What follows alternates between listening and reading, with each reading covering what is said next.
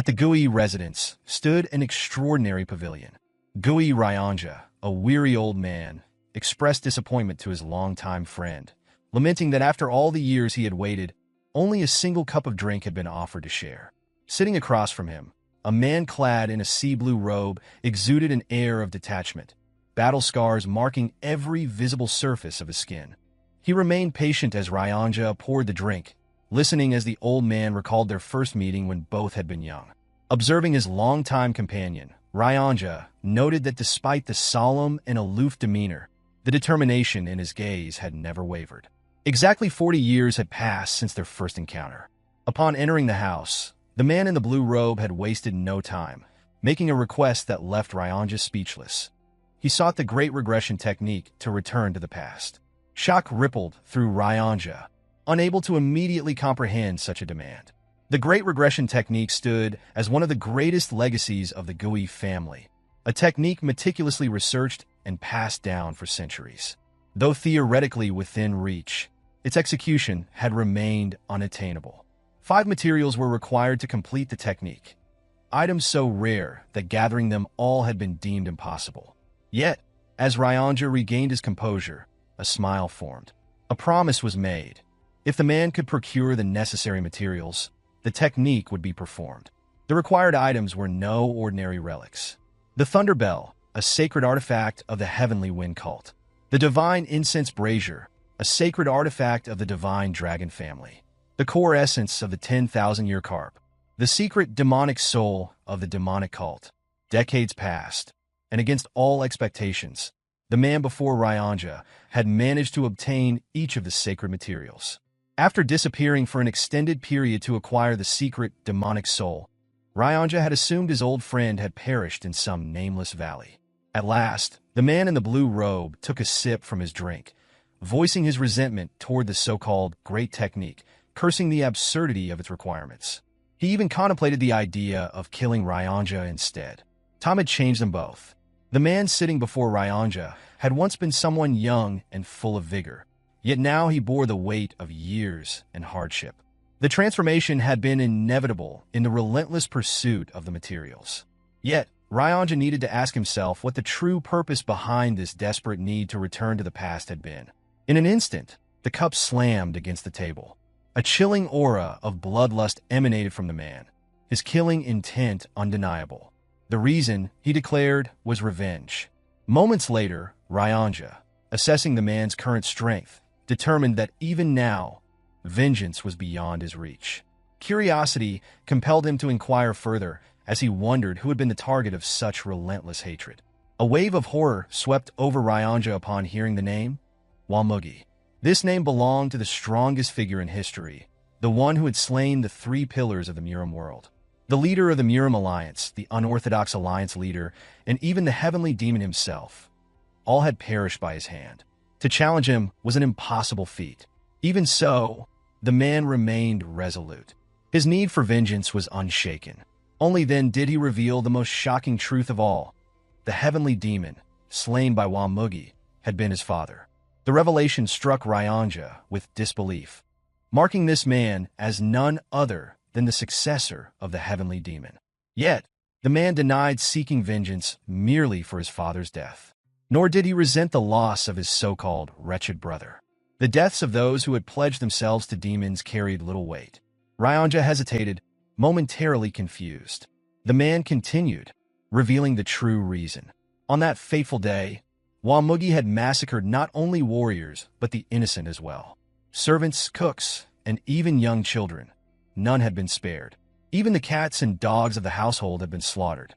Disbelief flickered in Ryanja's expression, unwilling to accept that Mugi would commit such an atrocity. Yet the man had no interest in persuading him. At his current age, killing Mugi was impossible. The only way to change fate was to return to the past. Ryanja, seeing no hope in swaying his resolve, made a request of his own. If the past were to be rewritten, he wanted the man to prevent his own marriage. A strange silence filled the room, as if time itself had momentarily stopped. Considering Ryanja's grave expression, the man had expected something of great importance. Yet upon hearing the request, laughter erupted from deep within him, unrestrained and genuine.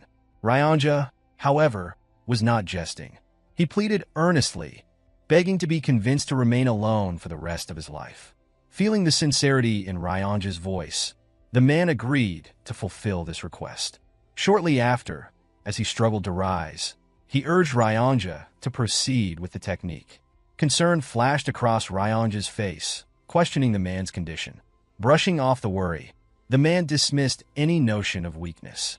Losing an arm and an eye had been a small price to pay for obtaining the secret demonic soul. Finally, Ryanja assembled the sacred relics. As the box containing the soul was opened, Ryanja raised his hands, as if in prayer, and began the incantation for the great technique. One by one, the sacred relics radiated their power with each verse he uttered. Upon the final word, light burst forth, illuminating the room. The spell was complete. A fraction of a second later, a wormhole tore through space, releasing an overwhelming surge of mana. Ryanja, after dedicating his entire life to this pursuit, stood in disbelief. The culmination of his research had finally manifested before his eyes.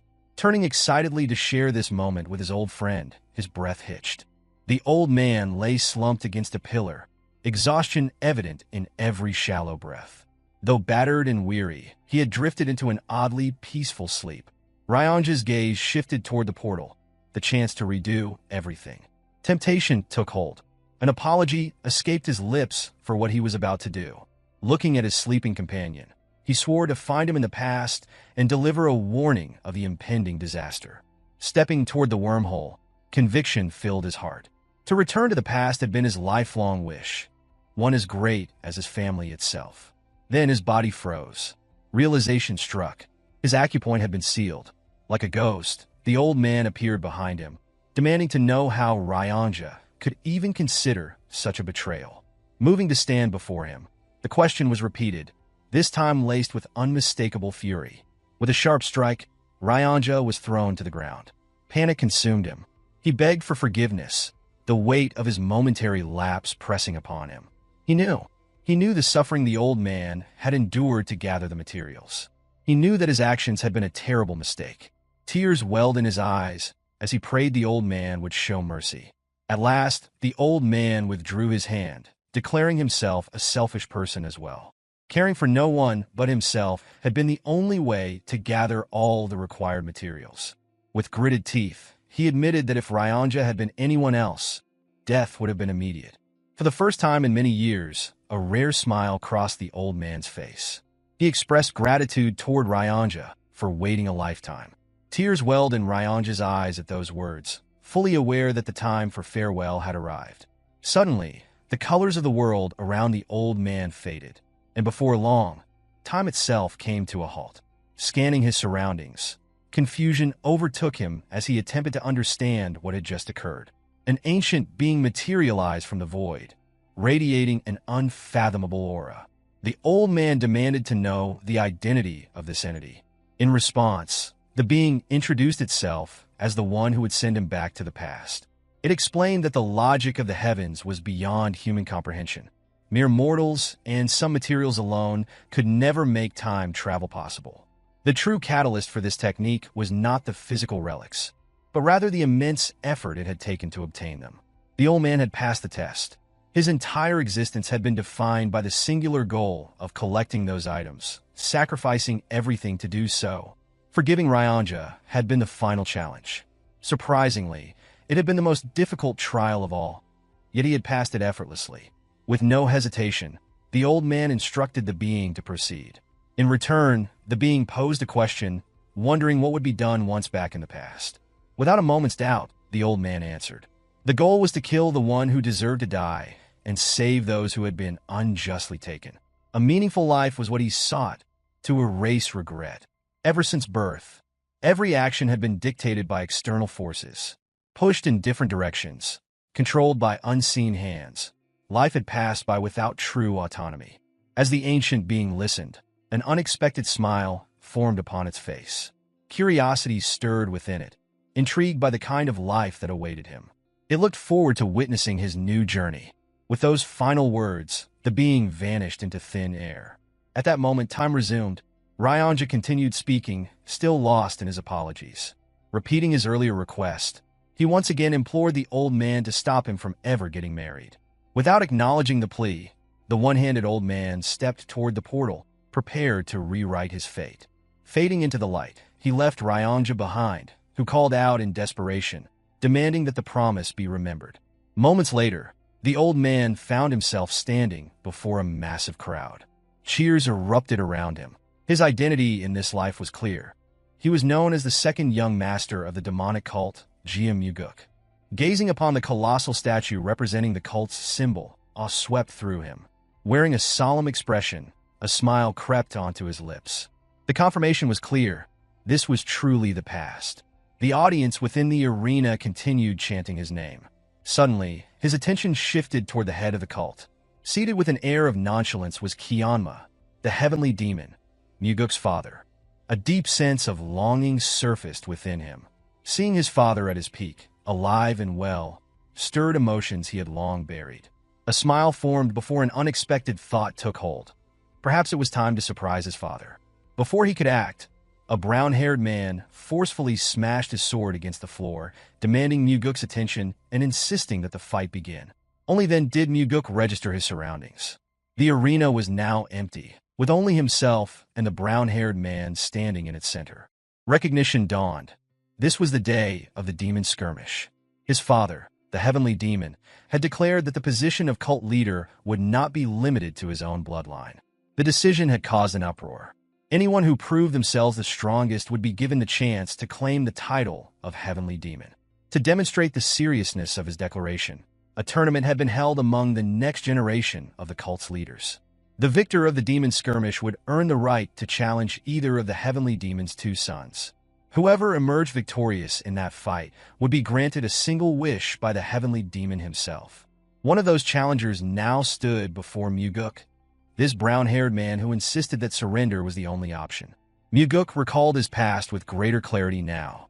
His opponent had chosen him, believing him to be the weaker target compared to his older brother. But there had been more to it. In his previous life, the brown-haired man had bribed the kitchen staff, slipping energy-dispersing poison into Mugeuk's food. The result had been disastrous. Unable to use his energy, Mugeuk had lost. When he had reported the treachery to his father, no words of consolation had followed. Instead, his father's gaze had held nothing but silent disappointment, blaming him for falling prey to such a petty trick. Desperation had led Mugeuk to reckless actions in the aftermath, pushing himself beyond reason in an attempt to redeem his failure. Mistakes had accumulated. Opportunities had been lost. His defeat on this very day had marked the beginning of his downfall in the Succession War. Now, standing in the same arena, the brown-haired man scoffed at his apparent distraction. Mugeuk, unfazed, inquired about his opponent's name. Outraged by the lack of recognition, the brown-haired man shouted his name, Gu Pyungo, a fifth disciple of Gu Cheonma, the Blood Heaven Sword Demon, and one of the 7 disciples of the 8 Demon Supremes. In the past, Mugeuk had not known this. Now he did. Shifting his gaze toward his father, he sensed the unspoken test being placed before him. The heavenly demon had already noticed the effects of the poison. Rather than intervening, he simply observed, waiting to see how Mugeuk would handle the situation. Despite knowing he could end this fight in a single move without using his inner energy, revealing too much now would be unwise. A plan took shape. Raising his fist, he made a declaration. This fight would be conducted without the use of inner energy. The crowd fell into a state of confusion. Even Pyungo seemed bewildered. Then, a roar of cheers erupted, rallying behind the young master, known as the Unrivaled Swordsman. Caught in the moment, Pyungo followed suit, agreeing to the condition. Only afterward did realization dawn upon him. He had poisoned his opponent to gain an advantage, yet had now willingly neutralized that advantage himself. The audience groaned, anticipating a dull match. Meanwhile, Mugeuk assessed his own body. The sensation was foreign. Though younger, the movements felt unfamiliar. He wondered whether he would be able to control it as he had in his past life. Pyungo wasted no time, swinging his sword and demanding Mugeuk draw his own weapon. Unmoved, Mugeuk thought otherwise. There was no need for a sword against an opponent like this. Irritated by the dismissal, Pyungo charged, intent on severing an arm. Mugeuk evaded effortlessly, finding satisfaction in the seamless reaction of his younger body. It was faster than expected. Another strike followed. A simple jump allowed Mugeuk to dodge the attack with ease. Excitement surged within him. His heart pounded with renewed strength. The youth of his body, the limitless potential. It was exhilarating. Engrossed in his own thoughts, Pyongo continued his relentless assault, his frustration growing with each passing moment as the young master's smile remained unwavering. This time, rather than evading, Mugeuk advanced toward Pyongo, meeting his charge head-on. Another attempt to strike failed as Mugeuk drove an elbow into his opponent's stomach. Before any reaction could follow, a sharp jab landed, shattering Pyongo's nose. Blow after blow followed in rapid succession, each strike denying any opportunity for retaliation. Not that Pyongo was capable of countering. Blood spewed from his mouth as his mind blanked, unable to fully grasp the situation. Before he could collapse or concede defeat, Mugeuk seized his hand, questioning if it was the same hand used to administer the poison. Without waiting for an answer, he crushed it, eliciting a scream of agony. The gathered audience watched in stunned silence as the young master displayed ruthless precision, utterly unfazed by the prospect of maiming a disciple of the Blood Heaven Sword Demon. In that moment, the determination in Mugeuk's eyes was unmistakable. Having returned to the past, he resolved to live without allowing anyone to dictate his fate. A single raised hand from the heavenly demon commanded immediate silence across the arena. His gaze settled on his son as he instructed him to declare his wish for winning the duel. Traditionally, victors requested artisan weaponry or secret martial arts manuals. Such expectations lingered in the air, yet Mugeuk chose instead to follow his instincts. His request was simple. He wished to accompany his father on a hunt. Cheonma, as if ensuring clarity, questioned whether this was truly the desire being put forth. Mugeuk expressed his intent, stating that he had heard tales of his father's fondness for hunting in his youth and wished to learn from him firsthand. Rising from his seat, Cheonma agreed, announcing their departure at dawn. Without another word, he turned and walked away, signaling the official conclusion of the demonic skirmish. Meanwhile, as Pyongo was assisted to his feet, he scoffed at Mugeuk's choice, deeming him a fool for wasting such an opportunity on a mere hunting trip instead of a valuable treasure. In response, Mugeuk simply inquired about his name, his tone laced with provocation, making it clear that Pyongo was beneath his notice. Now that he had returned, the reckless existence that once defined those around him no longer held any appeal. Later, as the sun set in brilliant hues along the horizon, Mugeuk stood in his quarters, gazing at his youthful reflection. Yet within, an aged and seasoned soul resided. A lingering thought crossed his mind as he wondered what Mugi could be doing at that moment. If he could locate and eliminate him before he reached the peak of his power, then perhaps everything could be resolved effortlessly. The difficulty, however, lay in finding him. Mugi had emerged in Jianghu, as though he had fallen from the heavens. After annihilating the Murim Alliance, the Unorthodox Alliance, and the demonic cult, he had vanished from sight, leaving little trace of his existence. To announce his name publicly would serve only as a reckless provocation, an unnecessary risk. Ultimately, Mugeuk's primary goal remained unchanged, to surpass Mugi in strength. A soft and gentle voice broke the silence, offering praise for the remarkable performance displayed earlier. Turning, Mugeuk was momentarily taken aback by the sight of Leon, his personal bodyguard. His expression darkened once more. In the past, he had remained ignorant of the truth, that her imposing stature was a direct result of the martial arts she had mastered. The body petrification technique granted its user the temporary ability to harden their body to the density of stone. A secret technique known to only a select few, it had been imparted to her for one sole purpose, his protection. The greatest flaw of this art, however, was its effect on the user's physique, enlarging their body significantly. She had once shielded him, throwing herself in the path of Mugi's sword aura, sacrificing her life so that he could live. Yet at the time, he had regarded her as nothing more than a mere bodyguard. He had taken her presence for granted, much like one fails to acknowledge the necessity of air until it is no longer there. Stepping closer, he now noticed how much larger she appeared compared to his memories. The observation only deepened her confusion. It was widely believed that, had she continued growing naturally, she would have become the most beautiful woman in the world. However, the commitment to safeguarding her young master had changed everything. One day, her delicate form had transformed, her beauty buried beneath a physique sculpted for battle.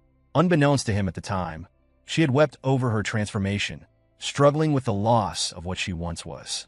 He had never even noticed the swelling in her eyes, the silent proof of her grief. As he walked, his thoughts lingered on her. She, who devoted her existence to protecting him, had clearly sensed the changes within him. When he beckoned her to follow, she hesitated, questioning his intentions. He merely stated that he intended to show her something strange. The destination soon became clear as they arrived at the kitchen, where the cooking staff stood lined up. Without hesitation, Mugeuk posed a simple question, wondering how it had been done. Confusion flickered across the head cook's face, uncertain of the inquiry's meaning. Mugeuk, however, addressed the boy at the back, demanding an explanation for the energy-dissipating poison that had been mixed into his meal. Denial followed, though it quickly crumbled when Mugeuk revealed the boy's secret. A crippling gambling addiction had driven him into insurmountable debt, squandering not only his parents' wealth, but also the borrowed money of his friends. Desperation had led him to commit an unforgivable act. Falling to his knees, he pleaded for mercy. Through the boy's confession, Mugeuk confirmed that Pyongo had personally provided the funds.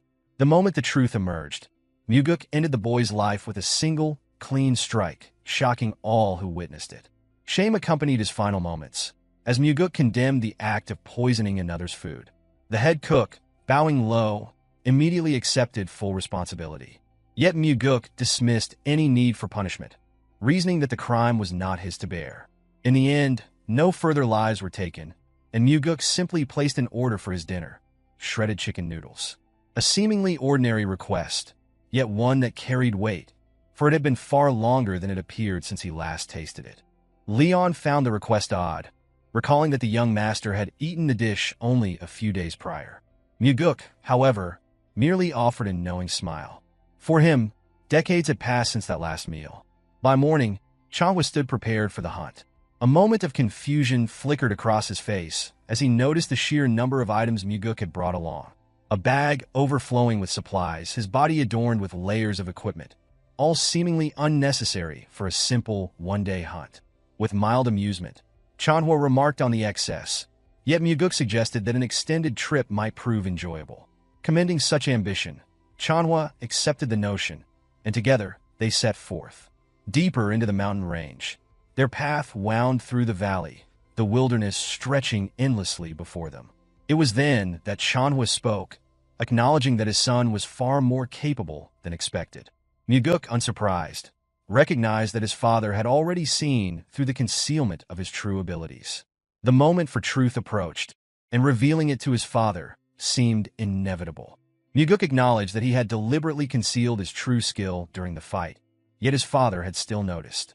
In response, he likened himself not to a meerkat that hisses, but a beast that keeps its claws hidden.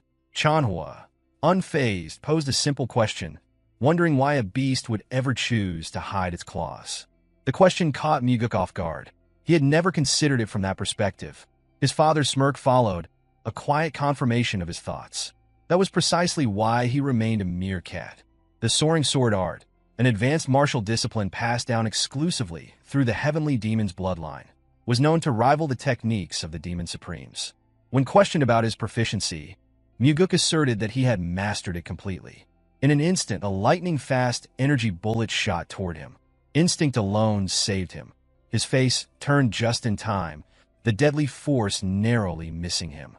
Had he reacted even a fraction too late, his entire cheek would have been obliterated. With clear frustration, Mugeuk demanded to know why his father would attack him if he truly doubted his mastery. Cheonma's response was matter-of-fact. If the claim had been false, then he would have merely paid the price for lying.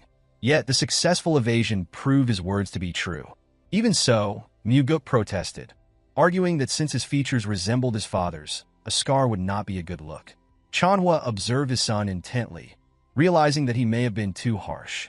Yet instead of reprimanding him, he simply praised him. Mastery of such a martial art at his young age was nothing short of remarkable. The hunt continued. As they ventured deeper into the dense forest, Mugeuk expressed gratitude for the acknowledgement. Soon, the first signs of their quarry appeared. As Cheonma examined the tracks, Mugeuk inquired about his father's own lessons in hunting. It was then that Cheonma revealed an unexpected truth. Mugeuk had an uncle. The revelation was brief, followed immediately by its conclusion. That uncle no longer lived. Cheonma had killed him when he was around his son's age. Rather than reacting with shock, Mugeuk responded with unexpected approval, earning a surprised glance from the heavenly demon. He reasoned that had events unfolded differently, he himself would not exist. Yet he also understood that the battle must have weighed on his father. He had seen it countless times in his past life. The stronger one appeared outwardly, the deeper their wounds often ran. Cheonma reflected on that moment, admitting that back then, no alternative solution had presented itself. Victory in the succession war had required eliminating his own brother. Mugeuk, however, sought to reassure him. His father need not doubt whatever was necessary. He would be capable of doing. Cheonma, however, already knew. There was no need to consider the matter further. His brother had been exceptionally cruel, and mercy had never been an option. Halting abruptly, Cheonma noted the boldness of his youngest son in speaking ill of his brother when he was not present to defend himself. As noon approached, they ascended the mountain, the terrain growing steeper with every step. Mugeuk, having never married in his past life, lacked the understanding of what it truly meant to have children. That curiosity lingered as he wondered what kind of existence he had represented to his father. Upon reaching a cliffside, Cheonma stopped, prompting Mugeuk to wonder if something lay hidden within the forest before them. Instead, his father simply stated that their dinner awaited.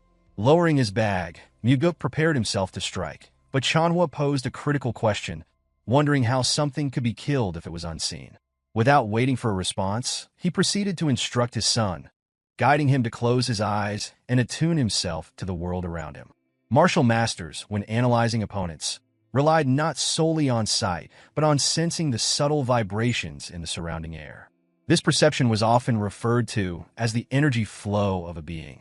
At present, however, Mugeuk could only sense a single presence, that of his father. Following Cheonma's instructions, he extended his energy outward in a thin, continuous line, as if unraveling a single thread from a tightly wound spool. Maintaining that flow without breaking it, he gradually refined his awareness. At first, the only shape discernible was that of a tree.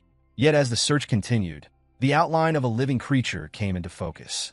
Relaying his findings, Mugeuk noted that the figure bore stiff fur and an elongated body, suggesting either a wild boar or a bear. Cheonma, impressed, acknowledged his son's remarkable ability. Even at this distance, he admitted that during his own training, he had failed to distinguish the form so precisely.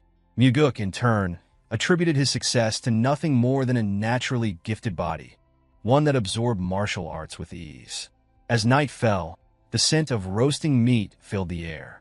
Seated near the fire, Cheonma observed how effortlessly his son handled the task, remarking that it was surprising for someone who had never done it before.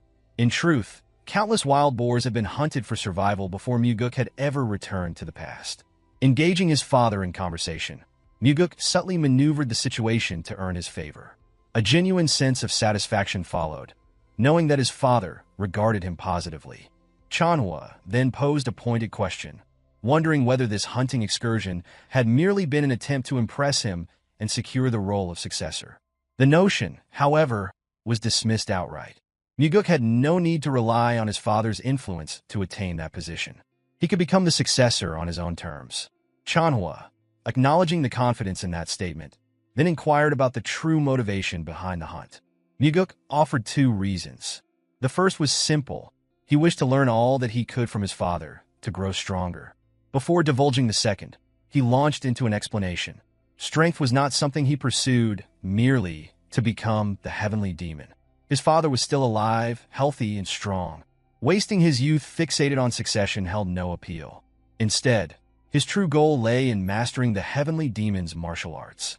If becoming the successor was what it took to obtain that knowledge, then so be it. Above all, there was one art in particular he needed to learn and master as quickly as possible, the Nine Calamities demonic art. Even his father, a master of the Nine Calamities demonic art, had fallen to Mugi. That reality left Mugeuk with no choice. He had to become stronger. Cheonma, after listening in silence, inquired about the second reason. A faint smile crossed Mugeuk's lips as he admitted that he simply wished to spend time alone with his father. It was the first time they had done something like this. At those words, Cheonma responded with a slight smirk, dismissing the sentiment as a useless emotion, one that would only lead to death. Mugeuk, however, rejected the notion outright. He saw it differently. This was a rare opportunity to spend time with the strongest person in the world. In the end, Cheonma made no further remarks, yet something in his expression suggested a quiet contentment. Even without words, it was clear he did not resent the moment they shared. For Mugeuk, recalling memories of his father had always been difficult. There were none to draw from, only the lingering sensation of fear. But fear could not be considered a memory, not truly. This time he intended to change that. However, this was not for his father's sake. It was entirely for his own. As dawn broke, the time had come to return. Yet before departing, Cheonma stated that since Mugeuk had gone hunting with the heavenly demon, they could not leave without at least slaying a tiger. The statement brought confusion, but Cheonma wasted no time in telling him to stop standing idly and follow. That alone was enough to spark excitement within Mugeuk. Before long, they halted, and Cheonma instructed him to close his eyes. The target lay to the right, exactly 100 yards away. Unlike the last hunt, this time he needed to feel the wind to infuse his energy into it. The concept was foreign. In all his time studying martial arts, he had never considered such an approach. No teacher had ever guided him in this, nor had he encountered any martial art that incorporated this method. Still, he followed the instructions. His energy discharged, but slowly, as he attempted to comprehend the unfamiliar technique. Cheonma cautioned him against excessive caution. Hesitation would yield nothing but a mere trick. If this technique was to be useful in a real battle, then the energy must reach its target with speed and precision. Mugeuk adjusted, refining his control, attempting to merge his energy line with the currents of the wind itself. The moment he grasped the method, his energy surged forward, carried swiftly through the jungle in search of the target. Then, it struck him, an unmistakable presence hidden within the bamboo forest. A tiger. Excitement surfaced as he announced the discovery. Cheonma, observing his son's reaction, simply regarded him with an unreadable expression. Noticing this, Mugeuk asked if something was wrong. In response, his father issued a warning to never become complacent in training. The more energy lines he could maintain simultaneously, the greater his chances of survival would be. As Mugeuk had predicted, their hunt extended for another day. With nightfall, Mugeuk presented his father with a jar containing his strongest trump card. To his surprise, Cheonma took a liking to it. Seizing the moment, Mugeuk feigned modesty, claiming it was a bit too strong for him. Cheonma dismissed the comment with a scolding remark. No demonic human would ever complain about liquor being too strong. With a small grin, Mugeuk conceded that such concerns were unnecessary. A truly vicious heart mattered far more than something as trivial as drinking. Cheonma, seizing the opportunity, posed a sudden question, wondering if his son, if he truly possessed a vicious heart, was capable of killing his own father. Without a moment's hesitation, Mugeuk answered truthfully, he was not. He wondered how a child could possibly bring himself to kill his own parent. Yet beneath those words, another truth existed. If the circumstances demanded it, if the reason was compelling enough, Mugeuk would do it, even if that parent was his father. For the first time, the conversation between them felt genuine. Cheonma, upon hearing the answer, reprimanded his son once more. If hesitation existed, then there was no right to claim a vicious heart. If nothing else, Mugeuk would at least have to learn how to drink properly. And so, the night passed. Beneath the glow of the bonfire, a father and his youngest son sat together, sharing their first true moment of unguarded companionship. Two warriors, a bottle of strong liquor between them, and an unspoken understanding in the air. Several days had passed, and Mugeuk had returned to his training room. The results were satisfactory. After dedicating the past few days to focused training since his regression, he had achieved complete control over infusing his energy into the wind. Now capable of maintaining 3 to 4 energy lines simultaneously, he had surpassed his initial expectations. Unexpectedly, his father had imparted the knowledge of discharging energy to assess his surroundings. This technique was as valuable as acquiring an additional life. By mastering it, any enemy attempting an ambush could be detected in advance.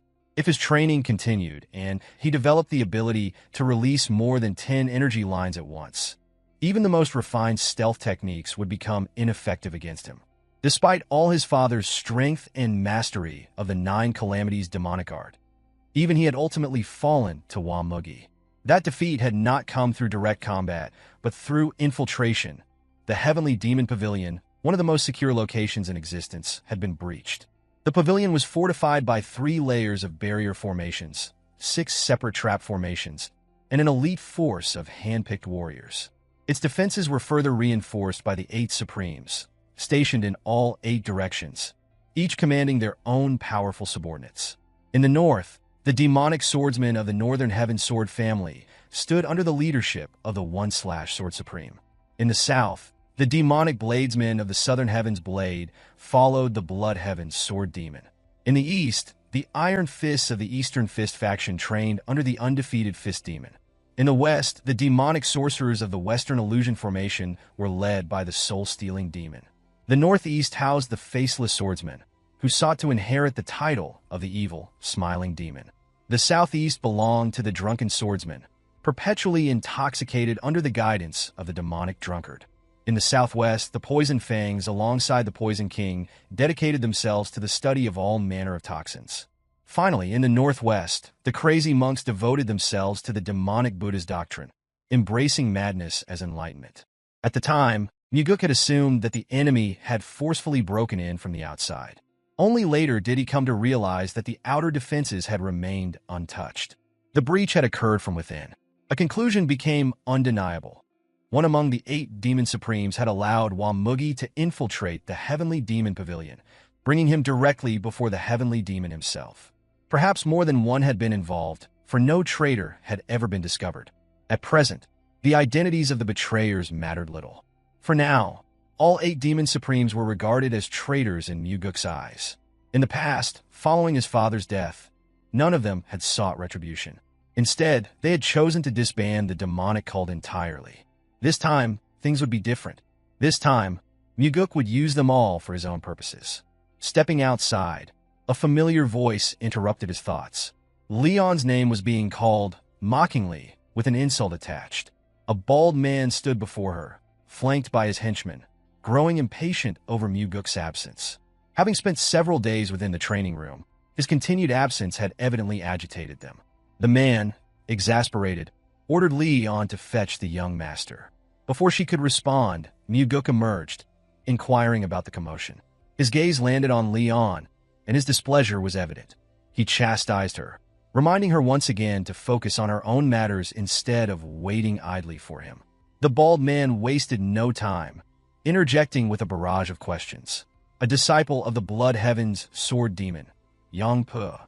His arrogance was unmistakable. The only reason he dared to behave this way was simple. Cheonma's decree had changed everything. When the Heavenly Demon had declared that anyone in the cult could become his successor, being the son of the Heavenly Demon had lost its former prestige. Instead, the announcement had ignited the ambitions of many within the cult, spurring them to seek victory over the demon's sons. Yongpa had come with grievances. Pyongo could no longer practice martial arts, and for that, Mugeuk was to blame. His frustration stemmed from Mugeuk's apparent lack of concern for the matter. He demanded an apology, expecting a direct acknowledgement of fault. Mugeuk, however, had no interest in entertaining the conversation. Their relationship was not close enough to warrant such discussions. The true reason behind Yongpo's presence was already known. Following Pyongo's downfall, the Blood Heaven's Sword Demon had yet to select another disciple to be his successor. As a result, his followers had grown desperate, eager to prove their worth. Yongpa sought an official apology, believing that earning such a concession would grant him favor with his master and salvage his reputation. A calm smile surfaced on Mugeuk's face. His next words carried no hostility, only amusement. His master would not necessarily choose him, regardless of his efforts. Yongpa bristled at the remark, his anger barely concealed as he declared that his presence was solely on Pyongo's behalf. That was enough for Mugeuk. His expression sharpened, and a chilling aura settled around him. Enough insolence had already been tolerated. His killing intent surged as he issued a command. Yongpo was to apologize immediately. Confusion flickered across the bald man's face as he wondered for what purpose. Mugeuk's response was simple. He had spoken to his subordinate without permission. Leon's eyes widened at the unexpected gesture. Never before had she been treated in such a way by her young master. Yong-pa, however, struggled to comprehend the situation. Leon attempted to de-escalate the confrontation, but it was already too late. Mugeuk had made his decision. Stepping forward, he issued a direct order. Yong-pa was to kneel and apologize for speaking rudely to Leon. The demand was met with outright rejection. Pointing toward Leon, Yong-pa sneered once more, using the same insult as before. That was the final straw. Mugeuk's fury flared at the audacity. Yong-pa, still oblivious to the danger, scoffed at the reaction. He would sooner die than kneel before her. A wicked grin spread across Mugeuk's face. Then so be it. If that was his wish, it would be granted. His sword left its sheath in an instant, the gleam of steel reflecting his unwavering conviction. Yong-pa hesitated, taken aback by the unexpected escalation. A choice was presented: fight or kneel. Mugeuk ensured that the weight of the decision was clear. If Yong-pa chose to retreat, his master would not be pleased. For the first time, true understanding dawned upon the bald disciple. Mugeuk was serious. To him, Leon was not just a subordinate. She was someone who mattered. The veins in Yong-pa's forehead throbbed as rage consumed him. He found it absurd to have fought over someone he had seen as nothing more than a pig. And yet, Mugeuk remained unmoved. The demand had been made. That instant, Yong-pa's blade was drawn, the fight inevitable. His henchmen tried in vain to stop him. Leon reached out, hoping to restrain her young master. But the battle had already begun. As Yong-pa took his stance, his voice rang with arrogance. Since his opponent was the son of the heavenly demon, he would settle for taking an arm instead of his life. But in Mugeuk's eyes, that choice had never been his to make. Yong-pa positioned himself for an immediate attack, his movements sharp and decisive, while Mugeuk observed him with an impassive gaze.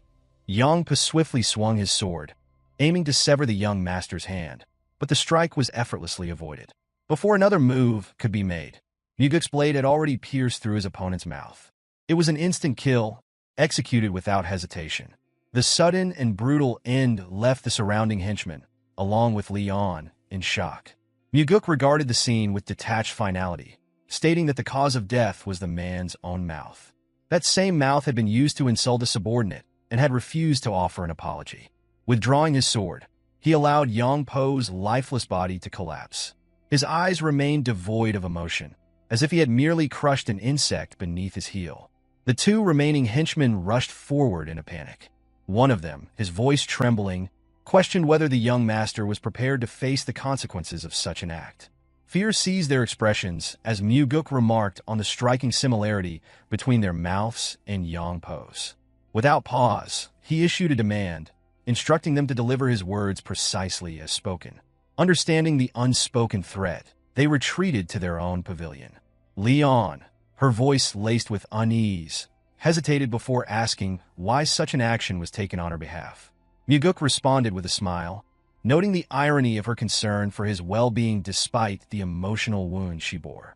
Locking eyes with her, he clarified that the act had not been solely for her sake. Justice had simply been served to one who deserved death. Even so, her concern was valid. The Blood Heaven Sword Demon would not have overlooked such an event. Her fear was justified.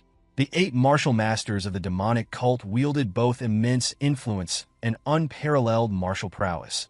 Commanding subordinates, even the heavenly demon himself, could not easily disregard. Among them, the Blood Heaven Sword Demon stood as one of the 8 demon supremes. Mugeuk had crippled one of his disciples and slain another. Despite this, he maintained a warm smile, assuring Leon that no real consequences would follow. At most, the Blood Heaven Sword Demon would be chastised for failing to properly teach his disciples. Stepping closer, Mugeuk placed a reassuring hand on her shoulder, urging her not to waste worry on his behalf. In reality, Yong-pa's death held an advantage for him. Moments later, gratitude filled Leon's expression as she thanked the young master for taking her side. In return, Mugeuk instructed her to never forget this moment. He wished for her to live a life adorned with that very smile. Time passed, and Mugeuk found himself reclining in his backyard, his thoughts drifting. Memories of fleeing in the wake of the demonic cult's disbandment resurfaced, each one laced with a bitter taste of defeat. The weight of despair had been unbearable, leaving no will to live had it not been for the pursuit of a singular goal. Suddenly, The presence of a sword manifested beside him, its steel and unspoken threat resting against his neck. Without a word, an old man materialized, exuding a suffocating killing intent. The Blood Heaven's sword demon, one of the pillars supporting the demonic cult, had arrived. Mugeuk tensed, unprepared for such swift retribution. Despite the knowledge accumulated from a past life, his lack of inner energy left him vulnerable. There would be no evading this attack. Yet, as abruptly as it had appeared, the oppressive aura dissipated. The old man settled beside him, a wicked grin tugging at his lips. Nudging the pommel of his sword toward the young master, he inquired about the reasoning behind recent events. Mugeuk, suppressing any visible signs of unease, admitted that Yongpa had been nothing more than a fool. As though provoking a reaction, he questioned why the old man concerned himself with such insignificance when fools mattered to no one. Without hesitation, the sword once more rested against Mugeuk's throat. The old man posed a simple question, wondering whether the heavenly demon would care if his son's severed head were delivered into his hands. Mugeuk considered the possibility, but concluded that the old man would hesitate if he truly feared the heavenly demon's gaze. In response, a line was drawn into the earth, illustrating the perceived ratio of the heavenly demon's concern, an overwhelming portion for the Blood Heaven's sword demon, with a mere fraction allotted to his son. Mugeuk disagreed, confidently asserting the ratio to be 7-3 in his favor, for he was the son of the heavenly demon. Challenging him further, the old man suggested that true certainty could be achieved by testing it, by presenting Mugeuk's severed head firsthand. Mugeuk countered, suggesting that the old man vastly underestimated a father's love. At those words, the oppressive energy returned, the old man's intent shifting toward action. But before the situation could escalate, Mugeuk conceded that such measures were unnecessary.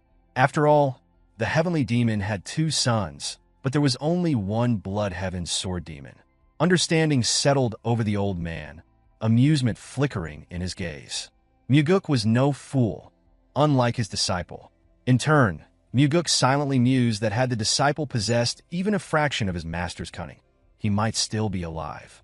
With a final remark, the old man declared that his life had been plagued by misfortune and expressed a hope that their paths would seldom cross. Mugeuk nodded, committing those words to memory as the old man vanished into the sky with a single leap. The instant he was gone, Mugeuk allowed his facade to drop. Lifting the hem of his night robe, he examined the bruises left by the old man's seemingly effortless nudge. Despite his erratic demeanor, the Blood Heaven's sword demon never acted without purpose. Every move was calculated, every word deliberate. The repeated mentions of carrying Mugeuk's head to his father had been no idle threat. Such thoughts had truly crossed his mind. This visit had been more than a confrontation. It had been a test. The desire to go hunting alongside the heavenly demon had drawn curiosity from the old man, leading him to assess Mugeuk's worthiness as a successor. Days passed in an instant. Mugeuk immersed himself in rigorous training, refining his control over the concentrated energy coursing through him. On one particular day, movement atop the roof of his training hall drew his attention. Without hesitation, he ascended, sword in hand, only to freeze in surprise. Standing before him was his father. Cheonma, his presence commanding, had come after hearing of Yongpo's death at his son's hands. Mugeuk, unwavering, declared that the disciple had deserved his fate. However, Cheonma dismissed the justification. Whether Yongpa had been deserving or not was irrelevant. The consequences remained unchanged. The Blood Heaven sword demon had already sought out Cheonma. A demand had been made. Mugeuk was to receive punishment. Mugeuk considered the unspoken intentions behind the Blood Heaven's sword demon's actions. Beneath the surface, the old man appeared to be testing the depth of the relationship between father and son. At the same time, he seemed to be probing whether the cult leader regarded Mugeuk as a viable candidate for succession. Despite asserting that there was no justifiable reason for Cheonma to punish his own son, Mugeuk recognized that the decision had already been made. Cheonma, recalling a past conversation, brought up a question his son had once asked regarding whom he trusted most among the demon supremes. That night, while drinking together after a hunt, no answer had been given. Now, at last, Cheonma revealed the truth. He trusted no one, not even the demon supremes. Without hesitation, Cheonma referenced another statement made by his son in the past. one regarding the necessity of hierarchy and discipline within the cult. This time, he demanded genuine insight rather than empty platitudes about eliminating corruption. With unwavering conviction, Mugeuk stated that somewhere along the way, the cult had strayed from the true path of the demon. Cheonma, intrigued, pressed for clarification. Mugeuk elaborated, asserting that the true path of the demon lay in the belief that only their cult possessed the strength to defeat absolute evil. Even with the presence of orthodox factions, the true enemy remained the absolute evil, so vile and cowardly that no human could endure its existence. Even demons, notorious for their cruelty, would turn away in disgust. Though the orthodox faction upheld justice and chivalry, their methods were suited only for combating lesser evils. In Mugeuk's eyes, they lacked the capacity to stand against true malevolence. Cheonma listened in silence as Mugeuk continued. The orthodox faction, by nature, valued forgiveness. As long as they adhered to such principles, they would never be a match for an enemy that had forsaken all humanity. The demonic cult, however, existed outside such moral constraints. With resolute determination, Mugeuk asserted that only by surpassing even the greatest evils and wickedness could they achieve their purpose. True dominance would be attained only when the evil that even the orthodox faction could not subdue knelt before them. Without this realization, they would not endure. To survive, they must be willing to punish themselves first. Mugeuk understood that his father had never encountered such an ideology before. This was not a lesson learned within the cult, but a realization formed through years of wandering the Central Plains. After a moment of contemplation, Cheonma asked if there was anything else to add. Mugeuk simply stated that what had been said should suffice. At last, Cheonma began to comprehend the reason behind the Blood Heaven's sword demon's demand for punishment. The old man had seen something within Mugeuk and sought to use the heavenly demon to put it to the test. Mugeuk suspected that the cursed elder had identified within him the potential to become a successor. Alternatively, he might have seen in him the potential to bring ruin to the cult. Whichever it was, the Blood Heaven sword demon's perceptiveness was undeniable. In the end, Cheonma gave a simple command. Mugeuk was to follow. Before long, they arrived at the entrance to Minor Heaven Cave. This place was reserved for those with the potential to become the Heavenly Demon, disciples of the Heavenly Demon, or the children of the Heavenly Demon. Entry was easy, but failing to clear its trials meant being trapped within forever. Half of those who shared the Heavenly Demon's blood had perished inside. Even Mugeuk's overly ambitious older brother had never expressed the desire to challenge it. Yet, for anyone aspiring to claim the title of Heavenly Demon, surviving the cave was a necessity. Realization set in, and Mugeuk turned to his father, asking if he was truly expected to enter. Cheonma recalled his own trial, undertaken at a similar age. His escape had taken 2 months, an astonishing feat, considering his reputation as the most talented martial artist among all heavenly demons in history. No one else had completed the trial in such a short time. The average duration was 3 years. Mugeuk was taken aback. If even Cheonma had required 2 months, then the difficulty of the challenge was far greater than anticipated. Yet, there was no room for argument. As punishment, entry was to be immediate without preparation. It was clear. Cheonma had chosen to cast his son into a place of certain peril simply because the Blood Heaven sword demon had demanded it. Studying his father's unreadable expression, Mugeuk wondered whether this decision stemmed from indifference or a desire to see his son grow stronger and return alive. With a smile, he accepted the decree, vowing to emerge even sooner than expected. Cheonma, mirroring the expression, displayed no trace of worry. Instead, there was only anticipation, an eagerness to see his son's attempt. In the end, Mugeuk stepped into the cave, curiosity filling his mind. The thought lingered as he wondered what kind of horrors lay within for so many to have perished there. Reaching the first chamber, his gaze settled on a pedestal bearing instructions for the initial trial. The task was simple in theory. Cut down every opponent without the use of sword aura or enhanced sword aura. Failure meant waiting 10 days before another attempt could be made. Jars filled with grain balls had been left within the chamber, ensuring sustenance for those enduring the trial. There was no reason to delay. Without hesitation, Mugeuk stepped into the crimson-red circle. The moment he did, mannequins emerged from a gaping hole in the floor. A single glance was enough to discern the objective. Each opponent bore red markings, the designated points for a successful strike. Without pause, Mugeuk launched into action. His movements were fluid, striking with deadly precision as he transitioned seamlessly from one target to the next.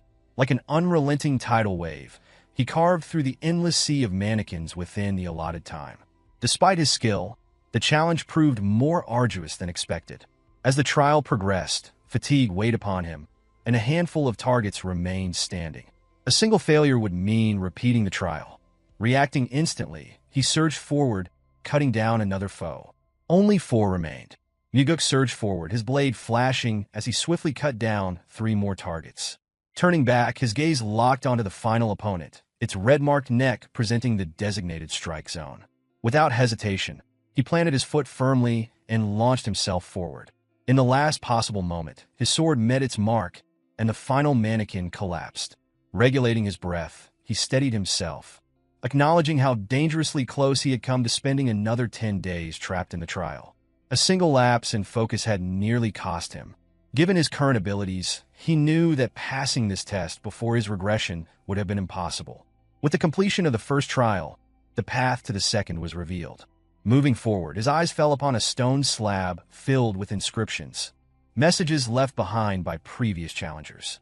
Some had recorded the number of attempts required to succeed, while others had boasted of their superiority. Among them were those who had admitted defeat, despairing over their inability to escape once they had entered. Leaning in to examine the markings, a smirk formed as his gaze landed on a familiar inscription. Cheonma had left his own words, a blunt statement ridiculing those who had failed even once. Though his father was not wrong, Mugeuk found it amusing that he had taken the time to berate their ancestors.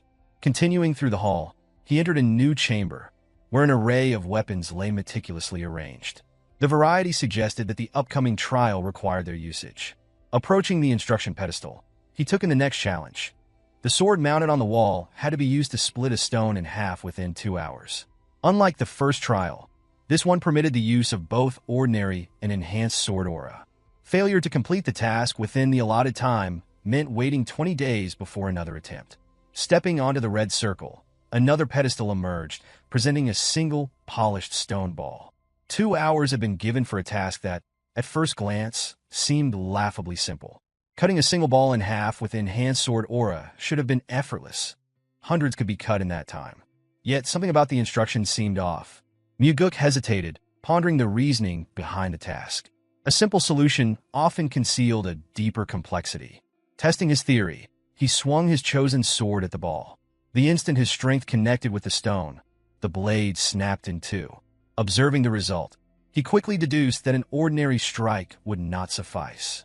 Sword aura was essential. His first instinct was to channel enhanced sword aura, finish the trial swiftly, and move forward. However, a lingering doubt held him back. If the solution had been so straightforward, he wondered why this trial had been designed at all. Seeking further insight, he examined the inscriptions left by those who had faced this challenge before. One record claimed the task had been completed in a single attempt using enhanced sword aura. Another detailed repeated failures. 89 attempts without aura before ultimately resorting to it. What truly caught his attention, however, was his father's inscription.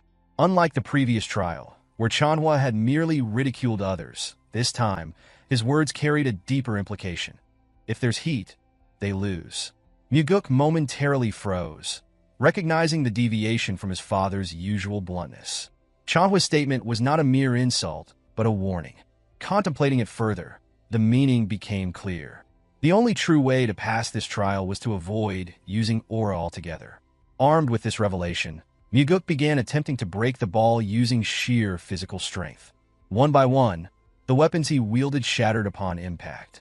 Even the force of an axe failed to leave so much as a scratch. Grasping a hammer, he swung with all his might. Yet again, the ball remained intact. Time dwindled. Breath shallow, muscles fatigued. Frustration threatened to consume him. Despite his skill, he had failed repeatedly to overcome this obstacle without aura. Then, with a deep inhale, he forced himself to regain composure. Cheonma had succeeded in splitting this stone without aura. That fact alone was undeniable. A sudden thought crossed his mind. Focusing his inner energy, he directed it in a fine line toward the ball. As the energy spread, something unexpected occurred. A faint, nearly imperceptible line appeared along the ball's surface, a perfect circle invisible to the naked eye. A realization struck. This was no illusion. The key to success had always been embedded within the stone itself. With renewed determination, he raised his sword once more. This time, he aimed precisely along the line.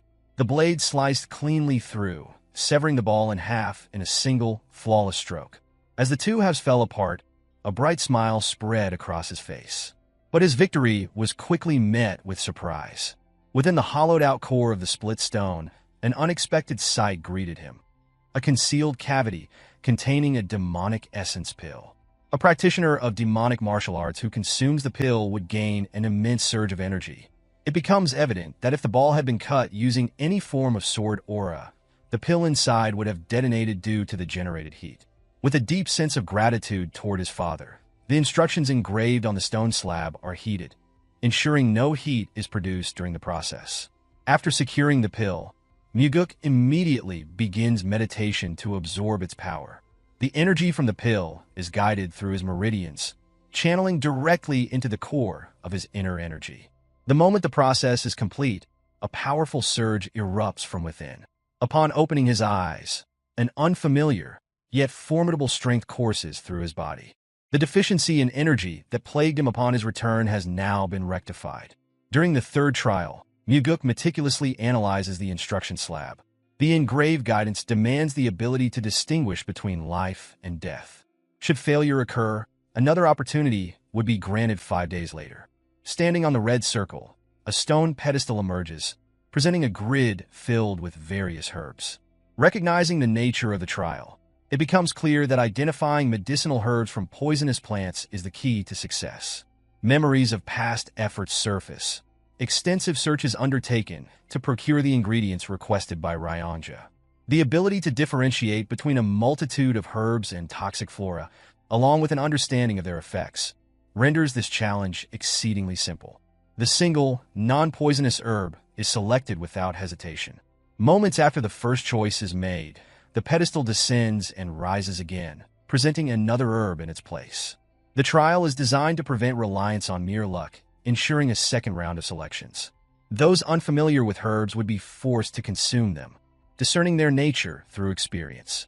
Mugeuk swiftly evaluates each herb, making rapid selections as the pedestal continues its cycle. After a brief pause, the mechanism ceases, and the door to the next trial opens. Before proceeding, the stone slab is examined once more. Complaints from ancestors regarding the necessity of such trials are evident. His father's reprimands toward their predecessors stand as a firm warning. No one should depend on luck. This revelation confirms that recalling every consumed substance from the initial test is crucial. The following trial demands survival within the illusory life and death trap formation. The stone slab explicitly warns that perishing within the formation would result in actual death. Seeking further insights, Mugeuk scrutinizes the inscriptions, but little information is provided beyond his father's words. A directive to never rest. Though indirect, the advice appears more aligned with a philosophy for life rather than the immediate trial ahead. As he steps onto the red circle, the surroundings shift. The air distorts, revealing an expansive desert landscape. The wind howls, carrying the weight of dry heat, while sand and creatures appear as tangible as reality itself. Rising to his feet, a sudden emergence of ghouls encircles him. Though illusions, their presence is unmistakably genuine, exuding a palpable intent to kill. A surge of exhilaration takes hold. This is an opportunity unlike any other. Unsheathing his sword, readiness is signified as the mindless creatures close in. They charge without hesitation, converging upon the lone warrior at the center. With a deft motion, an attack from behind is evaded, followed by a swift stab that eliminates the threat. Additional assaults occur simultaneously, prompting a seamless leap to evade the coordinated strike. No longer bound by restrictions against human opponents, hesitation is unnecessary. Channeling inner energy into his blade, sword aura ignites. A single decisive swing cleaves through dozens of ghouls. The enhancement granted by the demonic essence pill facilitates seamless energy control, yet the adversaries seem endless. They persist, surging forward without reprieve. Drawing a deep breath, Mugeuk remains still, awaiting the opportune moment. As the creatures close in, reaching within arm's length, faint blue marks manifest upon each one within range. In a fraction of a second, a swift execution follows, another dozen ghouls eradicated in an instant. Despite the relentless tide, the onslaught eventually ceases. Satisfaction is momentarily elusive. If this is all the trial offers, then the battle remains unfulfilling. However, another wave soon emerges. This time, the enemies appear noticeably stronger. True to their altered appearance, the newfound opposition proves significantly more formidable than anticipated. Some wield techniques of their own, while others unleash ranged attacks. Clarity dawns regarding his father's cryptic words. With each successive wave, the adversaries steadily increase in strength. Adapting fluidly, every movement becomes precise, dodging attacks with the grace of flowing water while delivering relentless counters. For the first time since regression, a genuine battle unfolds, demanding a continuous fight with survival at stake. The insights of a past life merge seamlessly with the present. Instincts sharpen. Attacks are deflected and retaliations executed in rapid succession. Sweat trickles down his face, yet an unyielding desire remains. Stronger foes, faster challenges. With a vertical slash, an armored ghoul is felled, concluding the current wave of adversaries. Breathing heavily, uncertainty lingered as he wondered whether it was truly over. Suddenly, the formation abruptly dissipated. The stone slab illuminates, inscribing congratulatory words for the successful completion of the trials. The ancestors' hopes resonate. Strength should serve the advancement and prosperity of the heavenly divine cult. Contentment settles within Mugeuk. The trials, which took his father an entire month to complete, have been conquered within a single day.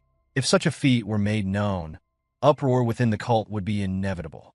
Doubts would overshadow praise, skepticism outweighing acknowledgement.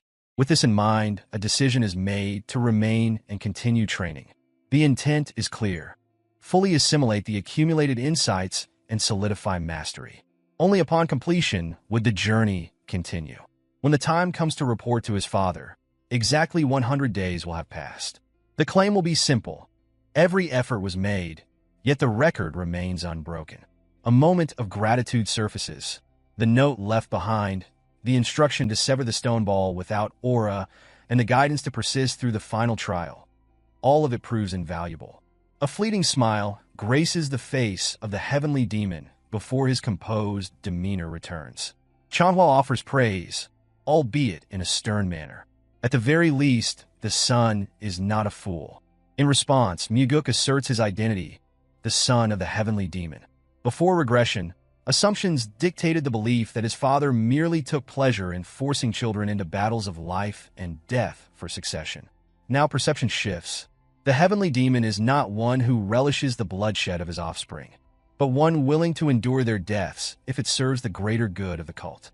Shortly after, the second-in-command of the cult, the individual whom the heavenly demon trusts the most, the chief advisor, Sima Myung, arrives to acknowledge the young master's remarkable feat of completing the Minor Heaven Caves trial in only 100 days.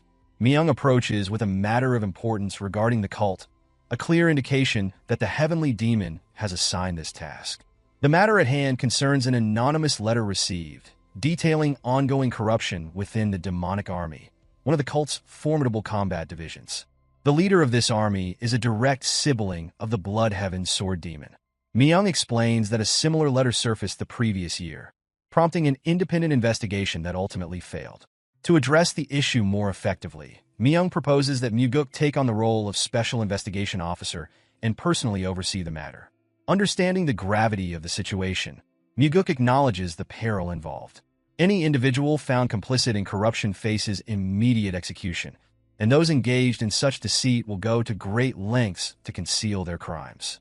Even as the son of the heavenly demon, there would be no leniency. Seeking clarity, Mugeuk questions whether Myung truly intends to assign him a mission that carries such a high risk of death. Myung does not refute the notion, reinforcing the suspicion that this is yet another trial orchestrated by his father. The silence is soon broken as Cheonma speaks, referencing his son's conviction regarding the principles of the demonic cult. Mugeuk requests that this discussion take place only once he officially becomes part of the demonic cult, but Cheonma's response is a direct inquiry, whether fear dictates this reluctance. With the challenge framed in such a manner, refusal is not an option. A playful, almost childish smile forms as the mission is accepted, full understanding of his father's intentions settling in. Though the true extent of Cheonma's plans remains uncertain, Mugeuk resolves to approach this task with unwavering resolve, ensuring a performance worthy of his father's expectations. Believing this may be his last opportunity, a request is made to share a drink with his father before departure. Without a word, Cheonma turns away, dismissing the request entirely. A quiet frown forms on Mugeuk's face, recognizing the act for what it is. Though the heavenly demon presents an unyielding exterior, his care for his children remains evident beneath the surface. Immediately following, a meeting is arranged with the special investigation officer assigned to the case, Co. Daryong from the Nirvana Pavilion. Annoyance flickers across Mugeuk's expression upon seeing the investigator, frustration evident as the request had been for the most beautiful woman from the Nirvana Pavilion. Daryong, unbothered, speculates that in the eyes of his superiors, he must indeed be the most beautiful. Setting the matter aside, Mugeuk orders the investigation to commence without further delay. Daryong hesitates, questioning whether departure is truly immediate. Providing essential background information, he details the demonic army commander, Gu Guianyang, who has served in his role for 8 years.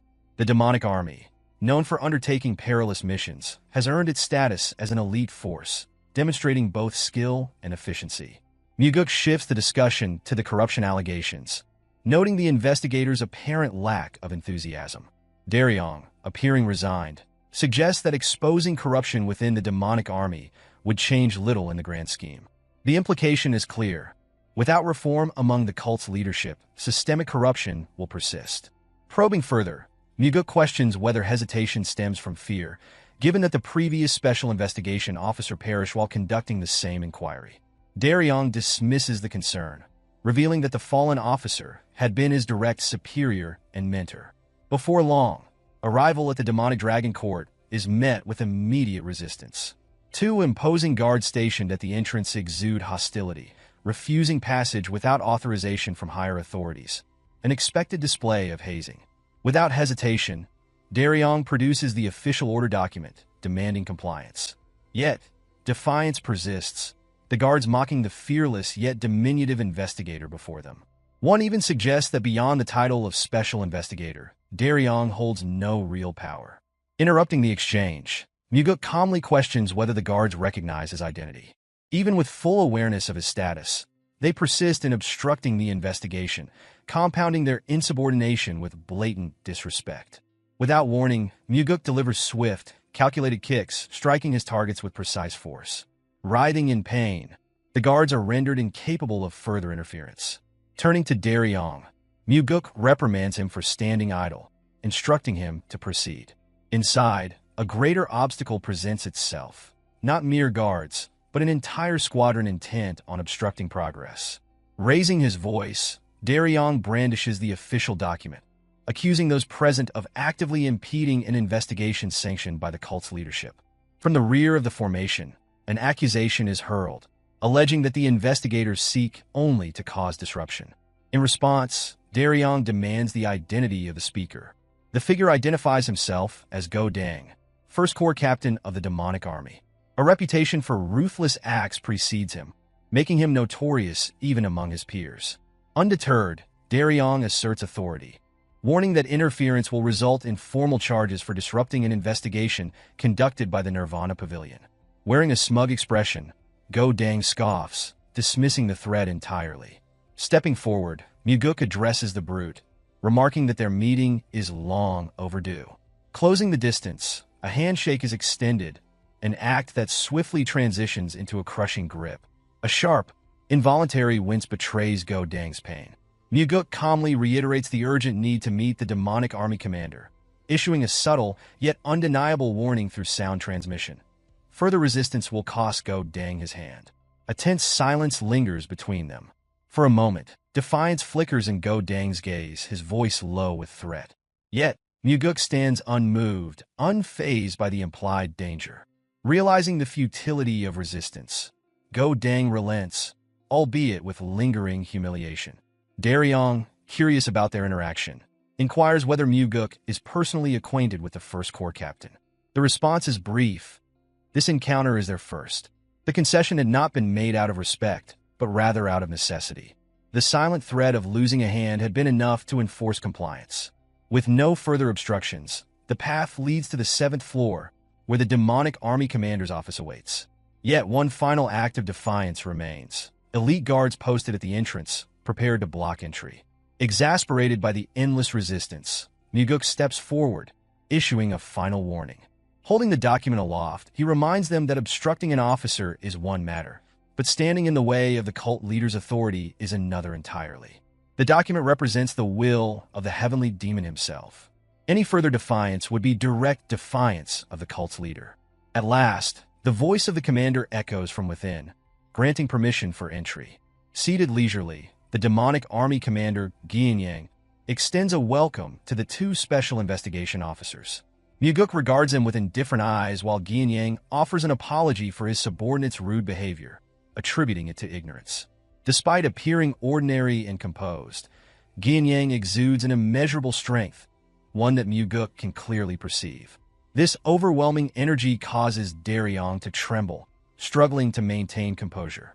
Observing their confrontational stance, Mugeuk remarks on their apparent eagerness to provoke conflict, suggesting that they must have an excess of free time. Rather than engaging in such disputes, he advises them to occupy themselves with reading instead. Gianyang, unfazed by the remark, casually references an old saying, stating that ignorance often breeds courage. In response, Mugeuk counters with a modern perspective, asserting that in this era, true courage stems from knowledge. Those who possess it not only develop superior strategies, but also gain clarity on what must be done. Gianyang remains composed despite the provocation, instead remarking that perhaps age has caused him to fall behind. His curiosity leads him to question how Mugeuk became involved in the investigation. Without much concern, Mugeuk responds, suggesting that it may be a form of punishment from his father, a consequence of a minor misstep during a previous hunt. A knowing smile spreads across Gianyang's face, as if finally piecing together the situation. Mugeuk recognizes that they must have deliberated extensively over the reasons behind his appointment as an investigator. Gianyang then inquires further, asking whether another anonymous letter had been sent, similar to the previous incident.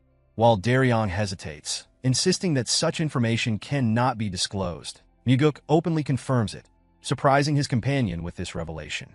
Gianyang expresses frustration, explaining that as the leader of the demonic army, which consists of unruly and unrefined individuals, he frequently becomes the target of various slanders. Mugeuk assures him that the investigation will be concluded swiftly, though it may cause some inconvenience. In return, Gianyang dismisses the concern, stating that their relationship is close enough that such matters do not trouble him. Acknowledging this, Mugeuk reveals a widely known fact, that the Blood Heaven Sword Demon supports Mugeuk's brother as the rightful successor. In response, Gianyang asserts that his brother and he are separate individuals, declaring his support for the second son instead. Mugeuk acknowledges these words with a bright smile, expressing his anticipation for Gianyang's cooperation in the coming days. As the conversation concludes and Mugeuk prepares to depart, Gianyang reminds him to be cautious. Mugeuk, without hesitation, asks if this warning pertains to the previous incident in which the former investigator met a grim fate. A vicious smile forms on Gianyang's face as he suggests that the cult leader would not have sent his son merely to perish. Mugeuk offers his gratitude for the concern before departing with Daryong.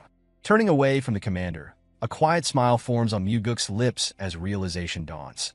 His father's true intention in sending him here was to ensure that either he or Gianyang would not leave this place alive. Elsewhere, Myung contemplates the situation, questioning why Cheonma would send his son into such a grave matter. In Myung's view, this is a burden that should fall upon his own shoulders. However, shock overtakes him when Cheonma reveals the reasoning. His son believes that the demonic path has been lost.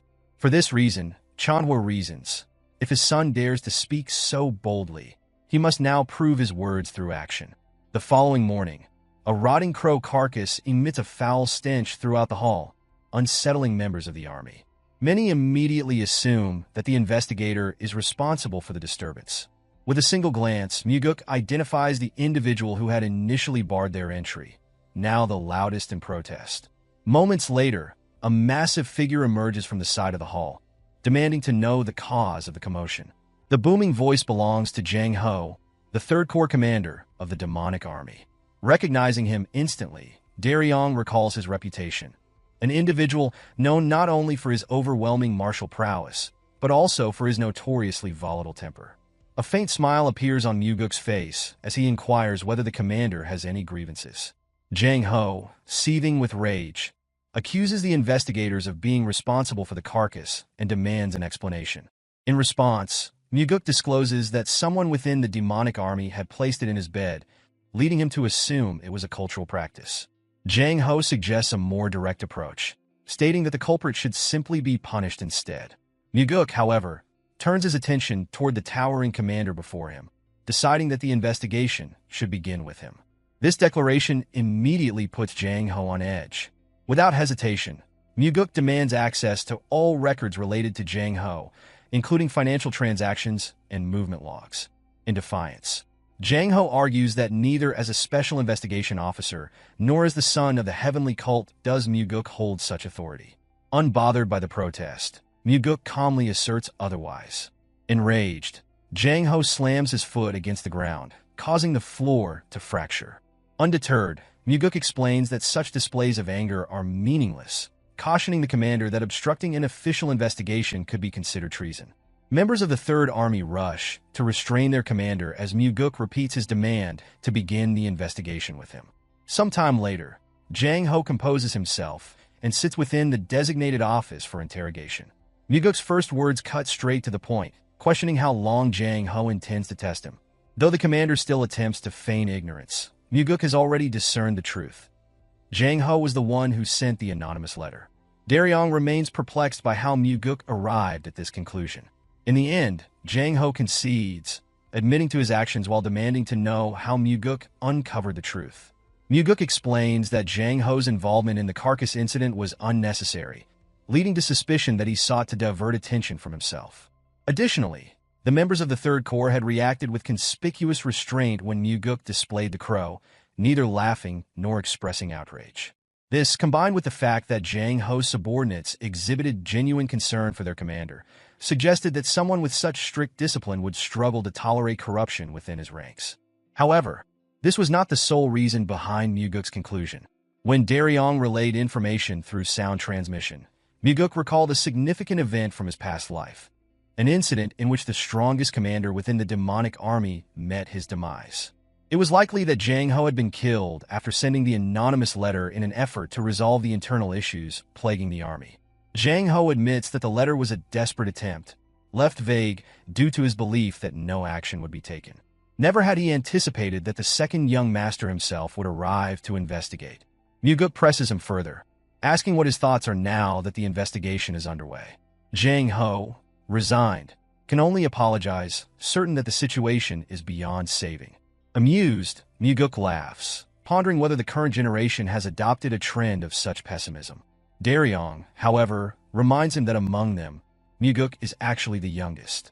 Setting amusement aside, Mugeuk finally demands to know the full truth of what transpired in this place. Jang Ho discloses that the demonic army commander has been exploiting the demonic army for personal gain. Rather than serving its intended purpose, he has been accepting payments for assassination requests and coercing subordinates into carrying out the killings. Initially, Mugeuk had assumed Ginyang was merely accepting bribes from a martial arts faction, but the reality far exceeded his expectations. Contemplating the structure of the demonic army, he deduces that the First Corps is likely responsible for carrying out these assassinations. His reasoning stems from their reaction during the investigation. Just as the Third Corps displayed noticeable restraint, the First Corps had been the first to obstruct the inquiry. They had also reacted with the most hostility upon seeing the crow's carcass. Jang Ho then reveals a crucial piece of information. The martial artist believed to have committed suicide after killing the previous investigator had been a close friend. That individual had also been the first to send an anonymous letter exposing the corruption. When pressed further, Jang Ho explains that both of them had joined the cult at the same time, forming a bond akin to family. his voice heavy with conviction. Jang Ho asserts that the demonic army commander must have issued the order for his friend's death, with Go Dang, the first corps commander, personally carrying out the execution. If this claim holds true, then the case extends beyond simple misconduct. It is a vast corruption scandal implicating the demonic army commander and the entire First Corps. Mugeuk remains certain that both his father and Sima Myung have already grasped the enormity of the situation. His father, it seems, is testing him, gauging whether he can resolve this crisis, even when pitted against the formidable demonic army commander. Turning to Jang Ho, Mugeuk acknowledges the depth of his loyalty, stating that he had chosen his friend well. Without hesitation, he expresses gratitude for the Third Army commander's courage. Overcome with emotion, Jang Ho sheds tears upon hearing those words. Beside him, Daryong also succumbs to the weight of the moment, his sorrow evident in the face of such a harrowing truth. As this day unfolds, a glimmer of hope begins to stir within Mugeuk. Perhaps the lost demonic path is not as irredeemable as it once seemed. The heavenly demon divine cult that he envisions is one where individuals like Jang Ho hold significant roles, ensuring that integrity and loyalty prevail. Unlike in his previous life, Jang Ho will not meet his end this time. The purpose of Mugeuk's regression is clear: to prevent the deaths of those who should not perish. Sometime later, the two special investigators walked through the courtyard of the demonic dragon court. As they moved, Daryong remarked on the contrast between the rumors he had heard about Mugeuk and the reality before him.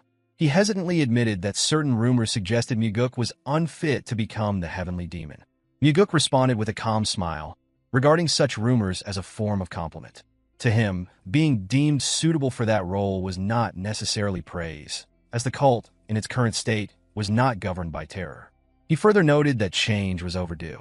Without transformation, only destruction awaited, the annihilation of his family and the downfall of the cult itself. The next day, an officer arrived in distress, urging Mugeuk to come immediately. Without delay, he and Daryong rushed through the corridor leading to the court. Upon arrival, Mugeuk was met with an unsettling sight: a faction of the army blocking the way, while several officers lay on the ground, brutally beaten to the brink of death. Among them, Daryong had also sustained injuries. Despite this, he assured that he was fine and directed attention to a severely wounded colleague. Surveying the injuries, Mugeuk quickly identified broken ribs and instructed the others to escort the wounded man to the infirmary. Without hesitation, they carried him away for treatment, while the First Corps remained stationed, obstructing the corridor.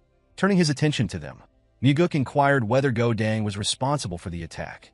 Without hesitation, Go Dang confirmed it. Pressing further, Mugeuk demanded to know why an investigator from the Nirvana Pavilion had been harmed. The commander nonchalantly explained that the investigator had brushed against his shoulder in passing and failed to offer an apology, so he had simply taught him a lesson. Mugeuk, however, was certain that Go Dang had been the one to initiate the collision and would not have let the matter go, regardless of any apology. In response, Go Dang merely laughed, confirming the accuracy of this assumption. Locking eyes with him, Mugeuk stated that he was nothing more than a poison to the cult. Without hesitation, he laid out the list of crimes committed, revealing that Go Dang had killed other cult members in the same manner before. 2 years prior, he had also slain 3 individuals after an altercation at a bar. Unbothered by the accusations, Go Dang scoffed, dismissing the victims as worthless individuals who failed to show proper reverence to the demonic army. Mugeuk then questioned whether Go Dang was aware of the authority he now held, the power to issue an execution order. Go Dang, however, responded with a challenge of his own, questioning what the young master, as an investigator, could possibly do in this situation. This arrogance, Mugeuk noted, was precisely why he was a poison. A fool would behave this way when conscious of how others perceived him. Despite facing an investigator, Go Dang showed no fear, instead putting on a show of bravado in front of his subordinates. He was oblivious to the significance of the stage he now stood upon. Taking a step forward, Mugeuk provoked the commander, prompting immediate movement from his subordinates. Go Dang responded with arrogance, warning that standing against him was the same as standing against the demonic army itself. Without hesitation, Mugeuk retorted, remarking that at the very least, he did not cower behind his subordinates. Feigning injury, Go Dang shifted the blame onto a supposed coward. In response, Mugeuk merely requested that he not use his right hand. The shamelessness of the commander knew no bounds, as he taunted Mugeuk, questioning whether he intended to report to the cult leader after being injured. With unwavering certainty, Mugeuk assured him that even if he perished here, no responsibility would be placed upon Go Dang. Daryong, watching from the sidelines, could only wonder at his intentions, while a vicious grin spread across Go Dang's face. Without warning, Go Dang unsheathed his sword, ready to engage in battle. Meanwhile, Daryong transmitted a warning through sound transmission, explaining that Go Dang was ambidextrous and could wield a sword with equal proficiency in both hands. This, he suspected, was the source of the commander's confidence. Mugeuk, however, remained composed. Holding his sword in his left hand, he placed his right hand behind his back, unfazed by the rising tension. The battle commenced as Go Dang swung his blade downward in a powerful strike. With effortless grace, Mugeuk sidestepped the attack. The force of the strike shattered the ground, narrowly grazing Daryong in the process. Despite repeated attempts, Go Dang failed to land a single blow. Mugeuk, evading each attack with minimal effort, showed no sign of strain. Then, in one fluid motion, he spun his sword, slashing upward in a precise strike. The next instant, Go Dang's hand was severed. A scream of agony escaped the commander's lips before Mugeuk silenced him, breaking his nose with the hilt of his sword. Enraged, the subordinates of the First Corps reacted immediately, unsheathing their weapons and preparing to strike. Daryong, filled with concern, braced for the impending assault as they moved to protect their commander. Yet, before any of them could act, Mugeuk had already cut down several, slitting their throats in an instant. The remaining members hesitated, halting in their tracks. Mugeuk then declared that those who had just fallen had committed treason. Meanwhile, Go Dang, now reduced to a pitiful state, crawled along the ground, pleading for his life. Ignoring his desperation, Mugeuk inquired whether Go Dang even remembered the families of the men he had slain in the bar fight. He doubted it, given the indifference he had displayed. Those families had lost their fathers, sons, and husbands, lives forever altered. Only at this moment did Go Dang finally admit his wrongdoing. But it was too late. Without hesitation, Mugeuk executed him. The remaining Corps members and Daryong could only watch in silence as their commander met his end. Turning his gaze toward the fallen man, Mugeuk reflected on the arrogance of one who had dared to kill fellow cult members without consequence. Not long after, Mugeuk found himself seated with the demonic army commander, Geom, in the midst of music and dance. As expected, the commander wasted no time shifting the blame on Go Dang, portraying him as a criminal despite having once served under him. Feigning regret, Geom lamented the difficult position he now found himself in, stating that the execution of a demonic army commander during an official investigation placed undue pressure on him. He then urged for the investigation to be concluded immediately. Mugeuk, appearing agreeable, acknowledged that he too wished to resolve matters smoothly. However, without evidence, the situation remained problematic. He had arrived to conduct an investigation, yet as things stood, he had nothing to report to his father or superiors. Bringing up the letter that had been sent, Mugeuk referenced the external assassination requests accepted in exchange for money. Without concrete proof, fabricating evidence would be impossible. His words carried an unspoken implication. Geom himself would need to provide the necessary fabricated evidence in order to officially close the case. Some time later, Daryong pondered the reason behind the young master's unexpected visit to the infirmary. Mugeuk arrived at the infirmary to check on the injured investigator. Daryong expressed gratitude, acknowledging that it was an unexpected kindness for the young master to bring the demonic physician for someone of such low standing. Mugeuk dismissed the notion, stating that it was only natural. Regardless of their ranks, they had been working together, even if only temporarily. Before long, the demonic physician emerged, searching for Mugeuk. Known as the most skilled healer in the cult, he was selective in his treatments, only tending to individuals of significant status. He explained that while the injured officer's life was no longer in danger, a period of rest would be required before he could return to duty. Understanding the gravity of the situation, Mugeuk insisted that the best medicine be used, emphasizing that the officer had suffered these injuries while faithfully serving the cult. Observing this, the surrounding officers displayed expressions of deep gratitude toward their young master. Soon after, Mugeuk returned and informed Daryong that Gianyang had requested the investigation be concluded, attributing all responsibility to the First Corps commander. Daryong speculated that Go Dang had been Gianyang's most valued subordinate, but Mugeuk knew better. Go Dang had not been the most important, merely the most useful. Someone else would inevitably take his place. Recognizing the situation as bait, Mugeuk understood that all that remained was to wait for the enemy to take the next step. With that in mind, he invited Daryong to share a drink. For the first time, Daryong revealed a genuine smile as he offered the drinks. The following day, the Dragon Court submitted numerous records, including logs of assassination requests and financial documents worth thousands of niangs, all allegedly discovered in the First Corps commander's residence. Mugeuk, seeing through the deception, smiled. Gianyang had taken the bait. Without even reading the contents, he instructed Daryong to find the most intelligent individual within the First Corps, assuming that this person was responsible for forging the records. Meanwhile, Mugeuk planned to meet Gianyang once again to stall for time.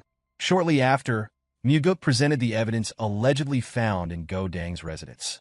Gianyang appeared pleased and, now that the matter seemed resolved, proposed another round of drinks at their previous gathering place. However, Mugeuk pointed out an issue. The evidence had been provided by the demonic army itself, whereas proper investigative protocol required it to be discovered independently.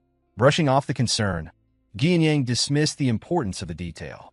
Mugeuk, however, remained firm. The chief advisor was no fool. If he discovered that the evidence had been handed over rather than uncovered through proper channels, he would question the legitimacy of the investigation and its results.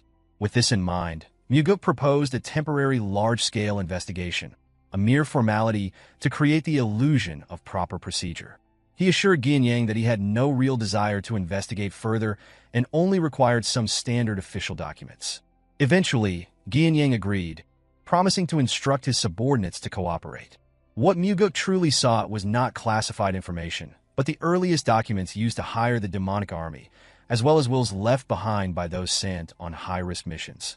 By analyzing the handwriting, he could identify who had forged the records in the request logs.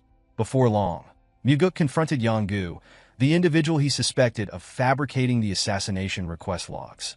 Yonggu immediately denied the accusation, but Mugeuk had already determined that this man likely knew very little.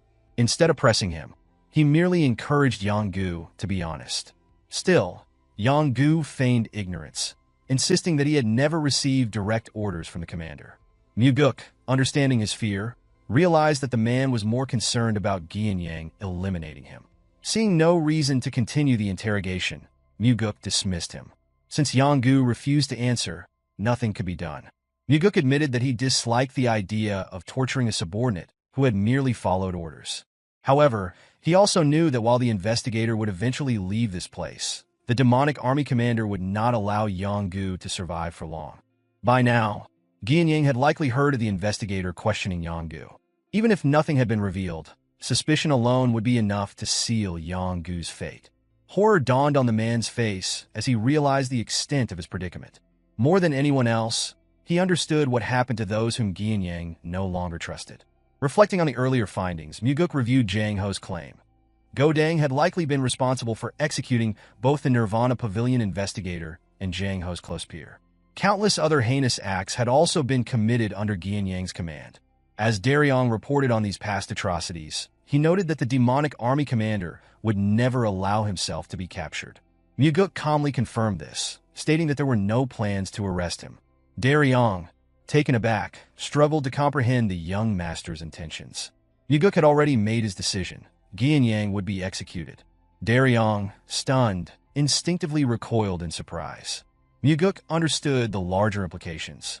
If Gianyang were arrested, the Blood Heaven's sword demon would inevitably intervene. There was no chance he would allow his own brother to be executed. If that happened, the situation would spiral out of control. Furthermore, with Gianyang alive, forged evidence would soon surface, shifting all responsibility onto a scapegoat.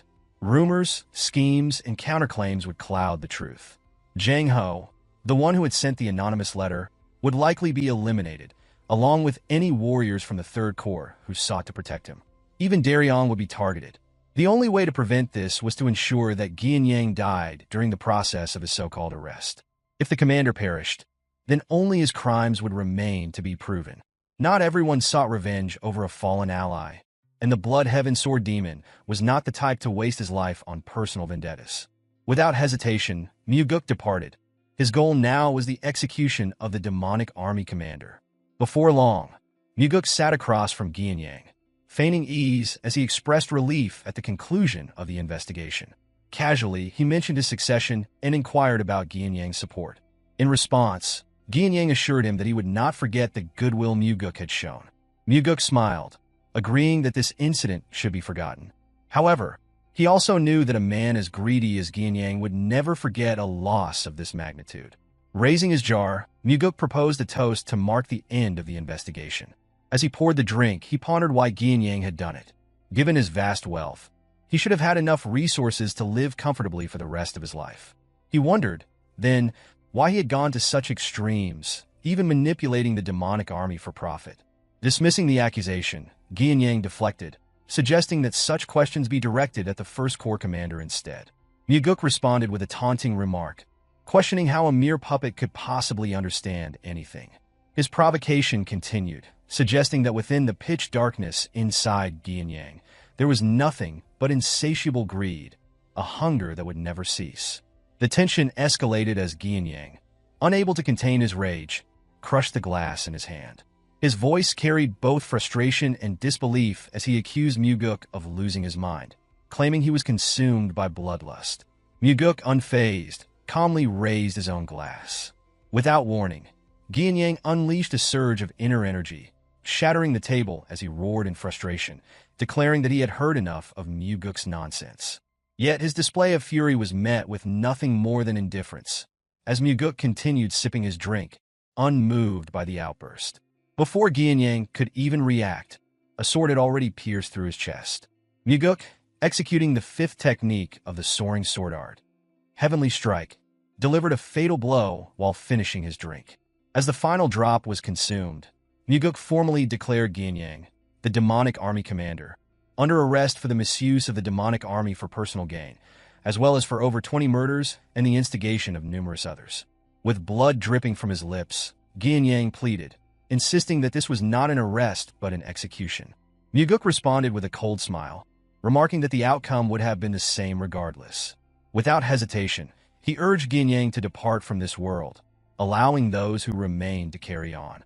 His expression devoid of emotion, Mugeuk pulled the sword from Geom's body. The former commander had only a fleeting moment left to cough up blood before drawing his final breath. Soon after, members of the army gathered in the office, accompanied by several officers. Mugeuk addressed them with authority, announcing that the demonic army commander had died while resisting arrest for his grievous crimes. Without hesitation, he instructed Daryong to detain all members of the First Corps and imprison them, ensuring that a formal investigation into the matter would proceed. He then commanded Jang Ho, the Third Corps commander, to mobilize his forces, excluding any First Corps members, to act as investigators and carry out the arrests. With full authority over the situation, Mugeuk's orders now held the weight of the cult leader himself. Compliance was immediate. Observing those who would carry out his orders, Mugeuk felt a glimmer of hope for the future of the demonic cult. After issuing the necessary commands, he made his way back to the demonic cult's castle, where his father conducted official affairs. Walking alone through the empty hall, he prepared to report his conclusions to his father, accompanied only by Sima Myung and the Blood Heaven Sword Demon. Meeting the gaze of the brother of the man he had just executed, Mugeuk's conviction in the truth remained steadfast. With formal decorum, he bowed before his father and then greeted the Blood Heaven Sword Demon, expressing pleasure in seeing him again. The elder warrior, unceremoniously referred to as a cursed old man, wasted no time in addressing the heavenly demon, demanding an explanation from the second young master regarding the incident. Mugeuk responded curtly, stating that everything was detailed in the report and advising him to simply read it. However, the Blood Heaven Sword Demon insisted on hearing the explanation firsthand. The silence of both the cult leader and Sima Myung signified their approval of this demand. Mugeuk complied, summarizing the investigation's findings. Geom had committed heinous crimes, and during his arrest, he had attempted to retaliate. With a measured tone, Mugeuk offered an apology. Surprisingly, the Blood Heaven Sword Demon responded with acceptance. If his brother had committed crimes, then punishment was inevitable. However, he admitted there was something he could not comprehend. While he acknowledged his brother's weaknesses, he did not believe Geom was foolish enough to attack while his crimes had been exposed. Mugeuk understood the underlying implication. Had Geom been captured alive, he would have sought aid from his brother. Most likely, Geom had realized his execution was inevitable and sought to eliminate the threat before it was too late. Ultimately, Mugeuk feigned ignorance regarding Geom's motives, suggesting only that he had perhaps been unable to accept the reality of being captured by someone so much younger than himself.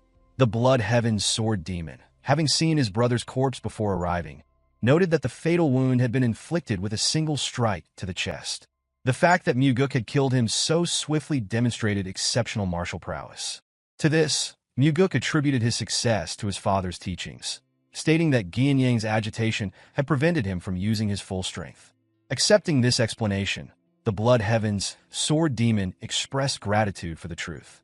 In return, Mugeuk lowered his gaze and offered condolences for the loss. Despite the situation, Mugeuk was somewhat surprised by the elder's composure. He had expected the Blood Heaven's Sword Demon's anger to reach its peak. Shifting his attention back to the heavenly demon, Cheonma signaled the completion of his business.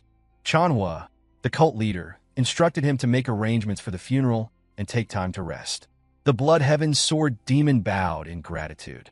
Observing this, Mugeuk speculated that the elder warrior wished to question the cult leader's handling of the situation, wondering if such an extreme resolution had truly been necessary.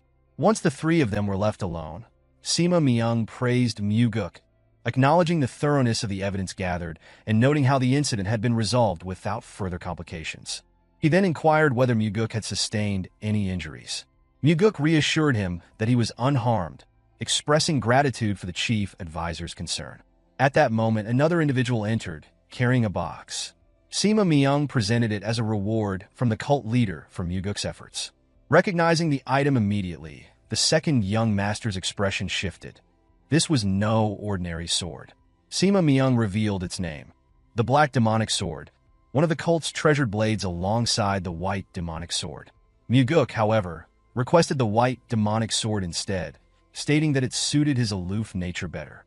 Cheonma firmly denied the request, asserting that the Black Demonic Sword was what best suited him.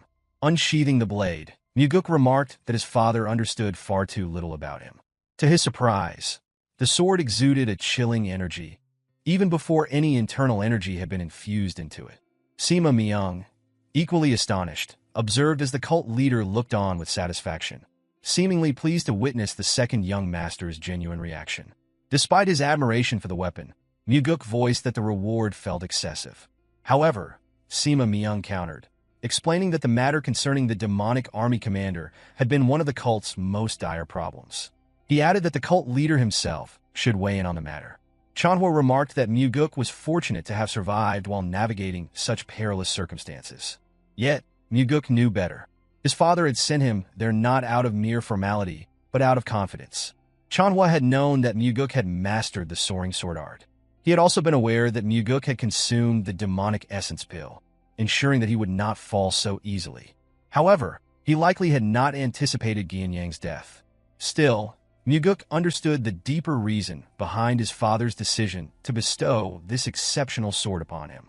Cheonma addressed the Blood Heaven's Sword Demon with a firm statement, acknowledging the contributions he had made to the cult, but making it clear that he would not tolerate any attempt to tarnish his son's reputation over this incident. In response, Mugeuk expressed gratitude to his father for bestowing the sword upon him and for the meaning behind it. This unexpected reaction caused Cheonma a moment of surprise. With the matter settled, the cult leader granted his son permission to leave.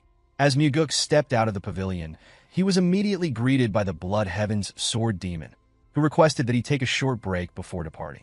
Mugeuk, aware of the elder's persistent nature, understood that he would not have simply left without another discussion. As the young master approached, the old man's gaze shifted toward the sword, immediately recognizing its significance. Mugeuk casually remarked on the summer's unusual heat before taking a seat beside him. Without warning, the Blood Heaven's Sword Demon erupted in rage, his voice booming as he hurled curses at Mugeuk. His accusations were seething. He demanded to know how Mugeuk had dared to ambush and kill his brother. His fury escalated as he declared his intent to tear Mugeuk limb from limb and offer his remains at his brother's grave. Even the mere release of his inner aura carried enough force to wither the surrounding flowers, his energy surging without restraint. Then, just as suddenly he stopped, a wide grin spread across his face as he stated that such words were exactly what he should have said. Matching the intensity of the moment, Mugeuk immediately retaliated, shouting back with equal vigor. He ridiculed the elder's immaturity despite his age and challenged his audacity, questioning how he had dared to disrupt the order within the cult for his own selfish desires. Without hesitation, he issued a warning, declaring that if the Blood Heaven Sword Demon dared to act in retribution for his corrupt brother, then Mugeuk would personally dismember his body and grind him into dust. The moment his words ended, a smile swiftly returned to Mugeuk's face as he concluded that this was how he would respond. The Blood Heaven's Sword Demon, taken aback, silently observed the young man. He had not anticipated the sheer depth of inner energy radiating from Mugeuk. A moment later, laughter erupted from him, echoing through half of the inner courtyard. Once his laughter subsided, he expressed hope that the young master would go easy on an old man like himself. Mugeuk, maintaining his composure, reassured him that efforts had been made to conclude matters as amicably as possible. However, Gianyang had crossed far beyond any reasonable boundary, to the point where it could be argued that, for him, such a boundary had never even existed. Turning the conversation, Mugeuk voiced a realization. This elder had always been aware of the corruption within the demonic army. If that was the case, he wondered why he had chosen to ignore it. With solemn honesty, the Blood Heaven Sword Demon revealed the truth. His brother had never listened to him. Furthermore, he himself was not entirely free of blame in this matter. Now, upon hearing of his brother's death, an unexpected emotion surfaced: relief. A thought settled in his mind. Gianyang would no longer stand in his way. Mugeuk, listening intently, found himself astonished by such an open admission. The honesty in the elder's words was unexpected. A quiet moment passed before Mugeuk spoke again, acknowledging that he understood the feeling. If he were to hear of his own brother's death, he, too, would feel relieved. After all, it would mean he would no longer have to bear the burden of killing his own brother with his own hands. Gu Qianpa, known as the Blood Heaven Sword Demon, sought to discern the true nature of the second young master. On the other hand, Mugeuk pondered what the old warrior perceived when looking at him. In the end, Qianpa did nothing more than remark that the year would be particularly hot before departing, the heavy broadsword resting on his small, aging shoulders. As he walked away, he solemnly noted that, fortunately, he was not weak against heat. Despite observing the exchange, Mugeuk remained uncertain about Qianpa's true intentions. Though the elder had claimed to feel relief, he was still the brother of the man Mugeuk had killed. It was entirely possible that he was already plotting revenge. Alternatively, he might choose to let the incident drift away, much like the passing clouds in the sky. Whatever the case, Mugeuk had no regrets about his actions. Returning to his training room, he prepared to test his newly acquired sword. The initial moments after receiving a weapon held great significance. A sword and its wielder were meant to commune, and a supreme blade such as the black demonic sword operated on an even deeper level than most. If the bond between them was not properly established, the weapon's true potential could never be realized. Holding the sword, Mugeuk acknowledged its presence as cold energy emanated from the blade in a seemingly joyful response. Taking a deep breath, he infused it with inner energy. At that moment, the sword reacted, releasing an even stronger surge of icy power. A sense of astonishment overtook him as he observed its sheer robustness, noting how vastly different it was from his previous weapon. The strength of this blade was undeniable, and he found himself taking a liking to it. With steady movements, he practiced several sword techniques, allowing his inner energy to flow through the weapon. His purpose was twofold: to familiarize himself with the blade and to convey to it that they would rely on his current techniques for the time being. A silent promise followed. He would display far greater martial prowess in the future, but until then, he sought the sword's cooperation. From that day onward, Mugeuk devoted himself entirely to training within the confines of his room. Day and night, he cultivated his abilities, pushing his sword techniques to the absolute limits of his youthful body, something he had never been able to do in his previous life. By his side, Leon faithfully provided support as his personal bodyguard. Once satisfied with his progress, he finally stepped out of the training room. Awaiting him was an overwhelming crowd. Members of the Sword Demon faction had gathered in great numbers. Whether they had come of their own volition or had been sent by the Blood Heaven's Sword Demon remained unclear. However, one thing was certain: hostility radiated from them. They refrained from drawing their swords, but instead unleashed waves of demonic energy in his direction, expending their power without hesitation. If Mugeuk miscalculated, the sheer force could cause internal injuries. This was not a direct assault, but a battle of attrition. Their aim was intimidation, to turn him into a coward who would not dare step outside. Then, in an instant, an insight dawned upon him. If such an overwhelming amount of demonic energy was being directed toward him, he could turn the situation to his advantage. Recalling the meridian strengthening technique, a secret method designed to fortify the meridians by allowing multiple martial artists to discharge energy at a single target, he realized the greater the number of opponents, the more effective the technique would be. As the surrounding warriors began to reach their limits, Mugeuk seized the opportunity. While others faltered, he pressed forward, absorbing their energy to temper his meridians. Step by step, the concentrated energy grew more intense, but this was exactly what he had intended. The meridian strengthening technique, having already surpassed the second stage, now progressed into the third. Advancing further, Mugeuk continued his steady march, reaching the fourth stage in a remarkably short time. Finally, as the technique neared its ultimate level, the fifth stage, the incoming waves of demonic energy ceased abruptly. Opening his eyes, Mugeuk met the stunned gazes of those before him. Disbelief spread across their faces. Despite their numbers, they had failed to overwhelm him. A particular brood among them, once defiant, now trembled under Mugeuk's gaze. In the end, he stepped aside, followed by those behind him, allowing the young master to pass. A weary yet satisfied smile formed on Mugeuk's face. It was clear that the sword demons had now acknowledged his strength.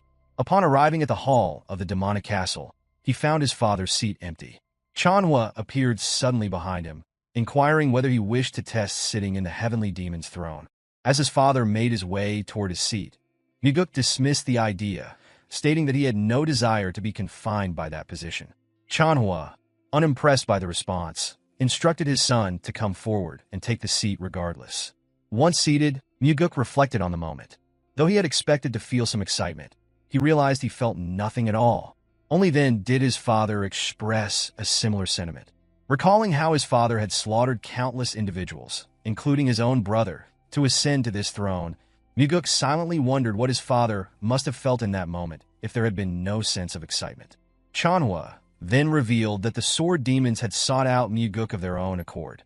The Blood Heaven Sword Demon had not ordered them to do so. Hearing this, Mugeuk admitted that although he had acted as if the situation had not affected him, enduring the barrage of energy had been no simple task. He had refused to submit to their suppression, but the moment he left their presence, his body had begun to tremble. It was not fear of them that unsettled him, but fear that his judgment had been flawed. If any among them had lost control and attacked, he might not have survived. And even if he had, the act of killing so many of the sword demons would have destroyed any chance he had of becoming the successor. His father listened intently as Mugeuk explained the true source of his fear. The possibility of facing another moment where a single decision could determine everything. Strangely, in that moment of doubt, he had found himself missing his father, though he could not fully understand why. In response, Cheonma simply stated that a demonic human does not look back. They look forward and continue advancing. Mugeuk, taken aback by such words from his father, suspected that this was his way of offering comfort. Shifting the conversation, he suggested replacing the current demon statue with that of a beautiful woman. He even proposed using one of the renowned Central Plain Four Flowers, whose beauty was said to be unparalleled. The moment he glanced at his father's face, he noticed clear discontent. Realizing that his words had taken an unnecessary turn, he decided it was time to leave. Handing control of the seat back to his father, he prepared to step down. As he slowly descended the steps, his father watched in silence. Before departing, however, Mugeuk posed a final question: whether it was possible for him to kill the Blood Heaven's sword demon. The instant the request was made, a vein bulged on Cheonma's forehead as he locked his gaze on his son, his expression unreadable. In the end, A dismissive laugh escapes from Cheonma as he acknowledges that while Mugeuk may possess the ability to defeat the demonic army commander, he stands no chance against the Blood Heaven's sword demon. In response, Mugeuk questions the reason behind his father's actions, wondering why conflict was created between them in the first place. He then demands that Cheonma take responsibility. Cheonma affirms his responsibility by declaring that Mugeuk will assume leadership of the Nirvana Pavilion, an inspector bureau within the cult. With a calculated tone, he provokes his son by echoing his own words about maintaining discipline and order within the cult. Mugeuk cannot help but speculate whether his father is merely using him to resolve long-delayed matters, indifferent to whether he survives or perishes in the process. Eventually, he abandons any further attempts to decipher his father's true intentions, choosing instead to focus on decisions based on what he directly perceives. Cheonma is known for leaving cryptic messages on walls for his children, yet he is also a man who will not hesitate to place them in peril if they prove useful to his plans. Mugeuk then expresses his thoughts, likening his father's expectations to sending a man to slaughter a cow without so much as a sword in hand. His words hint at a deeper intent. Surprise flickers across Cheonma's face upon realizing that Mugeuk seeks entry into the Heavenly Demon Archives, a repository of rare and secret Murim manuals. Only a select few, including the Heavenly Demon, are granted access. With a skeptical tone, Cheonma warns that simply entering the archives will not guarantee the discovery of supreme martial arts. The sheer number of manuals housed within would be overwhelming, making it unlikely for Mugeuk to find anything more formidable than the soaring sword art he already possesses. Despite this, Mugeuk expresses a desire to test his luck. Cheonma, while still harboring suspicions regarding his son's true intentions, ultimately grants Mugeuk 7 days within the archives. Accepting this, Mugeuk subtly implies that his leadership of the Nirvana Pavilion is a price for this opportunity. In another life, Mugeuk was meant to be dead. Years had passed since his departure, and with his disfigured face, none could recognize him. Back then, it had taken him an arduous journey to rise from an ordinary warrior to a position where he could converse privately with the cult leader. During one such meeting, he had learned of a certain martial art. The strides of the Wind God was regarded as the greatest mobility technique, consisting of only 4 steps. It had once served as a supporting technique for the Heavenly Demon's martial arts, but was eventually lost to history. The manual was said to have been discovered by Ju Baekdo, the cult leader of that time, who secured his rise to power after finding it within the Heavenly Demon Archives. However, he had later revealed that the manuals were not located among the bookshelves. Now, before this knowledge becomes common, Mugeuk enters the archives and discovers the long-lost manual. From the one who was supposed to be the future cult leader, the treasured text had been repurposed to prop up the 19th bookshelf. A knowing smile appears as Mugeuk retrieves the manual, realizing that these 4 strides alone would be enough to traverse the world freely. Without hesitation, he begins meditating to absorb its teachings. The first step, Shadow Step, is designed for infiltration, initially allowing evasion from a single individual. With mastery, however, its effectiveness expands to escape detection from entire groups. The second, Flicker Step, functions as a defensive maneuver, ensuring an escape route even when confronted with an unavoidable attack. The third, Death Step, serves as an aggressive charge, capable of piercing through any defense. The final, Swift Step, is a mobility technique so fast that the word itself fails to encapsulate its true speed. 7 days are spent internalizing the technique. The moment the process is complete, Mugeuk returns to the Heavenly Demon Pavilion to report his success.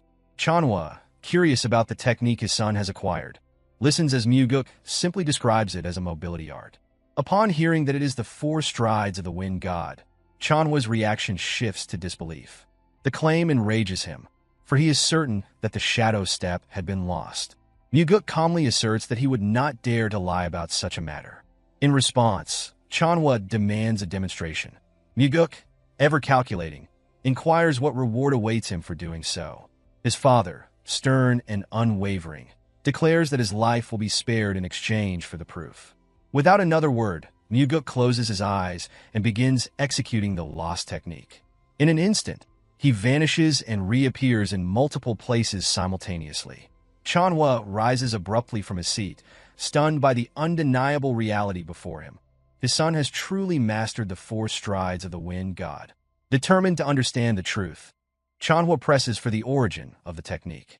Mugeuk, with conviction in his voice, claims that he learned it within the Heavenly Demon archives. The response only fuels Cheonma's anger, for he is certain that the technique had never existed within the library's collection. Mugeuk challenges his father's certainty, questioning whether a book's absence from recorded knowledge means it was never there. With a calm yet pointed revelation, he explains that the manual had been discarded and used as a support beneath a shelf. Upon hearing this, Cheonma immediately assumes that the most crucial sections of the technique must have been removed. Mugeuk, intrigued, asks how his father could be so certain. With an air of certainty, Cheonma admits that it is exactly what he would have done, turning the accusation back onto his son. Following this, he orders Mugeuk to demonstrate each step of the technique. However, Mugeuk's true ambition does not lie in defeating his father or usurping the title of Heavenly Demon. His goal is to eliminate Mugi, ensuring the survival of both his father and the cult. More than that, he envisions his father traveling the world, enjoying life before stepping down from his position. As a result, there is no hesitation in passing the 4 strides of the Wind God to Cheonma. Before doing so, however, Mugeuk playfully refuses, boldly stating that nothing in this world is given freely. Amused yet mildly exasperated, Cheonma reminds his son that he once taught him a technique at the hunting grounds without demanding anything in return. In a cheeky rebuttal, Mugeuk claims that the lesson had merely been the price of the liquor consumed on that day. Cheonma, struggling to contain his frustration, observes his son with an exasperated expression. Mugeuk then confidently declares that he had held back until reaching this level. Recognizing this, Cheonma finally asks if there is something his son desires. Without hesitation, Mugeuk addresses his father, expressing his desire to learn the Heavenly Demon defense art. This technique, known for its ability to fortify the body, remains an exclusive martial art reserved solely for the Heavenly Demon. If he were to master it, it would be tantamount to gaining an extra life. Cheonma swiftly dismisses the request, stating that the Heavenly Demon defense art can only be inherited by the Heavenly Demon or the chosen successor. In response, Mugeuk suggests an alternative. He asks for the technique to be taught in secret. He explains that since the art's effects remain invisible to the outside world, its clandestine transmission would go unnoticed. Before any further discussion, Mugeuk requests permission to leave. However, before he can exit, Cheonma unexpectedly agrees, but with one condition. His son must first teach him the 4 strides of the Wind God. Mugeuk is momentarily taken aback by his father's willingness to impart the Heavenly Demon defense art in secrecy. Accepting the terms, he begins to recite the technique manual. As Mugeuk speaks, Cheonma closes his eyes, his body emanating a powerful energy as he absorbs the teachings relayed through his son's voice. Once the recitation concludes, Mugeuk offers to repeat the manual, but before he can do so, Cheonma immediately executes the technique. The steps mirror what Mugeuk had demonstrated earlier, yet there is a distinct difference. Cheonma interprets the technique in his own way. Observing this, Mugeuk is left astounded by his father's ability to instantly grasp and refine the martial art. Once the demonstration ends, Cheonma acknowledges the formidable nature of the technique. In this altered future, a pressing question arose as he wondered whether Mugi would still stand a chance against a father who now possessed the 4 strides of the Wind God. Now it is Cheonma's turn to fulfill his promise. He warns his son that the Heavenly Demon defense art will be explained only once and orders him to commit it to memory. By the time the lesson concludes, Mugeuk departs with a fresh bruise on his forehead. Upon his return, Leon immediately reacts with indignation, demanding to know which audacious fool dared to lay a hand on her young master. She vows to seek retribution. However, the moment Mugeuk reveals that Cheonma was responsible, Leon falls into stunned silence. This reaction stems from the fact that Mugeuk has successfully learned the Heavenly Demon defense art. Rather than expressing frustration over the injury, he smugly remarks that they now share a secret. More than acquiring the martial art itself, this shared understanding brings him greater satisfaction. The comment pushes Cheonma beyond his limits, and for the first time in a long while, he flicks his son on the forehead, sending him off with a stern warning. Cheonma reminds Mugeuk not to become overly brazen. As Mugeuk departs, he notices that Leon lingers. Confused, he questions why she has yet to follow. Blushing, Leon hesitates before conceding that her role is to protect, not to attack. A rare, pleasant smile crosses Mugeuk's face. Such words would have never left her lips in the past. Without missing a beat, he addresses her again, making a solemn promise. Though unable to act immediately, he vows to find a way to counteract the side effects of her petrification technique. He urges her to wait a little longer. Furthermore, he reveals a conversation with the cult leader, in which he expressed a vision for change. The cult, he declared, must evolve into a place where warriors no longer need to sacrifice their bodies to protect others. It should become a sanctuary where individuals like Leon are not forced into actions they do not wish to take. Leon stands speechless, captivated by the weight of his words. As the moment lingers, Mugeuk shifts his demeanor to a formal stance and commands her to listen carefully. She instinctively places her hands together in a bow, awaiting his next statement. With unwavering authority, he announces that, from this moment forward, she is relieved of her duties as his guard warrior. The abrupt declaration leaves Leon momentarily stunned. However, before any assumptions can settle, Mugeuk continues. She has been chosen to serve as the captain of the Phantom Shadow Corps. Confusion flashes across her face, as such a group does not exist. Mugeuk affirms this fact, but clarifies his intention to establish the unit. This elite force will report directly to him, and he seeks her commitment to lead it. Meeting her gaze, he waits for her response, ensuring she fully grasps the sincerity of his offer. After a moment of contemplation, Leon accepts the role with firm conviction. Days later, Mugeuk departs from the cult, making his way to a city he remembers from his past life. Though he had informed Leon of his intent to form his own faction, the reality of such an endeavor is anything but simple. Running an organization requires significant capital, and he plans to acquire it by exploiting an event that once occurred before his regression. A man named Yang Dang announces himself as the appointed leader of an upcoming mission. Recognizing the high pay, he also acknowledges the dangers involved, cautioning all participants to remain vigilant. Issuing a warning, he threatens that anyone who acts foolishly will meet death by his hand. Turning his attention to Mugeuk, Yang Dang identifies him as a new recruit recommended by Warrior CO. For now, Mugeuk intends to follow orders without drawing unnecessary attention. Yang Dang, however, makes it clear that he will be watching him closely. The mission is to escort a woman and her daughter, both clad in yellow robes, to Namping safely. As they prepare for departure, Mugeuk waves at the child, recalling their tragic fate in his past life. This time, he resolves to intervene. Before long, the group sets out, forming a protective formation around the carriage carrying the two passengers. As night approaches, they make camp for the evening. Yang Dang distributes portions of dried beef to the mercenaries, emphasizing the uncertainty of when they will next have a proper meal. Urging them to eat their fill, he unknowingly initiates a deadly trap. As the fire crackles and weary warriors consume their rations, dissatisfaction murmurs through the group. Mugeuk, seated leisurely atop a boulder, refrains from partaking in the meal. Moments later, chaos erupts. Members of the party begin coughing up blood. Confusion flickers through Mugeuk's mind. Poison has taken hold of the others, yet his own body remains unaffected. The realization dawns as Yang Dang steps forward, perfectly unscathed. His expression betrays no remorse, revealing his role in the treachery. Mugeuk's suspicions are confirmed. The leader himself poisoned the food.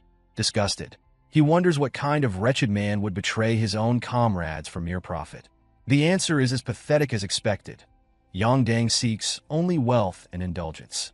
As Yang Dang draws his sword, Mugeuk taunts the traitor, remarking that death by his own poison would have been a fitting punishment. Unfazed, Yang Dang sneers, urging Mugeuk to focus on his own survival. Before retribution can be exacted, another party arrives. A single glance is enough for Mugeuk to discern their strength. Rather than act hastily, he allows events to unfold. The true orchestrator of the ambush steps forward, directing his wrath toward the carriage. With a menacing shout, he orders the occupants to emerge, threatening to set the carriage ablaze if they refuse. The woman and her daughter step out, fear evident in their eyes. Frustration laces the ringleader's voice. He had been reprimanded for failing to locate them sooner. As the tension in the air thickens, Mugeuk remains still, carefully observing the unfolding scene. The woman recognizes the ringleader as Warrior Quan. Tears well up in her eyes as she pleads with him to spare her child. Kwon acknowledges her request, agreeing to it only in consideration of their past association. However, his demeanor quickly shifts, his voice rising in fury as he demands that she kneel and beg for mercy. His anger stems from her perceived audacity in acting as though she holds authority over him. As her child clings tightly to her, she continues her desperate plea, offering Kwon 10 times the amount he was originally promised. He dismisses her offer with little interest, coldly informing her that her father has already been captured. Unexpectedly, Mugeuk raises a hand in a warm wave toward the woman and her daughter. The sudden gesture catches the surrounding lowlifes off guard, prompting murmurs of confusion about the identity of the young man. Without hesitation, Mugeuk steps forward, positioning himself between the woman and her aggressors. With a calm demeanor, he states that he is merely someone who has been paid to ensure the safe passage of the two travelers. When questioned, Yang Dang can only respond with reluctant acknowledgement, admitting that Mugeuk is simply a vagrant he has yet to deal with. Seizing the moment, Yang Dang immediately moves to attack. Unfazed, Mugeuk responds with provocation, labeling them nothing more than common street thugs. He further remarks that once he is finished dealing with the situation, Yang Dang himself will likely be next to die.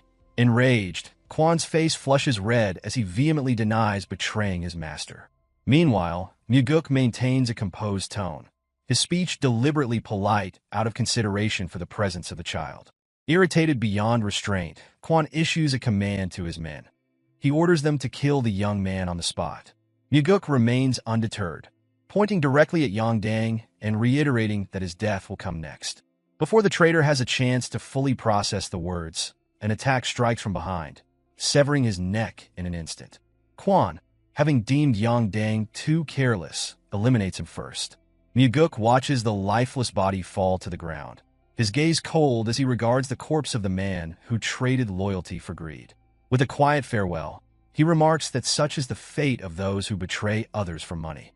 Enraged by Mugeuk's defiance, Kwon orders his henchmen to strike him down immediately. As the attackers close in, Mugeuk turns toward the woman and calmly instructs her to shield the child's eyes and ears. Without hesitation, she follows his command. Meanwhile, Mugeuk remains still, awaiting the incoming attacks. He waits until the very last possible moment, allowing the strikes to approach dangerously close. Just as a blade reaches his head, he executes the death step, one of the 4 strides of the wind god, evading all attacks in an instant and reappearing directly in front of Kwon. A flicker of confusion crosses Kwon's face as he wonders how Mugeuk closed the distance so effortlessly. In the brief moment it takes to process what happened, Mugeuk has already beheaded 3 of Kwon's men, their bodies collapsing behind him. Stunned, Kwon demands to know who Mugeuk truly is, refusing to believe that a mere vagrant could possess such abilities. Mugeuk responds with a question of his own, mocking Kwon by asking who this pathetic excuse of a man could be. The woman interjects, revealing that Kwon is one of the vassals assigned to protect her household. Introducing herself as Geom Seyeon, she identifies herself as the daughter of the Golden Manor Master. Mugeuk, already aware of this from his past life, had deliberately concealed his identity by joining as a vagrant warrior. Her father, Geom Asu, stands among the 10 most powerful merchants in the Central Plains. As the wealthiest man in Fujin and the master of the Golden Manor, his influence is significant. However, Mugeuk recalls a tragedy from his previous life. Geom Asu had been betrayed by his most trusted vassal and lost his life, with his daughter perishing soon after. Now, by interfering in this event, Mugeuk has the chance to change their fate. As the conversation unfolds, Kwon sees an opportunity and lunges forward, sword aimed at Mugeuk's neck.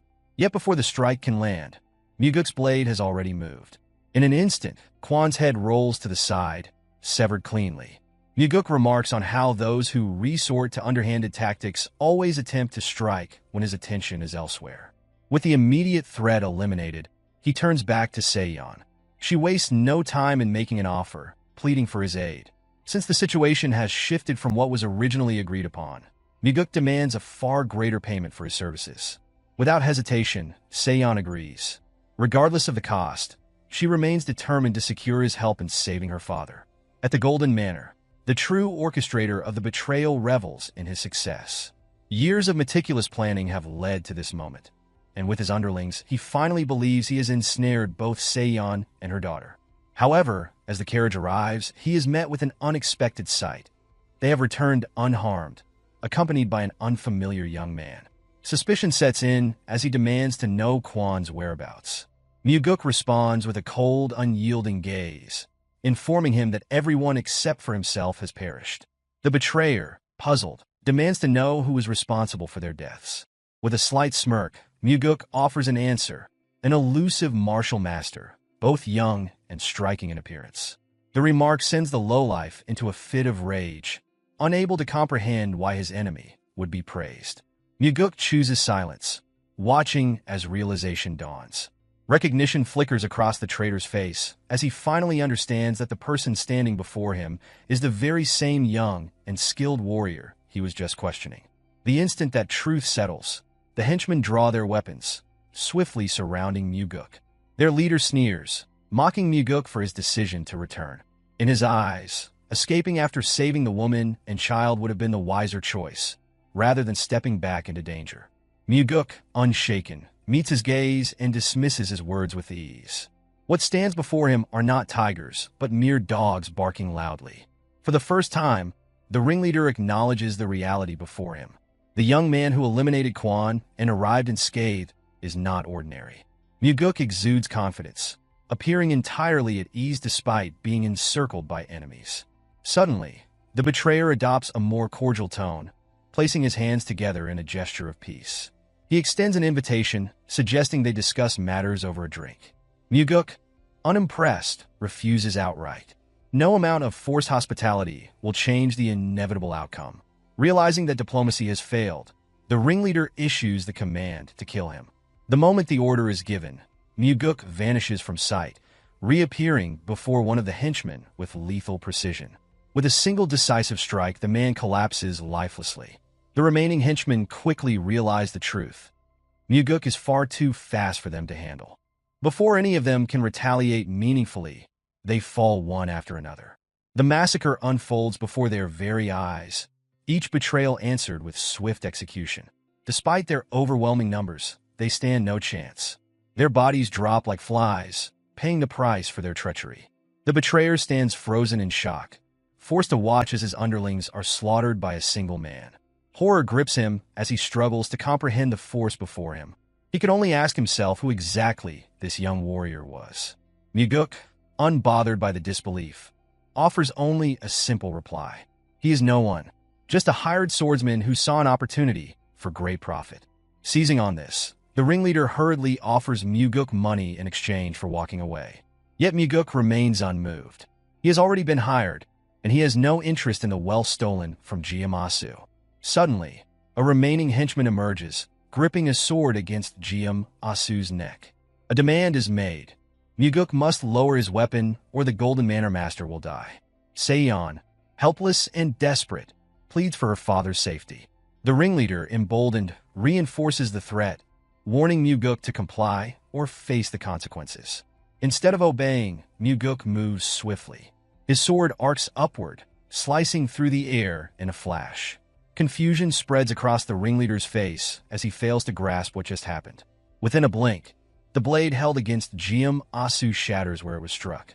Mugeuk had executed the soaring sword art's fourth form, Flaming Heaven. The technique travels through its target, splitting the henchman cleanly in two. A scream erupts from the ringleader as he witnesses his final ally fall to ruin. Mugeuk turns toward him, expression cold, and mockingly asks him to repeat what he had just said about dropping his sword. Panic overtakes the betrayer, who now pleads for his life, urging Mugeuk to listen. But Mugeuk shows no interest in idle discussions. He tells the traitor to come at him if he wishes to live. Believing Mugeuk has exhausted his energy, the ringleader grips his sword tightly and lunges forward in an all-or-nothing attack. Feigning struggle, Mugeuk pretends to falter, giving the illusion of difficulty.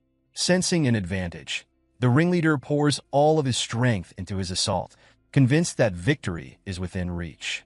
One after another, his frenzied attacks are deflected.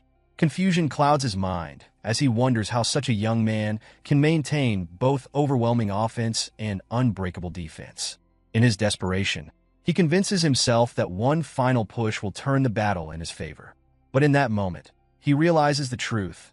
Mugeuk's sword is already buried deep within his chest. Disappointment laces Mugeuk's voice as he condemns the ringleader's wasted potential. Had he spent his life honing his skills rather than indulging in greed, he might have been worthy of his title. A vassal meant to protect the Golden Manor should have upheld his duty, not succumbed to corruption. With everything settled, Geom Mugeuk steps forward, expressing deep gratitude. He promises never to forget what has been done for him and his family. Mugeuk, however, dismisses it lightly. He claims to be nothing more than a wandering vagrant passing through.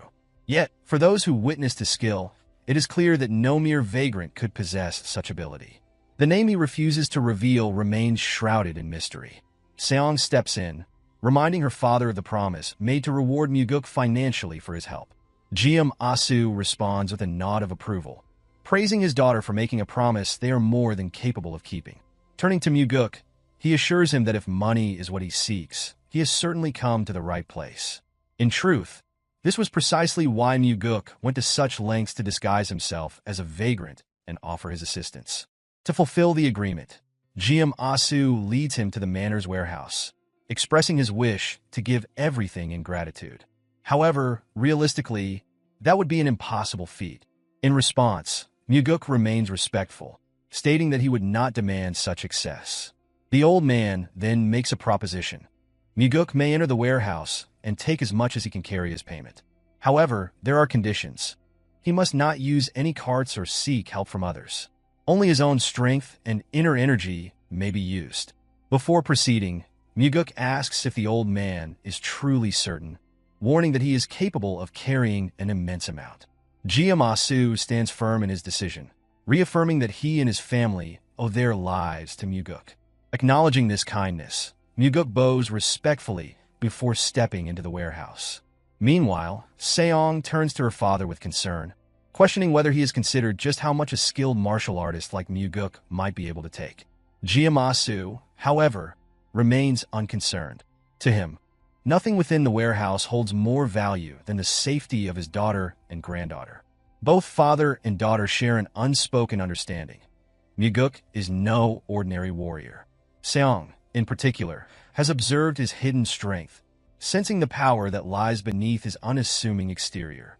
The old man, having encountered countless individuals in his lifetime, finds himself unable to describe Mugeuk in mere words. Never before has he met someone so young, yet exuding such confidence and an unmistakable presence. As a merchant, he understands that wealth can always be regained, but a connection with someone like Mugeuk is an opportunity that may never come again. Thus, he remains at peace with whatever Mugeuk decides to take. The greater the amount, the deeper the bond they will form. Once the transaction is complete, Mugeuk returns to the Heavenly Demon Pavilion, selling the gold and treasure he obtained from the Golden Manor across various locations. He ensures that no single shop is burdened with too much wealth at once. By the time he is finished, a literal mountain of riches has been exchanged, earning him a staggering sum of 38 million niang. This fortune will serve as the foundation for the elite squad he plans to establish under his direct command. Upon his return, he finds Cheonma seated as usual. As always, his father receives frequent reports from Sima Myung, making critical decisions that determine who will live and who will die. Observing this, Mugeuk cannot help but wonder if this is truly the life his father desires. As he approaches to deliver his report, a thought crosses his mind. Perhaps, like himself and Leon, his father also harbors the desire to step away from the role of heavenly demon and venture beyond the cult's confines. Standing before his father, Mugeuk explains that he ventured outside to earn money, reasoning that he cannot continue to rely on his father's wealth and will require substantial funding for the future. This piques Cheonma's curiosity, prompting him to inquire about how his son intends to use it. The response leaves Cheonma momentarily stunned. Mugeuk wishes to form his own private faction. Just as the Demon Supremes each command their own subordinates, he asserts that he will need his own force to contend with them. Cheonma, however, rejects the idea outright. If Mugeuk establishes his own squad, his brother will demand the same, leading to division within both the family and the cult. Anticipating this resistance, Mugeuk presents a bamboo slip, offering it to his father. Upon inspecting its contents, Cheonma immediately questions the meaning of the sum written inside. Shock overtakes him when Mugeuk calmly explains that the money is an allowance from son to father. Cheonma dismisses the notion, insisting that his wealth is already beyond measure. However, Mugeuk is well aware that while his father is the wealthiest individual in the world, the vast fortune he commands belongs to the cult. What he has just given is his personal token of gratitude, an offering to thank his father for bringing him into the world and raising him. He simply wishes to do this once and requests permission to leave, encouraging his father to rest well. Cheonma remains silent, pride evident in his expression. Yet, due to his position as heavenly demon, he cannot openly acknowledge the sentiment. Beyond that, the money he has just received is his alone, separate from the cult's resources. With this gift, Mugeuk hopes that his father will be able to enjoy life as he desires. Not as the leader of the cult, but as a man free to make his own choices. The next day, preparations begin for Mugeuk's official induction as the master of the Nirvana Pavilion. Leon stands beside him as final arrangements are made. Once all is set, Daryong arrives to inform them that everything is ready. The announcement surprises Mugeuk, as he had not expected Daryong to personally report on the matter. Despite the unexpected nature of the appointment, Daryong expresses full confidence that his new master will serve the cult well. Under the bright morning sky, the members of the pavilion gather in neat formation. The next chapter of Mugeuk's life begins with capable allies at his side. Stepping outside, he is met with enthusiastic greetings from the pavilion members. The warm reception catches him off guard. He had not expected such a friendly atmosphere. Suspicious, he suspects that Daryong may have threatened them with pay cuts if they failed to show enthusiasm. However, Daryong denies this, explaining that the pavilion's members hold genuine respect for their new leader. Their admiration stems from the events surrounding the demonic army commander's investigation. Previously, Go Dang, the first corps commander, had killed the investigator assigned to the case. Yet when Mugeuk conducted his own inquiry, only one investigator was injured. In that moment, Mugeuk personally ensured the man received medical attention from the demonic physician. Beyond that, he had personally avenged them by crushing Go Dang's skull. With the gathered members awaiting his address, Daryong prompts him to speak. Mugeuk steps forward and begins. He admits that even he does not know whether their lives will improve or worsen under his leadership. However, there is one certainty. Under his command, their hearts will race faster than ever before. The ceremony concludes with resounding cheers from the pavilion members, a clear signal of the unity and direction they will move toward. Once fully immersed in his duties, Mugeuk quickly discovers troubling information. Upon requesting reports of past cases where justice had been obstructed, he finds multiple instances involving the heaven demons.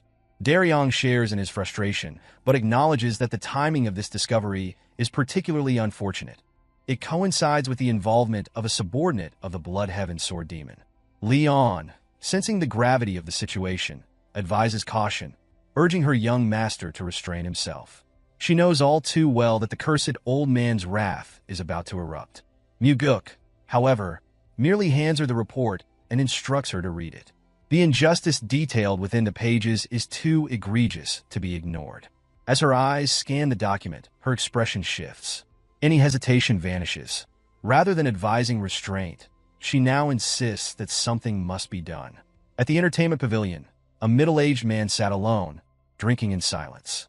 The barkeeper, observing his pitiful state, urged him to stop, concerned by how helpless he appeared. However, the man, drowning in despair, continued, unable to suppress his misery. He muttered bitterly about the scum from the heaven demons, the ones who had left his child in a coma for 10 days, yet were acquitted as innocent. The barkeeper, attempting to console him, reminded him that the Nirvana Pavilion was investigating the case. But the man had already lost faith, revealing that the investigator concluded his child had merely been sparring with a friend and was injured in the process. Seething with anger, he cursed the father of the child who led the attack. 100 Sword Demon, a subordinate of the Blood Heaven Sword Demon and the leader of the 100 Sword Demons. Hopelessness filled his voice as he lamented that the Nirvana Pavilion investigator was no different from the rest. The barkeeper, worried for his safety, repeatedly urged him to stop speaking in such a manner, fearing that an investigator might overhear and take his life. But the man no longer cared. Having lost everything, he had already given up on life. If his son did not wake, his wife would not be able to endure either. When that happened, he resolved that he would kill the one responsible himself. Before another word could be spoken, an arrogant figure entered the establishment, flanked by 2 henchmen. The smug-faced man approached abruptly, claiming responsibility for what had happened to the middle-aged man's child. The father immediately rose from his seat, his eyes burning with rage as he demanded the return of his son and an apology. To his surprise, the smug-faced man bowed, acknowledging his wrongdoing and admitting to committing a terrible crime. But before any relief could be felt, the smirk returned to his face as he lifted his head, mockingly declaring that his bow was the extent of his apology.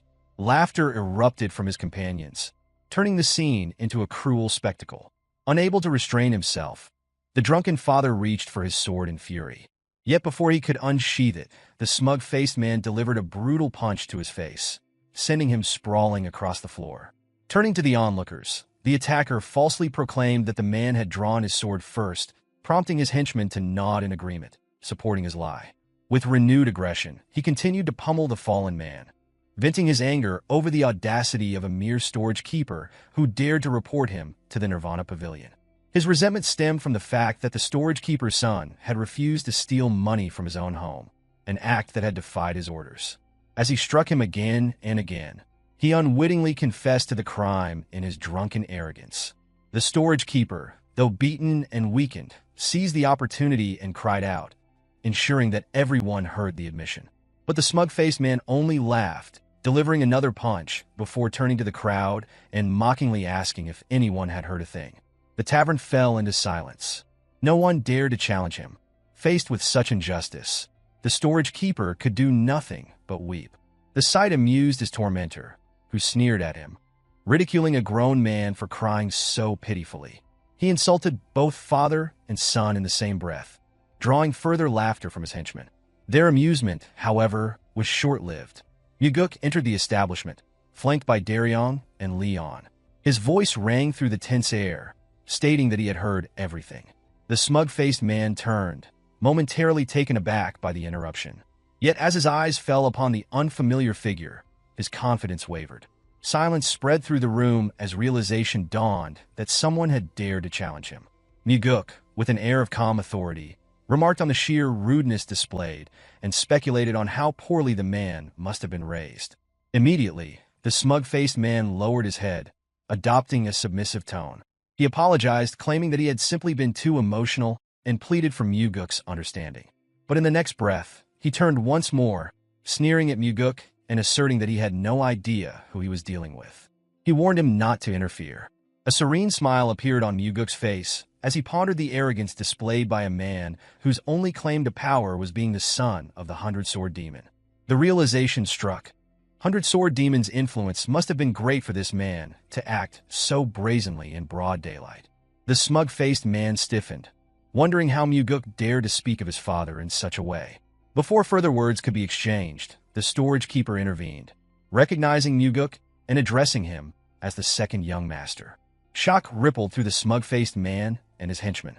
The other patrons quickly stood, offering their greetings. As the weight of the situation sank in, the smug-faced man scrambled to lower his head once more, this time stammering out an apology for failing to recognize Mugeuk's identity. Yet Mugeuk brushed aside the insincere words. He pointed out the clear lack of genuine remorse, given the man's behavior mere moments ago. Aware of how cunning the smug-faced man was, Mugeuk recognized the act. This was someone who had mastered the art of knowing exactly when to bow. When the man attempted to excuse himself and leave, Mugeuk stopped him. His presence in the tavern was no coincidence.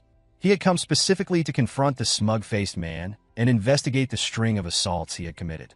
The accused, grasping at straws, insisted that the Nirvana Pavilion had already cleared him of all wrongdoing.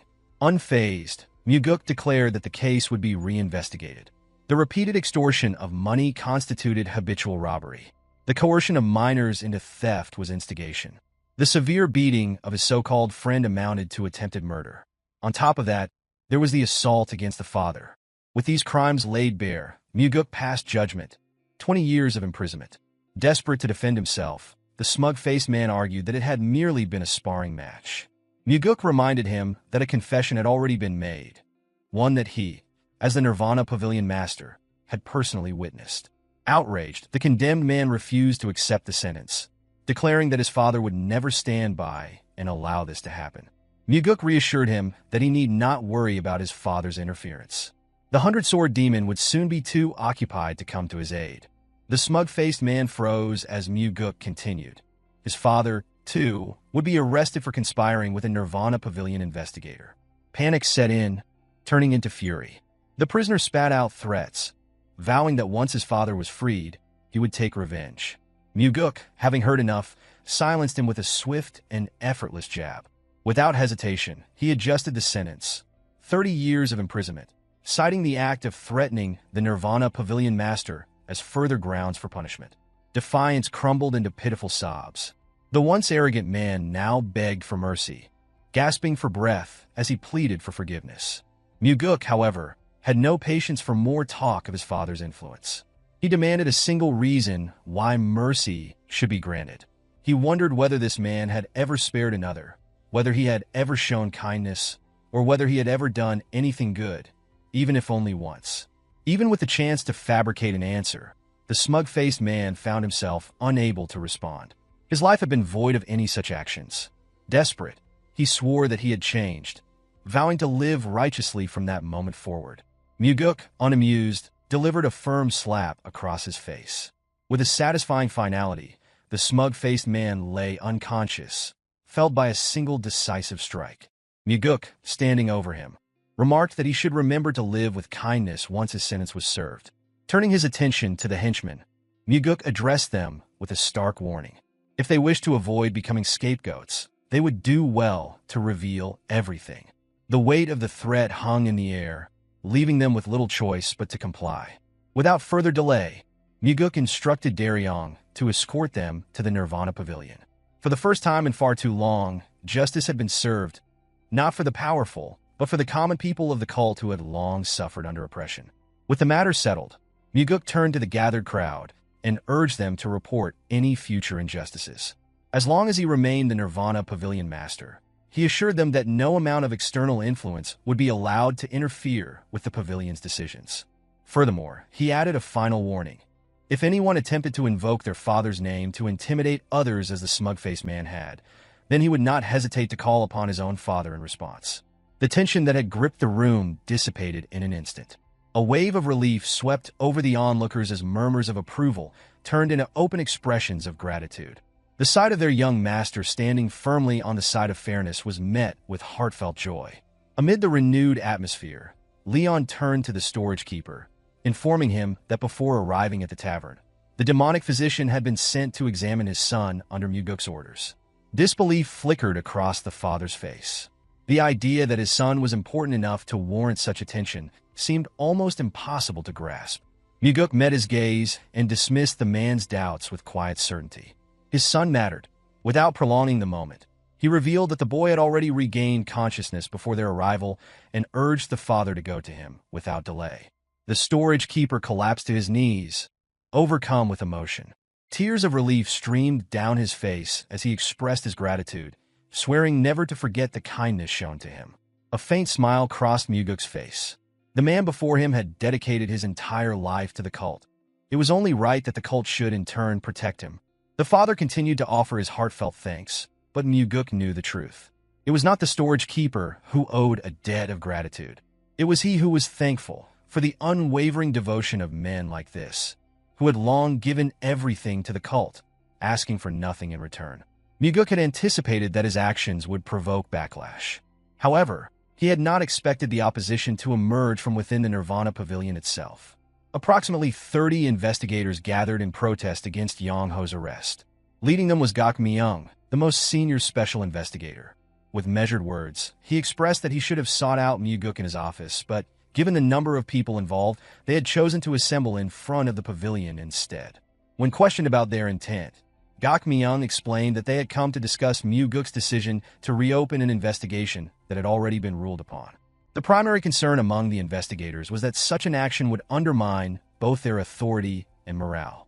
Turning his gaze to those standing behind Gok Myung, Mugeuk asked whether they all shared the same belief. In unison, they responded with a resounding affirmation. Standing firm, Mugeuk declared that his perspective differed entirely. In his view, it was not the reinvestigation that would weaken the Nirvana Pavilion's authority, but rather the original mishandling of the Yang Ho case itself. His words, sharp and deliberate, caused Gok Myung to pause, uncertain of the full meaning behind them. Without hesitation, Mugeuk elaborated. Yang Ho had publicly confessed to his crimes before his arrest. Gok Myung acknowledged that he was already aware of this fact. Mugeuk, unimpressed, questioned why they were gathered there at all. Gok Myung clarified that their concern was not about Yang Ho's guilt, but rather the implications of reopening a closed case. Mugeuk quickly understood. This was a matter of principle. With unwavering conviction, he reminded them that an innocent child had been beaten to the brink of death, and a confession had already been secured from the perpetrator. Such a case demanded reinvestigation. Sighing, Gok Myung admitted that there was little that could be done. He considered himself old-fashioned, valuing the importance of adhering to principles within an organization. Mugeuk silently observed the man, questioning whether he was merely stubborn or actively attempting to pressure him.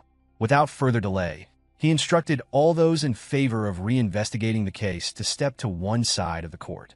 If their gathering was truly meant as a collective statement, then surely someone would be willing to break formation. A brief silence followed before one individual stepped forward. Seo Daryong was the first to move, voicing his agreement that a reinvestigation was necessary.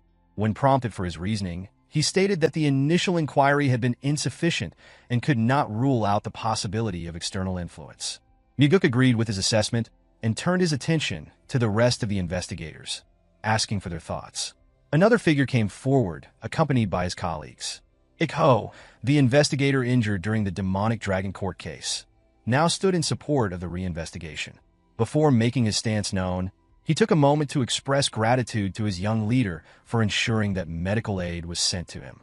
Despite these defections, the majority of the investigators remained aligned with Gok Myung.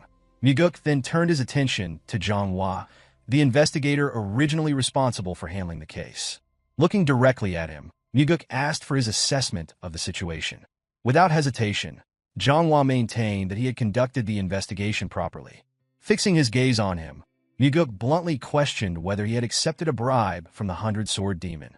For a fleeting moment, Cheonma's expression hardened, though before he could respond, Gok Myung reacted with immediate outrage. In that instant, Mugeuk unleashed his inner energy, silencing him. A wave of killing intent radiated from his entire being, serving as a warning for Gok Myung to remain silent unless given permission to speak. Beads of sweat formed on the senior investigator's forehead as the weight of fear settled over him. Turning back to Cheonma, Mugeuk demanded an answer. In that moment, Cheonma swore upon his life that he had never accepted any money. If there was any doubt, he invited Mugeuk to investigate him thoroughly. A brief smile crossed Mugeuk's face as he revealed that such an investigation had already been conducted. No evidence of bribery had been found. The revelation sparked protests among the other investigators, but Mugeuk quickly silenced them with another revelation. This special investigation had been carried out under direct orders from the cult leader. Gok Myung's expression shifted to one of shock upon hearing that the cult leader himself had been involved. Curious, Mugeuk then questioned why Cheonma had covered up the case if he had not been bribed. Cheonma, unwavering, insisted that he had not engaged in a cover-up and attempted to defend himself further. Mugeuk cut him off, pointedly questioning whether he had been threatened with harm to his sister. A brief moment of silence followed before Cheonma's expression betrayed him. Without directly answering, his reaction confirmed the truth. Mugeuk, in a roundabout way, commended him. The reports had described Cheonma as an incorruptible investigator, and this proved it. But then, he wondered why someone with such integrity had handled the case so poorly. The answer became clear. Cheonma had a singular weakness. His younger sister, the only family he had been used as leverage against him. Gok Myung, still processing the situation, demanded confirmation. He repeated the question, pressing for an answer, wondering whether Cheonma had truly been threatened by the 100-sword demon. Cheonma remained silent. Meanwhile, Mugeuk understood why Gok Myung had gathered so many people in protest. Cheonma was a junior investigator he cared for deeply. The entire demonstration had been orchestrated to ensure that Cheonma's reputation remained untarnished. After allowing the weight of the moment to settle, Mugeuk reassured Cheonma that there was no longer any reason to fear. Warriors had already been sent to his house to guard his sister. Until the matter was resolved, she would be kept safe. At those words, visible relief washed over Geom Hwa's face. A burden that had weighed heavily upon him was finally lifted. Without hesitation, he dropped to his knees before Mugeuk, acknowledging his failure and admitting to his grave offense. Gak Myung, unable to process the moment, stammered, questioning whether the junior investigator he had tried so hard to protect had truly covered up an investigation. Mugeuk, unyielding, reminded Geom Hwa that his duty remained unchanged, regardless of the threats he faced. Without resistance, Geom Hwa submitted himself and accepted whatever punishment would be given. The gathered investigators watched in silence, their expressions reflecting a mix of emotions. Ultimately, the matter was no longer their concern. The decision now rested solely in their young leader's hands. Mugeuk instructed Geom Hwa to stand. Calmly, he explained that had this incident occurred after he had assumed his position as pavilion master, the consequences would have been far graver. Tears welled in Geom Hwa's eyes as he struggled to process the words. Hesitantly, he asked whether Mugeuk truly intended to forgive him. Without hesitation, Mugeuk confirmed it. However, he left him with a single truth to remember. His forgiveness was not an act of mercy. It was granted because of the life Geom Hwa had lived before this incident. That incorruptible life had been tarnished, but Mugeuk urged him to rebuild it. Geom Hwa, deeply moved, found himself at a loss for words. Even if he could not yet forgive himself, he could only offer gratitude to the young leader standing before him. At that moment, Mugeuk's voice carried through the court, imbued with internal energy. As pavilion master, he declared that he regarded the Nirvana Pavilion as his family. If anyone dared to threaten them, he would personally ensure their destruction.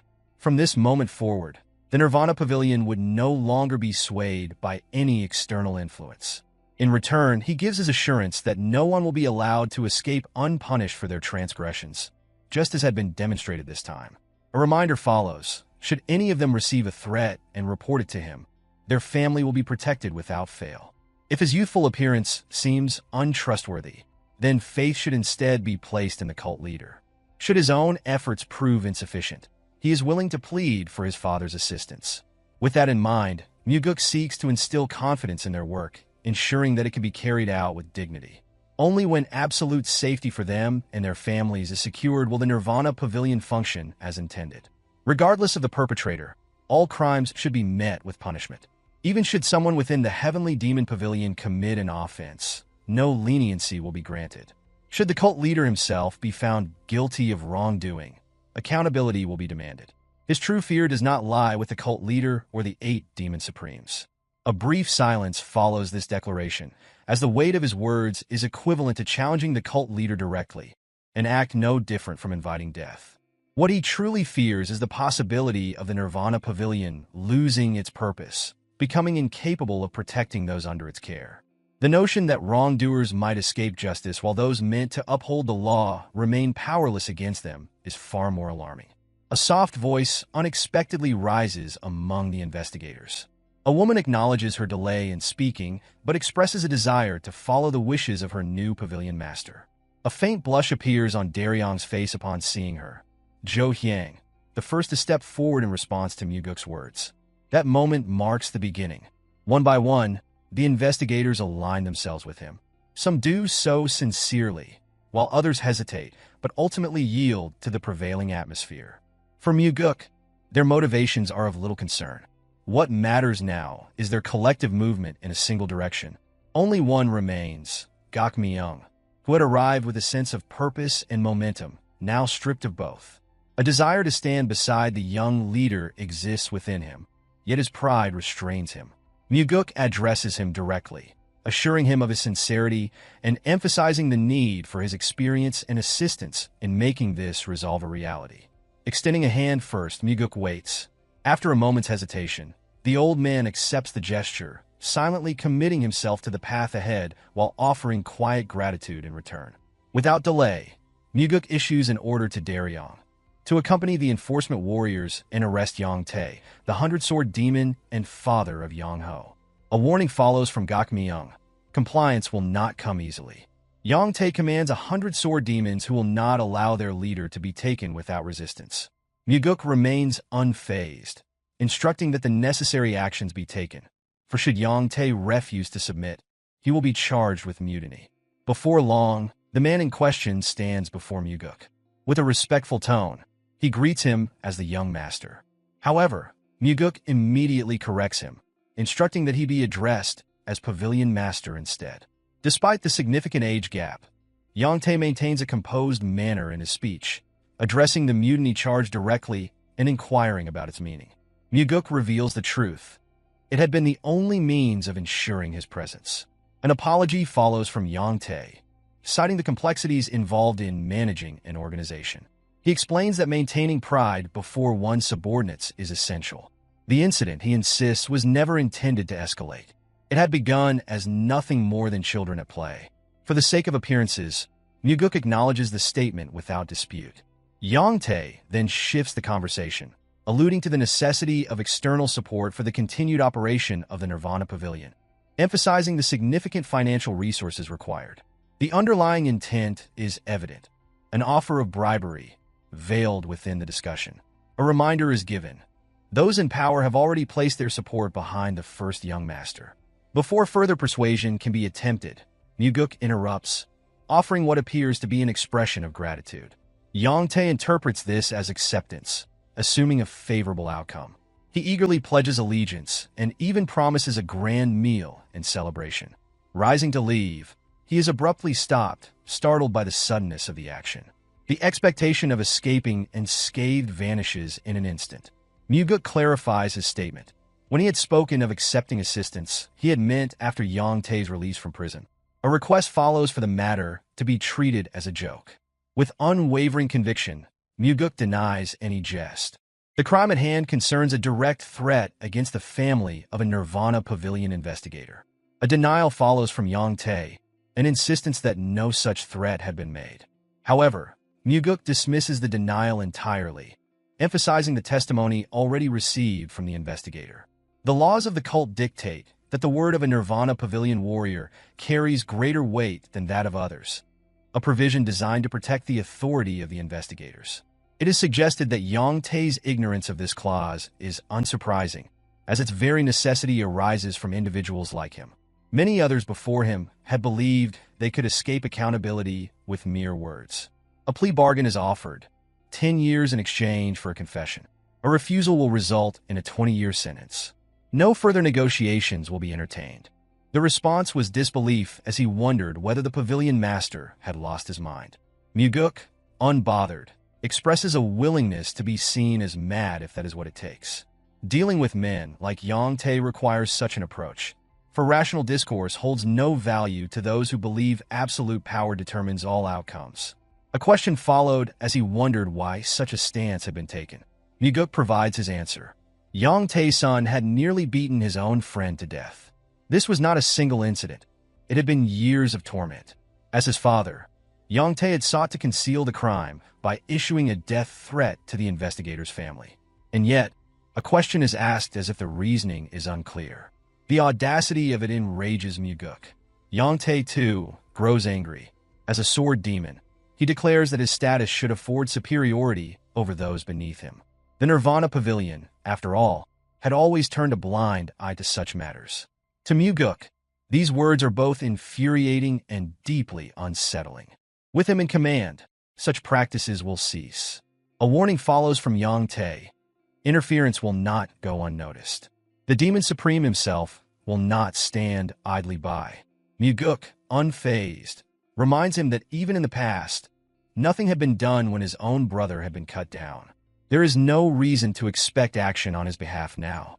Fury overtakes Yang-tae, a fist slamming against the table. A provocation follows from Mugeuk, questioning whether another threat will be made against his family.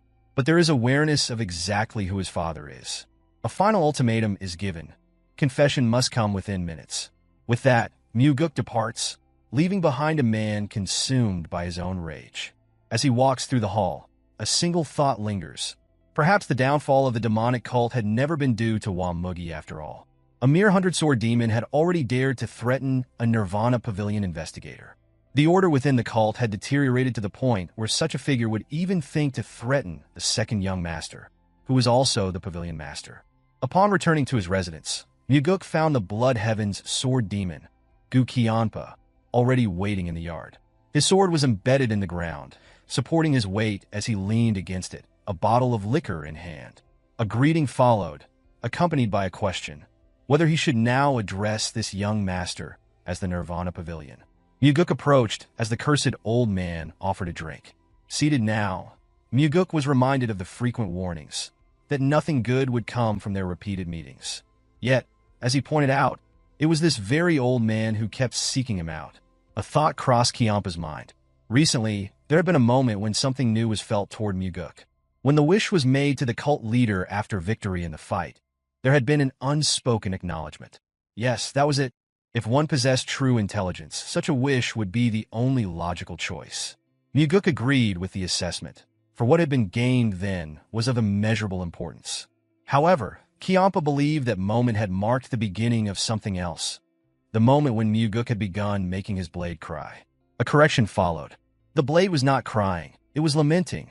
Poison had been used by one disciple against him in combat, while another had arrived only to shame a subordinate. A brother had manipulated the demonic army for personal gain. A subordinate had threatened to kill an investigator's family. Of course, the blade would lament, for those surrounding it failed to meet its expectations. Cheonma silently acknowledged the skill behind such words, though he found them incorrect.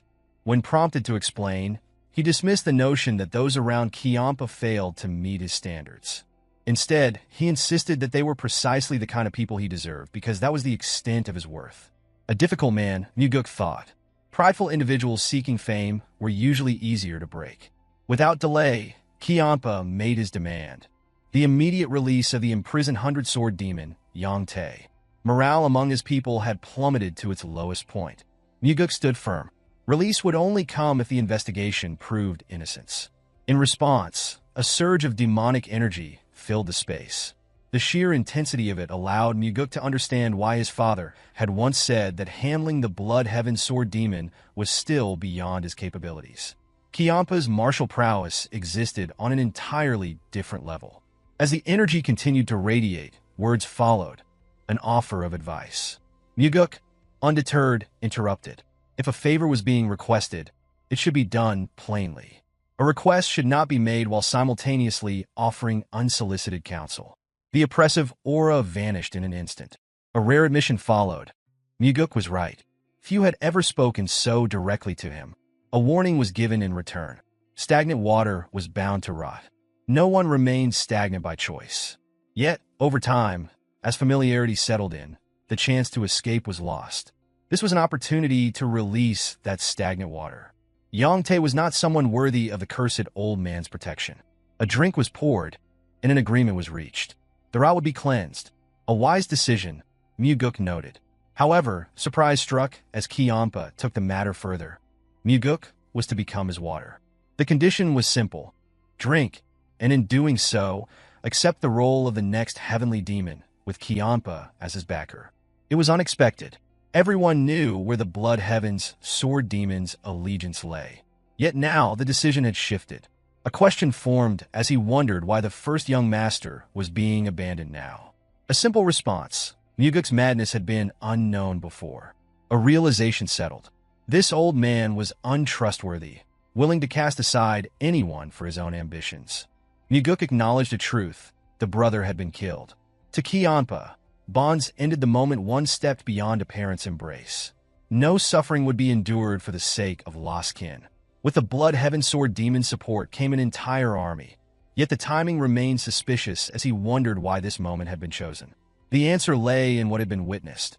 A relentless force that bulldozed through everything, fearless and unyielding. Had he been younger, Mugeuk might have been taken in by the flattery, blindly trusting the old man's words. But experience had already taught the dangers of such tricks. The offer was nothing more than a carefully disguised ploy. The glass was set down. Gratitude was expressed for the high regard, but duty called. Mugeuk had no intention of abandoning his responsibilities as Nirvana Pavilion Master. A father's disappointment would follow if work was neglected in favor of political maneuvering. Another challenge followed as he wondered whether, if the cult leader intended to keep him in his current position indefinitely, he would truly be content to remain there, stagnating forever. There was only one path to become the heir or not. Collaboration would only draw the cult leader's attention further. The reasoning was sound, but a crucial detail had been overlooked. Mugeuk was not the only one seeking to restore order within the cult. His father shared the same objective. A decision would require time. The drink would be taken only once that choice was made. Cheonma rose, retrieving the immortal blade from where it had been embedded in the ground. Without hesitation, the blade was swung at full force toward the second young master. No attempt was made to evade. The black sword at Mugeuk's waist was drawn, clashing against the attack. The resulting impact sent a resounding explosion of metal through the air. From behind the crossed blades, a demand was made. An answer would be given by tomorrow. A bead of sweat formed on Mugeuk's face. 5 days would be needed. The brief but intense confrontation ended. Cheonma accepted the counteroffer. 3 days. No response was awaited. In an instant, he soared into the sky, vanishing beyond the walls. As the sword returned to its scabbard, Mugeuk rotated his wrist. Pain shot through his arm. The old man was cursed indeed. Blocking that strike had been agony. The following day, Mugeuk observed the enforcement warriors undergoing training from a hill overlooking the grounds. Jang Ho's methods were ruthless, a regimen that involved the tearing of flesh and the breaking of bones. Yet, the warriors endured, gritting their teeth as they pressed forward. This, Jang Ho declared, was the true nature of demonic army training. A resounding cry followed. Loyalty could not be placed in a wife, a child, or a friend, for all could betray. Only the sweat shed in training would remain steadfast. Daryong chuckled at the remark, well aware that Jang Ho had never once mentioned having a wife or child. Mugeuk acknowledged the humor, but the conversation quickly shifted as Daryong inquired about the unprecedented apology statement issued by the Southern Blade House. A knowing smile formed on Mugeuk's face as he suggested that if curiosity persisted, Daryong should ask them directly. Panic flashed across Daryong's expression as he protested against the idea, fearing that such an action would result in broken legs. Mugeuk dismissed the concern, stating that even if Daryong were to dance in the Southern Blade House's training grounds, he would walk away unscathed. The reason was simple. The cursed old man had chosen to support him and had begun severing the stagnant influences they had previously discussed. Without further delay, Mugeuk issued an order. Yang Tae and his son were to be imprisoned in a location where outside contact would be nearly impossible. Full accountability for their actions would be enforced. A thought lingered. Had interference not occurred, they would have continued living as they pleased while victims such as Guak, Su suffered in silence. And if there was one, then surely there had been others before, and there would have been many more to follow. This could not be allowed. Those who sought to wreak havoc would be stopped. The following day, a new branch of the Nirvana Pavilion officially opened within the demonic village. Chunbei, a bar owner, observed as necessary furnishings were placed inside, and a signboard was mounted. A question formed as he wondered why a branch had been established in such a location. Mugeuk offered a simple explanation. Should any cult warrior abuse their authority, reports were to be made there. Another question followed as he wondered what the people had done in the past when such abuses had occurred. The inquiry seemed absurd. The expressions of those gathered revealed an unspoken truth. They had endured in silence. Even those who knew such matters should be reported had been unable to do so. The process required multiple identity verifications, making it near impossible to complete. A firm declaration followed. Any issue involving the cult's warriors could now be reported directly to the Nirvana Pavilion branch. Furthermore, any attempt to retaliate against those who submitted reports would result in execution. The bar owner was taken aback, startled by the realization that the second young master had truly established this branch for the people's sake. A bow of gratitude followed, along with a promise to ensure that the message spread. A pleased smile formed on Mugeuk's face. This was the beginning. With the Nirvana Pavilion at the center, protection would extend to the villagers, low-ranking warriors, and all those who suffered injustice simply for lacking power. Through this, a fundamental principle would be taught. Every life held equal worth. And with this principle, Mugeuk intended to move forward. That night, upon stepping into the yard, Mugeuk found the old man waiting. The promised decision was due. Seated now, Mugeuk listened as Cheonma questioned whether the drink would finally be accepted. Though his expression remained unreadable, the old man's heart brimmed with satisfaction as he poured the liquor. An expectation followed. Mugeuk was to drink. The glass remained untouched. The tension thickened as their gazes met. Silence stretched until Mugeuk broke it with a single statement, a request for snacks. An inquiry followed as he wondered what kind of snack was desired. Within the strained atmosphere, an answer came: the demonic army. A request was made, respectfully yet boldly, for the Blood Heaven Sword Demon to feed the demonic army into his grasp. The demand was met with incredulity. As if dealing with a spoiled child, Cheonma stated that such things did not work that way. Mugeuk remained undeterred, reasoning that having snacks with a drink was perfectly normal. A sigh of exasperation followed, a finger pressed against a throbbing temple. 3 days had been spent awaiting this decision. Frustration reached its peak, and finally, anger erupted. The audacity of the request was declared absurd. The Annihilation Blade was torn from the ground, a proclamation made, to simply sever Mugeuk's head and present it to the Heavenly Demon Pavilion instead. In a fit of rage, the blade swung, sending a sharp arc of energy hurtling forward. There was no true intent to kill, but the attack was fueled by impulse and irritation. With a swift reaction, Mugeuk raised his sword in defense. The clash of metal sent a resounding shockwave through the air. Observing the reaction, Cheonma noted the skillful use of inner energy. Considerable demonic energy had been imbued into the strike, yet Mugeuk had blocked it with apparent ease. Without hesitation, the Blood Heaven Sword Demon struck again, this time faster and with greater force. A realization emerged. It would not be so simple to take this young master's head. A second collision followed as Mugeuk met the vertical strike of the Annihilation Blade with his pitch-black sword. The impact sent another deafening explosion through the air. A masterful sword technique had been executed in defense against a powerful assault. The impact sent a shockwave rippling through the air, obliterating the surroundings. The Blood Heaven Sword Demon, appearing exhilarated, pressed forward, his excitement growing at the prospect of ending Mugeuk's life. As their blades clashed, an overwhelming surge of energy erupted, flinging Mugeuk backward while the old swordsman stood his ground. Recovering quickly, Mugeuk steadied himself, but the Blood Heaven Sword Demon had already taken notice. His opponent's sword was shaking. A smirk formed on the old man's face as he acknowledged the thrill of the battle. His energy flared as he assumed another stance, preparing for the next strike. Frustration flickered in Mugeuk's eyes. Clenching his teeth, he considered using the 4 strides of the Wind God technique against his formidable opponent. Curiosity gnawed at him as he wondered whether Cheonma had the ability to counter the death step. However, the technique remained beyond his full mastery. The realization settled in. Engaging in such a high-risk confrontation without sufficient inner energy would be reckless. With a defiant shout, he demanded that Cheonma hand over control of the demonic army. The Blood Heaven Sword Demon, unfazed, inquired about Mugeuk's choice for demonic commander. There was no expectation that Mugeuk would assume the role himself, given his position as the Nirvana Pavilion Master. In response, Mugeuk declared his choice: Jang Ho, the 3rd Corps Captain. A pointed reminder followed. The Blood Heaven Sword Demon cautioned him, emphasizing that Jang Ho belonged to his faction, and warned of the dangers of overstepping. Mugeuk, unfazed, countered with a sharp remark. It was not greed, but an intentional pursuit of chaos that drove his actions. He reminded the old man that their collaboration had been his suggestion in the first place. A path walked only by madmen could never be ordinary. For a brief moment, there was visible shock on the old swordsman's face. Being called a lunatic struck a chord. Mugeuk, unwavering, pressed further, questioning whether it had been madness to seek an alliance in the first place. The words seemed to resonate in a way Mugeuk did not fully understand.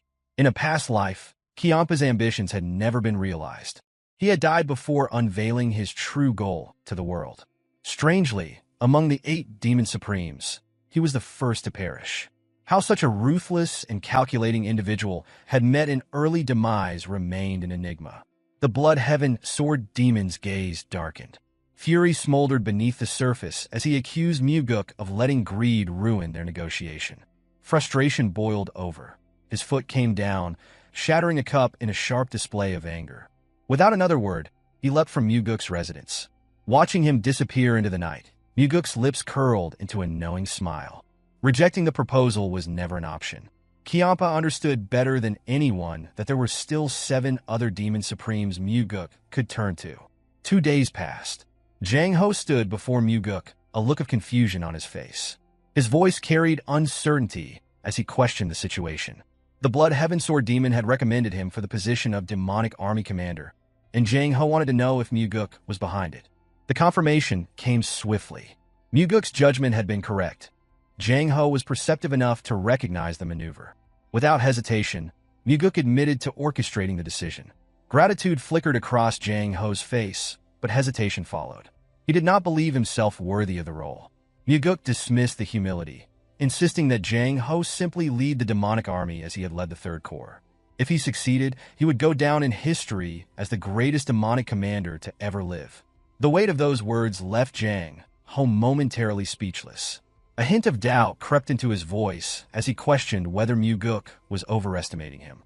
Mugeuk acknowledged the possibility, reminding him that other candidates remained under consideration. Nothing had been finalized and the situation could still change. Jang Ho accepted this explanation, though he remained unsettled. However, despite what was said, Mugeuk had already set his plans in motion. He intended to ensure Jang Ho became the next demonic army commander. The scene shifted. Shock flickered across Mugeuk's face as he stood before his father. The heavenly demon's appearance was unusual. His long hair fell loosely, and his robe was adorned with floral patterns. It was an unfamiliar sight, one that left Mugeuk uncertain of how to react. After a moment, he inquired whether this was a new garment. The response was unexpected. The heavenly demon explained that it was merely his sleepwear. For a brief moment, Mugeuk was at a loss for words. His father, unfazed, asked why he had come at such a late hour. Surprise flickered in Mugeuk's expression as he corrected him. The time was still early evening. A smirk threatened to break through as he pointed out that his father's early bedtime was supposed to be a closely guarded secret. Mugeuk stated that if the Murim Alliance discovered the exact time the heavenly demon went to sleep, they could use it as a vulnerability against him. Despite this, the cult leader remained focused, urging his son to explain the purpose of his visit. Without hesitation, Mugeuk revealed his intentions. He planned to use the Blood Heaven Sword Demon as one of his swords.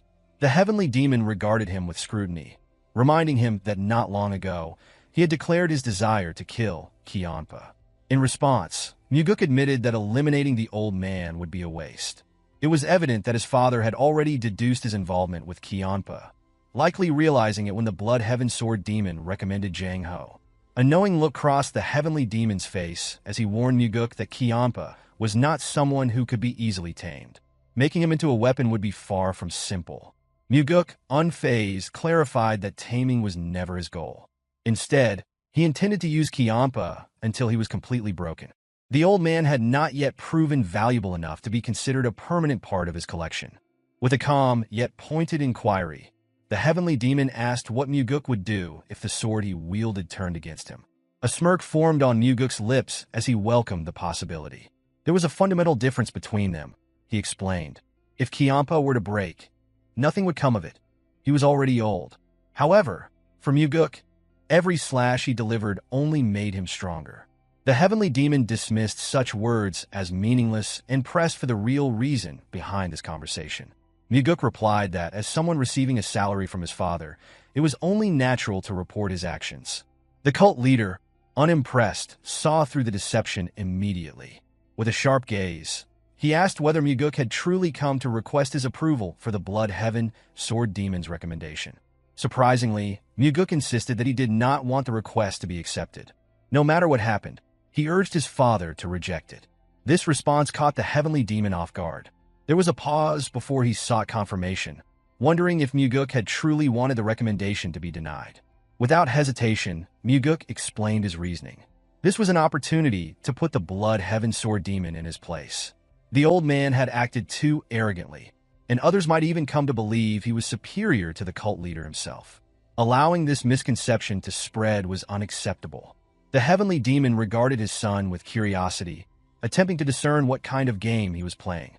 Rejecting Cheonma's request meant losing a valuable chance to secure the demonic army. It seemed unthinkable that Mugeuk would pass on such an advantage merely to prove a point. Certain that his son was withholding the truth, he demanded to know his real intentions. Mugeuk, unsurprised by his father's perceptiveness, responded with an amused expression. There was, in fact, something to be gained from the Blood Heaven Sword Demon, and for that to happen, the old man had to face a setback. The Heavenly Demon then posed a direct question, questioning whether this goal had truly been more important than acquiring the demonic army. Mugeuk, still smiling, confirmed that it was. He had no doubts that he would obtain the demonic army regardless. Everything he desired would eventually fall into his hands. The Heavenly Demon found his son's confidence impenetrable. With a dismissive turn, he advised him not to be ridiculous. To Mugeuk, however, nothing in that moment seemed more absurd than his father's floral-patterned pajamas. The scene shifted to a conversation between the Blood Heaven Sword Demon and the Heavenly Demon. Cheonma acknowledged Mugeuk's recent rise within the cult, his voice carrying an air of calculated observation. The Heavenly Demon, unaffected by the remark, reminded him that it was only due to his own permission that Mugeuk had been able to distinguish himself in the first place. In a rare show of deference, Cheonma bowed his head and offered gratitude. He admitted that it was only recently that he had come to understand Mugeuk's true potential. However, the cult leader remained unconvinced. In his view, Mugeuk was still immature. Cheonma found this assessment peculiar. With a measured tone, he expressed his desire to guide Mugeuk to even greater heights. The Heavenly Demon regarded this as an unusual proposition, yet he recognized the opportunity it presented. With little resistance, he permitted Cheonma to proceed as he wished. Cheonma wasted no time. Bowing once more before making an additional request, he sought the Heavenly Demon's assistance in ensuring that his chosen candidate for demonic army commander would secure the position. The cult leader immediately recalled Mugeuk's earlier plea to deny Cheonma's recommendation at all costs. Weighing both requests, he informed the Blood Heaven Sword Demon that granting such a favor would be difficult. Cheonma then revealed a critical piece of information. Mugeuk himself was vying for the position. The Heavenly Demon, considering this, acknowledged that he had already done much to support his second son. However, the feelings of his firstborn needed to be taken into account as well. Cheonma, showing understanding, reflected on a lesson learned from his years training disciples. He had often been criticized for failing to commit fully to a single candidate. True support, he believed, required unwavering loyalty to one individual. The Heavenly Demon, unmoved, dismissed such concerns. With a cold, unyielding stare, he declared that unlike Cheonma, he did not concern himself with the opinions of others. Rather than tolerating criticism, he simply eliminated anyone who dared to voice it. The Blood Heaven Sword Demon found himself at a loss for words.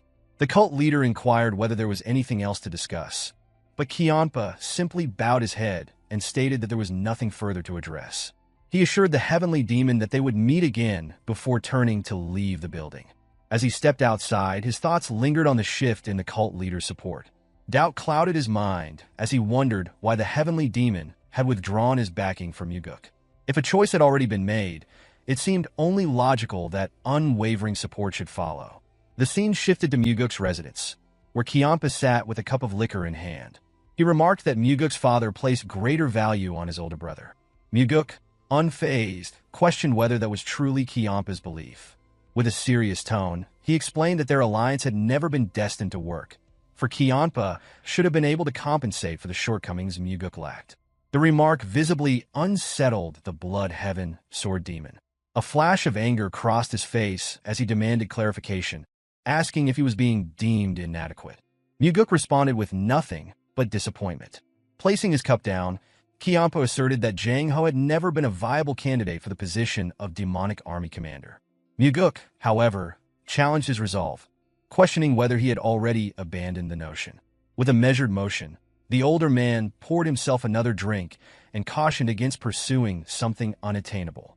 Mugeuk dismissed the advice, pointing out that Cheonma spoke with authority despite having failed to accomplish even a single task for him. The pouring of the liquor ceased as Cheonma's grip tightened around the bottle. His expression darkened as he demanded that Mugeuk repeat himself. Without hesitation, Mugeuk reminded him of the promise made to support him and act as his backer. The Blood Heaven Sword Demon countered, insisting that it was Mugeuk who had persistently urged him, like a stubborn child, to accomplish something impossible. In response, Mugeuk argued that if the task was unattainable, the proposal should have been rejected from the start. He accused Cheonma of making a mistake by recommending Jang Ho for the position in the first place. Cheonma found himself unable to formulate a response. Mugeuk drew his sword from his hip, using the sheath to carve a line in the dirt before them. He reminded the older man of a similar line drawn in the past, a representation of the heavenly demon's regard for them. At that time, a mere fraction of the line had belonged to Mugeuk, while the majority had been reserved for another. Now, however, a second line was etched into the earth, this time with Cheonma on the smaller side. A quiet understanding passed between them as the Blood Heaven Sword Demon found himself unable to refute the implied message. Mugeuk's lips curled into a knowing smile. He recognized the silence for what it was: acknowledgement. If their roles had been reversed, he claimed, Jang Ho would have secured the position no matter what. Cheonma's response was swift and unwavering. He challenged Mugeuk to prove it. The unexpected provocation left Mugeuk momentarily stunned.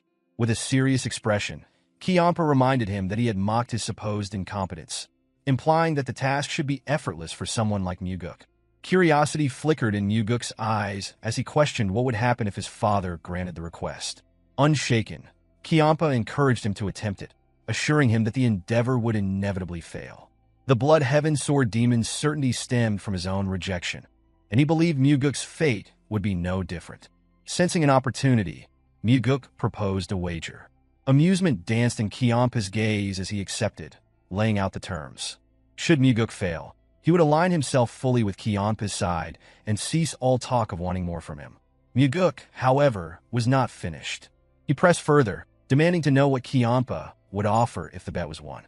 The older man's eyes narrowed as he issued a simple promise. He would comply with whatever was asked of him.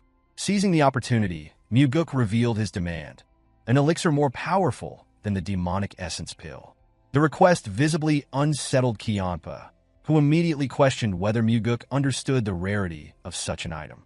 With unwavering confidence, Mugeuk assured him that he was well aware. He reminded Cheonma that their fortunes were tied together, for as Mugeuk grew stronger, so too would his supporter. The weight of Mugeuk's argument settled over Cheonma. He knew the younger man was correct. The request was not without reason.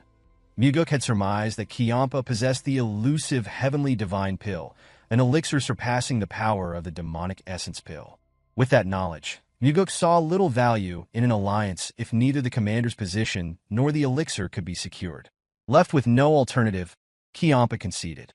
He agreed to the terms, promising to hand over the elixir should Mugeuk succeed in securing Jang Ho's promotion. With the agreement sealed, Mugeuk raised his sword, demanding a final vow. Cheonma responded by striking his massive weapon against Mugeuk's own, solidifying the promise in a show of unwavering commitment. Without another word, he turned and leaped from Mugeuk's residence, leaving the wager hanging between them. Mugeuk understood that consuming the heavenly divine pill in addition to the demonic essence pill would ensure that energy would never be a limiting factor in any confrontation with the Demon Supremes. Fortunately, a perfect strategy had already formed in his mind. In the following scene, Mugeuk sought an audience with the chief advisor, Myung. Without hesitation, he inquired about the probability of Jang Ho securing the position of demonic army commander. He insisted that the advisor be completely honest. Myung, after a brief moment of contemplation, stated that the chances were below 10%. Finding this response peculiar, Mugeuk reminded him that the Blood Heaven Sword Demon had personally recommended Jang Ho. However, Myung revealed that the cult leader had rejected the recommendation outright. He further explained that the heavenly demon was not the kind of ruler who would reverse a decision unless provided with a compelling reason. Mugeuk acknowledged this, demonstrating his understanding of his father's unwavering nature. He then pondered another question, considering what would happen if a second Demon Supreme had recommended Jang Ho. Myung found the remark unusual, repeating it back to Mugeuk with a faint smile. A particular Demon Supreme came to Mugeuk's mind, a woman clad in blue robes. The scene transitioned to Myung seated at his desk, reviewing several documents. He recalled Mugeuk's words regarding the influence of two Demon Supremes endorsing the same candidate. Contemplating this, he admitted that such an occurrence was unprecedented. However, if it were to happen, it would provide the cult leader with the justification needed to reconsider his stance. With evident curiosity, Myung asked whether this was a realistic possibility. In response, Mugeuk merely smiled and assured him that he intended to give it a try. He remarked that, at times, it was easier to fight 2 tigers than one. A lingering sense of unease settled over Mugeuk, who silently hoped that the second tiger in question was not the Sword Supreme. The scene shifted once again, this time introducing a martial artist from the Northern Heaven Sword clan. The man, Bae Jongtak, stood before Mugeuk clad in blue garments. His face betrayed his distress. He had been accused of rape. Desperate to clear his name, he insisted that the servant was attempting to frame him. He pleaded for the opportunity to confront his accuser. Mugeuk, calm and composed, asked the man to explain why he believed the servant would fabricate such a claim. Jongtak speculated that someone might have coerced the girl into making the accusation, or that he had unknowingly offended her in some way. He maintained his innocence, swearing that he had never forced himself on her. Observing him intently, Mugeuk agreed to allow him to face the girl. Calling out to Daryong, who stood outside the door, Mugeuk signaled for him to bring the girl in. The moment she entered, Jongtak sprang to his feet, immediately demanding to know why she was lying. Mugeuk, his voice steady, ordered him to remain silent. If he shouted again, the girl would be dismissed without a word. Instantly, Jongtak clamped his mouth shut. Turning to the servant, Mugeuk asked if Jongtak had indeed violated her. With a slight nod, she confirmed the accusation. The accused, his voice rising in desperation, called her a liar and insisted that her trembling was due to fear of exposure. However, Mugeuk countered that she was simply afraid. Jongtak, disbelief evident in his expression, questioned whether Mugeuk truly believed the girl's words. Without another word, Mugeuk gestured to Daryong, who immediately understood the command. Moments later, 2 additional young women were ushered into the room.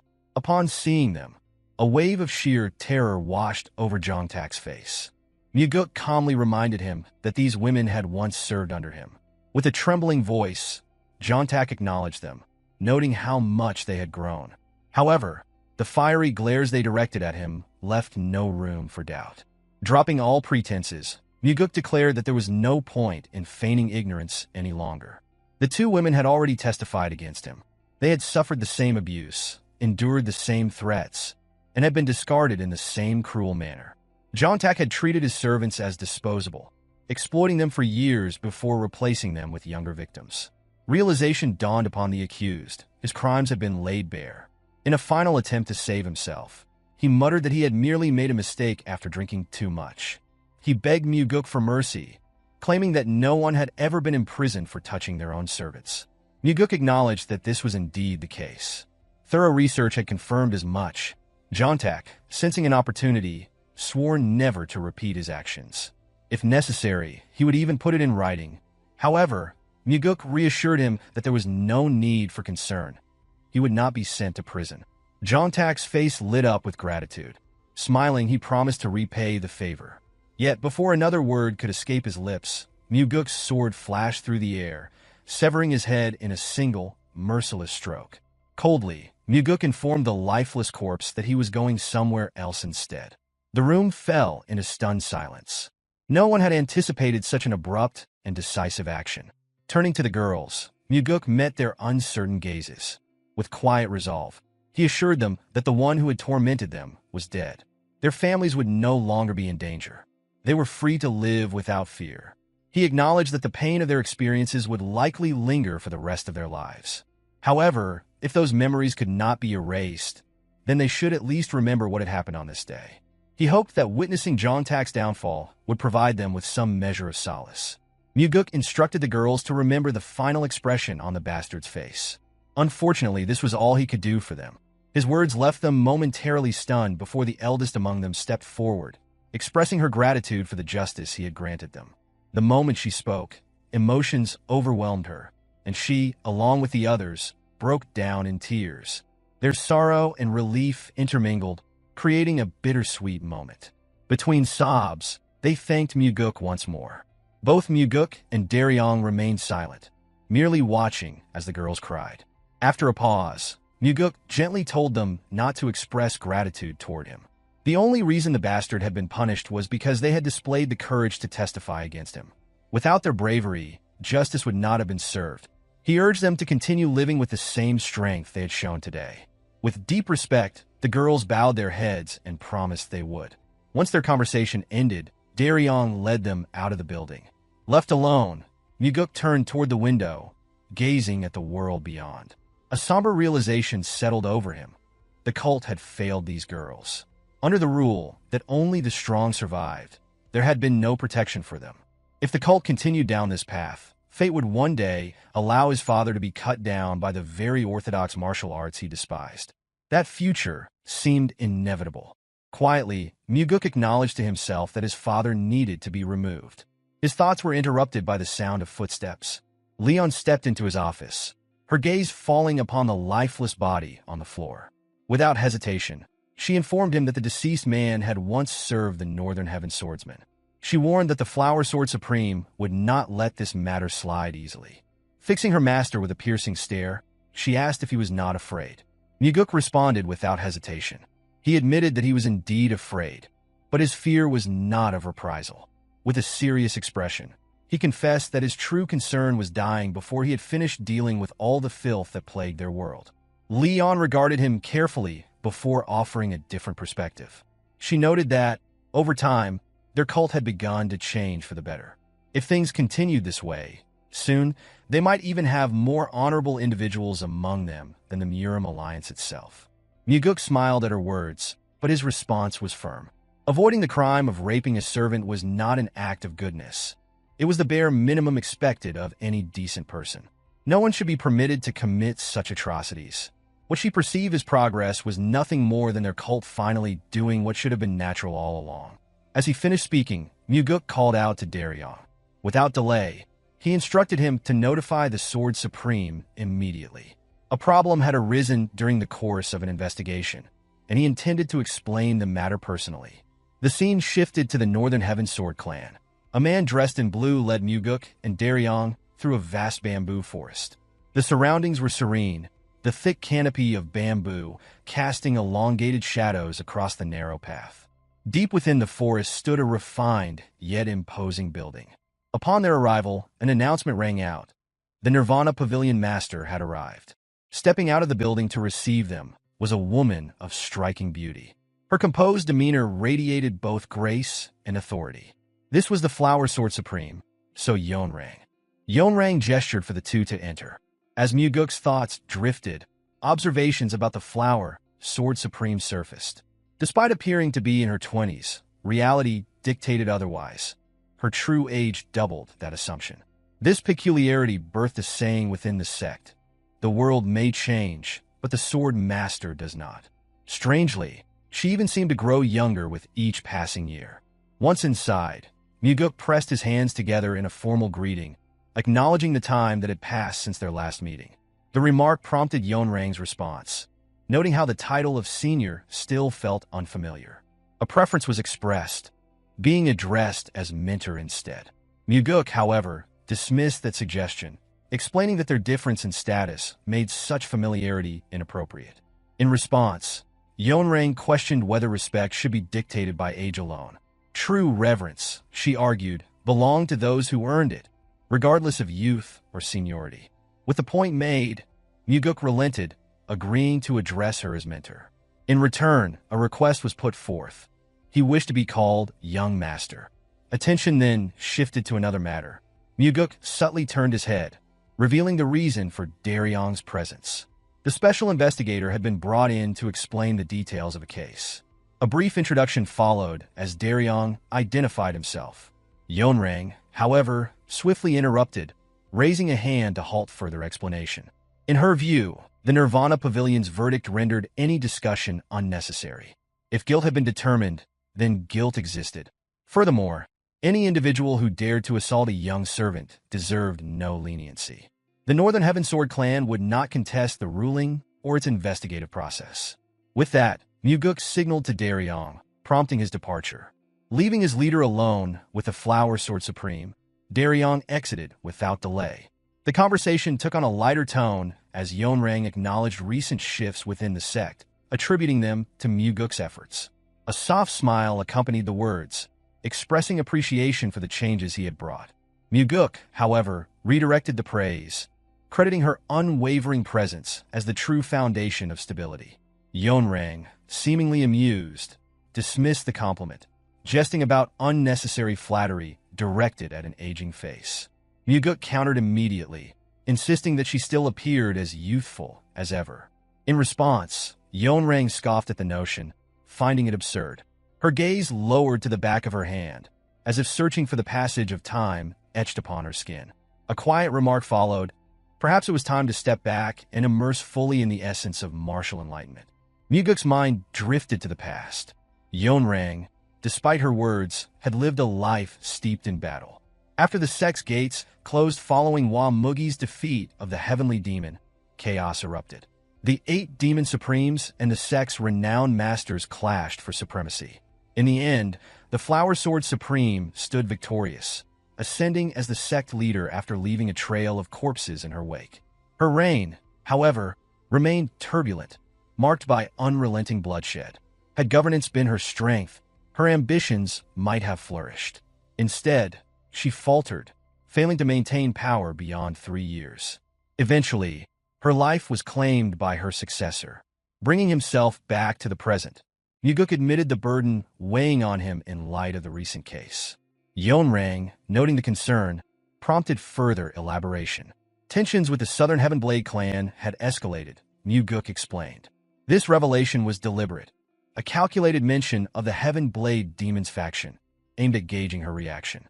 Among the 8 Demon Supremes, Blood Heaven Sword Demon and the Flower Sword Supreme shared a particularly strained relationship. Consequently, the forces they commanded, the Sword Demon and the 100 Sword Demon, remained at constant odds. Mugeuk continued, revealing the pressure exerted by Blood Heaven Sword Demon, followed by the growing conflict with the Southern Heavenblade clan. Yeonrang, however, dismissed any comparison between herself and the Elder, making a clear distinction. Mugeuk immediately agreed, reaffirming her uniqueness without hesitation. The shift in conversation led to an inquiry. Yeonrang referenced a matter concerning Jang Ho, a recommendation made by Blood Heaven Sword Demon for the position of Demonic Army Commander. Seeking clarification, she pressed for details. Mugeuk confirmed that Jang Ho possessed both capability and loyalty. More importantly, Jang Ho served under his own command. The answer piqued Yeonrang's curiosity further, prompting her to question how the Elder had been convinced to act against expectations. A brief explanation followed. The Elder's pride had been leveraged. Mugeuk had reasoned that a Demon Supreme should prioritize the sect's welfare over personal affiliations or political maneuvering. Yeonrang, unconvinced, pointed out that such an argument alone would not sway someone like Blood Heaven Sword Demon. Mugeuk speculated that the Elder's motivation stemmed from a personal desire not to be outmaneuvered. Yeonrang listened closely, offering no immediate response. Further elaboration continued. Even with the Elder's endorsement, an obstacle remained. A second Demon Supreme support was necessary, yet none had stepped forward to provide it. Yeonrang, seemingly deep in thought, considered the reason behind his belief that no one else had volunteered. Mugeuk hesitated, responding with uncertainty. Yeonrang clarified her meaning. Uncertainty remained over whether he genuinely believed that the Blood Heaven Sword Demon was the only Supreme who cared for the sect. Mugeuk attempted a response, but faltered. Before he could justify his stance, Yeonrang voiced the true purpose of his visit. By challenging her pride, it became evident that his intent had likely been to secure her recommendation alongside that of the Blood Heaven Sword Demon. A quiet acknowledgement escaped Mugeuk. His thoughts deepened. Now was the time for honesty. When schemes and truths intertwined so seamlessly that the foundation of a plan became indiscernible, that was when a strategy truly flourished. A moment of silence stretched between them. Mugeuk pondered whether she had discerned his intentions from the start. Yeonrang, however, offered no immediate reply. The weight of the situation settled. Mugeuk considered the doubts she might harbor. The reasoning behind the Elder's choice to abandon a brother in order to place trust in him remained uncertain. The thought lingered. Breaking the silence, Yeonrang voiced an understanding. At last, the reasoning behind the sect leader's decision became clear. The appointment of this young master to the Nirvana Pavilion made sense. Mugeuk, caught off guard, reacted with a single word of surprise. Yeonrang turned briefly, striding toward Mugeuk with a swift, elegant step. In an instant, she appeared directly in front of him. The sudden movement caught him off guard, and his eyes widened in surprise as he struggled to grasp her intent. The proximity between them was so close that, for a fleeting moment, it seemed as though she might kiss him. Yet, she halted. A quiet murmur escaped her lips, noting how this young master had a peculiar way of stirring emotions. A gentle smile accompanied the words before she abruptly turned away. Without hesitation, she declared her decision. Jang Ho would receive her recommendation as well. Mugeuk's response came quickly, laced with disbelief. The confirmation prompted Yeonrang to walk away, but not without offering a final remark. The choice, she explained, was not merely for his benefit. Rather, it served as proof that Blood Heaven Sword Demon was not the only demon supreme who prioritized the sect's well-being. As she spoke, she turned her head back momentarily before continuing forward. Mugeuk clasped his hands together in acceptance, acknowledging the favor. His thoughts deepened as he departed from the Northern Heaven Sword. The outcome had been somewhat expected. If he was indeed perceived as a potential successor, and if Blood Heaven Sword Demon had recognized that possibility before anyone else, then Yeonrang's decision made perfect sense. She would never allow the Elder to have complete influence over him. Her disdain for that old man ran too deep. She detested him to such an extent that she wouldn't even spare him discarded refuse from the roadside. Her hatred was absolute. A testament to this was the first act she carried out upon becoming sect leader, eliminating Blood Heaven Sword Demon. Meanwhile, within the Heavenly Demon Pavilion, Myung observed the unfolding situation and addressed Cheonma. The development had been unexpected. The young master had chosen to involve the Sword Elder. Cheonma, seated in his place, voiced his thoughts aloud. The move had clearly been a calculated one, exploiting the deep-seated discord between Yeonrang and Blood Heaven Sword Demon. Attention then settled on Jang Ho, prompting an underlying uncertainty regarding his suitability for the role of Demon Supreme. Myung responded without hesitation. Jang Ho's martial abilities were exceptional. However, his political influence remained weak. The young master had been shrewd in selecting someone like Jang Ho. Cheonma contemplated this further. It was unlikely that Jang Ho had been the young master's choice from the beginning. Emotion must have played a role. Despite outward appearances, the boy was more sentimental than he seemed. Myung, the chief advisor, murmured in response, recognizing both the strength and the vulnerability in such a trait. Cheonma, however, dismissed the sentiment entirely. From his perspective, such emotional inclinations were solely a weakness. With the discussion settled, Myung sought clarity on the next step regarding the Demon Supreme appointment. Cheonma considered the matter carefully before deciding aloud. If both Yeonrang and Blood Heaven Sword Demon had issued recommendations, rejecting the nomination would be impossible. For the sake of their standing, Jang Ho would be appointed Demonic Army Commander. Only after reaching his decision did he formally announce it, declaring that Jang Ho would ascend as one of the 8 Demon Supremes. His voice carried the weight of command. Myung acknowledged the ruling with a slight bow, clasping his hands together in formal deference before preparing to act upon the order. Mugeuk watched as Jang Ho stood there, clearly struggling to find the right words to express his gratitude. Jang Ho had spoken earlier, unsure of how he could ever repay the favor. Mugeuk's gaze turned toward the yard, and he responded with a matter-of-fact tone, explaining that Jang Ho probably wouldn't be able to repay it. He went on, elaborating on the reasons behind his decision to appoint Jang Ho as the Demon Supreme. The first reason, Mugeuk explained, was that he believed Jang Ho was the most suitable candidate for the position, not for his own sake, nor Jang Ho's, but for the demonic army and the main sect. Jang Ho, still processing this, asked what the second reason was. Mugeuk then told him that the second reason was his hope that the demonic army would become his strength, although this created a paradox. He explained that while the first and second reasons seemed contradictory, Jang Ho's upright nature would make maintaining personal relationships difficult. Mugeuk added that he had no intention of forcing friendship on him, so Jang Ho needn't worry. Jang Ho then surprised Mugeuk by revealing something unexpected. He said he abandoned the organization for the sake of personal reason, which caught Mugeuk off guard. Jang Ho reminded him of their first meeting, when he had submitted a report regarding his friend's death, driven by a desire for revenge. He went on to say that, despite being an emotional person who valued relationships above all else, he wanted to be loyal to Mugeuk. However, he clarified that he already considered himself loyal to Mugeuk, and while he would also be loyal to the sect and work for the demonic army, Yet his greatest loyalty lay with Mugeuk. Mugeuk knew Jang Ho was speaking the truth. If it hadn't been for his intervention, Jang Ho would have died in that incident. He realized he had gained a far more reliable subordinate than he had initially expected. Mugeuk smiled, acknowledging the bond between them. He looked forward to working with him, and Jang Ho affirmed the feeling, clasping his hands in acknowledgement. Later that evening, just as always, Cheonma waited in Mugeuk's yard, standing tall like a silent guardian statue. Mugeuk chuckled at the sight of the old man, noting that his presence seemed like a protective force. Cheonma, not one to miss a chance to tease, shot back, asking if Mugeuk was calling him a blockhead. Mugeuk denied it quickly, assuring him that wasn't the case. The conversation shifted when Cheonma congratulated Mugeuk on making Jang Ho the Demon Supreme, and Mugeuk thanked him in return. As Mugeuk pondered the situation, he noted to himself how surprisingly calm Cheonma had been about involving the Flower Sword Supreme.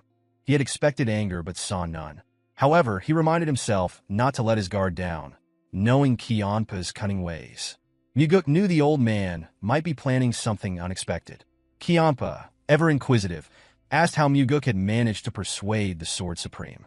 Mugeuk, with a teasing glint in his eye, made a light-hearted promise to tell him honestly, if Cheonma promised not to get angry. Cheonma, half suspicious but intrigued, agreed. Mugeuk then revealed that he had provoked her pride by stating that Cheonma was the true Demon Supreme, using Cheonma as a pawn in the process. Cheonma, with a knowing smile, retorted that Mugeuk had clearly been tricked by the Sword Supreme, who would undoubtedly try to play tricks on him. The conversation grew serious as Cheonma warned Mugeuk not to underestimate her, predicting she would stop him from meeting Cheonma, using the excuse and notion to be helping him. When Cheonma asked Mugeuk what he would do if this came to pass, Mugeuk, without hesitation, declared that for him, Cheonma came first, no matter what. Cheonma's face softened at the loyalty, but he quickly turned the conversation back to strategy. As they spoke, Cheonma pulled out a small black box adorned with golden lines. Mugeuk took it, curious about its contents. Cheonma casually stated that a promise was a promise, but there was more to it than his laid-back tone suggested. When Mugeuk opened the box, his eyes widened in surprise at what lay inside. A marble of medicine, faintly glowing with a blue light that emitted an almost otherworldly energy. Cheonma didn't need to say more. The moment Mugeuk laid eyes on the item, he recognized it instantly, the heavenly divine pill. It was a treasure Cheonma had kept for years, refusing to take it himself, patiently saving it for the right moment. Mugeuk hesitated for a brief moment, then asked, almost teasingly, if Cheonma was truly going to part with it. The question seemed to hit a nerve, and Cheonma's anger flared. His voice sharpened as he threatened to take the pill back, his frustration evident. Mugeuk, half amused by Cheonma's sudden temper, quickly reassured him, making it clear that he wasn't about to let him back out now. Cheonma's actions were not lost on Mugeuk. After a moment, the old man took a seat, planting his broadsword in the ground in front of him, as though preparing for a final stand. Then, with grim determination, Cheonma pledged his loyalty, declaring that he would bet the rest of his life on Mugeuk. His words were solemn, but the resolve in his voice was undeniable. Mugeuk, reflecting on the past, realized the full significance of Cheonma's loyalty. When he had first encountered the Blood Heaven Sword Demon, he had believed that this old man was a liability. Now, Cheonma's willingness to support him meant everything. Mugeuk silently vowed to treasure that loyalty. Mugeuk clasped his hands in gratitude, silently thanking Cheonma for his trust. Cheonma, however, did not respond with words. Instead, he offered a silent nod, his actions speaking far louder than anything he could have said.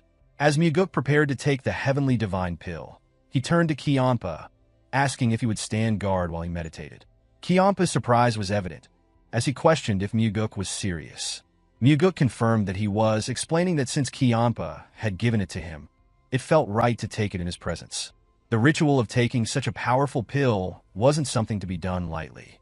It held symbolic meaning, signifying trust between a martial artist and their guardian.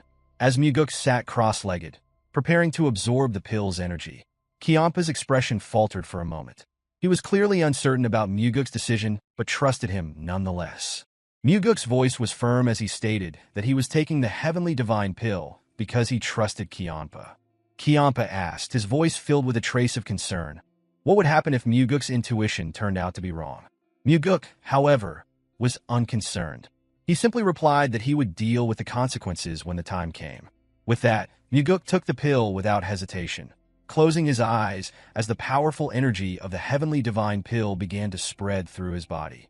As the energy rushed through his blood vessels, strengthening and opening their passages, Mugeuk focused on absorbing the energy completely, channeling it into his inner reserves. The process was intense, but he had to make sure the energy melded perfectly with his own to achieve its full potential. After several elaborate rotations of his inner energy, Mugeuk finally succeeded in capturing the magical energy of the heavenly divine pill within his meridian. The transformation was palpable.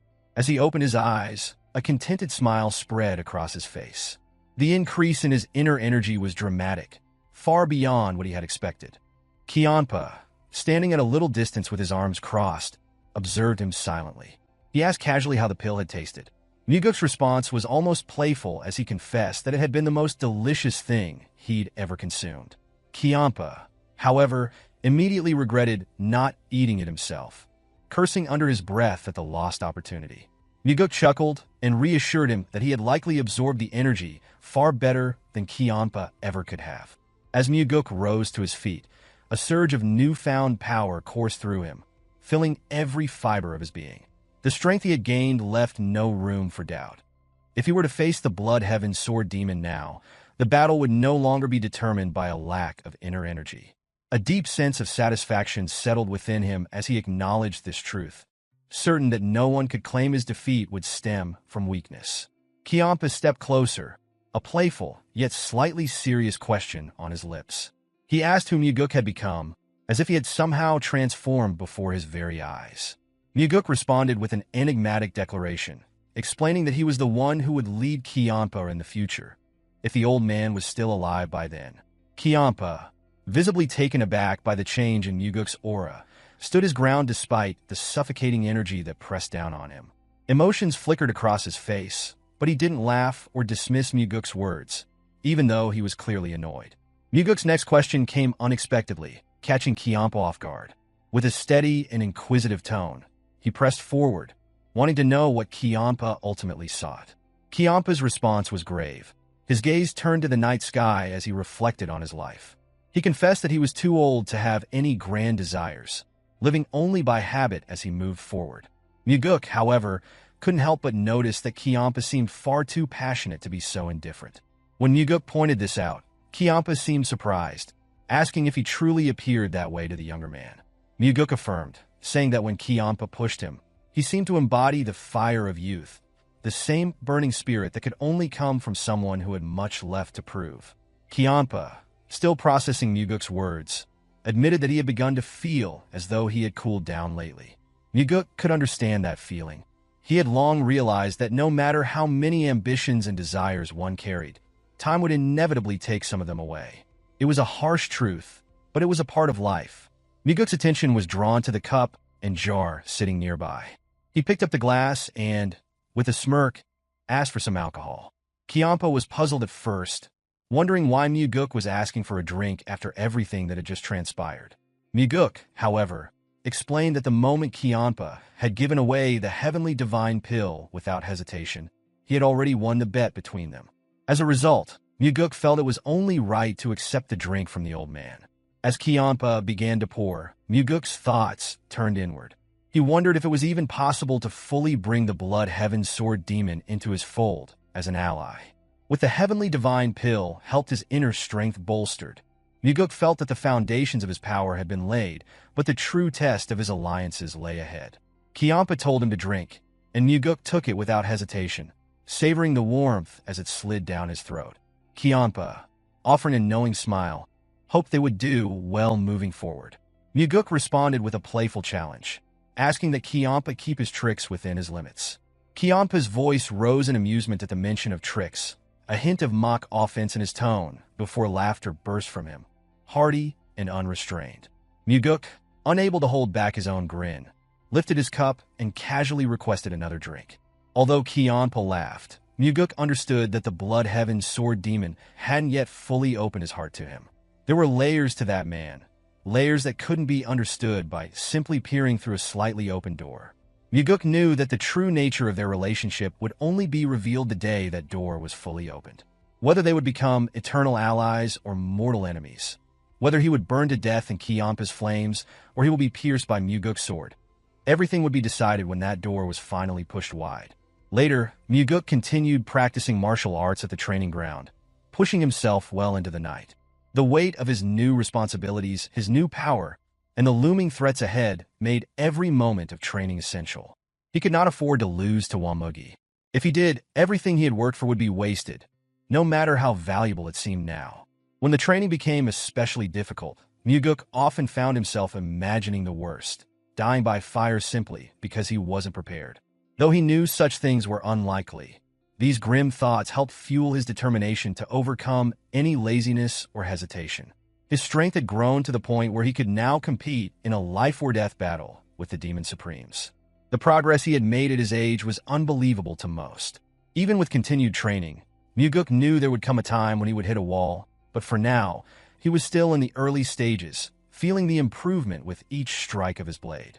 The more he wielded it, the more a burning desire to fight began to rise within him. The blade seemed to awaken a spirit of investment and ambition that urged him forward.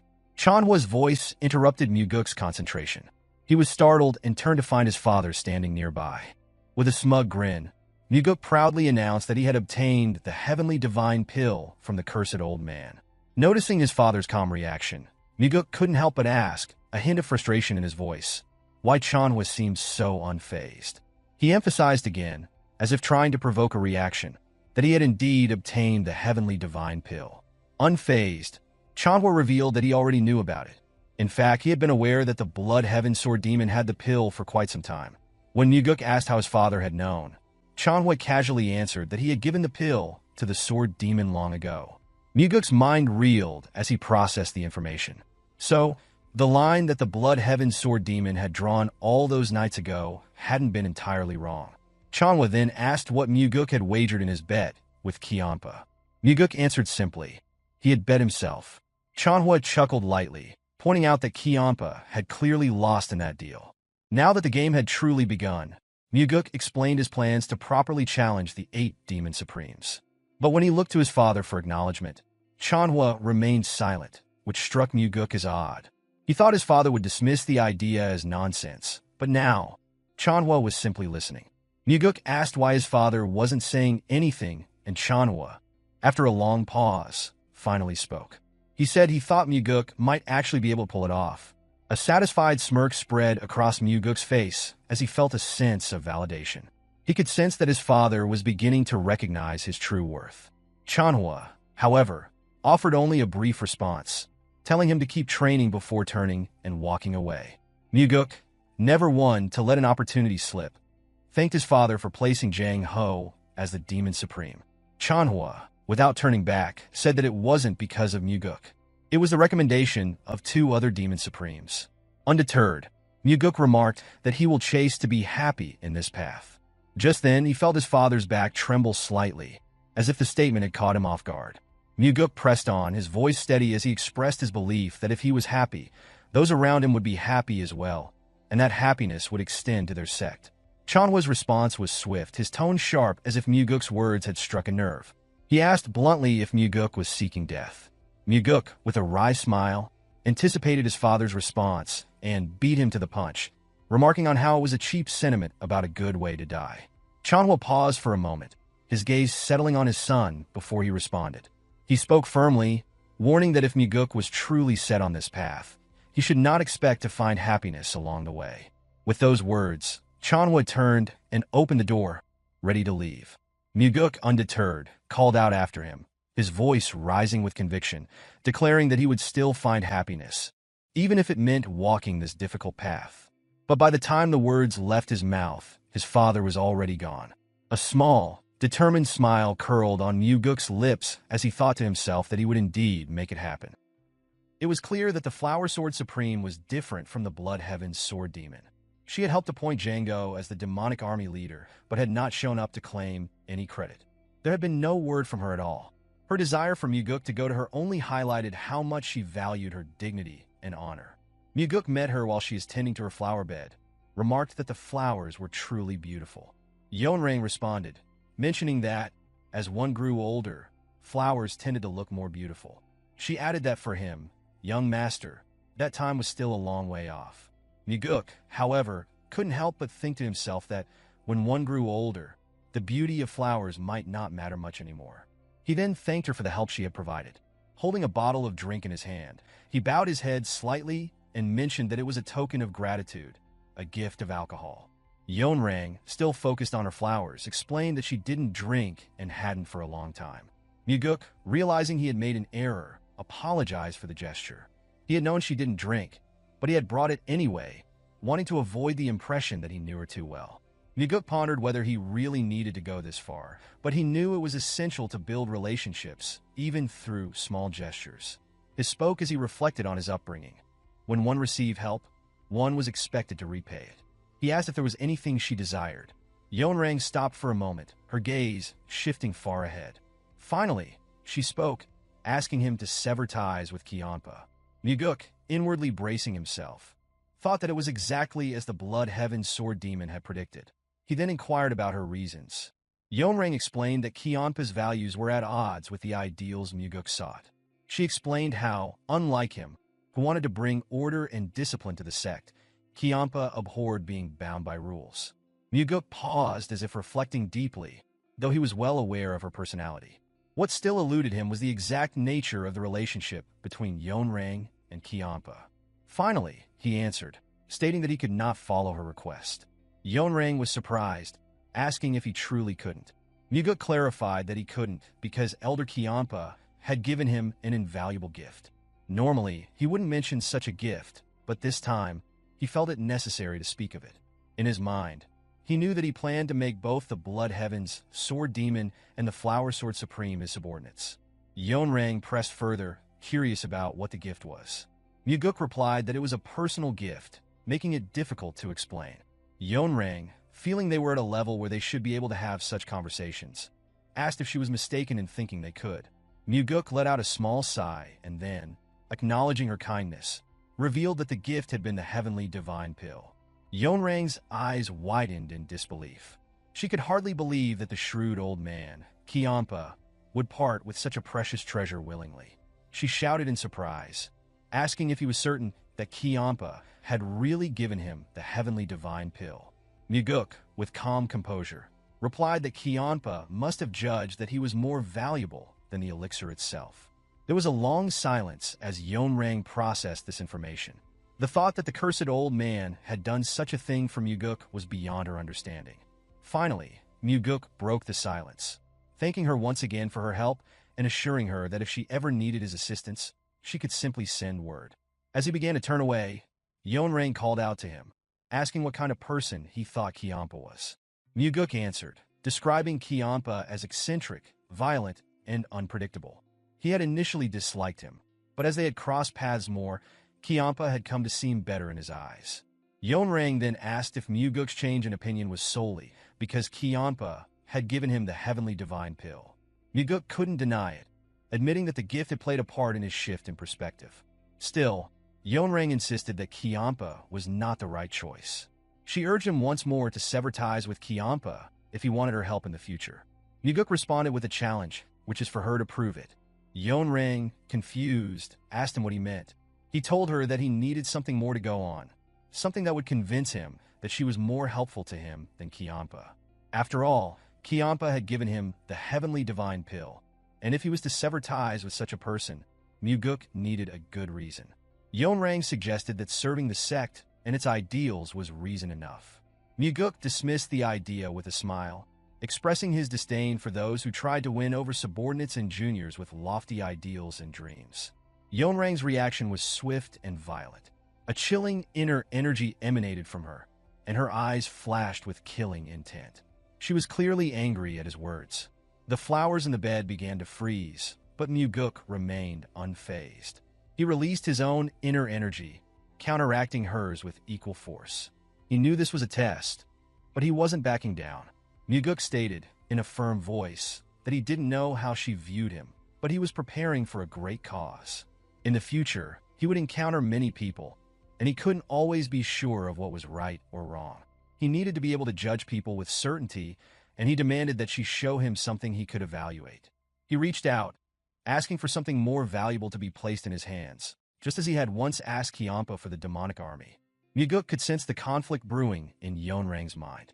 She seemed certain that it had to be the Blood Heaven's sword demon, and yet she also felt that Mugeuk was shaking her resolve. It was as if she was trying to convince herself, though her thoughts remained hidden from him. However, she eventually dismissed the notion, deciding that there was nothing she needed at the moment. When she asked what Mugeuk wanted, he responded, stating that there was nothing he desired at the moment. Yeonrang, interpreting his response, assumed that he already had the Blood Heaven sword demon, and that was why he refused. Mugeuk bowed his head slightly as he prepared to leave, telling her that he wouldn't forget the help she had offered. As he walked away, a thought crossed his mind.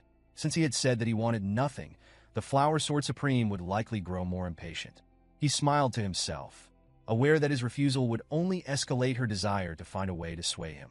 Upon returning from the meeting with the Flower Sword Supreme, Mugeuk found Cheonma waiting in his usual spot. Cheonma wasted no time, asking what the fox had said. Mugeuk answered that she had told him to cut ties with the elder. Cheonma grinned knowingly, exclaiming that he had been right all along and asking if she had provided a reason. Mugeuk explained that she had said their ideals were too different, with Cheonma being too free-spirited. Cheonma growled in response, dismissing her words as nonsense. Then Cheonma asked, with some curiosity, what Mugeuk intended to do. Mugeuk nonchalantly replied that he would side with the one who offered better terms, which caught Cheonma off guard. Mugeuk elaborated further, stating that he had to weigh his options while he still could, and questioned if Cheonma wouldn't do the same in his position. For now, Mugeuk continued. Cheonma still had the upper hand, but he was curious if Yeonrang could offer something better than the heavenly divine pill. Cheonma, somewhat irritated, admitted that she might be a shrewd woman who would go to any lengths to ruin him. Mugeuk then asked, genuinely curious, why Cheonma had fallen out with the Flower Sword Supreme. Cheonma hesitated, as if ready to reveal something, but then stopped short, leaving Mugeuk with no new insight. Mugeuk, however, mused to himself that he already knew the reason. Cheonma responded to Mugeuk's question with a rhetorical inquiry, wondering if a reason was truly necessary to dislike someone. Mugeuk, sensing the tension, quickly sought to shift the topic. He offered to get a drink, suggesting that if Cheonma left in his current state, he would only feel frustrated and bitter. Cheonma, snapping back, questioned what Mugeuk took him for, a drunkard. Mugeuk, unfazed, countered that cold rationality wasn't always a virtue. Mugeuk believed that when one was upset, they should embrace it, let the bad mood out. He insisted that they go out for a drink, offering once more to cover the cost. Cheonma hesitated for a moment before suddenly leaping into the air. He declared that he would be waiting in Mega Village and disappeared in an instant. Mugeuk, watching him vanish, couldn't help but smile, reflecting on Cheonma's temper. It had certainly changed from the time he had first met the old man, when he had poked at Mugeuk's side and left bruises. Soon, the two met at the tavern. The other customers present felt a palpable sense of nervousness, fearing a fight might break out. Mugeuk had expected Cheonma to suggest going to a pleasure house, but Cheonma revealed he didn't like places with women. Mugeuk found it surprising, commenting that Cheonma's late brother had liked such places. This remark seemed to unsettle Cheonma, who retorted sharply, asking him to stop bringing up the past. Mugeuk briefly acknowledged the request, but deep down, he had brought it up intentionally to prevent the wound in his heart from festering. The innkeeper approached them, welcoming them both with great respect, calling their presence an honor. Mugeuk responded by saying they had come because the drinks and food were known to be good. The innkeeper thanked them before leaving to prepare the requested drinks and food. Cheonma expressed his opinion that Mugeuk was being unnecessarily kind. Mugeuk asked with a smug smile if there was anything wrong with being kind. Cheonma sighed and responded, cautioning that letting emotions dictate actions could lead to mistakes. He further noted that the first young master, who chose intimidation over kindness, had an advantage over Mugeuk. Mugeuk, however, stared intently at Cheonma, saying that while being ruthless certainly made life easier, he would not ride that ruthless carriage.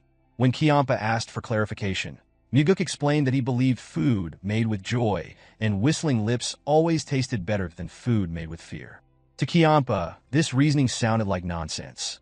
Cheonma warned that one day, Mugeuk's kindness would be exploited by someone who would ask for something greater. If he refused, they would criticize and curse him. Staring Mugeuk dead in the eye, Cheonma added that this was simply human nature. Mugeuk responded in kind, stating that one day, the kindness he had shown would return to him in the form of something greater, perhaps even saving his life. He locked eyes with Cheonma again, adding that this, too, was human nature. Cheonma crossed his arms, frustration evident in his expression as he responded, suggesting they should wait and see. Mugeuk observed that Cheonma appeared to be the more emotional one. Cheonma, annoyed, asked how Mugeuk had blocked his strike earlier, accusing him of underestimating him. Mugeuk thought to himself that he had judged Cheonma accurately. Mugeuk reflected on the conversation, realizing how much emotion he had expended, which was unlike his usual self.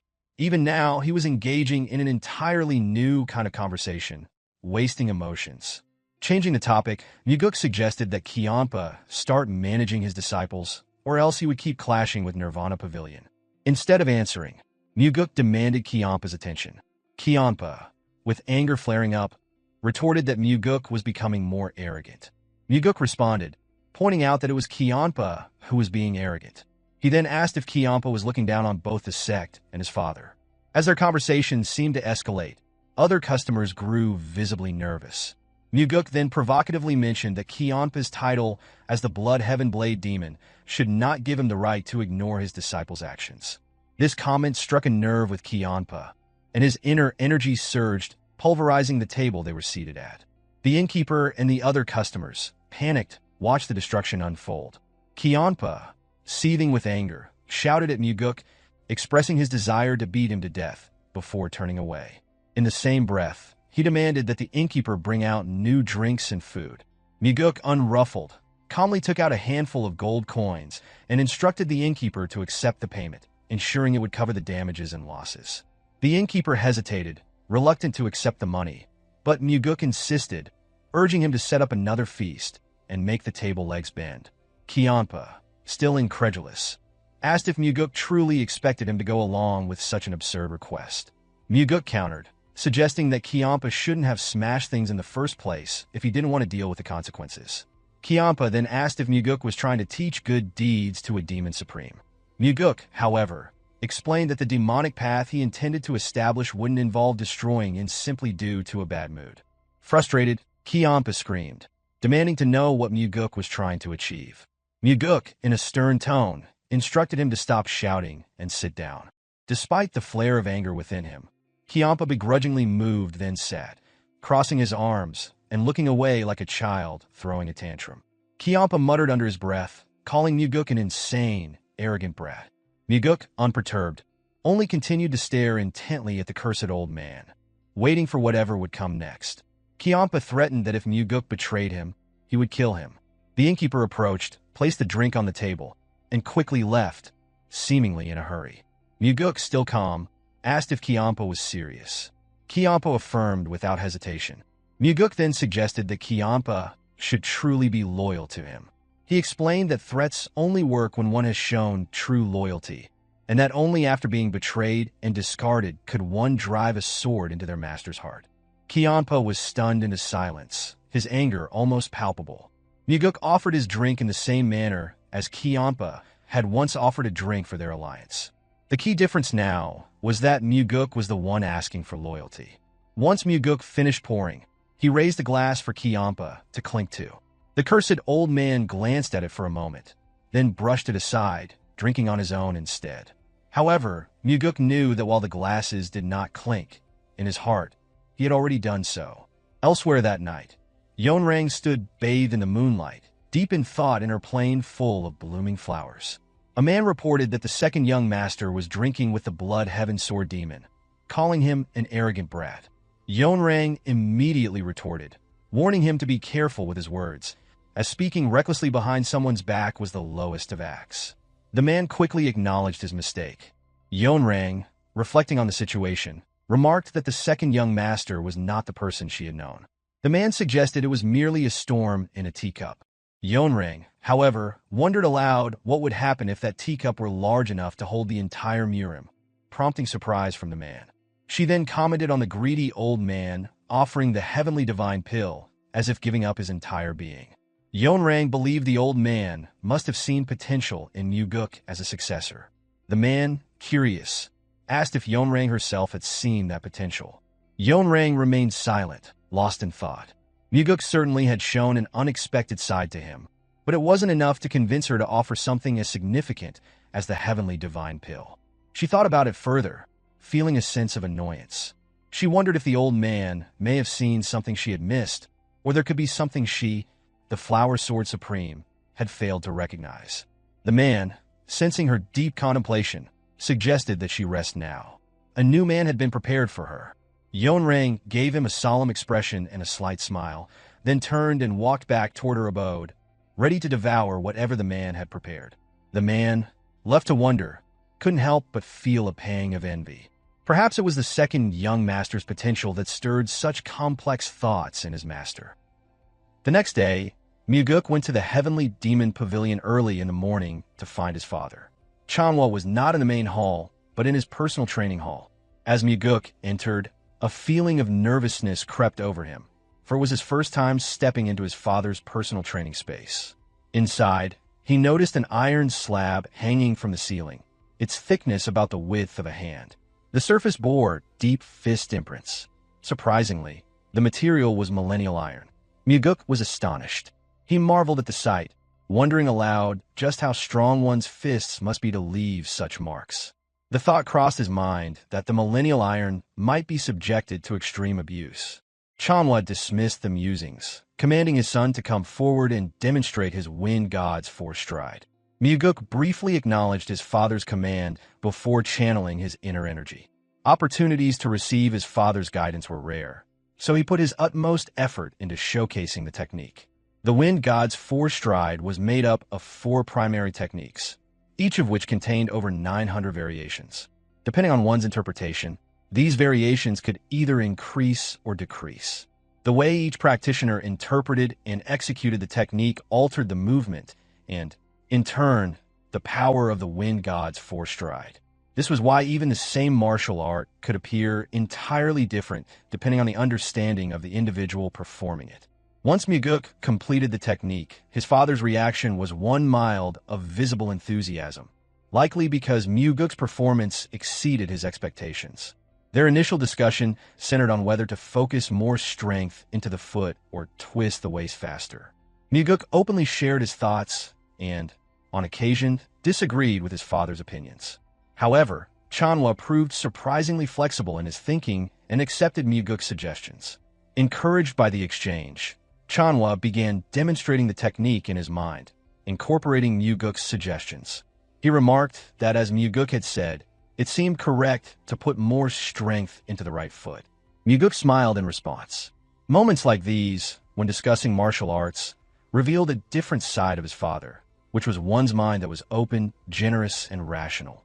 Cheonma then instructed his son to close his eyes, explaining that he would now share the realizations he had gained. Mugeuk complied, and Cheonma began to chant his understanding of the technique. In Mugeuk's mind, he followed each step as his father explained it, integrating his father's interpretation with his own understanding. The ripples of each step he took spread through his mental world, embodying the movement of his foot, waist, and the deployment of inner energy. Through this mental exchange, Mugeuk's mastery of the wind god's force stride deepened even further. Grateful for his father's teachings, Mugeuk clasped his hands in a gesture of respect. Inwardly, he resolved to repay this kindness by killing Mugi, though he humorously promised to show his appreciation by offering some pocket money later.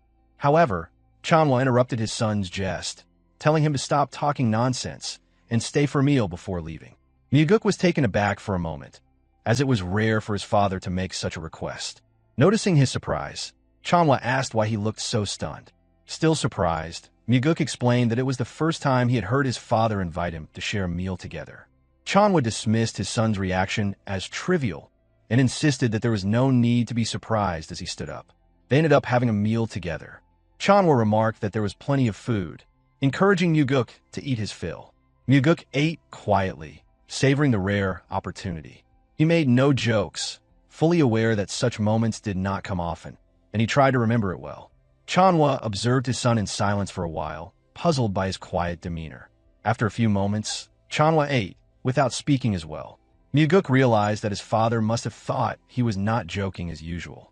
However, Cheonma, unaware of the internal thoughts of his son, Mugeuk saw themselves simply as two grown men having a meal, martial artists, yet still father and son. In the past, Mugeuk had never once longed for such moments. But now that he had arrived, he found himself finally understanding the significance. Deep within his heart, he had been longing for this moment. After a while, Cheonma asked if Mugeuk had enjoyed the food. Mugeuk, feeling himself return to his usual self, jokingly responded that perhaps it was time to switch chefs.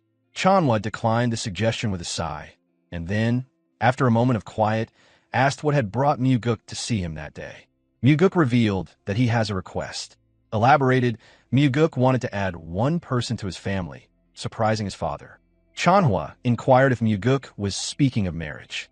Mugeuk quickly clarified that it was not a marriage he was seeking. He intended to pass down the soaring sword art to Leon. Inwardly, Mugeuk think that mastering the technique was necessary for her to protect her position as the captain of Phantom Shadow Corporation. However, since the soaring sword art could only be passed down through the heavenly demon's bloodline, it presented a unique challenge. Somewhat bemused, Cheonma remarked on the irony of Mugeuk looking down on his own blood brother, yet now wishing to make his personal guard a member of the family. Mugeuk spoke with unwavering confidence, stating that Leon was more precious to him than blood, and that she would accomplish great things in the future. However, Cheonma questioned him further, asking if he was sure about passing down the soaring sword art, as it was his personal technique. Without hesitation, Mugeuk confirmed that his personal martial art would be the Nine Calamities demon art. He thought to himself that the Nine Calamities demon art was not something that could be passed down simply because one was of the heavenly demon's bloodline. It was a martial art reserved only for the successor. Observing Mugeuk's confidence, Cheonma commented on his boldness and gave his approval, though Mugeuk was initially stunned. He could hardly believe his father had agreed so easily. Cheonma then asked Mugeuk for a promise. He required that if Mugeuk ever decided to kill a demon supreme, he must inform him first, no matter which one it would be. Mugeuk agreed, a slight smile appearing on his face as he gave his word. With his father's permission granted, Mugeuk immediately called for Leon to come to his personal training hall. As she entered, she announced her arrival. Mugeuk greeted her formally, addressing her as the Phantom Shadow Corp captain. Leon immediately bowed, acknowledging his command. Mugeuk informed her that from this moment on, he would be teaching her a new martial art. Leon was taken aback, asking if he was serious. Mugeuk confirmed, adding that he intended to pass down the soaring sword art to her. Leon's response was a stern refusal. She exclaimed in disbelief that the soaring sword art was only passed down to those of the heavenly demon's bloodline. Her shock was evident, and she expressed her concern, warning Mugeuk of the consequences if the heavenly demon found out. Mugeuk calmly asked if she was finished speaking and urged her to calm down. Leon continued to protest, insisting that it was impossible for her to learn the soaring sword art. She feared what would happen if their secret got out. Mugeuk reassured her that he had already received his father's permission, surprising Leon further. She questioned the validity of his claim, but Mugeuk confirmed that it was true. Still uncertain, Leon hesitated, asking why Mugeuk would teach her the soaring sword art, a technique so personal to him. Mugeuk explained that Leon needed to master at least this level of martial art to properly lead the Phantom Shadow Corp, and that she was like family to him, so she was worthy of learning it. Leon's disbelief remained, as she stuttered, expressing that she could never dare to learn Mugeuk's personal technique. Her voice quivered as she repeated her refusal. Mugeuk moved closer to her, noticing the tremor in her body. He could see that something deep inside her was struggling to surface. Leon finally broke down, confessing that she had never been treasured this much by anyone before. Her words were shaky, filled with emotion as the realization dawned on her. Mugeuk gently patted Leon's shoulder and assured her that she had always been precious to him. At these words, Leon burst into loud sobs, as if something long held within her had been released. Mugeuk stood quietly, allowing her to cry, understanding that she needed this release. For some time, Mugeuk concentrated on teaching Leon, managing Nirvana Pavilion, and focusing on his own cultivation and training. Leon absorbed the soaring sword art with remarkable speed, her martial talent surpassing Mugeuk's expectations. With relentless effort, her progress was so rapid that it even surprised him. Mugeuk also came to a realization that teaching was, for him, a learning experience as well.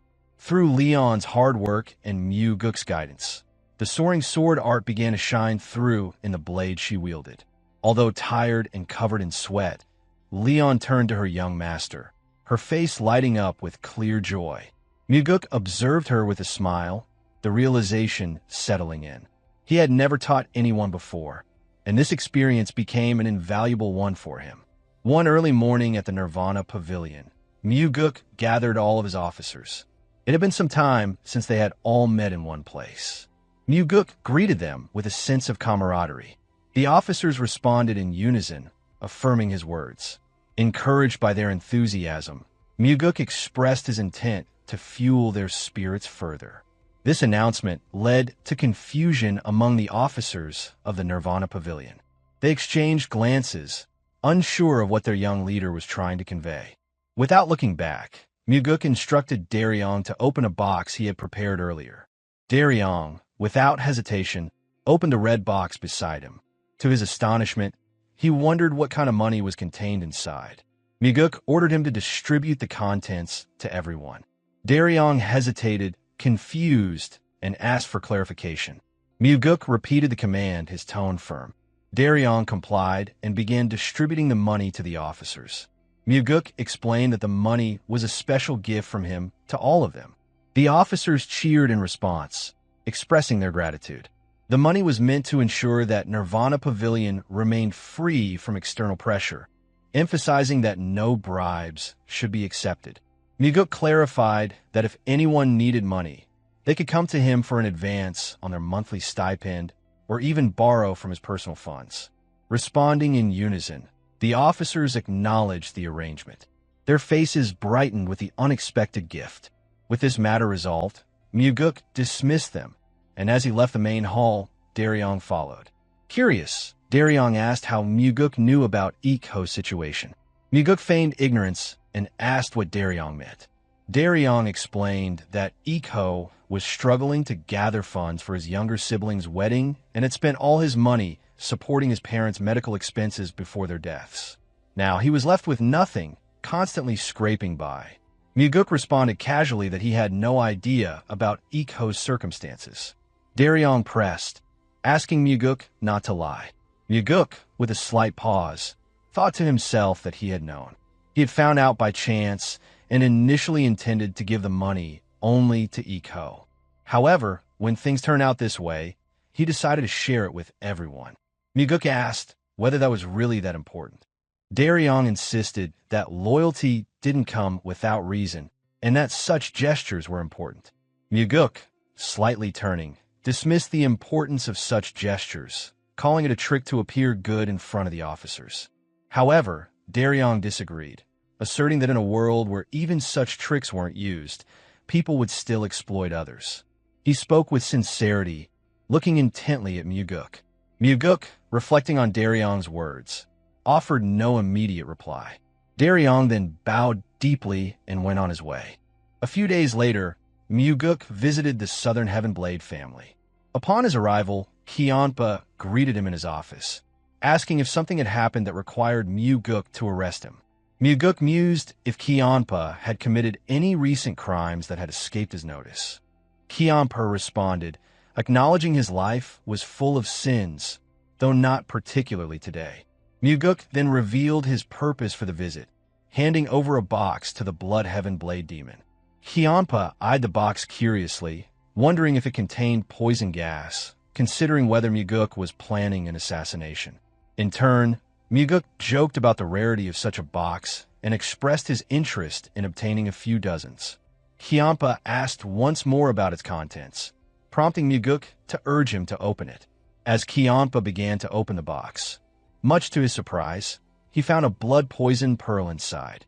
Ironically, it was the exact opposite of his earlier jest. Mugeuk remarked that it was a top-grade, detoxifying pearl. Still puzzled, Cheonma questioned why Mugeuk was giving it to him. Mugeuk answered, revealing it was a birthday gift. For a brief moment, The Blood Heaven Blade Demon was stunned, frozen by the revelation. Still in disbelief, Cheonma asked if it was truly his birthday. Mugeuk confirmed it, then playfully asked if Cheonma really hadn't known. Cheonma admitted he had stopped caring about birthdays a long time ago. He then inquired how Mugeuk knew, to which Mugeuk confidently replied that there was no information Nirvana Pavilion didn't possess, even jokingly adding he knew how many sets of underwear Cheonma owned. Cheonma asked seriously about the number of pairs, but Mugeuk quickly dismissed it, stating it was an exaggeration. Nonetheless, he wished Cheonma a happy birthday and reiterated that the gift was a gesture of goodwill to strengthen their bond. Mugeuk then bowed and prepared to leave. Before he could go, Cheonma asked if he had truly come just to give a gift. Mugeuk assured him it was purely for his birthday, with no other intentions, and suggested they drink together that evening at their usual tavern. With his usual casual air, Mugeuk departed, leaving Cheonma in stunned silence. The Blood Heaven Blade Demon was looking at the blood poison pearl with an expression he rarely shown. It was the first time Cheonma showed a look of gratitude on his face. Later that evening, as the golden sunlight waned, Mugeuk returned home. To his surprise, he found the Flower Sword Supreme sitting in the spot where Cheonma had been earlier. A table with drinks had been set before her. She greeted him warmly, inviting him to relax and drink before heading to rest. Her beauty, effortless and alluring, was undeniable, but Mugeuk, ever cautious, approached her, already prepared for whatever might come. Mugeuk sat in front of the Flower Sword Supreme. Though his tone conveyed discomfort, similar to his interaction with the Blood Heaven Blade Demon, inwardly he was tense. He addressed her, expressing his readiness to engage. Mugeuk inquired about her offer of drink, noting that she had previously claimed not to drink. Yeonrang clarified that the drink was not for her, but for him. Mugeuk thanked her as she poured the drink, and without hesitation, he drank it. Yeonrang observed him closely. She asked, what if there had been poison in the drink? She wondered aloud how he could drink it without checking. Mugeuk replied that although he didn't check, he had taken precautions. At this, Mugeuk spat out the blood poison pearl he had kept in his mouth. Not only did it prevent poisoning, but it also neutralized any poison in the drink if it had been present. Yeonrang examined the pearl, commenting on its size, which indicated it was a top-grade blood poison pearl. Mugeuk acknowledged that he had been cautious, noting that he couldn't simply drink what she offered without considering the possibility of danger, given the tension between them. Yeonrang pressed, asking if Mugeuk had taken a blood poison pearl when the Blood Heaven Blade Demon offered him a drink. Mugeuk responded simply, stating he had not. This led Yeonrang to ask whether Mugeuk trusted the Blood Heaven Blade Demon more than her. Mugeuk explained that a great deal had occurred before he had shared a drink with Elder Cheonma. Yeonrang countered, asking if they hadn't also been through a lot together. Mugeuk dismissed this, stating no, they had not shared such experiences. She revealed that it had been her who had repeatedly recommended Django, but Mugeuk emphasized that this choice had not been made for his benefit. It was, in fact, an attempt to force him to sever ties with Elder Cheonma. Yeonrang listened attentively as Mugeuk spoke, absorbing his words carefully. Mugeuk continued, expressing his desire to build many shared experiences with her. He wished to drink the wine she offered him without the need for the blood poison pearl. Yeonrang questioned him, challenging the sincerity of his words, and suggested that his heart already belonged to the Blood Heaven Blade Demon. Mugeuk gazed into her eyes as he lifted the blood poison pearl in his hand, then placed it down. He poured himself another drink, deliberately taking his time, and drank it in front of her without hesitation. His intent was clear. He wanted to show her his disappointment, and for a moment, her expression hardened. He wanted to convey that it was she who should be cautious, not him. Yeonrang's expression softened as she observed his actions. Mugeuk knew that she believed she was not someone who needed to be compared to the Blood Heaven Blade Demon. She was proud, confident that, should Mugeuk be forced to choose, he would choose her without question. Moreover, she was not the type of person to poison a drink. With a quiet gaze, Yeonrang finally spoke, asking Mugeuk what he truly wanted. Mugeuk's response was direct, revealing that he wanted her help in becoming the successor, but he wanted her assistance without requiring him to cut ties with Elder Cheonma. Yeonrang's eyes wavered, as if her initial purpose in coming to see him had been abandoned. She stood, about to leave, and spoke as she turned away. She explained that, in this world, only a parent helps without conditions before walking off. Mugeuk offered an invitation, suggesting that she join him for a drink later at Flowing Wind Tavern, if she felt like it. She did not respond, simply leaving him behind. Mugeuk made his way inside his residence to change, but to his surprise, someone was already there. His father stood atop the residence rooftop. After the two demon supremes, now his father was here too. Mugeuk began to feel nervous, realizing it had become a day filled with encounters with powerful figures. He greeted his father with a question about what had brought him to his humble abode. His father, Wu Jin, responded that he had come to see how Mugeuk was living. Mugeuk reflected that this was the first time his father had visited his residence, a fact that made him pause. He thought to himself about how many firsts they had shared. Their first hunt, their first meal together, and now, this visit to his quarters. Mugeuk invited his father inside, but Wu Jin declined, suggesting he would not go into a room that smelled of a man living alone. Mugeuk offered to bring out a chair, but his father refused, stating he had already sat enough that day. Mugeuk's lips curled into a small smile before he leapt up to the roof beside his father. He continued, commenting that he remembered hearing that sitting for too long is harmful to one's health. He suggested that his father should avoid sitting too long in council meetings. Wu Jin turned the question back on his son, asking if Mugeuk wanted to live a long life. Mugeuk answered affirmatively, explaining there was still so much he wished to experience. He then asked his father if there was anything he wished to do besides being the heavenly demon. Wu Jin's response was brief, his tone firm as he simply stated that he wanted nothing. However, Mugeuk thought differently. To him, his father's response seemed less like a definitive answer and more like an indication that there were too many desires to narrow down. Still gazing at his father, Mugeuk expressed a wish. One day, he hoped to travel to the Central Plains with his father. Wu Jin paused, his train of thought interrupted by his son's words. Mugeuk quickly clarified that he did not mean to travel in order to fight the Martial Alliance, offering the suggestion with a light-hearted jest. Wu Jin sighed, though his son's light humor seemed to bring a small chuckle from him. Mugeuk elaborated, mentioning that he simply wanted to explore and observe how people lived. He invited his father to join him, even mentioning that he had heard the snowy mountains were especially beautiful in the summer. Yet, Wu Jin did not respond, and the two sat in silence for a while, watching the setting sun. As the conversation moved on, Mugeuk began to speak about his dealings with the two demon supremes, as if reporting on the events. The sun set fully, casting a red hue on both of their faces. Mugeuk reiterated his determination to bring both demon supremes along on his journey, and he would bear the scars from each of them. Later that evening, Mugeuk arrived at the Flowing Wind Tavern for a drink. He had invited both the Blood Heaven Blade Demon and the Flower Sword Supreme, and now he waited to see who would show up first. The tavern owner expressed his thanks, noting that since a branch of the Nirvana Pavilion had been established in the village, incidents involving drunk warriors had decreased significantly. Mugeuk smiled, pleased to hear this, and expressed his gratitude. The tavern owner continued, explaining that many people in the village had benefited from both large and small acts of help from the Nirvana Pavilion. At that moment, Cheonma entered, his presence immediately freezing the atmosphere. His large blade slung across his back seemed to magnify the tension in the room. The last time Mugeuk and Cheonma drank together, it had been early, and the tavern had been nearly empty. Tonight, however, the place was crowded. For the guests, drinking in the presence of a demon supreme was far from comfortable. Mugeuk stood and addressed the patrons, assuring them that Cheonma was a man of the highest character. He urged them to enjoy their drinks and reminded them that as long as they behaved, there would be no problems. The two sat down, and Cheonma grumbled in response, questioning why Mugeuk had lied to the patrons. Mugeuk shrugged, explaining that it was a harmless lie.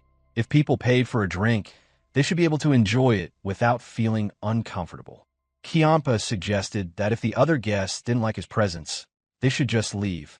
Mugeuk countered, remarking that Cheonma should perhaps give them some money before telling them to leave. Cheonma grumbled again, accusing Mugeuk of acting righteous. Mugeuk calmly replied that it wasn't about acting righteous, but simply about common decency. Cheonma asked if this was how a demonic cultivator behaved. Mugeuk responded by pointing out that demonic cultivators were still human. For a moment, Cheonma paused, seemingly unsure of how to respond. Then he spoke again, wondering aloud if Mugeuk actually belonged to their sect or the Martial Alliance. Instead of retorting, Mugeuk simply smiled. He thought to himself that his identity wasn't based on being from the demonic sect. It had been inevitable. In his past life, he had left the sect in his youth and spent a lifetime wandering the Central Plains. During that time, he had met many people and experienced all kinds of human emotions: pain, anger, and compassion. His values have been shaped by these experiences, so, in a sense, he didn't belong to any one path. Not the demonic path, the righteous path, nor the unorthodox path. His goal of eradicating absolute evil and establishing a new demonic path had been born out of these life experiences. In the end, Mugeuk raised his cup, offering congratulations for Cheonma's birthday. Startled by the mention of his birthday, Cheonma told Mugeuk to lower his voice and stop with pointless celebrations. He dismissed the idea, questioning why getting older was worth celebrating. Mugeuk explained that they were simply using it as an excuse to drink and have fun. Cheonma remarked that Mugeuk enjoyed drinking more than he let on. Mugeuk agreed, then asked Cheonma if he liked drinking. Suddenly, Cheonma went silent. After a moment, he replied solemnly, admitting that he used to enjoy it, but had since cut back. It was then that a clear voice rang out from the entrance of the tavern. It was the Flower Sword Supreme, Yeonrang, making her entrance and walking toward them. She had accepted Mugeuk's invitation to have a drink. Both men were taken aback. Mugeuk hadn't expected Yeonrang to actually show up, and Cheonma was surprised by her sudden appearance. Mugeuk had not informed Cheonma that he had invited the Flower Sword Supreme. Thus, the sly old fox came to meet the cursed old man. The prideful demon supremes had once been romantically involved with each other, but a third party, who seemed either jealous or simply disapproving of their relationship, made up false stories about the Blood Heaven Blade demon. This caused her to break her relationship with him and develop a deep resentment toward him. Since then, the Blood Heaven Blade demon had suffered from severe depression due to his broken heart. On the other hand, the Flower Sword Supreme succumbed to her desires, filling her nights with men, left and right. Their conflict began due to a massive misunderstanding, with the old man remaining in the dark the entire time, while the old lady seemed unwilling to confirm the rumors about him. Yeonrang's hatred was palpable. She could hardly bear the presence of the cursed old man, and the only reason she remained was her curiosity to hear the young master out. Meanwhile, Cheonma's mind raced as he still wondered how it was possible for her to despise him so much. The tension in the room was thick, and the guests stood silently, observing the two demon supremes in the same space. Mugeuk rose from his seat and pulled a chair out for Yeonrang. With a calm voice, he welcomed her. He urged her to sit, addressing her with the utmost politeness, aware that she might leave at any moment. Yeonrang walked to the table, completely ignoring the cursed old man. Her anger simmered beneath the surface, still seething, ready to erupt at any moment. She sat down and placed her sword beside her, attempting to calm her racing mind. Cheonma gazed at her, still perplexed by what had gone wrong between them, while the sly old fox didn't spare him a single glance. Mugeuk understood the depth of their hatred, yet he had orchestrated this meeting. Yeonrang's cold gaze turned toward the young master as she asked why she had been called there. Mugeuk answered, explaining that it was Elder Cheonma's birthday. He was taught that, no matter how much one dislikes someone, a birthday should at least be acknowledged and celebrated. He looked between the two elders as he continued, saying it was a good occasion and that he had called her to celebrate. Without warning, Yeonrang stood up abruptly, intending to leave. She told him that next time, he should call her when he was alone. Unfazed, Cheonma casually asked what had upset her. Yeonrang turned her icy stare toward him, demanding to know how he could ask such a question if he truly didn't know what he had done. Cheonma admitted he didn't understand and asked again what had made her so angry. In that moment, the long-held grievances, which had festered like open wounds, erupted. Yeonrang flared up and shouted, directing all her fury at him, telling him it was all because of him. Cheonma shot back, asking what he had done wrong back then. Yeonrang's fury was palpable as she screamed for him to shut up. She tensed, clearly worried that their past would be dragged into the open. Cheonma paused for a moment, but Yeonrang, her anger barely contained, gathered herself before speaking again. She called him a selfish idiot, saying it in such a way that it sounded like a casual statement, but with unmistakable venom. At her words, Cheonma stood up abruptly. His anger flared, and he demanded her to repeat what she had said. Yeonrang taunted him, daring him to swing his blade, as he always did, mocking his tendency to speak drunken nonsense. She spoke her words with disdain, daring him to act. Cheonma stood silently, the annihilation blade trembling in his hands, but he made no move. Mugeuk observed their argument, but did not intervene.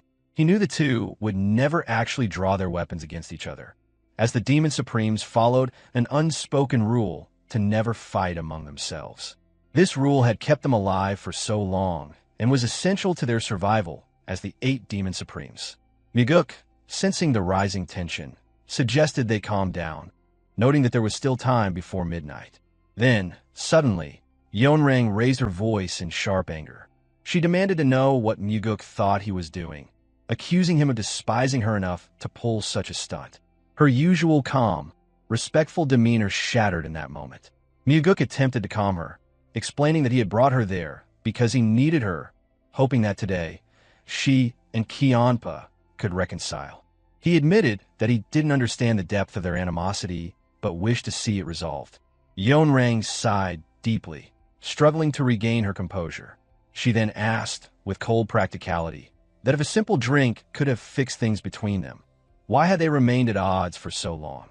Undeterred, Mugeuk suggested they meet again, even if it meant to curse at each other, pull each other's hair, and fight out until there's nothing left to fight. His suggestion was blunt, but it carried the weight of his desire to see the conflict resolved. Yeonrang shot back, saying that Mugeuk was being greedy.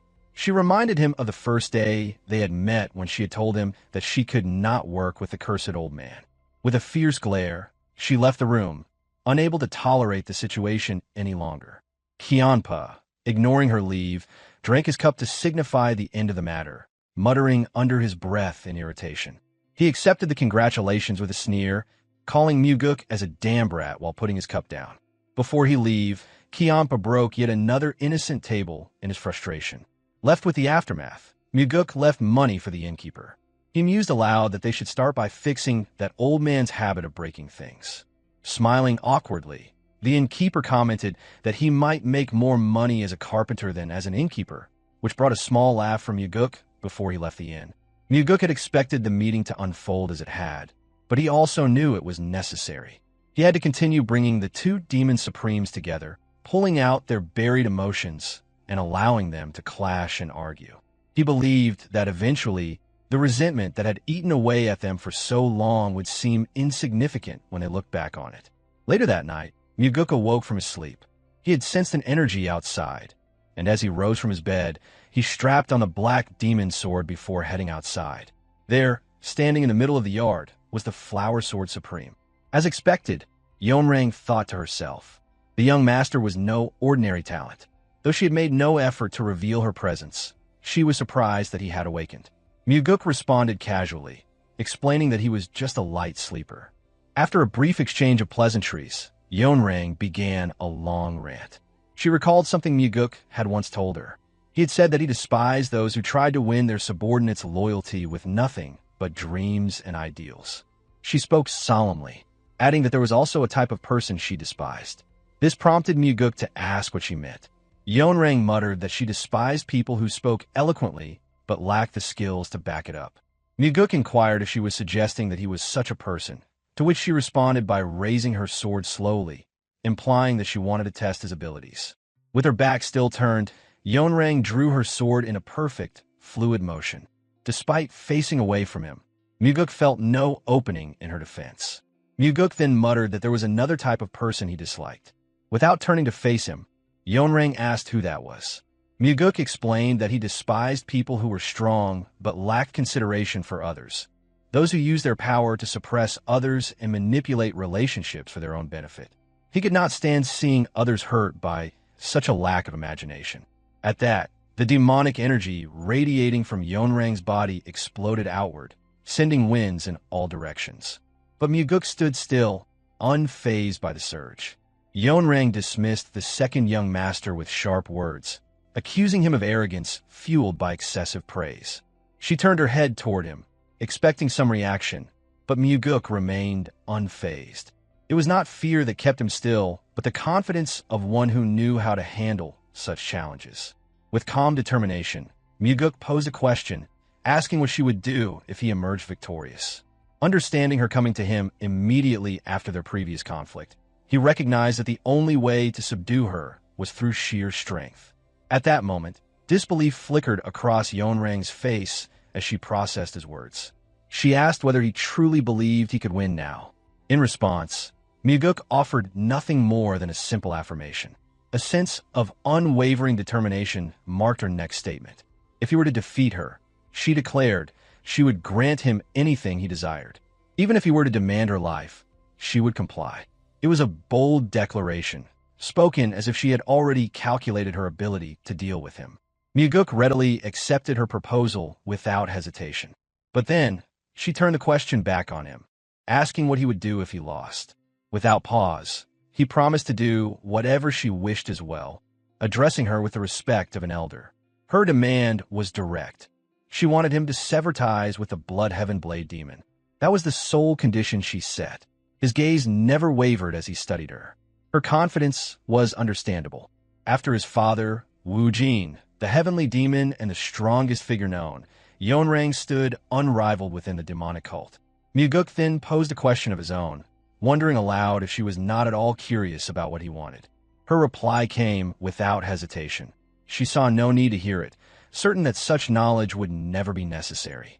With quiet assurance, Mugeuk countered, stating that she would soon discover his desire. He acknowledged that his sword, the black demonic sword, might damage hers. He spoke this aloud as he slowly unsheathed the pitch-black blade, almost as if musing to himself. Both warriors drew their swords, facing each other in silence. Mugeuk understood well the terrifying speed of a martial master at the Demon Supreme level. Without properly honed instincts, facing such an opponent meant certain death. Yeonrang made only a slight movement, subtly twisting the tip of her lowered sword. That single adjustment transformed the atmosphere entirely. It had been a long time since Mugeuk had experienced such tension. Without acknowledging his warning, Yeonrang made a concession, offering him 3 moves. In the past, such gestures were common among seniors when facing juniors. Though this tradition had faded over time, the Flower Sword Supreme held onto such romantic notions of battle. Mugeuk accepted her generosity with a respectful acknowledgement, stating that he would begin. Though he refrained from arrogance, he made a calculated decision to withhold one technique, the Wind God's Force Stride. Instead, he resolved to end the battle within the 3 moves allotted to him. Without any preliminary testing through a few early clashes, he launched into the perfect execution of the soaring sword art. Closing the distance between them with precision, he unleashed the first form, balancing the heavens. A brilliant streak of light traced the path of his sword, cutting through the air in a dazzling line. The shining sword path appeared to carve a horizontal line across her form. The sound of clashing metal rang clearly as the swords met just before her chest. The force behind Mugeuk's attack carried a weight beyond her expectations. Through the blade, her surprise was evident. The sheer internal power within his strike unsettled her, presenting her with the unfamiliar sensation of facing a true rival. Despite the intensity of the clash, Mugeuk remained composed. His gaze held the distant, solemn quality of an old soul, yet within his chest, his heart pounded with excitement. Their inner energy collided through their swords, and the explosive force rang through the empty yard. The violent clash sent Mugeuk hurtling backward, while the Flower Sword Supreme leaped high into the air as their blades separated, the sound of their impact still echoing in the air. Mugeuk quickly regained his balance, his mind already calculating his next move. His eyes were sharp, focused, scanning his opponent. Yeonrang still hovered, her gaze following his every movement with a watchful intensity, waiting for any sign of weakness. Without hesitation, Mugeuk launched his second strike, an embodiment of the second form of the soaring sword art, the transforming heaven style. 12 sharp sword energies manifested around the black demon sword, swirling with inner energy. Mugeuk sent them racing toward his opponent, each one designed to overwhelm. The Flower Sword Supreme was forced into action. She parried the first 8 strikes with rapid precision, retreating gracefully with every blocked attack, but the energy of the blows pushed her backward. Yet, Mugeuk was not content to stop there. Even as the Flower Sword Supreme retreated, he sent another 4 sword energies her way. With gritted teeth, she prepared to face them head-on, her determination rising as she countered the relentless barrage. But this time, she broke her promise. Her sword blazed with a brilliant light as she executed a technique that shone like a comet cutting through the night. She thrust her sword forward with overwhelming force, the sword energy surging through the air, ripping through Mugeuk's attacks, and continuing toward him with a deadly momentum. Her strike flew directly at Mugeuk's chest, but his reflexes were quicker. He twisted his body midair, deflecting her attack with a black demon sword, his movements fluid and precise. In that brief moment, Mugeuk realized that the Flower Sword Supreme had broken her vow.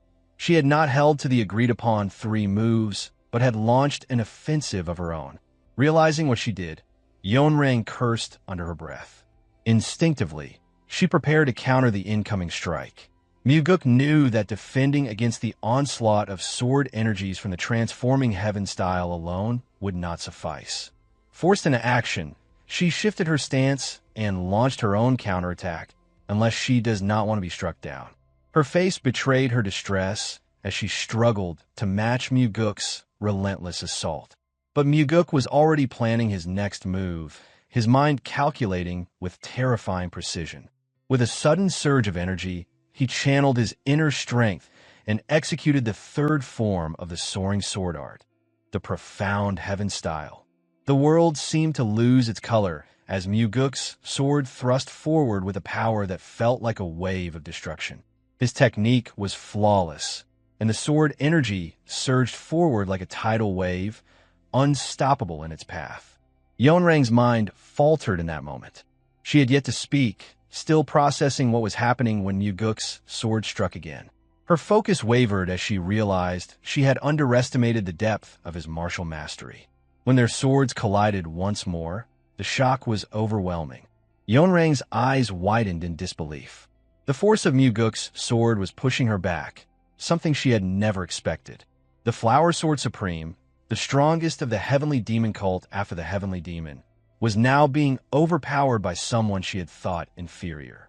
Panic surged through her as she felt her sword begin to yield. Her eyes seemed to lose all color as Mugeuk's sword took control, pushing hers back with an unrelenting force. And then, the unimaginable happened. A shout escaped from her lips, words that should never have come from the Flower Sword Supreme. The clash of their swords seemed to fade, replaced by a chilling silence. Mugeuk's sword halted just before her face, faster than her eyes could track. The tension in the air was palpable as the threat hung before her, the fight now decided. Raising his sword to signal the end of their contest, Mugeuk stood victorious. Yeonrang's face remained frozen in shock, her eyes wide, unable to comprehend what had just transpired. Her voice trembled as she sought to understand the events, but she still maintained her composure. Originally, her plan had been to let Mugeuk have the first 3 moves, to test his abilities and then win with ease. Instead, she had lost in just 3 moves, something she could hardly believe. With calm assurance, Mugeuk sheathed his sword and remarked that he had warned her about the black demon sword, and that she should have been more cautious. His tone was not one of arrogance, but of simple fact. Though stunned by the outcome, Yeonrang did not seek excuses for her defeat. She knew it had not been the sword that caused her loss, but her own inadequacies. Even if it had been the heavenly demon sword, she admitted to herself that this was a fight she should never have lost. Surprise flickered across her face once more when Mugeuk casually revealed that he had already mastered the soaring sword art. She had always known that the art was one of the highest levels of martial mastery, comparable to the techniques of the Demon Supremes. She had doubted his claim at first, but the evidence before her was undeniable. Unfazed by her disbelief, Mugeuk pointed out that his father would never have made him the leader of Nirvana Pavilion if he were not truly capable. His confidence was unwavering. Despite his words, Yeonrang remained unconvinced. Her disbelief only deepened when Mugeuk casually mentioned that he had already taken the celestial heavenly pill, ensuring that his internal energy would never run dry. Mugeuk then made a final declaration, stating that the martial contest was his victory and asking if she acknowledged it. Yet, despite the overwhelming evidence, Yeonrang could not bring herself to admit it. If Yeonrang had known Mugeuk's skill was at this level, she would not have let her guard down. She had been unaware of his martial prowess, and the situation had unfolded while she was yielding the first 3 moves. Mugeuk's words broke the tense silence, his voice calm but pointed. He reminded her that if word spread that the Flower Sword Supreme had broken her promise, the label of coward would stick with her forever. Yeonrang's expression hardened, and she responded sharply, telling him to stop provoking her with such unnecessary words. Her tone remained unflinching. She claimed that she always kept her promises, asking what he wanted now. His brow furrowed. Mugeuk reminded her that she had said she would give his life if she lost. Yeonrang nodded, acknowledging their wager. She asked him then, did he want her life? Mugeuk's response was casual. He admitted that while Elder Cheonma had often called him mad, he was not crazy enough to demand her life. Yeonrang pressed again, asking what he truly wanted. Mugeuk's expression softened as he requested her forgiveness. He apologized for being rude to her up until that point, explaining that his apology was sincere and asking for her forgiveness. She looked at him, puzzled, and questioned if he was mocking her. Mugeuk quickly reassured her, saying that he had indeed been rude and should not have invited her to that place. He bowed respectfully as he spoke. Still confused, Yeonrang asked why he was apologizing when he had won the duel. Mugeuk answered honestly, expressing that he wanted both to apologize and to gain her favor. He hoped she would support him genuinely. She questioned his sincerity, suggesting that if he was hoping for her support in a succession battle, he was being naive. She expressed her disappointment in his naivety. Undeterred, Mugeuk explained that it depended on the opponent. If someone threw dirt at him, he would respond with the same, but he did not wish to do that with her, as he respected her too much. A bit taken aback, Yeonrang asked if that meant he thought she was naive. Mugeuk clarified that he saw her as worthy of more respect than anyone else among the 8 Demon Supremes. He admired her character, which he considered noble. For a moment, Yeonrang hesitated. She looked at him, considering his words carefully. She then asked if he truly believed that about her. Without missing a beat, Mugeuk responded affirmatively, calling her refined and dignified. She bit her lips slightly, a mix of pleasure and complexity in her expression. She seemed pleased by the compliment, but also conflicted. With a polite bow, Mugeuk took his leave, returning to his room to end the evening. Though, considering her future, Mugeuk realized that everything he had said to her was a complete and utter lie. However, the events he spoke of had not yet come to occur.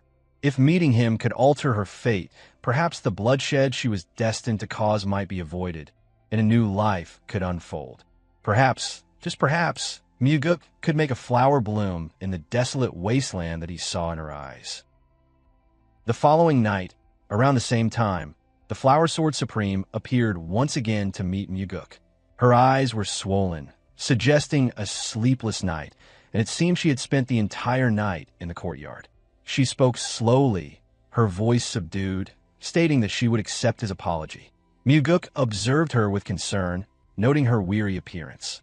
He wondered if the previous day's defeat had caused her to suffer from inner turmoil. He thanked her for accepting the apology. However, Yeonrang continued. She admitted her loss in the duel the day before, but insisted on another challenge. Mugeuk's eyes widened in surprise. If they were to wager again, and without using the wind god's 4 strides, he doubted he could win. He immediately refused her request. Undeterred, Yeonrang pressed further. She asked why he refused, to which Mugeuk responded that he could never win again. He explained that if she hadn't lowered her guard and allowed him the first 3 moves, he would have had no chance. Still, Yeonrang wouldn't accept his answer. She pushed on, reminding him that he had mastered the soaring sword art technique and had the necessary martial prowess. With his vast inner energy, she believed he could win again. Mugeuk firmly stated that he couldn't, explaining that his victory had been a mere stroke of luck, one that came rarely in a lifetime. He wasn't arrogant enough to mistake it for genuine skill. Yeonrang then proposed an alternative. If she won, she would ask for nothing. But if she lost, she would grant him whatever he desired. Mugeuk paused, considering her offer. He understood her desire to regain her pride. He reflected on how her obsession with pride had led her to become the cult leader, causing a bloodbath before her eventual fall. He wondered what she thought he might demand. Her naivety and foolishness were evident. He finally spoke, telling her that he would keep their duel a secret. There was no need for her to defeat him. No one would ever know about the fight. Mugeuk then suggested she rest, noting how exhausted she seemed. He turned to leave, but Yeonrang's voice stopped him when she admitted feeling humiliated. Her words made Mugeuk pause. He turned back to her, reassuring her that there was no need to feel humiliated. He had already told her that his victory was purely due to luck. Yeonrang continued, explaining that her humiliation went beyond the loss itself. The source of her shame, which Mugeuk hadn't anticipated, was how she had screamed to avoid a blow to her face during their duel. Mugeuk thought back to the end of their duel when, in desperation, she had cried out not to strike her face. He understood her discomfort and assured her that it was understandable. After all, it was her face, and even as a man, he would likely feel the same way. Yeonrang averted her gaze, retorting that an ordinary person might think that way. But as the Flower Sword Supreme, she shouldn't. She would rather have had her face pierced than utter those words. The depth of her humiliation was clear. She had never intended to express such weakness. Turning to face Mugeuk, she asked if he now understood why she had returned. Stunned, Mugeuk acknowledged her. Then, she asked once again if he would fight her. But Mugeuk still refused. He asked if she couldn't just allow him to savor this rare moment of luck. To his surprise, Yeonrang revealed something unexpected. She had made a promise to someone that she would never lose to anyone except that one person. Mugeuk thought for a moment, realizing the person she referred to could only be Woojin. In that fleeting moment, the person who crossed Mugeuk's mind was the very one Yeonrang had mentioned. She had made a promise to the cult leader. At that instant, Mugeuk recalled his father's words that the Flower Sword Supreme was a person marked by many scars. Perhaps sensing Mugeuk's thoughts, Yeonrang quickly clarified herself. She spoke with a warning tone, as though afraid he might misunderstand her. She made it clear that if he harbored any disrespectful thoughts, she would not tolerate it. She respected the cult leader with pure intentions and did not want that to be tainted. Mugeuk quickly assured her that he thought no such thing. Curious, he then asked why she respected his father so much. For a moment, Yeonrang lowered her gaze, lost in thought, as though recalling the time she made that promise with Woojin. She then smiled faintly, but did not reveal any further details. Mugeuk, sensing her reticence, understood. As he waited for an answer that never came, he reflected on her behavior. If she had mentioned the promise she made with his father, it meant she had played her final card. He could not refuse any longer after hearing her sincere plea. Finally, Mugeuk nodded. He acknowledged that a promise made with his father had to be honored. Yeonrang's expression shifted dramatically, her joy unmistakable. Her genuine smile lit up her face, surpassing the insincerity of her previous smiles and laughs. She now appeared truly happy. Curious, Mugeuk asked if she was really that pleased. Without hesitation, Yeonrang responded affirmatively. Mugeuk drew his black demon sword as he spoke, declaring that he would give it his all this time. The Flower Sword Supreme drew her sword in return, echoing his words. She too was prepared to fight with all of her strength. The two stood across from each other once more, swords drawn, and the air between them thick with tension. The promise to give everything in their duel was clear. The excitement was palpable, even more so than the first time. The Flower Sword Supreme was no longer complacent. Her eyes were filled with unmistakable passion. This duel, though not to the death, was a true contest of skill. Yeonrang struck first, closing the distance between them with a swift step. She thrust her sword in a straight line. Mugeuk, quick to react, tilted his head and narrowly avoided the attack. In response, Mugeuk swung his sword wide, but Yeonrang blocked, then leapt back, creating space between them. Their movements became a series of exchanges, testing each other's martial skills. The next series of moves was a warm-up. Mugeuk seemed to use the Wing God's four-stride moves to close the distance. Yet, Yeonrang blocked each of his sword strikes with precision. As the barrage of attacks ceased, Mugeuk seemed to vanish from in front of her for a split second. Yeonrang was surprised to find him suddenly behind her, sword raised for another attack. However, Yeonrang was not caught off guard. She effortlessly blocked his strike and, in the same movement, shifted her sword to redirect Mugeuk's trajectory, breaking his balance and sending him off course. Mugeuk landed a few steps away, his feet dragging across the ground.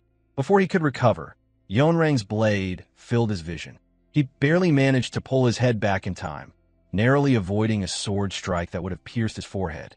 Mugeuk swung his sword again, forcing her blade aside. Yet, just as quickly, she countered with a second strike. Mugeuk managed to read her movement and dodge once more. The two stood facing each other, raising their swords simultaneously. Each observed and anticipated the other's movements. Then, without hesitation, they thrust their swords forward at the same time. It was as if they were dancing with their swords, each move a graceful counter to the others. Their blades barely missed each other in perfect synchrony. Thus, they were exchanging more than 300 dazzling strikes. Mugeuk's heart swelled with excitement as he fought at his fullest against one of the peerless masters, savoring the thrill of battling with such skill. On the other hand, a smile formed on the Flower Sword Supreme's lips, reflecting the excitement of the ongoing duel. With each strike and dodge, their swords continued to clash, and in perfect synchronization, both fighters leaped off the ground, soaring beyond the yard. Bathed in the moonlight, their swords danced with renewed intensity. The scene mirrored an ancient battle, one that showcased a master who defied her age and returned to the vigor of her youth, facing a young master whose potential seemed limitless. Their battle moved into the nearby forest, the change in terrain gradually altering the dynamics of their duel, heightening the thrill they both felt. The longer they fought, the more the idea of winning faded. They had become absorbed in the sheer joy of testing their martial arts. The question of who would win no longer mattered. Sweat began to soak their faces, and Mugeuk couldn't help but think that Yeonrang must have felt the same way. The intensity of their fight had faded, replaced by a mutual focus on their craft. The deadly intent was gone, leaving only the purest form of swordsmanship. Mugeuk was astounded by her ability to link seemingly impossible sword techniques and by her swift perception of his weaknesses. She was truly remarkable, worthy of having the word sword spoken with honor in her name. He, too, was enjoying the fight. This contest of martial arts, pure and untainted by life or death stakes, brought Mugeuk more joy than any previous battle he had faced. He realized that, just as with his father or Leon, he had misjudged her. Normally, such thoughts wouldn't have time to form during a duel, but they paused and rested during what felt like agreed-upon breaks. Both were absorbed in testing their skills, revisiting the various techniques they had exchanged. After catching their breath, Mugeuk spoke, acknowledging the unfinished business of their match. He noted that since she hadn't used her killing move, he had lost. Yeonrang's pale expression appeared to fade slightly, and she responded, questioning if it wasn't the same for him. Mugeuk, however, insisted that it wasn't the case. This was all he had. For a moment, the Flower Sword Supreme stood silently, watching Mugeuk before suddenly speaking her gratitude. She thanked him for the match, leaving him somewhat puzzled. Without another word, she turned and walked away. Yet one thing was clear. Her departure came with a calmer demeanor than when she first arrived. Mugeuk could not yet predict how she might act in the future. Though she had promised not to lose to her father, this might have been the final encounter, or perhaps she would return tomorrow. The duel had stirred emotions within Mugeuk. What significance did it hold for her? Had it been enough to touch the emotional barrenness she carried? Mugeuk could not be certain. Regardless, the effort to bring her to his side began now. Winning someone's favor was never an easy task. The following night, the Flower Sword Supreme returned to see Mugeuk again. She began, explaining how after their draw the day before, she had gone back and slept all day. Mugeuk had been abruptly woken from his sleep and rushed to meet her in the yard, still in his pajamas. Yeonrang continued, sharing how, unlike after her loss the first day, she had slept soundly after the draw. In fact, she confessed she hadn't slept so deeply in years. Curious, Mugeuk asked whether she usually had trouble sleeping. Yeonrang confirmed it, adding that she had never slept deeply before. Then, she shared a thought that had crossed her mind. Could a duel every day be the answer to her restlessness? Mugeuk, though confused, could not hide his disbelief at the suggestion.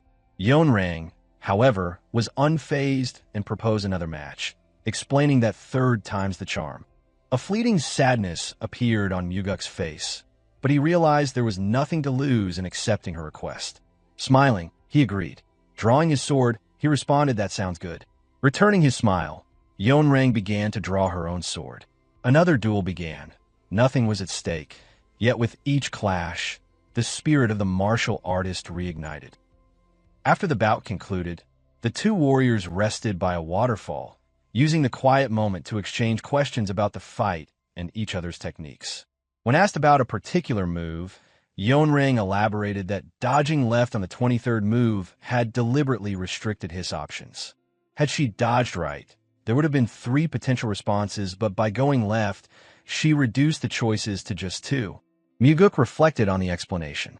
He had always known that dodging to the right would have been more straightforward. Yet the Flower Sword Supreme had chosen the opposite. After a brief pause, he murmured a guess. Perhaps it had to do with his center of gravity.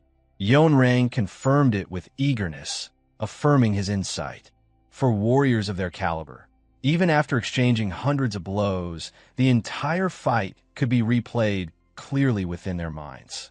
When Mugeuk posed his question, Yeonrang responded with complete honesty, and when she asked her own, Mugeuk offered his answers just as truthfully. Her sincerity was unmistakable, and she no doubt sensed the same truthfulness from him. It had been that way when Mugeuk instructed Leon, talking with his father, and just as then, he found that imparting knowledge often deepened his own understanding. Bathed in the moonlight beside the second young master, Yeonrang confessed that she could not recall a time when she had been so wholly immersed in martial arts. Perhaps, she mused, this was the first time. Given her rank and years, it was not a sentiment expressed without weight. Mugeuk, acknowledging the feeling, prompted her to consider how it must have been for him. The unspoken agreement between them echoed mutual understanding. Once their breaths settled, Yeonrang proposed resuming their spar. As if responding to a silent signal, both leaped into the air and resumed their duel. Mugeuk brought down his blade, launching a sword aura at her. Yeonrang shifted effortlessly to the side, avoiding it, as the attack sliced through the lake below. Then it was her turn. Launching from a boulder, she rushed toward him. As the young master descended, Yeonrang drew her sword back. From below, her aura surged upward, forcing Mugeuk to raise his black demon sword in defense. With the momentum and power level of a demon supreme, she sent him soaring upward, as if supporting his flight with her strike. They never sought to ambush one another. Instead, they cooperated in a constant exchange of refined swordplay. Detached from worldly concerns, Yeonrang's expression held quiet satisfaction. Mugeuk, too, found himself exhilarated. Despite having lived his entire past life to old age, this duel with the Flower Sword Supreme stirred something deeply fulfilling. The night sky sparkled with their sword light as they continued their mid-air exchange. Wherever their aura strikes landed, the ground was devastated, a stark contrast to the serene clarity in their eyes. Eventually, their energy ran dry. Though drenched in sweat and physically spent, their smiles remained. Upon landing, swords lowered and breaths heavy, silence overtook them. If this had been their first duel, the outcome might have hinged on who recovered first, but now, victory no longer mattered. Their martial hearts were fulfilled. Then, Yeonrang asked if Mugeuk had any alcohol. One who never drank was now asking, prompting a flicker of surprise in Mugeuk. A smile curved across his face as he confirmed that he did. The two made their way to his yard. After searching through the house, Mugeuk found the bottles. Together, they drank, quietly commemorating the end of that night's series of duels. Upon taking her first sip of alcohol in a long while, Yeonrang noted how pleasant the drink tasted. This prompted Mugeuk to inquire whether she knew much about liquor. In response, Yeonrang clarified that abstaining from alcohol did not equate to ignorance. She had, after all, once been a drinker. Suddenly shifting her tone, Yeonrang grew serious and asked the young master a question. Mugeuk responded respectfully, granting her the space to speak. She then asked what had brought about such a drastic change in him. He had not always been like this, she observed. Though she had not studied him closely, she had held a general impression of his character. After a brief moment of reflection, Mugeuk answered that the change had not been sudden. He had been preparing for a long time. When pressed further on whether he had been hiding his true nature, he acknowledged that, in essence, he had. Revealing too much too early, he explained, would have meant death at the hands of his brother. Concealing his true self had been necessary until he could ensure his own survival. At this revelation, Yeonrang remarked that he was a truly formidable individual.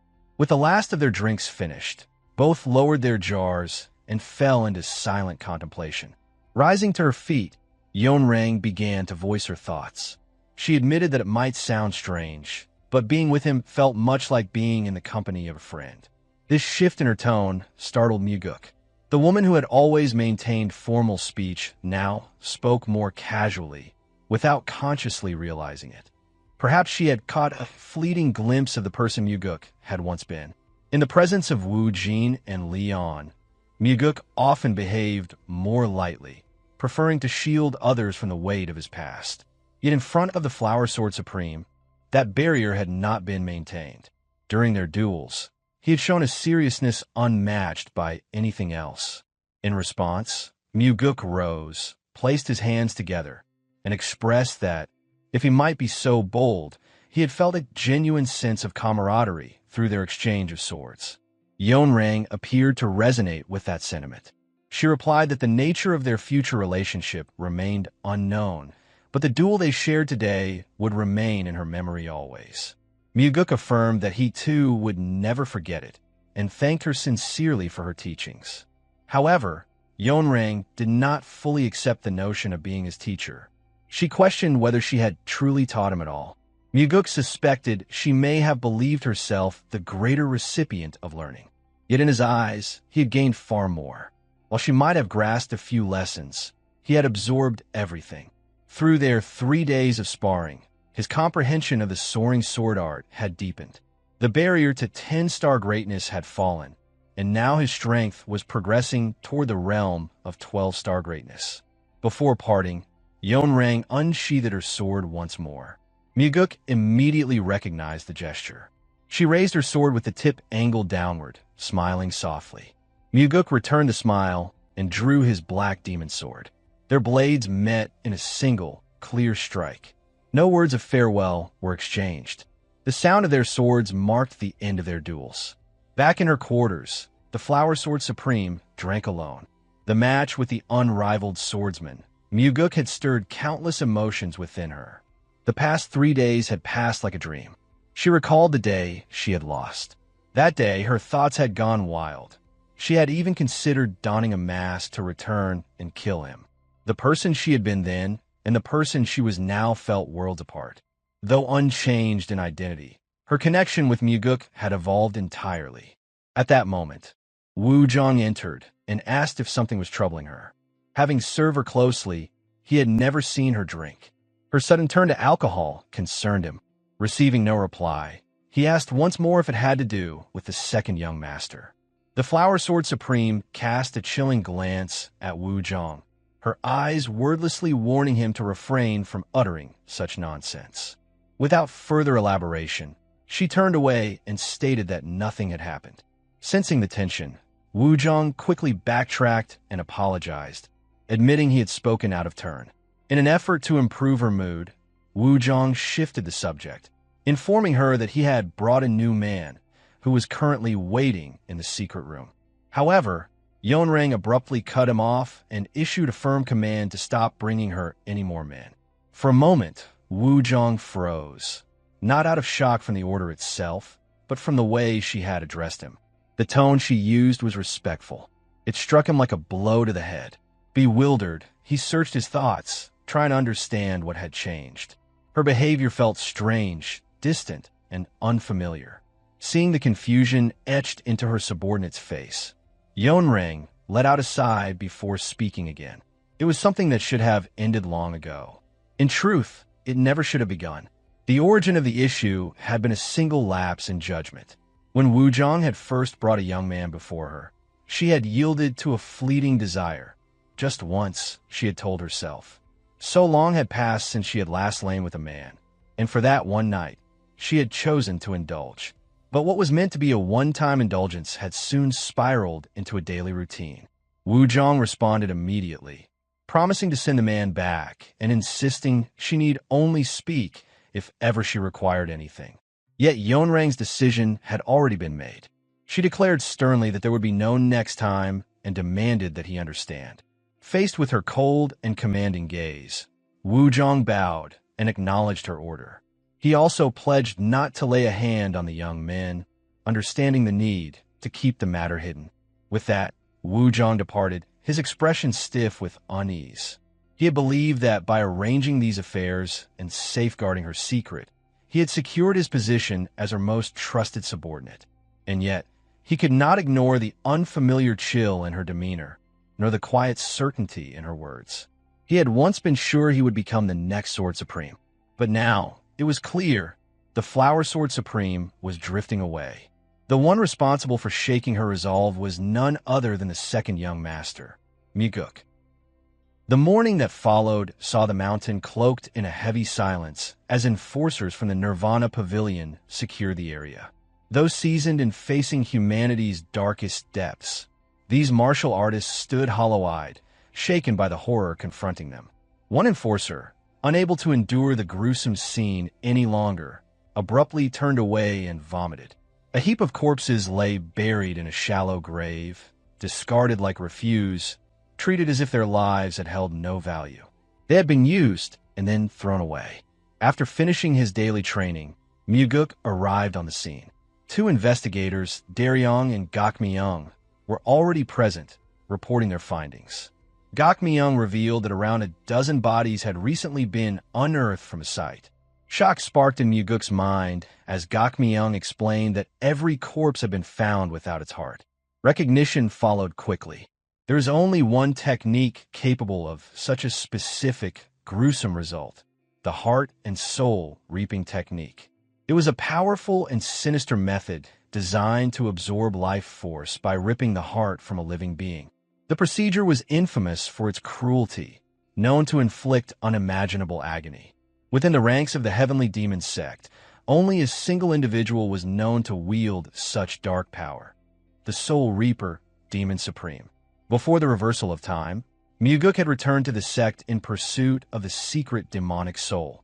At the time, vague rumors had circulated about the Soul Reaper Demon Supreme employing the heart and soul reaping technique to collect ghostly energy. Focused solely on his objective, Mugeuk had dismissed those whispers, unable to spare time for an investigation. Now, he questioned whether those rumors had held truth all along. Daryong then added a more troubling detail. None of the deceased appeared to be martial artists. Mugeuk asked if this meant they had been ordinary civilians. Daryong confirmed this grimly. The corpses had included men and women alike, without any pattern or selection. Then came a quiet, almost reluctant admission. Among the dead were children. Mugeuk's mind stilled in that instant, descending into an icy calm. His heart, too, hardened. This was the line he could not ignore. What lay before him was the very thing he despised above all: those with power preying on those without. For martial artists to target the untrained, especially children, was nothing short of monstrous. Among those who practiced martial arts, battles, ambushes, and rivalries were to be expected. The battlefield was one they had all chosen. But this was different. This was meaningless butchery. Though Mugeuk did not consider himself a righteous man, he could never tolerate this kind of evil.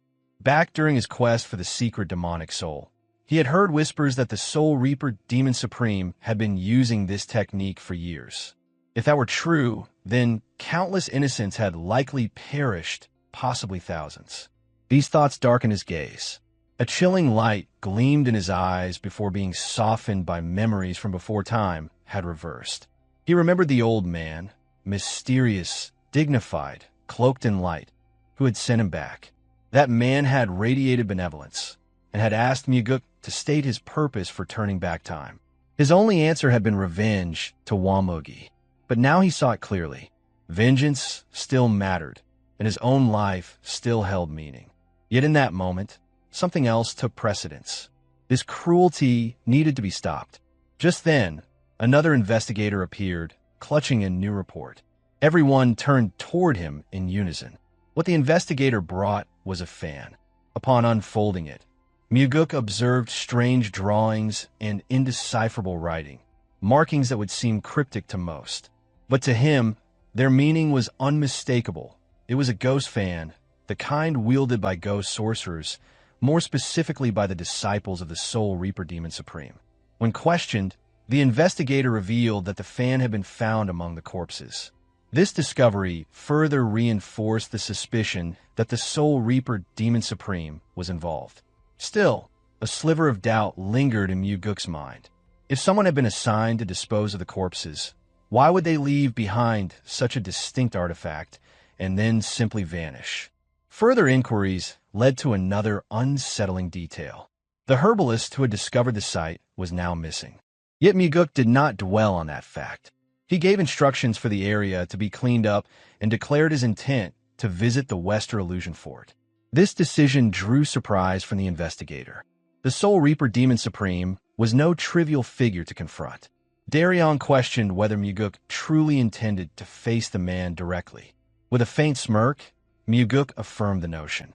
Since evidence had surfaced, a direct inquiry was necessary. As he traveled, Mugeuk contemplated the strangeness of the situation. It made no sense. The Soul Reaper Demon Supreme was known for leaving no trace of his soul techniques. Yet now, not only had a civilian stumbled upon a mass grave, but a highly identifiable ghost fan had also been left behind in plain sight. Someone was trying to manipulate the situation, to guide Mugeuk's thoughts toward believing the Soul Reaper Demon Supreme was involved. This led him to consider a possibility: the Flower Sword Supreme second in command, Wuzhong. That man had once attempted to assassinate the Flower Sword Supreme while under the influence of a soul-reaping technique. He had died in the process. It was only later discovered that Wuzhong harbored unspoken romantic feelings for the Flower Sword Supreme. Not long ago, Mugeuk had engaged the Flower Sword Supreme in a 3-day duel. That could have stirred something within Wuzhong. If Wuzhong had orchestrated all this before his death, then the purpose might have been one of two things. Either he wanted Mugeuk to perish in combat with the Soul Reaper Demon Supreme, or he sought to divert Mugeuk's attention away from the Flower Sword Supreme altogether. Before long, Mugeuk reached the Western Illusion Fort. Since prior notice had been given, a Ghost Master was already stationed to escort him. The journey into the fort was long and winding. From the moment he stepped inside, the ambient ghostly aura became unmistakable. Mugeuk was thankful he had come alone. Had he brought his subordinates, their internal energy would have been disrupted, rendering them vulnerable to hallucinations, inner demon states, and the effects of soul-reaping techniques.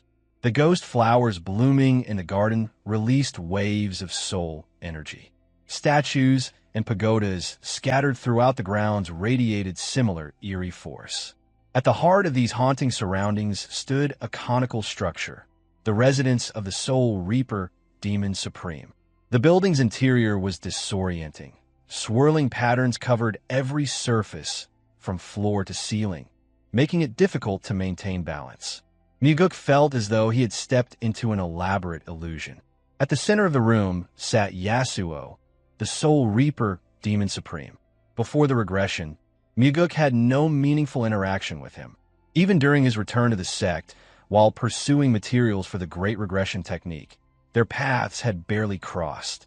Still, one fact stood out. Among the 8 Demon Supremes, Yasuo had survived the longest. Upholding formality, Mugeuk bowed and greeted him with due respect. Yasuo responded with an eerie calm, addressing him as the second young master. His voice seemed to echo from multiple directions, now from the left, now from the right. Then came a question, its tone shifting to a whisper that seemed to come from behind. What had brought Mugeuk to such a distant and obscure place? In that instant, Mugeuk realized the disorientation was no accident. Yasuo had already begun to weave confusion through his soul-reaping technique. With a solemn expression, Mugeuk declared his purpose. He had come to investigate a grave incident. In response, the Soul Reaper Demon Supreme fixed his gaze on Mugeuk with unsettling intensity. Without warning, the blackness in Yasuo's pupils expanded, consuming his eyes entirely. The sight created a strange pull, and as Mugeuk stared into those black voids, a wave of drowsiness began to overtake him.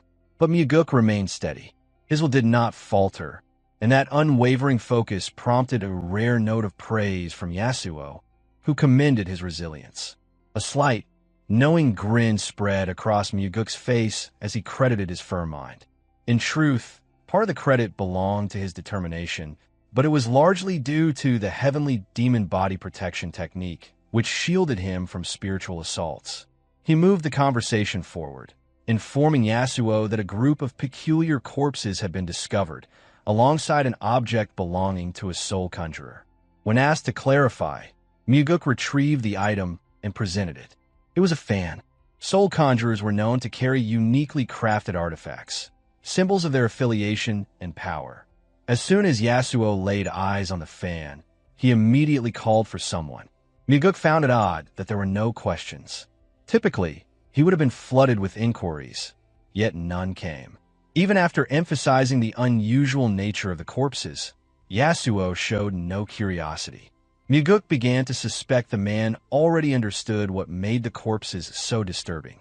Soon after, Nungyu arrived, summoned by his superior.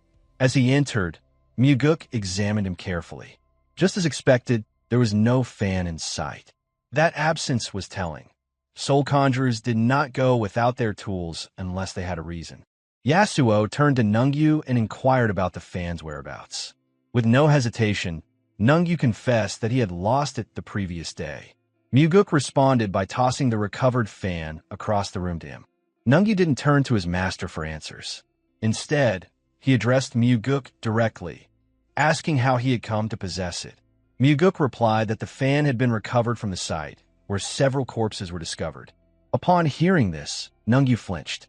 But it wasn't the reaction of someone learning their possession had been linked to a crime. It was something more, a subtle but clear realization that he had been exposed. He asked no further questions, not about the bodies, not about the location or the cause of death. That omission revealed what Mugeuk needed to confirm. Nungyu had been the one responsible for disposing of the bodies.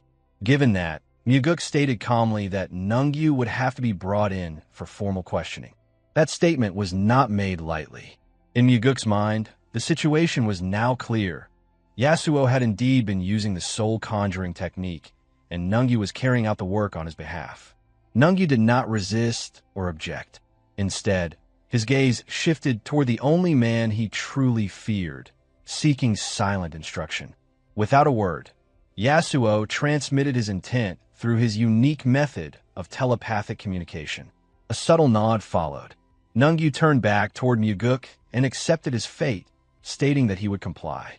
Mugeuk bowed with courtesy toward Yasuo, expressing gratitude for the cooperation and stating they would speak again in the future. Nungyu went peacefully, neither resisting nor attempting to explain himself. Yasuo offered no reaction. He simply nodded, allowing his subordinate to take the fall. His face remained impassive, unreadable. Back at the Nirvana Pavilion, Nungyu underwent interrogation. After a lengthy session, Daryong delivered his assessment. The man had only offered one line, that he had lost a fan. No further explanation, no elaboration. Nothing else. Mugeuk considered the implications. It was evident from Nungyu's eyes alone. His fear and loyalty to Yasuo ran too deep. No method of questioning would shake him. Daryong agreed, explaining that without concrete evidence directly linking Nungyu to the murders, there would be no way to hold him for long. The law required certainty. Mugeuk acknowledged that point. Nungyu was merely a subordinate, a piece on the board. To reach the truth, they would have to confront Yasuo himself. Noting the steel in Mugeuk's expression, Daryong voiced his concern. Facing a demon supreme was no small matter. Mugeuk responded with a reminder, asking Daryong if he remembered what had been said when he first assumed leadership of the Nirvana Pavilion. If even his own father were guilty, he would see him arrested. That promise had not been made for effect. The fire in Mugeuk's eyes proved it was the truth. If it came to arresting Wu Jin, the heavenly demon, and his own father, Mugeuk would not hesitate, even if it cost him his life. Daryong stood momentarily frozen by the force of those words. Then, with a resigned exhale, he accepted it. At the very least, he could be proud to serve under a leader of such unwavering resolve. He straightened his posture and affirmed his support without hesitation. Seeing this, Mugeuk allowed a rare smile to form. It was not he who needed to act cautiously. It was those who had committed evil acts who should tremble. Just then, an investigator burst through the doors, urgency in his voice. He addressed the pavilion leader directly, reporting that the cult leader, the heavenly demon, was here and had requested a meeting. Daryong was stunned. No one had expected the heavenly demon to come to the Nirvana Pavilion in person. Though surprised as well, Mugeuk's expression remained composed. Never had it occurred to him that his father would appear before him. Yet as soon as the words left the investigator's lips, he knew. He could already sense what his father was about to say. The other investigator immediately left the office when Wu Jin entered. Mugeuk sat down in silence, his brow furrowed and his expression puzzled, as he pondered the reason behind the heavenly demon's sudden visit. The unexpected arrival unsettled him, prompting a quiet but pressing question about what business had brought his father here. Without hurrying his response, Wu Jin took a measured sip of the tea that Mugeuk had prepared earlier. After a moment's pause, Wu Jin casually mentioned that he had simply been passing by and decided to stop in for a visit. However, Mugeuk was not convinced by the explanation. A feeling deep inside told him that this was no mere coincidence. Wu Jin had come with a purpose, and Mugeuk sensed it clearly. Yet, rather than pressuring his father to speak, he chose patience, allowing Wu Jin to reveal his intentions when ready. For a while, Wu Jin sat in reflective silence, his gaze turned outward toward the window, his mind seemingly elsewhere. After a few minutes, without shifting his focus, he finally spoke. He advised Mugeuk not to interfere with the Soul Reaper Demon Supreme for the time being. Hearing this, Mugeuk inwardly confirmed his suspicions. Wu Jin must have already known about his recent trip to the Western Illusion Fort and the retrieval of Nungyu. Moreover, with the harrowing discovery of the bodies, particularly those of the children, Mugeuk's resolve to act had only grown stronger. He would never have left the Soul Reaper Demon Supreme unchallenged after such horrors. Prompted by the warning, Mugeuk asked his father to elaborate further. Wu Jin responded by explaining that Mugeuk's current martial prowess, as impressive as it might be, was still insufficient to match the Soul Reaper Demon Supreme. There was no reprimand in Wu Jin's words, only genuine concern for his son's life. Unwilling to back down, Mugeuk suggested that if he could catch the Soul Reaper Demon Supreme off guard, he was confident he could defeat him. If necessary, he would resort to stabbing him in the back to ensure victory. Observing the fierce determination blazing in his son's eyes, Wu Jin retorted that sneaking up on the Soul Reaper Demon Supreme would be even harder than killing him directly. Mugeuk then asked if the Soul Reaper Demon Supreme was truly that formidable. Wu Jin closed his eyes briefly, searching for the right words. Eventually, he explained that the Soul Reaper Demon Supreme was both the weakest and the strongest among the 8 Demon Supremes. Mugeuk listened carefully, trying to unravel the meaning behind this paradox. The explanation slowly took shape in Mugeuk's mind.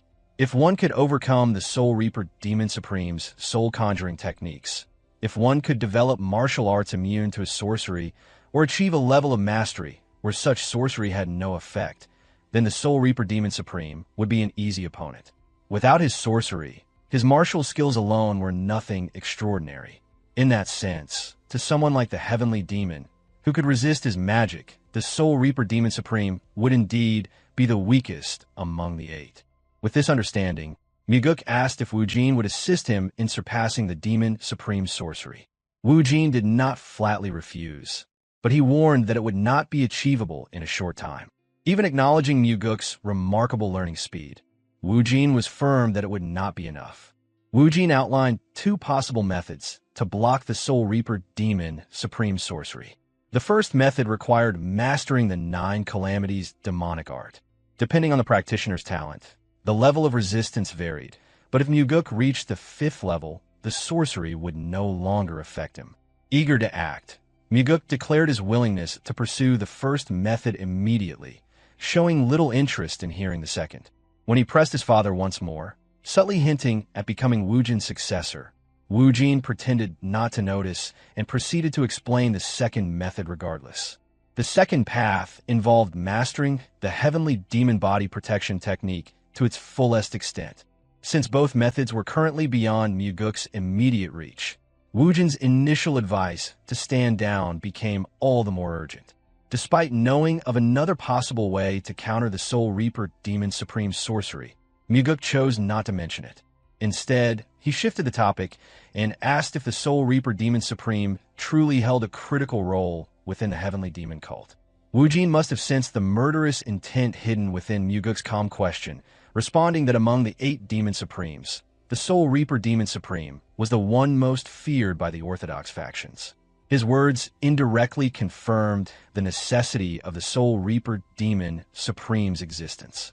Understanding this, Mugeuk pressed further, questioning whether it was acceptable for someone to extract living hearts for the sake of a grand technique. He also asked if his father had been aware of such atrocities. Wu Jin shook his head, explaining that he had only discovered this disturbing fact recently. Mugeuk then wondered how his father intended to handle the situation. Even the heavenly demon would find it difficult to tolerate someone who extracted hearts from the living, especially civilians under his protection. Nevertheless, as the leader of the cult, removing such a powerful asset would not be simple. Someone of the Soul Reaper Demon Supreme strength, who stood as a bulwark against the Martial Alliance, could not be discarded lightly. Thus, this dilemma was not for Wu Jin to resolve. It was Mugeuk's burden to bear. Mugeuk reminded his father of the promise made between them, that he would inform Wu Jin before attempting to kill any of the Demon Supremes. This promise had been forged when Wu Jin had permitted Mugeuk to pass on the Soaring Sword Art to Leon. With that promise in mind, Mugeuk declared that he would kill the Soul Reaper Demon Supreme. Among the 8 Demon Supremes, he would be the first to fall. In Mugeuk's previous life, the Soul Reaper Demon Supreme had survived the longest among the current 8 Demon Supremes.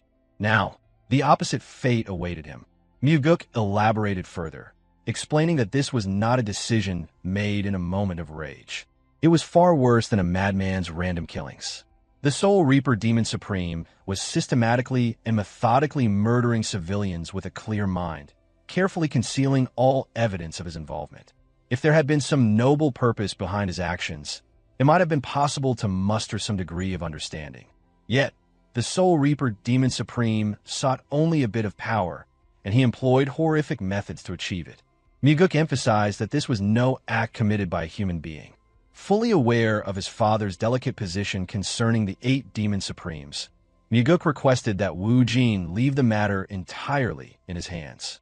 He further stated that, as the heavenly demon, Wu Jin had already given him the sword.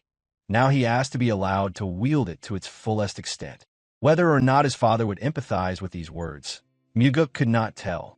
Though he wished to walk the same path as Wu Jin, he understood that their views would have to differ on this matter. Just as in a long journey companions might part ways temporarily and reunite later, so too might their paths diverge for a time.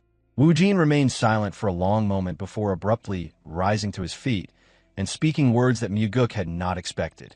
Wu Jin stated that there would not be any major problems if Mugeuk wished to proceed. Surprised by this, Mugeuk asked his father to elaborate. Wu Jin explained that if Mugeuk was truly skilled enough, he would naturally be able to fill the void left by the Soul Reaper Demon Supreme's death. Thus, Wu Jin granted his son permission to carry out the execution. It was not merely encouragement. It was also a weighty expectation that Mugeuk must be strong enough to claim the vacant seat of power. A smile crept across Mugeuk's face as he silently gave thanks to his father. Wu Jin was already leaving by then, his figure retreating without another word. This was not a journey where they would part ways permanently. Mugeuk and his father were still treading the same path, each carrying their own burdens. The following day, Mugeuk set out alone for the Western Illusion Fort. His subordinates would have been unable to withstand the illusions surrounding the pavilion, so he went without them. There, Mugeuk met the Soul Reaper Demon Supreme once more and released Nungyu from custody. Mugeuk had chosen to ignore his father's earlier warnings and had resolved to kill the Soul Reaper Demon Supreme. However, to succeed, he required at least a 2-month window to obtain a specific item he remembered from his previous life. Until then, Mugeuk needed to buy time, ensuring that the Soul Reaper Demon Supreme remained hidden and refrained from committing further massacres among the civilians. The Soul Reaper Demon Supreme greeted Mugeuk with eerily large, unblinking eyes, his tone laced with mockery as he asked what the matter was this time. Mugeuk calmly replied that Nungyu had been judged innocent. The investigator had been unable to find any evidence linking him to the murders of civilians, and as such, Nungyu would be released. The Soul Reaper Demon Supreme, appearing disinterested, questioned why Mugeuk had come personally if his only task was to free Nungyu. His voice carried a slight edge of curiosity beneath the sarcasm. Mugeuk, unwavering, answered that there was something he needed to say, something that could not be left unsaid. Prompted by the Soul Reaper Demon Supreme's indifferent gesture, Mugeuk continued. Without a hint of hesitation, he revealed that he knew about the soul reaping technique being employed. He spoke the accusation plainly, leaving no room for misunderstanding. Feigning innocence, Yasuo, the Soul Reaper Demon Supreme, claimed ignorance. He insisted that he had never heard of such a technique before and that it was his first time encountering the term. Despite the convincing delivery, Mugeuk recognized the lie immediately. Yasuo's expression remained utterly unchanged, an unsettling trait he had mastered by climbing to his current position through the manipulation of countless hearts. Mugeuk pressed on, undeterred by the deceit. He demanded that Yasuo immediately cease using the soul-reaping technique. Addressing Mugeuk as the second young master, Yasuo repeated his claim of ignorance. His voice, however, now echoed unervingly from all directions within the hall, as if trying to destabilize Mugeuk's mind. Though the disorienting resonance might have overwhelmed others, Mugeuk stood firm. With a calm voice steeped in a chilling, killing intent, he warned Yasuo that refusal would lead inevitably to death. Instead of treating the threat with gravity, the Soul Reaper Demon Supreme burst into manic laughter. In his arrogance, he remained unaware that Mugeuk had been sparring nearly evenly with the Flower Sword Supreme. Yasuo believed that, even if Mugeuk had grown stronger, he would still be helpless against the might of his sorcery. Mockingly, Yasuo manipulated the formation within the hall to repeat Mugeuk's own words back at him, using the familiar voices of people Mugeuk knew. The technique sought to unravel Mugeuk's composure, but he gritted his teeth, refocused, and activated the Heavenly Demon Body Protection technique. Though the illusion disturbed the senses, Mugeuk's mind cleared instantly, demonstrating his formidable control. Noticing this, Yasuo expressed a reluctant admiration, acknowledging Mugeuk's strength with a begrudging comment. Yet the mocking tone never left his voice. Mugeuk remained unmoved, calmly declaring that he would not be the one to kill the Soul Reaper Demon Supreme for his crimes. As if to ridicule the seriousness of his words, Yasuo repeated Mugeuk's statement using several familiar voices again. Yet when Mugeuk mentioned his father, a profound, almost oppressive silence fell over the room. Yasuo's eyes widened slightly, disbelief flickering within them at the audacity of Mugeuk to invoke the Heavenly Demon. Mugeuk continued speaking, suggesting that Yasuo likely believed the Heavenly Demon would never agree to his request. After all, the Soul Reaper Demon Supreme was one of the most important weapons against the Orthodox factions. Yet Mugeuk made it clear that he did not care. He declared that he would stand before his father every morning, pleading to have the Soul Reaper Demon Supreme executed. Wu Jin, the Heavenly Demon, remained the only figure that Yasuo feared, and Mugeuk intended to use that fact to its fullest. The Soul Reaper Demon Supreme sat in absolute silence, pinned beneath the weight of Mugeuk's unshakable conviction. Mugeuk did not stop there. He He swore that if his father refused the first time, he would return the next day, and the next after that, never relenting. Mugeuk vowed to remind the heavenly demon daily that the Soul Reaper Demon Supreme was a disgrace to the cult, a monster who tore the hearts from living civilians without remorse. Yasuo listened in silence, uncertain how Mugeuk had discovered so much, yet knowing he had no choice but to hear him out. Mugeuk continued without pause, stating that every day he would press the matter, using every word at his disposal. One day, when Yasuo made a mistake grave enough, the heavenly demon might finally sever him from existence. As Mugeuk spoke, his presence seemed to fill the entire hall. The killing intent radiating from him grew so overwhelming that even Yasuo, a demon supreme, could not help but find it bizarre that Mugeuk, once little more than a boy, now dared to threaten him so brazenly. As Mugeuk pressed his demand to the Soul Reaper Demon Supreme, the intensity of his determination was so palpable that it made him seem like a spoiled child throwing a tantrum. Meanwhile, the Soul Reaper Demon Supreme continued to radiate an overwhelming, eerie aura from his body. Despite his efforts to deny Mugeuk's accusation, it was clear that his attempts had no effect. A faint arch appeared on Yasuo's face, and a ghostly sound echoed through the air. The surroundings around them darkened and brightened, and Yasuo's laughter filled the space, eerie and unsettling. The objects surrounding Mugeuk began to distort as if they had come to life. The floor rippled like waves, and the walls seemed to melt, flowing downward as though under intense heat. It made it nearly impossible for Mugeuk to perform any martial arts, with even walking becoming a difficult task. The voice of the Soul Reaper Demon Supreme resonated deeply, like an echo within a vast cavern, declaring that the world they inhabited was nothing more than an illusion. He emphasized that what Mugeuk saw around him now was the true world. Naturally, the heavenly demon body protection technique activated within Mugeuk. If he hadn't mastered it, his mind would have already begun to succumb to the overwhelming presence of the Soul Reaper Demon Supreme. However, this was not yet the most powerful sorcery Yasuo could wield, which allowed Mugeuk to maintain some control over the situation. Calming his energy, Mugeuk spoke with composure, making a light-hearted remark about how it was a world where he could save on drink costs. He added, almost jokingly, that the dizziness he felt made him feel drunk without even having had a drink. Seeing Mugeuk remain calm and joking when he should have already collapsed surprised the Soul Reaper Demon Supreme slightly. At that moment, Mugeuk heard a soft whisper in his ear, a layered voice, as if multiple people were gossiping in unison. They spoke of the rumors being true, mentioning that the second young master had begun to ascend, becoming a hidden dragon. The Soul Reaper Demon Supreme had already moved right in front of Mugeuk. Even with Yasuo standing so close, Mugeuk found himself hesitating. He wasn't sure if he could strike Yasuo, and the mere thought of this before even drawing his sword made it clear that fighting him would be a difficult task. Mugeuk now fully understood why his father had warned him about Yasuo. Even with the heavenly demon body protection technique in effect, Mugeuk still felt disoriented. If Yasuo decided to attack now, Mugeuk wondered how he could possibly defeat the Soul Reaper Demon Supreme. Without turning his head, Mugeuk calmly stated that he had no intention of ascending. He wanted to live and enjoy the world for a long time, thin and long. That was why he sought strength. Yasuo was startled by this, for it mirrored the very life he himself had pursued.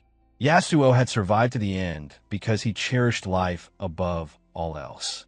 Before his death, he had often said that he spent his life striving to become stronger so that no one could kill him. The heart and soul reaping technique, in its twisted form, was a horrible manifestation of that self-love. A wide grin spread across the Soul Reaper Demon Supreme's face as he looked directly at Mugeuk. He expressed what a splendid thought the young man had, impressed by his mindset. At that moment, Yasuo performed another sorcery. His form vanished from where he stood, and Mugeuk immediately noticed the change in the environment. The undulating distortion around him ceased. The surroundings darkened for a brief moment before brightening again, revealing a completely different scenery. The maddening space had disappeared, replaced by a vast, peaceful plain. Just the sight of it lifted Mugeuk's spirits.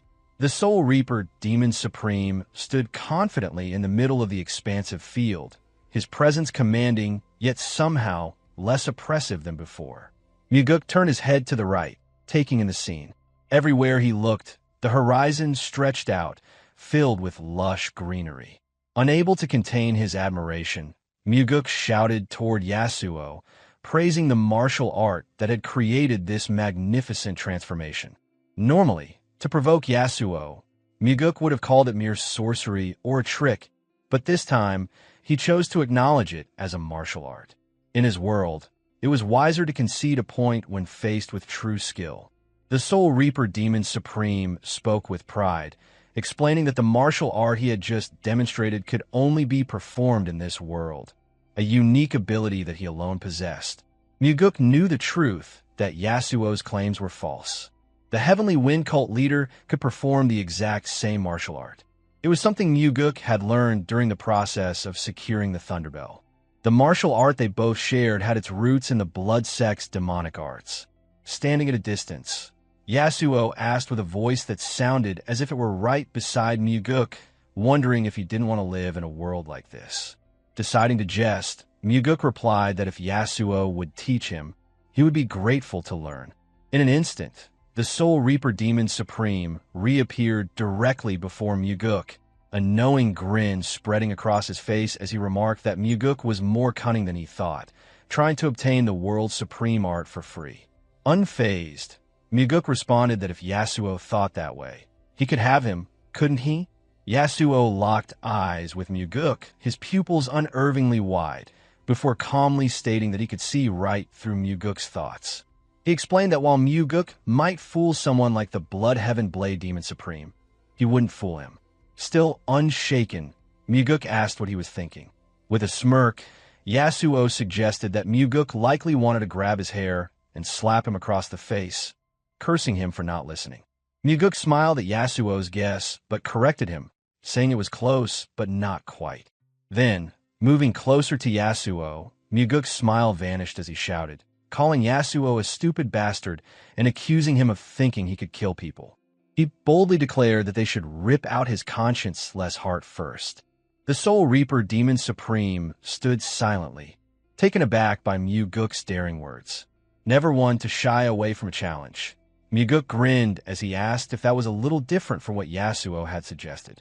Yasuo remained calm, exuding the composure of someone confident in his ability to kill Mugeuk. His voice finally broke the silence, remarking that as the cult leader's son, it wasn't easy to die.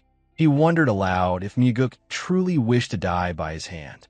Smiling smugly, Mugeuk replied that of course he didn't want to die. It was better, he said, to be a living third-rate than end up dead as the greatest of all time. Mugeuk knew this saying well. It was a phrase often used by the Soul Reaper Demon Supreme himself. Yasuo's expression shifted subtly.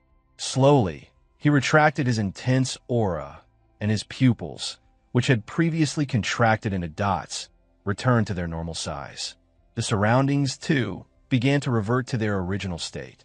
They were once again standing in the familiar hall of the Soul Reaper Demon Supreme. Yasuo's voice was filled with curiosity as he asked, wondering aloud if Mugeuk wasn't afraid of him. After all, Yasuo could easily open up a hellish realm and trap him there forever. Though Mugeuk's face betrayed no fear, he mockingly admitted that he was afraid. Very much so. He explained that was precisely why he had mentioned persuading his father. Yasuo's laughter filled the air, loud and unsettling.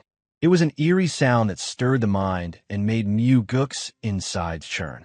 When Yasuo finally stopped, he expressed his admiration for Mugeuk, acknowledging that he understood now why the Blade Demon Supreme had been eager to align himself with him.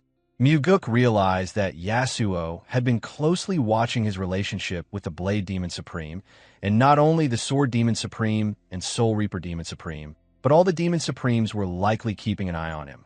After Mugeuk was allowed to leave, he clasped his fist respectfully and requested that Yasuo restrain himself for the time being, for the sake of his father. He then prepared to depart. As Mugeuk turned to leave, the Soul Reaper Demon Supreme called out to him one final time. Mugeuk did not turn around, but Yasuo's voice rang out, heavy with finality, warning him that if he were to see Yasuo again, he would never return to this world. Threatening Yasuo by invoking his father had effectively bought Mugeuk 2 or 3 months' time, during which Yasuo would lay low. That was all Mugeuk needed. So, without responding further, Mugeuk simply walked out, signaling the end of their verbal exchange. Later that night, Mugeuk invited Daryong and a few others who had not yet arrived to the Flowing Wind Tavern. As they waited, Daryong asked if the matter Mugeuk had gone for had been resolved. Mugeuk shrugged, offering a simple response. If it had gone well, it had gone well. If it hadn't, it hadn't. With the time he had bought by invoking his father, Mugeuk was determined to use it as wisely as possible. Just then, Daryong continued, expressing his admiration for Mugeuk's decision to confront the terrifying Soul Reaper Demon Supreme head-on. He believed that no one else would have dared to do such a thing and saw real meaning in Mugeuk's courage. Mugeuk listened carefully as his subordinate spoke, acknowledging his words with a thoughtful nod. Daryong then apologized, saying that he wished he could do more for Mugeuk. He added that if he could, he would confront the Soul Reaper Demon Supreme himself. In turn, Mugeuk remained silent, thinking how curious it was to be comforted by someone as gloomy and burly as Daryong. After taking a drink from his cup, Mugeuk responded, saying he would accept the sentiment, and expressed that was why Daryong was his right-hand man. Confused, Daryong asked why he was considered Mugeuk's right-hand man, pointing out that warrior Leon had been regarded as Mugeuk's right hand. Mugeuk shook his head and replied that Leon was not his right hand. This made Daryong wonder if he had somehow surpassed Leon in rank. With a slight flair and a sincere smile, Mugeuk continued, explaining that Leon was his heart. Daryong fell silent for a moment, recognizing that Leon was indeed the subordinate Mugeuk cherished most. Then a smile formed on his face, and he teased that he now felt bad about just being Mugeuk's right-hand man. Mugeuk laughed heartily, and Daryong joined in, both men sharing the moment of camaraderie. After Mugeuk established branches of Nirvana Pavilion throughout various points in the demon cult territory, the Flowing Wind Tavern enjoyed a rare period of peace. As their conversation continued, Daryong asked who the left wing of the group was, assuming the left hand must be the demon lord, Django, and the heart was Leon. Mugeuk took a sip from his cup and answered that there was indeed someone else. Daryong pondered this for a moment, unaware of the secret dealings Mugeuk had made in the shadows with both the Blade Demon Supreme and the Sword Demon Supreme. At that moment, Django arrived, apologizing for being late before sitting down. Mugeuk greeted him warmly, joking that he hoped he hadn't called someone too busy for no reason. Django replied that if Mugeuk hadn't called him, he would have been disappointed. Mugeuk continued with a grin, explaining that he had called him because this was his first drinking gathering with his people. He handed Django a drink from his bottle. Just then, Leon arrived. Her face was flushed with apology, her cheeks a soft red as she made her way toward them.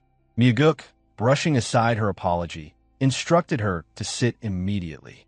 As she took her seat, Leon greeted both Django, the demon lord and commander of the demonic army, and Daryong, the investigator of the Nirvana Pavilion. Trained in martial arts, Django immediately noticed something different about Leon. He called out to her, remarking that she seemed to have changed somehow. Inwardly, Mugeuk thought to himself that, as expected, a lord who led the demonic army had sharp eyes. Leon had indeed become even more skilled lately through her training in the soaring sword art, and Django must have sensed the change in her energy. Leon laughed it off, explaining that the grueling training had caused her to lose weight, and she had changed a bit because of it. She then turned to Mugeuk and, with a smile, said that with the gloomy weather, she had been desperately craving a drink. She asked him to pour her some alcohol, addressing him as young master. Normally, it would be considered rude, but Mugeuk didn't mind such formalities. He poured Leon a drink, praising her for her hard work with all that training. Django enjoyed watching the scene, finding it pleasing that their young master was so kind and understanding toward his subordinates. On the other hand, Daryong couldn't help but feel envious as he watched everyone around Mugeuk being martial artists. Even Leon, the chubby young woman, was able to enjoy the benefits of being a martial artist as Mugeuk's personal bodyguard. With jealousy beginning to stir, Daryong took a drink from his cup, attempting to numb the feeling. As he looked down at his drink, he couldn't help but express that he felt like he was the only one who wasn't part of this world. Not understanding his feelings, Leon asked why he was feeling that way. However, Django had a better grasp of the situation. He could understand what Daryong might be going through. Although Daryong was an investigator from Nirvana Pavilion, it was clear that everyone around Mugeuk was a martial artist, which could make him feel like an outsider. At that moment, Mugeuk casually suggested that Daryong might want to learn martial arts as well. Daryong looked up in surprise. He had not expected Mugeuk to offer such a suggestion. He asked if Mugeuk meant he would teach him. Mugeuk's answer was simple: no. Daryong glanced at Django, wondering if he would have to train like the demonic army's regime. He asked, then, who would be able to teach him? With a sly smile, Mugeuk urged Daryong to simply answer the question. He then went on to explain that if there was someone who could teach him martial arts, would he be willing to learn? It wouldn't make him a formal disciple, but someone could still teach him real martial arts. Daryong hesitated, unsure, before asking who that person could be. Mugeuk still didn't answer directly. He wanted to make sure Daryong was fully committed before revealing anything. Meanwhile, outside, a man walked down the street leading to the Flowing Wind Tavern. People who saw him stopped in their tracks, eyes wide in disbelief. Left and right, people turned to stare at him, surprised that such an important figure was walking through the village street so casually. It was Cheonma, the Blood Heaven Blade Demon Supreme. He was walking with a pout on his face, muttering curses about the second young master. He found it frustrating that the young man thought so arrogantly that he could summon someone like Cheonma whenever he... The sky outside was buried beneath a dense layer of cloud, mirroring the uncertainty pressing down on Daryong. He stood at a crossroads, his thoughts clouded and directionless, struggling to make a decision that might alter the path ahead. In an effort to deflect from the pressure, Daryong commented on the overcast weather, suggesting that it looked as though rain would fall. His words lacked conviction and clarity. Arms folded across his chest, Mugeuk dismissed the remark with irritation. There was no time for meaningless talk. The decision had to be made swiftly within the burning of a single incense stick.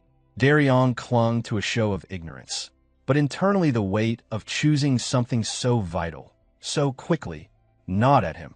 Gauging the moment, Mugeuk explained his perspective. Overthinking often paralyzed action. If this night of drinking ended without a decision, everything would reset.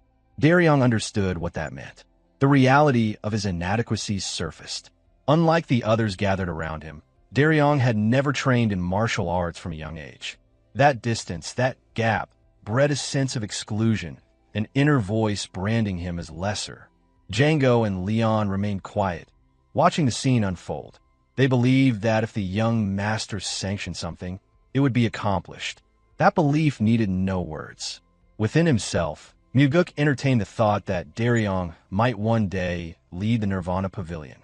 In character, Daryong showed promise, but youth clung to him still, and he lacked both strong affiliations and the kind of powerful support that typically underpinned leadership.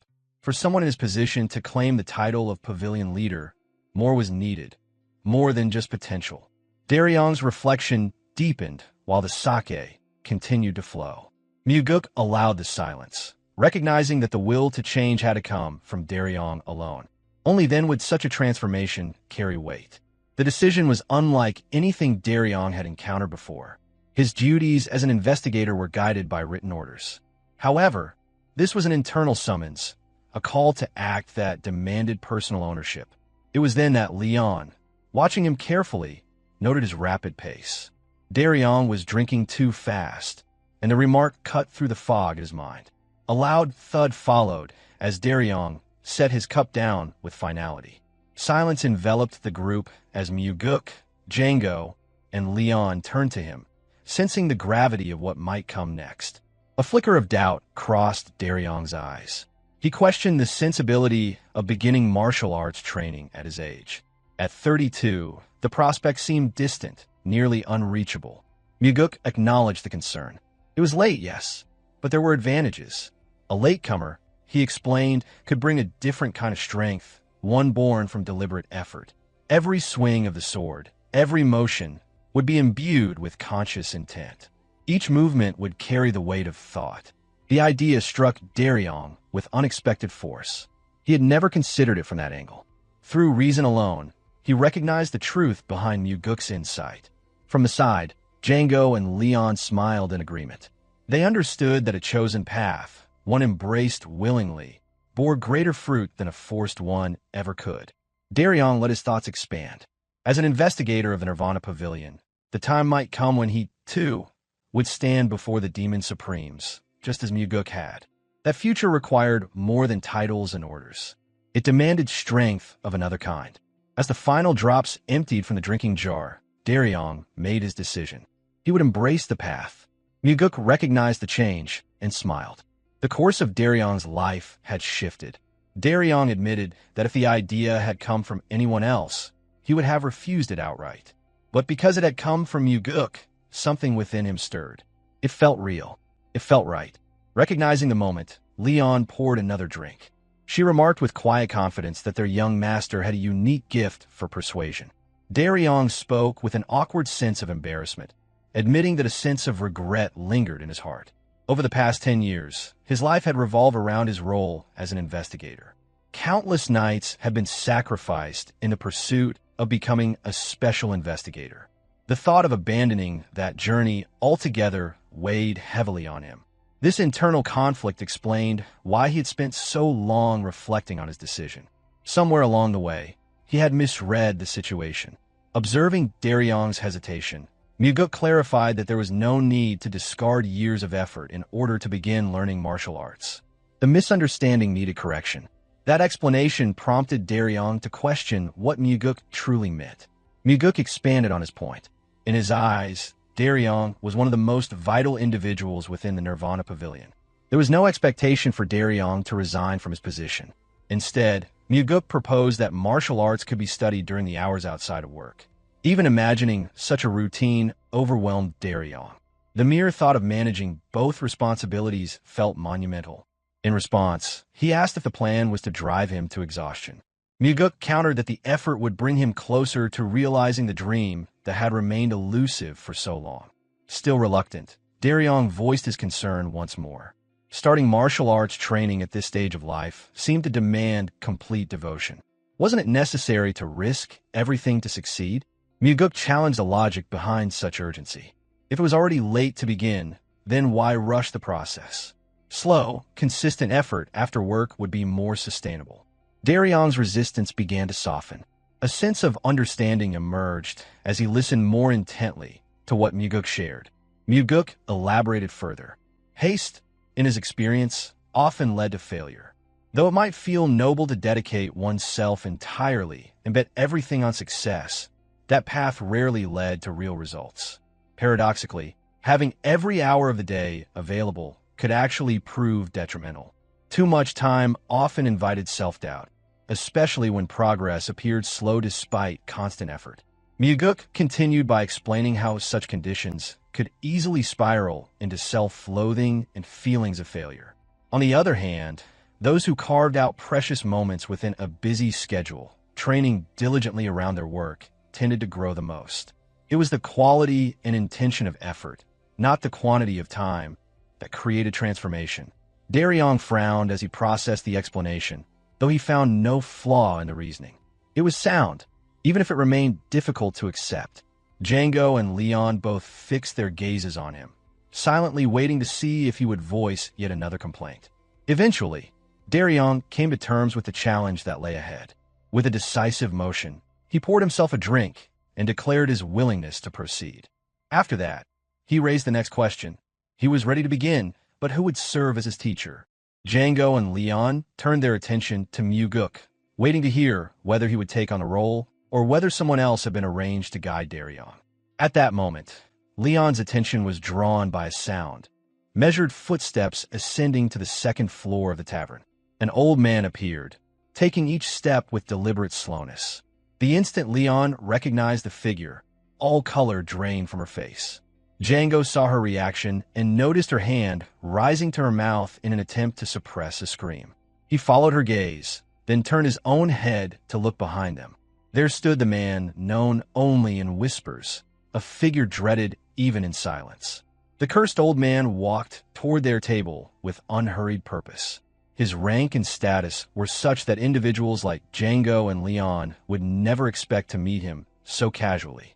What made his presence even more unsettling was the irritation he carried with each step. The resentment at being summoned suddenly by Mugeuk was visible in his demeanor. As he approached, that same dreadful aura spread through the air. The color vanished from Django and Leon's faces as the cursed old man stepped forward. They couldn't tear their eyes away, not because of reverence, but because of the sheer weight of the killing intent radiating from him. Perplexed by their expressions, Daryong asked what had shaken them. Then, turning his own head, he saw the source. The old man stood before them, surrounded by a pressure that spoke of death. The cursed old man had arrived, and with him came the presence of absolute danger. Daryong's jaw dropped, his breath caught in his throat, and, like the others before him, all color drained from his face in an instant. Cheonma directed his sharp words at Mugeuk, questioning whether the younger man had become too self-assured, summoning him so casually and without warning to a place like this. Immediately, the party rose to their feet, offering hurried respect to the infamous elder, whose anger simmered just beneath the surface. Calm and composed, Mugeuk welcomed the formidable guest without hesitation. He pulled out a chair and gestured for Cheonma to sit and join them in drink. Cheonma's ire lessened slightly, tempered by the sheer brazenness of the second young master. Without another word, he set his massive blade down beside him and slumped into the chair. His voice was flat as he asked the reason for his summoning. Already pouring a jar of liquor, Mugeuk answered that the invitation was simply for drinking together at the tavern. Despite the frustration that still lingered, Cheonma could not turn down the offered drink. His pride might have flared, but tradition and the mood nudged him into acceptance. It was only then that Mugeuk noticed Daryong's increasing discomfort. The man looked stunned, his mouth still open, face frozen with incredulity. Through the haze of intoxication, Daryong wore an expression that silently demanded confirmation. Was Mugeuk truly suggesting that he would be taught by none other than the Bloodheaven Blade Demon? Mugeuk responded with a slight, knowing smile, confirming the thought without words. The realization overwhelmed Daryong. Dizziness took hold as his thoughts spiraled. Meanwhile, unaware of the younger man's inner chaos, Django took the opportunity to address the elder. With humility, he expressed his gratitude for the recommendation he had received, now finally able to thank Cheonma directly. However, Cheonma brushed it off without much interest. It hadn't been his idea, he said, attributing the decision to the young master instead. Mugeuk insisted otherwise. Though he'd been thanked, he believed the elder deserved the credit. None of it would have been possible without the elder's involvement. Cheonma remained silent for a moment. The Bloodheaven Blade Demon had little concern for recognition. Gatherings like this were alien and somewhat burdensome to him, as had happened before with the Flower Sword Supreme. Cheonma seemed to expect that Mugeuk would be alone. The group had caught him off guard. Eventually, he raised his cup, stating that the recommendation had been made only because he believed Django capable of the role. There was no need to overthink it. Hearing such words from a demon supreme lit up Django's expression. He poured another drink for the elder as he expressed his thanks once again. Mugeuk reflected inwardly. Human nature rarely changed, but people's attitudes often shifted when faced with new circumstances. With that thought in mind, Mugeuk addressed Cheonma, stating he had a request. Cheonma urged him to speak, looking toward Daryong, who was now barely conscious.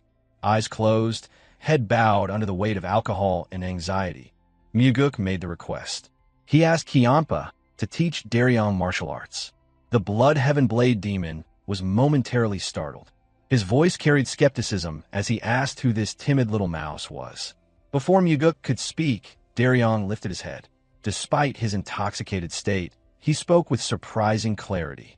He described himself as one who sought power without cruelty, a man faithful to one woman, a lone rebel who would act while others stayed silent, a pacifist and right hand of the second young master. He declared his name with conviction, Co Daryong, and insisted he was no little mouse. After declaring those words, Daryong's head slumped forward once again, and soon a loud snore emerged from him. It was immediately clear to everyone present that he had slipped into full drunkenness. Mugeuk broke into a loud, uninhibited laugh in front of the elder, as if he had just witnessed the most absurdly amusing moment of his life. His laughter echoed with genuine delight. Django and Leon, however, were startled. Their eyes darted between the drunk investigator and the cursed old man, anxiety gripping them. They feared that Cheonma might eliminate Daryong in an instant, leaving no trace of his existence behind. Sensing the tension, Mugeuk intervened quickly. He apologized on Daryong's behalf and explained that the man had simply had too much to drink. Unaffected by the apology, Cheonma replied with sharp sarcasm. The idea of teaching martial arts seemed laughable to him. He remarked that they were fortunate he hadn't killed Daryong on the spot for showing such an insolent face. Still, Mugeuk pressed forward. He insisted that Daryong was someone truly needed by the Nirvana Pavilion. Without hesitation, Cheonma rejected the request. But Mugeuk wasn't finished. He advanced the proposal again, undeterred. Cheonma held his ground, questioning the necessity. Why him of all people? Why should he be the one? With earnest conviction, Mugeuk responded that Cheonma was the most skilled. If Daryong were to learn martial arts, he should learn from the best. The words held layered meanings, and for a brief moment, Cheonma seemed to contemplate them. But he clung to a single thread of reasoning. Turning away, he voiced his objection. Passing down martial techniques to someone not recognized as a disciple was not acceptable. With a boldness that seemed unrestrained, Mugeuk offered an immediate solution, which was to make him his disciple. The suggestion caused Cheonma to jerk in surprise. Without pausing, Mugeuk continued. None of Cheonpa's current disciples, he argued, were fit to inherit his position. He pushed further, suggesting what felt like an outrageous proposition. Cheonpa's youngest disciple might be kind, but kindness alone was not enough to become a successor. What about Daryong, right here, right now? Cheonma appeared stunned, almost incredulous at what he was hearing. Still, Mugeuk carried on. Throughout his life, Cheonma had only ever followed his own will. Why not? Just this once, try something he didn't like. Rising frustration led Cheonma to raise his voice and firmly reject the idea once more. Mugeuk matched his tone, demanding an answer. Why the aversion? There had to be a reason. Cheonma snapped back. He didn't need a reason. He simply disliked the idea. Wasn't that enough? The heated exchange was interrupted by a quiet voice that pierced the tension. Django and Leon turned their heads, startled. It was Daryong, lifting his head toward Cheonma with glassy, unfocused eyes, challenging the very foundation of the argument. With defiance, he asked whether Cheonma thought he liked the idea either. Leon instinctively reached out, hoping to silence him, but it was too late. Fortunately, Daryong refrained from addressing the elder as a demon. He clarified his stance with deliberate words. He stated that he didn't like it and insisted that Cheonma not even consider teaching him. It was a bold act the kind few would dare attempt, especially before someone like Cheonma, a demon supreme. Yet Daryong's rebellious tone only grew stronger, his refusal unrelenting. Each word intensified the tension. Django and Leon grew stiff with fear, wondering if Cheonma would respond with fury. Even Mugeuk lost the calm usually etched into his expression, as the signs of Cheonpa's rising anger became impossible to ignore. Still raising his voice in defiance, Daryong suddenly turned his attention toward Mugeuk. His gaze was clouded, his expression slack with intoxication, but he addressed the second young master with unexpected clarity, requesting permission to ask a question. Mugeuk responded with calm amusement, inviting him to go ahead. His tone was relaxed, even teasing, remarking that Daryong seemed to be on the verge of being killed anyway, so a sincere answer was the least he could offer. Darkness crossed Mugeuk's expression as Daryong asked why he was being handed over to a cold-hearted and merciless elder. Tears welled up in Daryong's eyes and began to stream down his cheeks. He spoke with anguish, accusing Mugeuk of casting him aside, delivering him like an offering to the cursed old man without hesitation. A visible vein bulged on Cheonma's forehead as he listened. His displeasure was apparent. Still, Mugeuk made no attempt to calm Daryong. Instead, he answered plainly, stating that the reason was simple, so that Daryong could learn martial arts. Unspoken, however, was the deeper motive. Mugeuk saw Daryong as the future of the Nirvana Pavilion. If Daryong trained under the Blood Heaven Blade Demon, he would not only gain strength, but also a powerful supporter to legitimize his claim.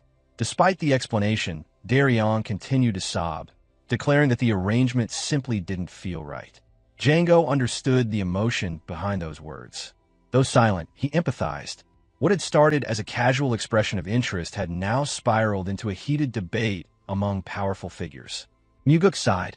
His thoughts drifted to how Daryong, even in such a state, remembered everything he probably shouldn't, and yet managed to forget nothing of importance. Turning once more to Cheonma with a respectful demeanor, Mugeuk made a new request.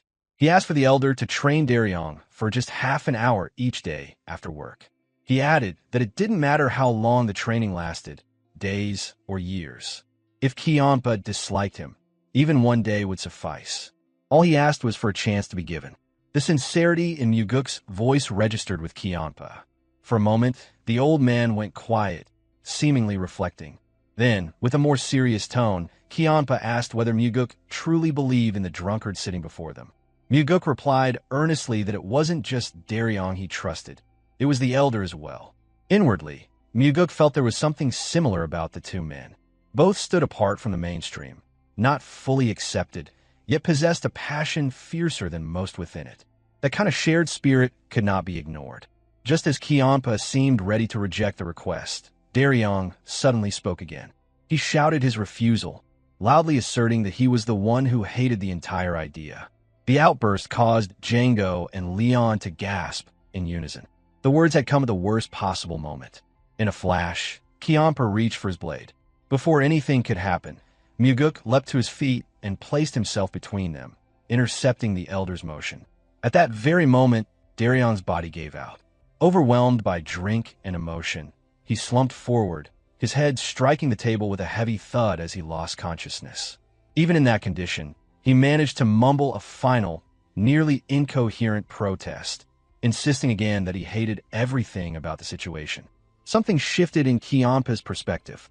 He now saw Daryong not as a fool, but as someone brave enough to speak his mind, even under pressure, and without fear or flattery. The old man entertained the thought for a moment and asked what Mugeuk would offer in return if he were to agree to train the young man. Without hesitation, Mugeuk promised to help him resolve the grudge he had carried for so long. Cheonma's eyes widened slightly in surprise. Mugeuk had anticipated the question and answered accordingly. He was already well aware of Cheonma's deep-seated grudge against Yeonrang. Following a brief pause, the conversation faded, replaced by the quiet clinking of jars and the flow of liquor. The discussion around martial arts came to a close, leaving only the sound of drinking to fill the silence. As they drank, Mugeuk silently wondered whether Cheonma harbored a desire for reconciliation with Yeonrang. Both were demon supremes, and both possessed pride that ran deeper than most would ever understand. More jars continued to empty.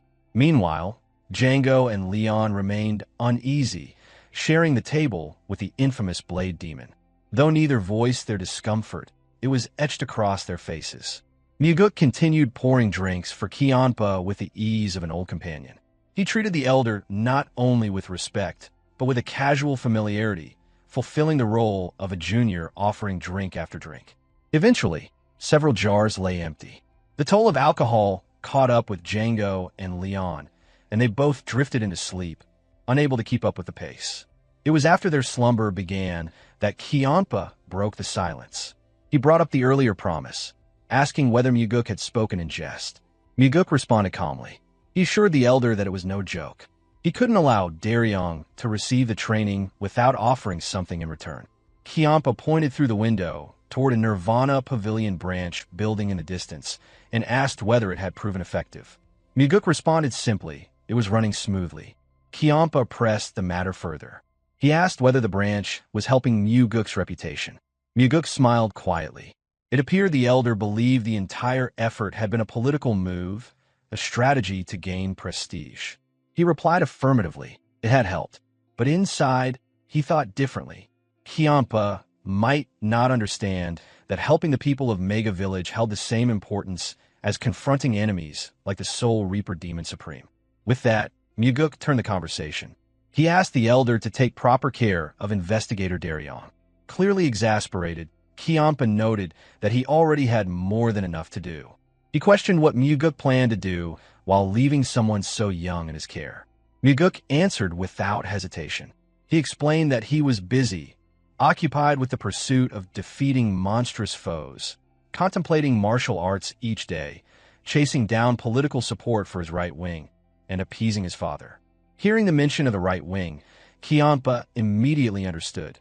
Mugeuk's right wing was Yeonrang, the Flower Sword Supreme. With a trace of amusement, Cheonma asked whether that meant he himself was the left wing. Mugeuk confirmed it, and then jokingly offered the chance to switch sides if the elder preferred. Cheonma stared at him in disbelief. He voiced his astonishment, remarking that the notion of pairing the Flower Sword Supreme and the Bloodheaven Blade Demon as two wings was utterly insane. But Mugeuk reminded him. It had been Cheonma who first acknowledged his madness. It had been Cheonma who said they should embrace madness and gamble with fate, devouring everything in their path. Had he forgotten already? Cheonma remained silent, caught off guard by how boldly the young man had positioned him as part of such a vision. Eventually, he clicked his tongue and muttered his disbelief. He hadn't realized just how far the madness had progressed. Mugeuk encouraged it. He proposed they embrace the madness together. Why hesitate now, especially when time was no longer abundant? Cheonma asked whether such a statement should really be said to an elder. Mugeuk responded without flinching. He said it because he was a madman. The Bloodheaven Blade Demon let out a quiet chuckle. There was nothing left to say in return. As Mugeuk lifted another jar to pour, he revealed something else. Soon, he planned to leave the cult for a few months. In that time, he asked Cheonma to watch over their people. Without questioning Mugeuk's motives, Cheonma gave a simple affirmation. That brief response, devoid of hesitation or curiosity, offered an unexpected sense of reassurance. Mugeuk could feel it. Tonight's drinking had shifted something. The door Cheonma kept so tightly closed had opened, if only slightly. What lay beyond it, however, remained a mystery. The scene shifted as Daryong slowly woke up, feeling the weight of a massive hangover. Groggily, he asked for water, complaining that his throat felt unbearably dry and that he was extremely thirsty. Almost immediately, someone replied that there was water right next to him. Still confused, Daryong opened his eyes fully and started looking around the room. When he finally spotted it, Daryong reached out his hand and took the kettle sitting on top of the nightstand. Without hesitation, he hurriedly brought it to his mouth and drank directly from the kettle. A sharp pain shot through his head, causing Daryong to curse himself for drinking like a wild animal the previous night. With hollow and empty eyes, his mind drifted as he struggled to remember what had happened the night before. But nothing came to mind. His memory was completely blank. He turned his head, trying to get a better sense of where he was. From the look of it, the place felt unfamiliar and strange to him. The next time he turned, he asked who had said where the water was located. By the window, someone stood quietly reading a book. Because of the sunlight streaming in, Daryong couldn't immediately make out who it was. He frowned and tried harder to focus his gaze. Not being a martial artist, he needed a moment to gather his scattered thoughts. As his eyes adjusted to the bright light, the figure gradually became clearer. The man reading the book was none other than the Bloodheaven Blade Demon, who appeared surprisingly calm and peaceful. Daryong lost his composure completely, stammering in utter shock. The defiance he had shown the previous night was nowhere to be found. Once he managed to form coherent words, he asked why the Demon Supreme was here. Cheonma calmly explained that it was because this room belonged to him. Still confused, Daryong questioned why he was here at all. The anger Cheonma had seemed to feel earlier was gone when he revealed that, when they parted ways at the tavern, Daryong suddenly stood up and shouted at him, demanding that Cheonma carry him back. He described how Daryong had clung desperately to his pants, yelling about how a master could abandon his own disciple. Daryong stammered once more, sweat pouring down his face as he wondered aloud how he could have behaved in such a way. Cheonma added that right after, Daryong simply started snoring again, leaving him no choice but to carry him back to this place. The Blood Heaven Blade demon's expression shifted, his eyes staring dead ahead as he asked if Daryong wanted to die but lacked the courage to jump off a cliff. Mortified at the thought of having clung to his brand new master's pants like that, Daryong was left unsure of what to do next. At that moment, a question entered Daryong's mind, prompting him to ask why Cheonma had let him sleep in his bed. Cheonma muttered that it was obvious Daryong didn't remember that either. Daryong swallowed hard, feeling tense as he realized there was yet another offense he had committed against the elder.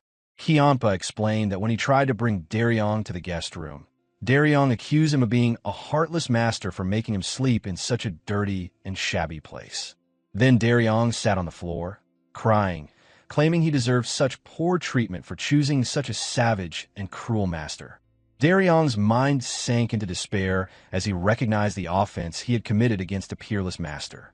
A slight amusement could be detected in Cheonma's tone as he commented on how hard Daryong's life seemed to be.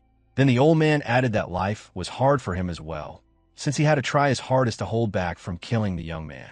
Daryong's expression fell deeper into despair, as if his entire life had flashed before his eyes. He immediately got off the bed and knelt down, shouting his apologies and promising to quit drinking altogether. Cheonma mused aloud that Daryong did need to quit drinking good liquor, but sternly reminded him that quitting his drunken behavior was more important. At that, Daryong screamed his affirmative reply, promising to quit everything as he begged the old man for forgiveness. He reasoned that he had simply drunk too much the night before.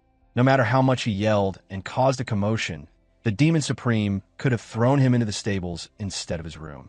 It was truly unexpected that Cheonma treated him so well.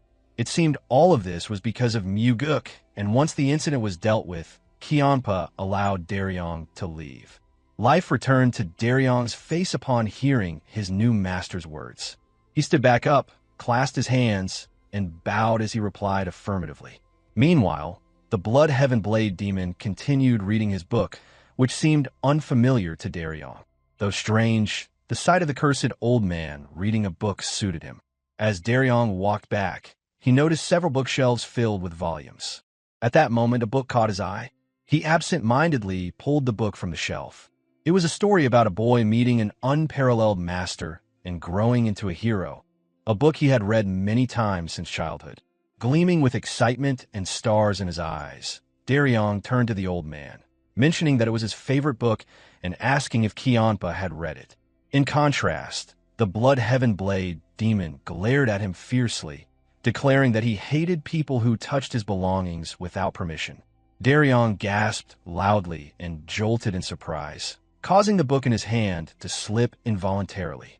Startled by the old man's intense gaze, Daryong dropped the book.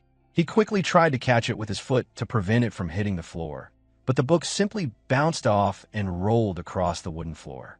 A heavy silence fell over the room.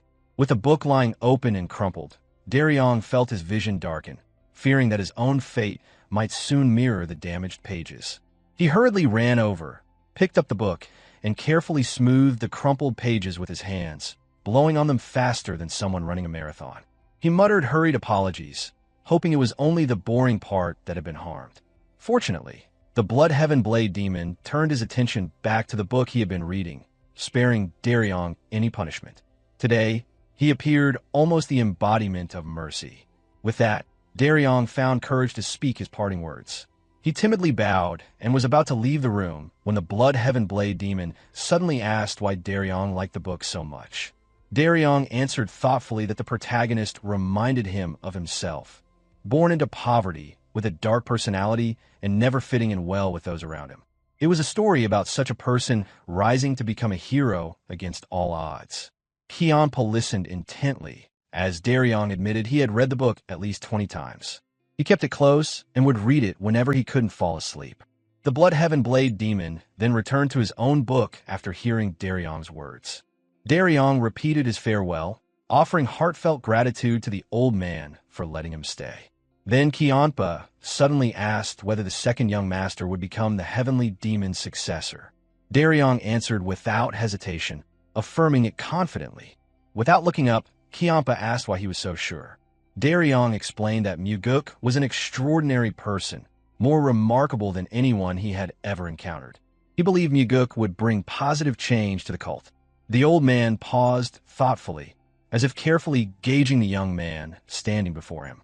He then asked whether Daryong would be willing to lay down his life for the second young master.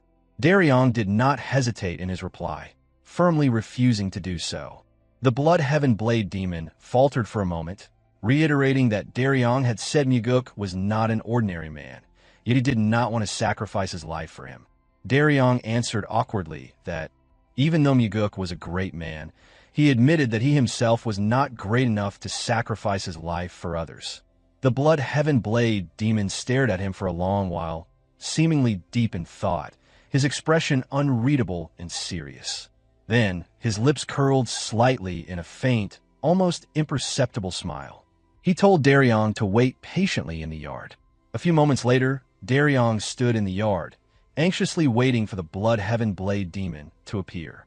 His thoughts raced wildly, imagining the old man might use his unwillingness to sacrifice himself as a reason to punish him harshly. He even considered that maybe it would be safer to just claim he was willing to sacrifice himself. As he waited, filled with worry and tension, the Blood Heaven Blade Demon finally emerged and threw a large, heavy blade towards him. With a heavy thud, it landed squarely right in front of Daryong. As the old man descended the stairs, he commanded Daryong to pick up the blade. Daryong drew the massive weapon. Though trained in swordsmanship, he had never practiced saber techniques and had rarely even held a saber before this moment. The Blood Heaven Blade Demon asked how it felt in his hands. Daryong thought carefully for a moment, unsure of what the old man intended. In the end, he said the first thing that came to mind, admitting the blade felt very heavy. The Blood Heaven Blade Demon nodded seriously, then stated that this understanding was everything. Daryong was confused for a brief moment. The old man continued, explaining that he planned to teach Daryong the saber technique. He instructed him to first understand the weight of the blade, as it represented both the beginning and the end of mastering the saber technique. At that instant, something clicked in Daryong's mind. He looked carefully along the line of the blade, then lifted his head with a flushed expression, saying his heart had just tingled upon hearing the old man's teaching. The Blood Heaven Blade Demon simply commented that it was likely because Daryong had drunk too much the night before, or perhaps he had some heart problems. Daryong stammered in agreement with the remark. The Blood Heaven Blade Demon turned away and reminded Daryong not to be late for training the following day, officially beginning his martial arts instruction. Feeling the weight of the blade firmly in his hands, the lingering effects of his hangover vanished as he shouted his affirmation loudly. Meanwhile, Mugeuk journeyed steadily northwest, his speed unmatched thanks to the Winged God's four-stride technique. His first stop was an inn located at the base of Hong Mountain. Inside, the inn was bustling with activity, and the workers moved frantically as Mugeuk entered. Draped in a black hat and flowing black robe, Mugeuk was soaked from the rain. Despite his shabby appearance, his handsome figure was impossible to hide. He noticed a young boy rushing about, serving the fully packed tavern's customers. In Mugeuk's past life, when he had come here to save a nearby sect, that boy was already a grown adult by the time Mugeuk greeted him. The boy approached Mugeuk, offering a brief greeting before explaining there were no seats available at the moment. Mugeuk inquired if any rooms were free, but the boy revealed that none were available. The boy explained that with the Blood God Festival exactly 10 days away, every inn nearby was likely packed to capacity. Then, without hesitation, he hurried back to tend to the customers, leaving Mugeuk to his own devices. Mugeuk did not dwell on it much, feeling content that he had arrived early, 10 days before the festival was set to begin. The Blood God Festival is the Wind Heaven sect's largest annual ritual held to honor the Blood God. Only on the day of the festival could Mugeuk obtain a way to subdue the Soul Reaper Demon Supreme. The sect leader spent most of his time seated on the throne, where he ate and even slept. He was not alone. Another person was assigned to guard the relics. This guardian wore shackles made of millennium cold iron and lived near the Thunder Bell like an earthbound spirit. Stealing a relic while avoiding both the sect leader and the guardian was considered impossible. However, once a year, there is a brief moment when the Iron Gate rises and the sect leader leaves his post unattended. That moment comes only on the day of the Blood God Festival. As tradition dictated, the sect leader leaves the throne to perform rituals in the Grand Arena. Mugeuk intended to use this brief window to steal the Thunder Bell, the crucial item he needed to kill the Soul Reaper Demon Supreme as quickly as possible before it could claim another innocent life. The day after finishing his work, Daryong raised his blade high into the air. His flushed face glistened with sweat pouring down as he brought the blade down repeatedly with great force and determination. His daily routine was abruptly disrupted by the relentless practice of swinging the blade given to him by the Bloodheaven Blade Demon. With every swing, more sweat streamed from his face. Yet it was commendable that Daryong did not sloppily follow the training regimen. Before beginning his rigorous training, Cheonma had praised the firmness of Daryong's grip and the strength of his swing with the blade. At that moment, Daryong answered affirmatively to the praise, the gloomy expression he usually wore temporarily fading away. However, just as Cheonma was about to leave, he abruptly instructed Daryong to repeat the swing 1,000 times. This sudden command left Daryong confused and surprised, but he did not voice any objection. And so, Daryong found himself swinging his blade restlessly, drenched in sweat, muscles burning. He was told to complete 1,000 swings without using any internal energy, which caused fatigue to gnaw deeply at him. The more he swung, the heavier the sword felt. The sword's weight pressed down on his arms like 1,000 kilograms, making them ache as if they might fall off. At one point, his hand trembled uncontrollably. Eventually, Daryong collapsed to the ground, planting the sword firmly into the earth beside him. He could not help it, even with the Bloodheaven Blade Demon watching intently. Not a single finger could he move from exhaustion. His mind was eaten away by fatigue, and regret began to flood in. He wondered if perhaps he had taken on something unnecessary. Normally, at this hour, he would be at home, leisurely eating snacks, lying on his bed, and reading a book. Mugeuk's words came back to him when he said that since Daryong had started training late in life, he would need to give his all in every sword swing. Daryong's eyes widened as he realized that this was his last chance to become someone.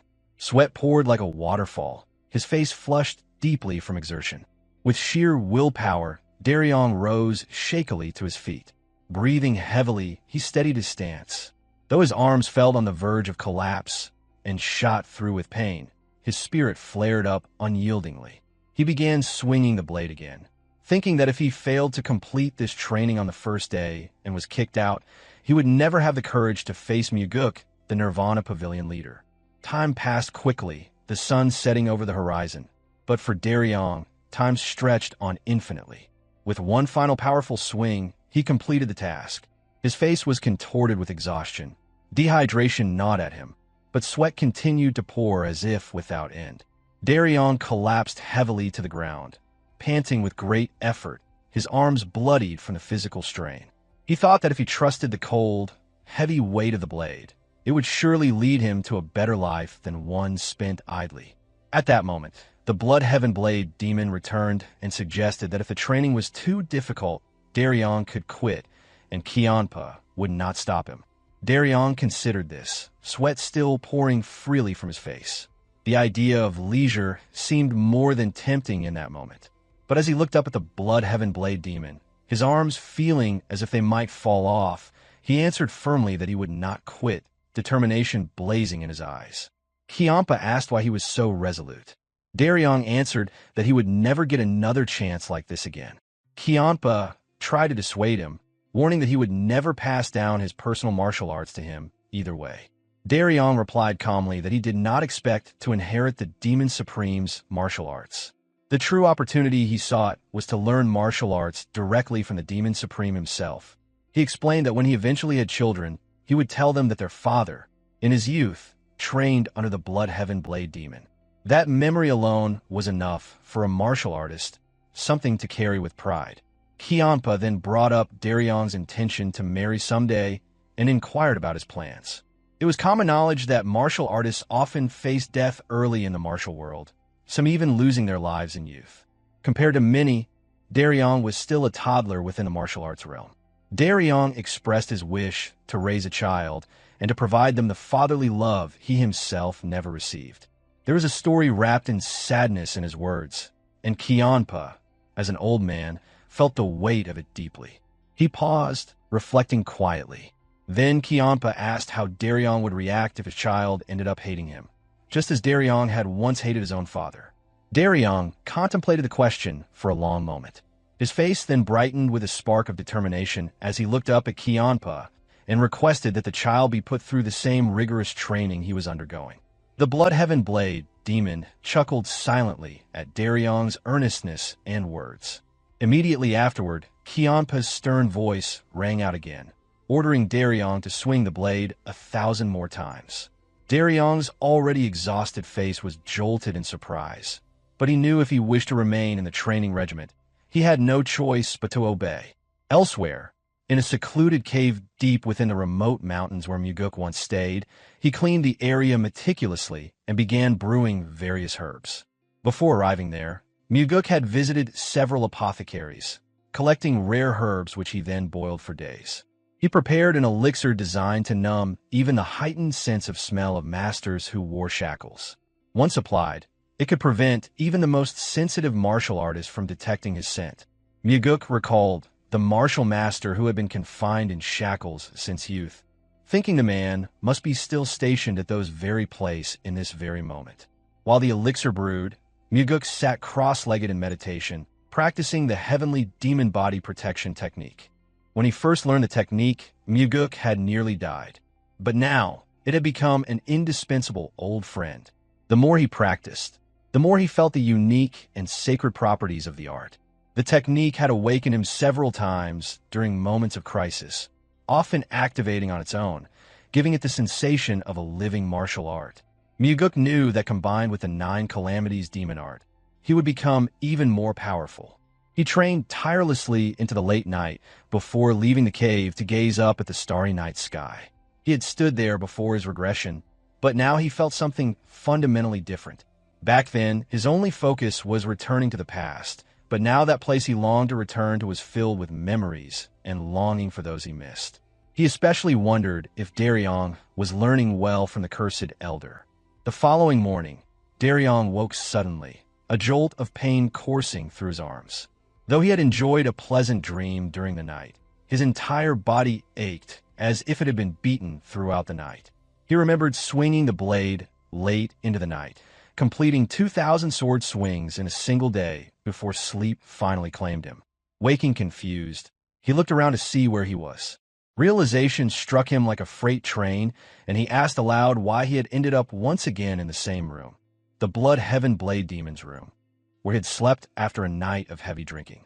Fortunately for him, the cursed elder was not in the room, and groaning quietly, Daryong carefully got up and moved about.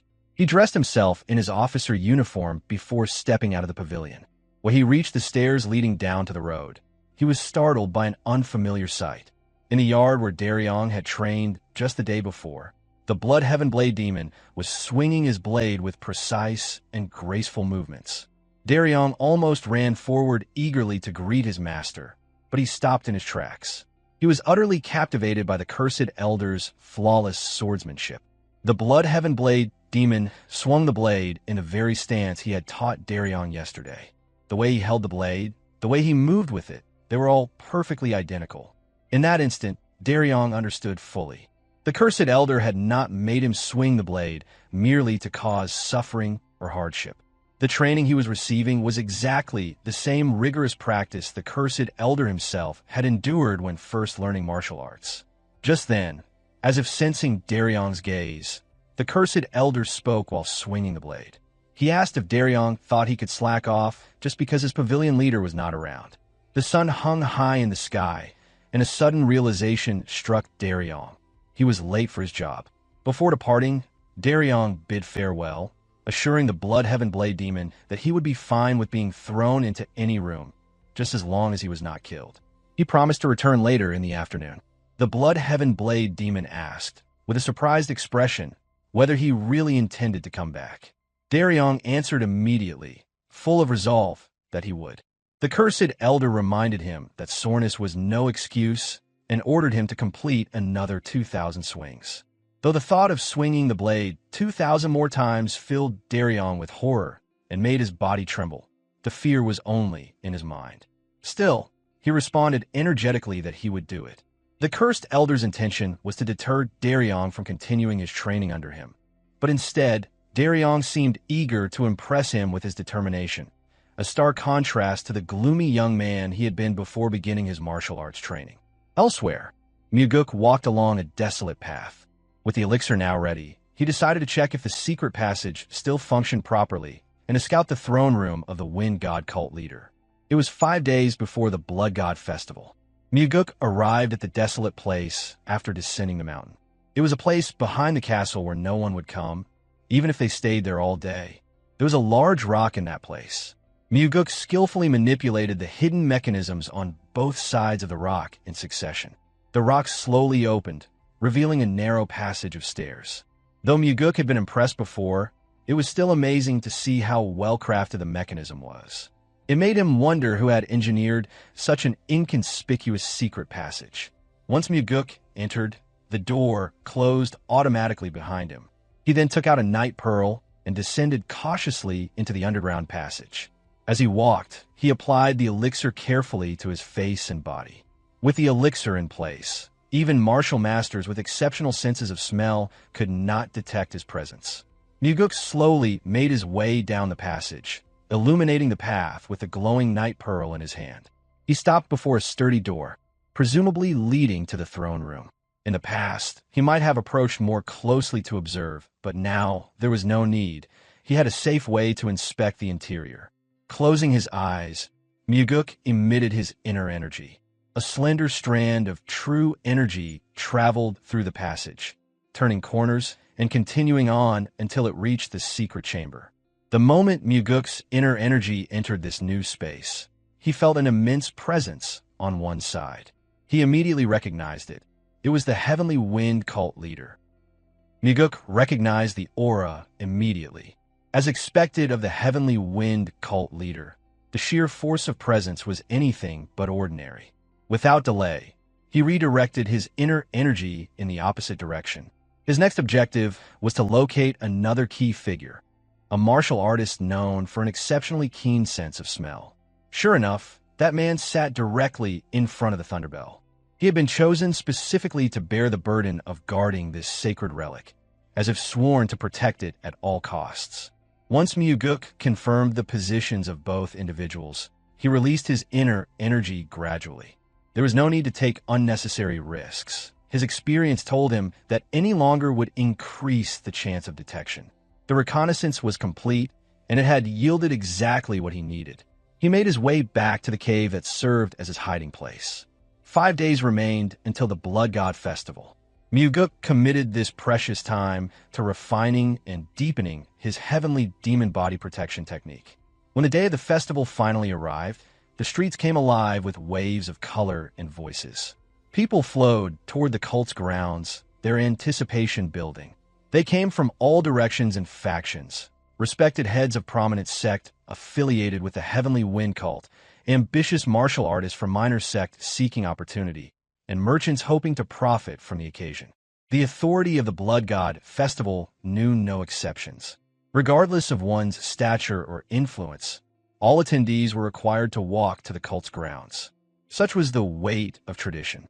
As the appointed hour approached, Mugeuk coated himself in the special elixir he had prepared, spraying it from his scalp down to his soles. Every surface of his body was covered with care. Then he waited. He knew the ceremony would begin once the cult leader had officially departed to oversee it. All he could do was wait and trust in himself. In moments like these, belief was as vital as skill, belief that fate would bend, or that he would endure even if it did not. The timing of his infiltration was already set. He would move as soon as the thunderbell rang for the 36th time. The first chime sounded. To Mugeuk, it came as a faint echo. To those outside, it rang with full ceremonial force, echoing across the courtyards. When the 35th bell tolled, Mugeuk slipped into the hidden passage leading to the throne.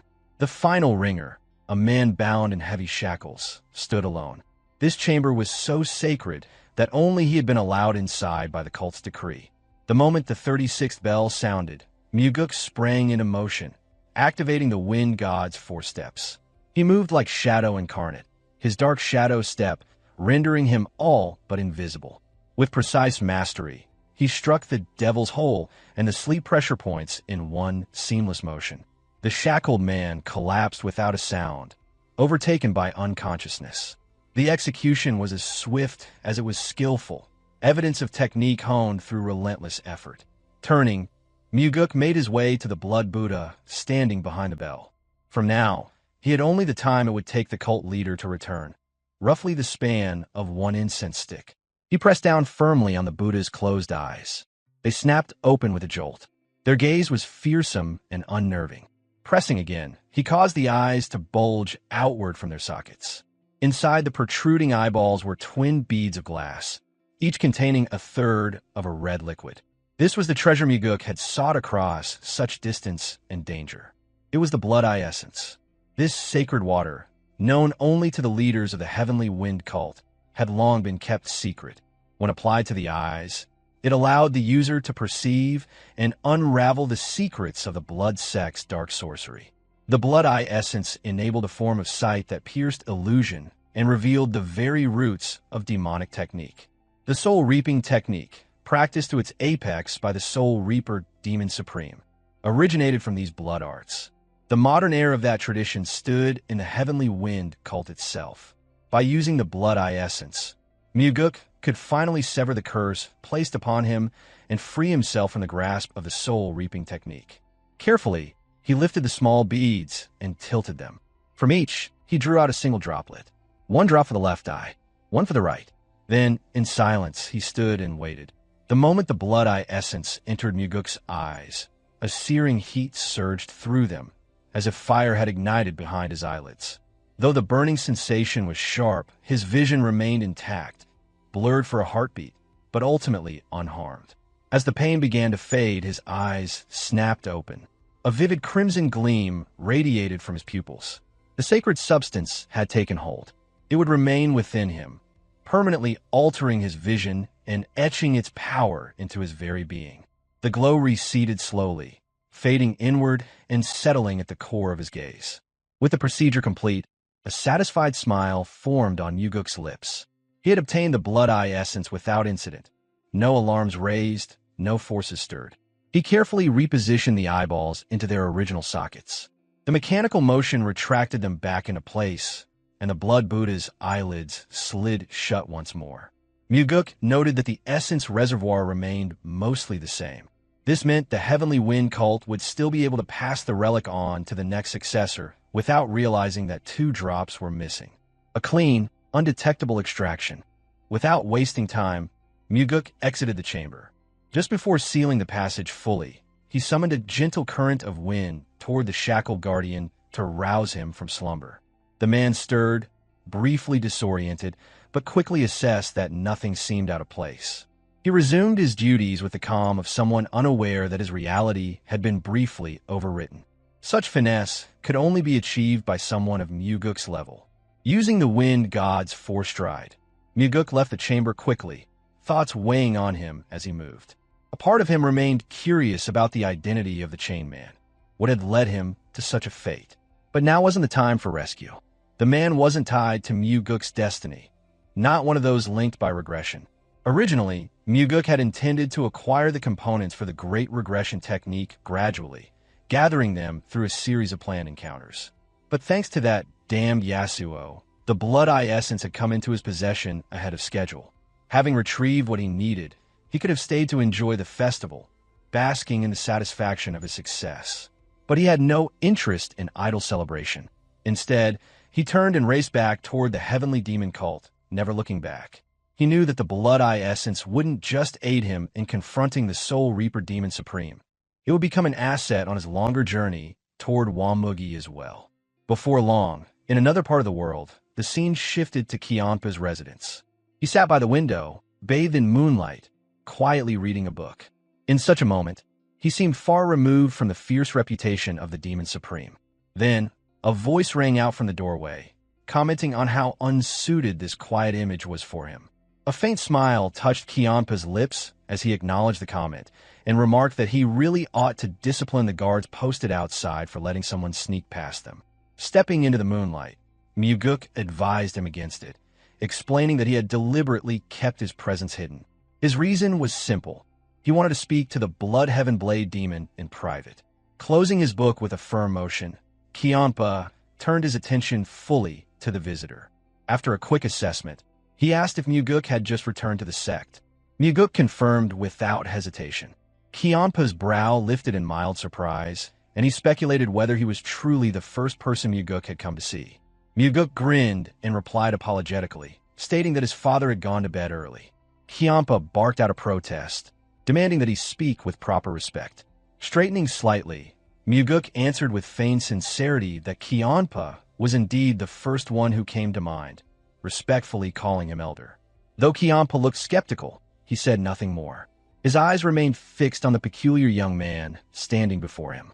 From his coat, Mugeuk pulled out a bottle of wine purchased during his return. He gave a little shake, then offered it as an invitation to drink together. During the course of this trip, Mugeuk had refined his starlight step technique, which had significantly shortened his return time. As he poured the elder a drink, Mugeuk casually mentioned that he had completed all of his tasks outside the cult in less than 2 months. He then asked how the training of Special Investigator Daryong was progressing. Cheonma accepted the drink and, with a smirk, commented that the tiny runt was working quite diligently. To hear such remarks from the Blood Heaven Blade demon carried a peculiar resonance, a subtle reflection of the bond that had developed between them. Mugeuk recognized clearly that Daryong must have been diligently training. Mugeuk reflected that Daryong might come across as a bit obstinate, but beneath that exterior was a will of iron. However, Cheonma dismissed the idea quickly, asserting that Daryong had never shown such behavior toward him. Mugeuk responded with the observation that Daryong was simply adept at knowing when and where to extend himself. It appeared Daryong was navigating his surroundings thoughtfully, asserting himself when necessary without overstepping.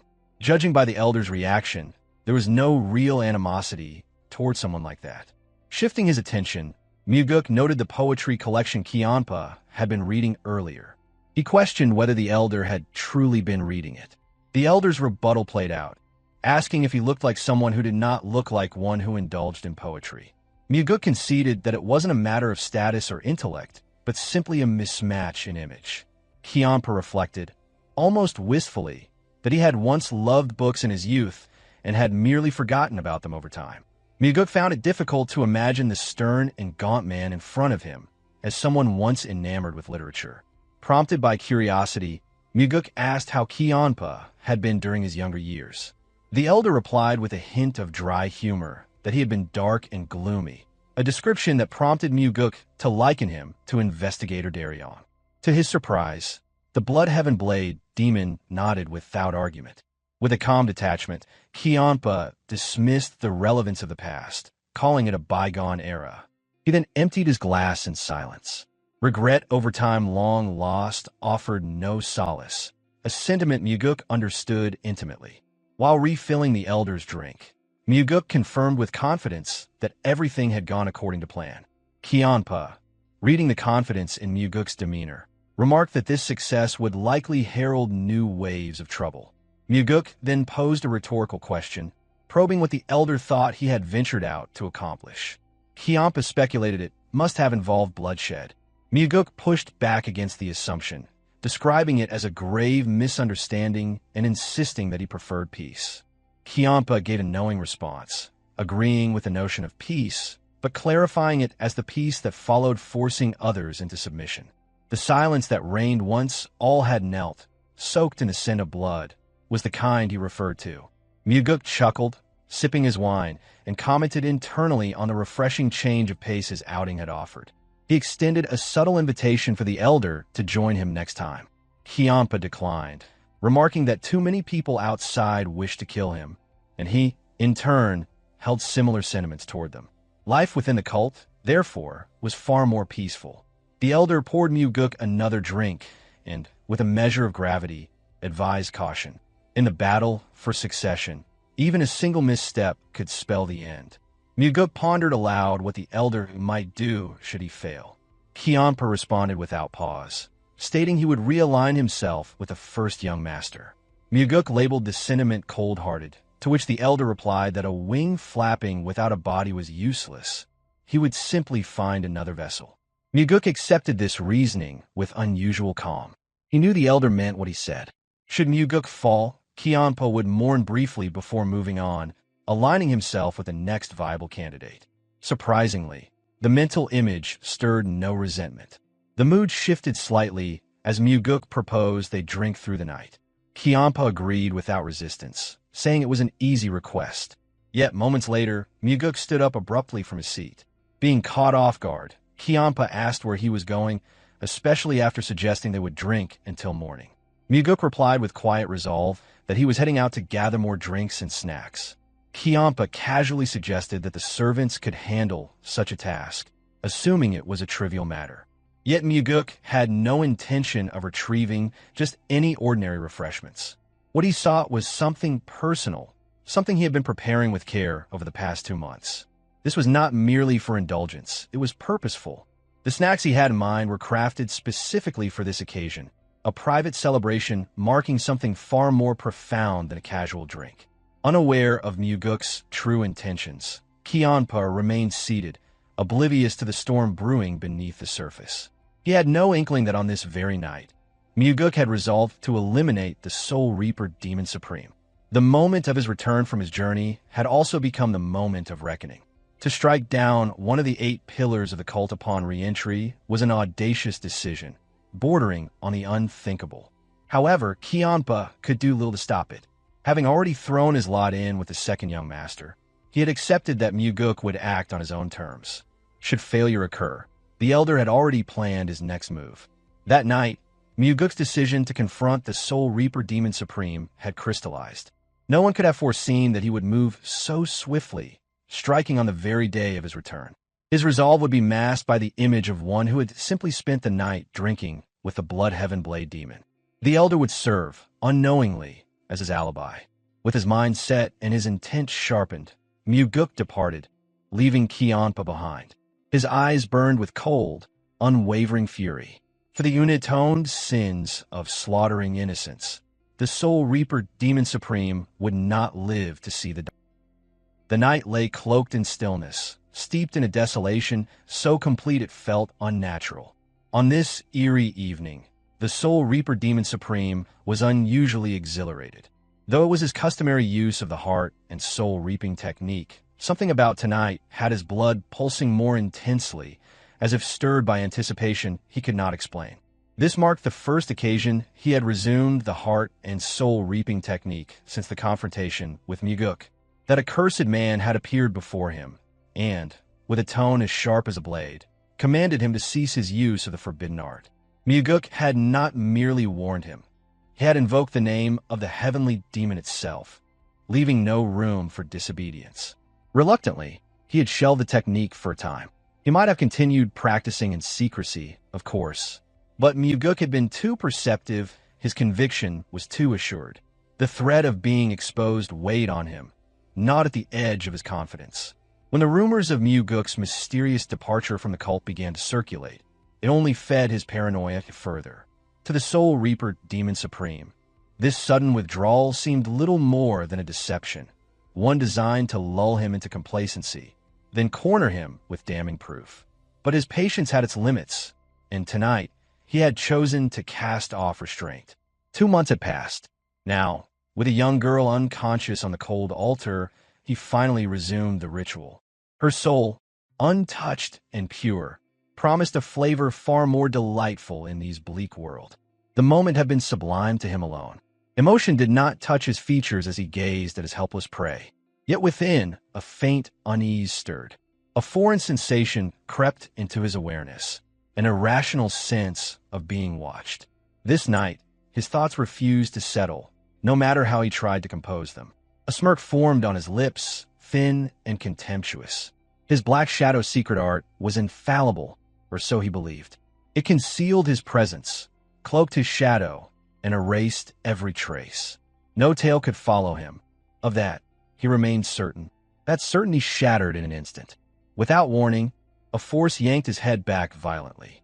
Panic surged through his veins as he attempted to retaliate, but his assailant was already a step ahead.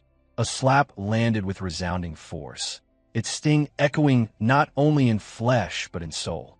It bore the weight of his sins, judgment delivered in a single blow.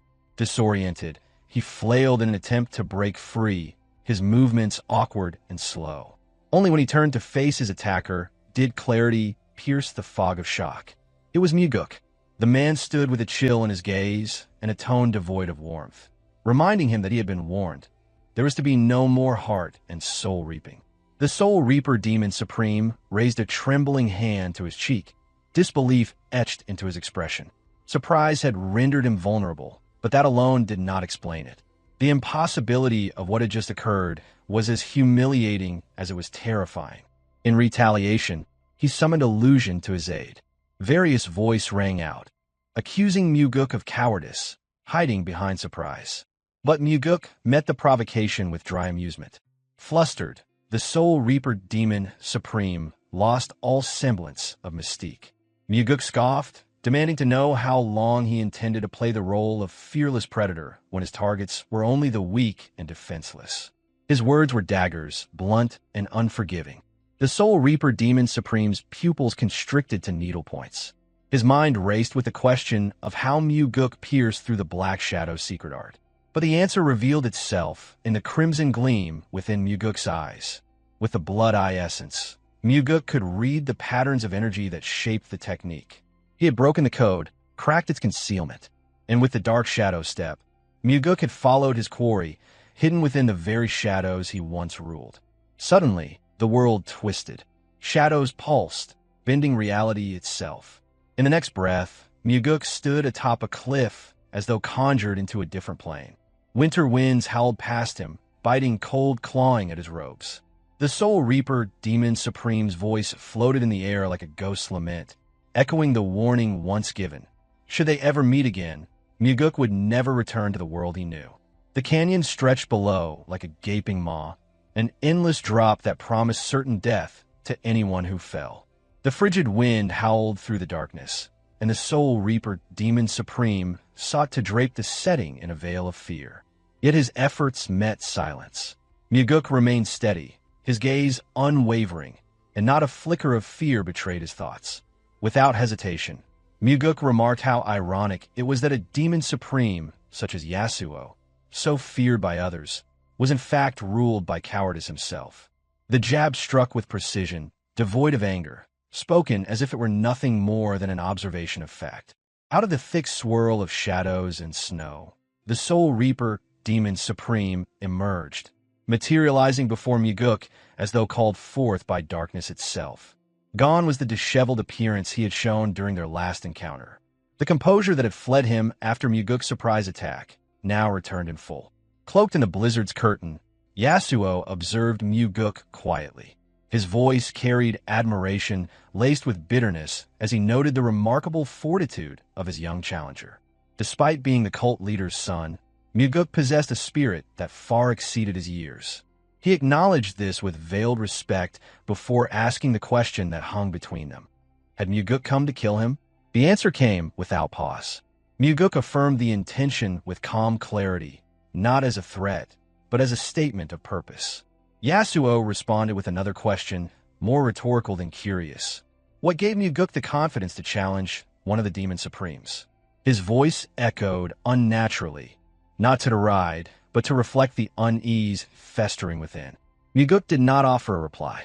His silence, unbroken and composed, echoed louder than any boast.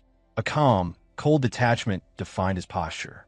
Seeking to uncover the true intent behind the young man's arrival, the Soul Reaper Demon Supreme narrowed his gaze and, with deliberate calm, inquired whether the cult leader himself had sent him to this place.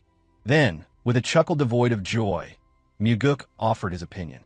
If his father truly wished Yasuo dead, he would have acted personally. Mugeuk mused aloud that anyone familiar with the cult leader's methods would know that truth instinctively. As the words fell into the wind, the surroundings shifted.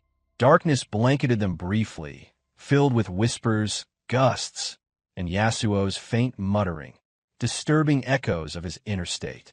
But just as quickly as it came, the black veil lifted and the setting changed. Now, they sat across from one another in a tranquil pavilion perched amid a spring expanse. Despite the life-and-death tension, Yasuo adopted the air of a gracious host. His voice softened, returning to that of an old man hosting a guest rather than a monster facing an adversary. A tea table rested between them, steam rising from cups of lukewarm brew.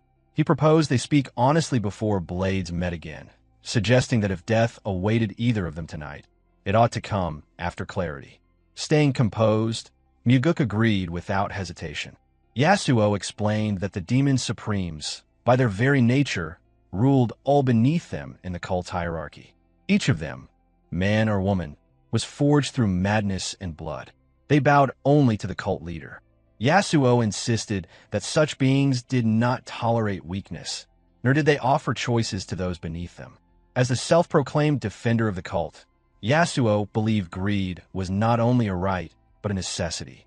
Feeding upon the hearts of the weak, he reasoned, was no different than drawing strength from one's victories. In his eyes, there was no moral failing in his methods. Listening in silence, Mugeuk's stomach churned. Sharing the same air with this self-righteous butcher sickened him. Yet Yasuo remained resolute, claiming every choice he made was for the good of the heavenly demon sect. Mugeuk's thoughts drifted. If Hwamugi had not came into the sect, if fate had not disrupted the inertia of cult life, perhaps he would have looked away. He might have ignored Yasuo's deeds, justifying them as sacrifices for the greater strength of the cult. It was a lie he could have swallowed. But those days were gone. He had become someone else entirely. A man shaped by loss, guided by new values. He could not break bread with this creature, nor sip tea while pretending not to hear the screams of Yasuo's victims. Not anymore. Then, and only then, did Mugeuk speak. He called Yasuo's philosophy what it was, an elaborate lie. The Soul Reaper Demon Supreme had never torn out hearts for the cult's strength. He did it for one reason alone, to cling to life like a roach in the dark. That truth had never changed and never would. From a knowledge gleaned from his previous life, Mugeuk was certain of one thing. If Yasuo, the Soul Reaper Demon Supreme, had truly held any loyalty to the cult, he would have been the first to seek vengeance when the cult leader, Mugeuk's father, perished. That would have been the duty of a devoted pillar. Instead, Yasuo chose another path, one paved in shadows and soaked with the lifeblood of countless innocents. He made himself the final surviving figure among the 8 Demon Supremes, clinging to life at any cost while others fell. Though Mugeuk never revealed how he came by such precise knowledge, he left no doubt about what he believed. He firmly declared that Yasuo lived solely for himself. And in choosing selfish survival above all else, Yasuo had transformed into something more wretched than a man. He had become a monster of his own making. The Soul Reaper Demon Supreme narrowed his eyes and studied the young man in silence. There was something disconcerting in Mugeuk's unwavering gaze, something far older and more calculated than a man barely in his 20s ought to possess. It unsettled Yasuo. Then came the soft mutter, almost spoken to himself, a whispered suspicion. The one seated before him could not be the true second young master. In his eyes, no young man of such age and status should possess this level of insight, strength, and composure. It was inconceivable that Mugeuk had tracked him so precisely, bypassing his secret techniques, evading the black shadow art, and even daring to lay hands on him. As that thought solidified, Yasuo's body began to expand. A sinister presence exuded from his form, and his body pulsed with unnatural power. He summoned the depths of his cursed art, and his shifting eyes shimmered before settling into a blinding violet hue. A radiant, malicious light burst forth from his gaze and surged toward Mugeuk, piercing into the very depths of his soul. Mugeuk recognized it immediately. The dazzling violet light was the hallmark of the forbidden art, mind-reading and soul-stealing technique. It was a technique outlawed within the cult, one forbidden to use on any disciple without explicit permission from the cult leader himself. The danger of such sorcery lay in its potential for abuse. its ability not only to read memories, but to manipulate the mind and extract truth from even the most sealed thoughts. Yet, Yasuo had invoked it without hesitation, and Mugeuk welcomed it. With a small, calculated smile, Mugeuk allowed the forbidden art to wash over him. It would not affect him, but it served as a window, a means to glimpse the questions buried in Yasuo's heart. In this reversal, he would learn just as much. The brilliance of the purple light intensified, signaling that Yasuo was reaching into the deepest recesses of Mugeuk's consciousness. Then came the first question, spoken aloud and tinged with authority. Who was he? Calm and certain, Mugeuk responded that he was the unrivaled swordsman, Mugeuk, and no one else. More questions followed. How did Mugeuk know him so well? In response, he claimed to have investigated Yasuo thoroughly, from his personality to every sordid detail of his actions. He answered each question as though under the technique's influence, seamlessly blending truth and manipulation. When Yasuo asked if the cult leader had sent him, Mugeuk replied that he had not. Relief flickered in Yasuo's expression. This was what he feared most, his master, the cult leader. Just as Mugeuk had suspected, even the Soul Reaper Demon Supreme quailed before that one name. Yasuo pressed on, asking what brought him here. Mugeuk answered without hesitation. He had come to kill the cursed Demon Supreme. Asked if he had shared his intent with anyone else. Mugeuk responded in the negative. That final answer prompted Yasuo to retract the mind-reading and soul-stealing art.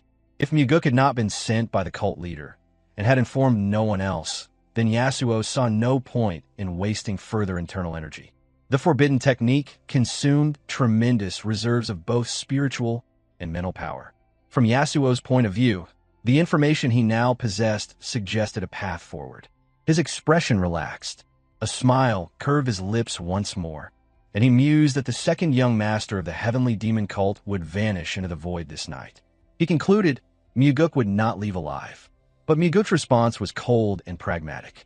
He asked Yasuo if he was prepared to endure the consequences of murdering the cult leader's son. The implications were clear. This was no simple deed.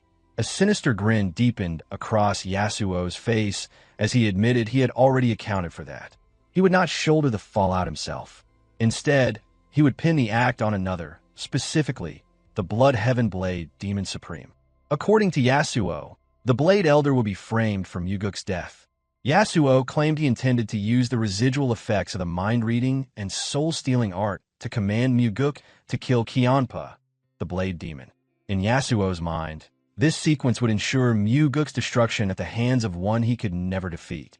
He laughed, harsh and unrestrained, convinced that his web of deception was flawless and that Mugeuk would perish in the chaos that followed.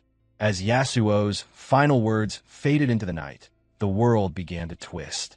A flood of dazzling, searing light erupted around them, blinding in intensity. Mugeuk closed his eyes against the sudden brightness. And still, Yasuo remained unaware that his carefully laid plan was already unraveling. He had yet to realize that tonight marked the end of his long and wretched life. Nothing he had planned would come to pass. The forbidden art, for all its menace, had failed against the one foe who had already seen his fate. The moment the Soul Reaper Demon Supreme unleashed his cursed sorcery, Mugeuk instantly activated the Heavenly Demon Body Protection Art. A wave of dark energy surged from the sorcery, crashing against the energy shield he summoned. The barrier held, diverting the dark wave away from his body. Yet the Soul Reaper Demon Supreme was a formidable martial master, and he did not relent easily. His sorcery intensified with each passing moment, the cursed energy pressing harder, growing heavier. Mugeuk clenched his jaw, enduring the mounting pressure, but the force of the curse remained unyielding. Soon, the dark wave engulfed his entire form. The Heavenly Demon Body Protection Art faltered, his mastery insufficient to dispel such malevolent power. As the energy wrapped around him, a voice reverberated in his consciousness, delivering a chilling command to kill the Blood Heaven Blade Demon. At first, it was unmistakably the voice of the Soul Reaper Demon Supreme. Then came the voices of his father, Leon Darion, each one repeating the same cruel directive. The command multiplied, echoed by every familiar voice in his memory. Even his own voice joined the chorus, as did that of the blood-heaven blade demon. No matter what he did, even if he covered his ears, the words pierced through and settled in his mind like nails, the repetition hammering without mercy. Agony bloomed in his skull, threatening to tear his head apart. Despite the heavenly demon body protection, art still surrounding him. The pain clawed through it without resistance. This torment, though blunted, was still immense, and any ordinary individual would have long since succumbed to the spell's corruption. Within the tempest of black energy and the unrelenting voices, Mugeuk forced himself to look around. Amid the all-consuming dark, he spotted a faint blue glow flickering in the distance. Instinct told him that the light held the answer, a way out of the nightmare. Without hesitation, he began to move toward it. With each step, the glow intensified, gradually expanding until it became a portal wide enough for a person to pass. Certainty guided his movements as he entered the light without pause. The moment he stepped through, the voices ceased. Silence returned, and his thoughts crystallized, unclouded and sharp once more. What lay before him now was a boundless white plain, and within it stood the Soul Reaper Demon Supreme, who regarded Mugeuk with visible astonishment. The expression revealed his disbelief, as if unable to comprehend how Mugeuk could have opened his eyes unaided.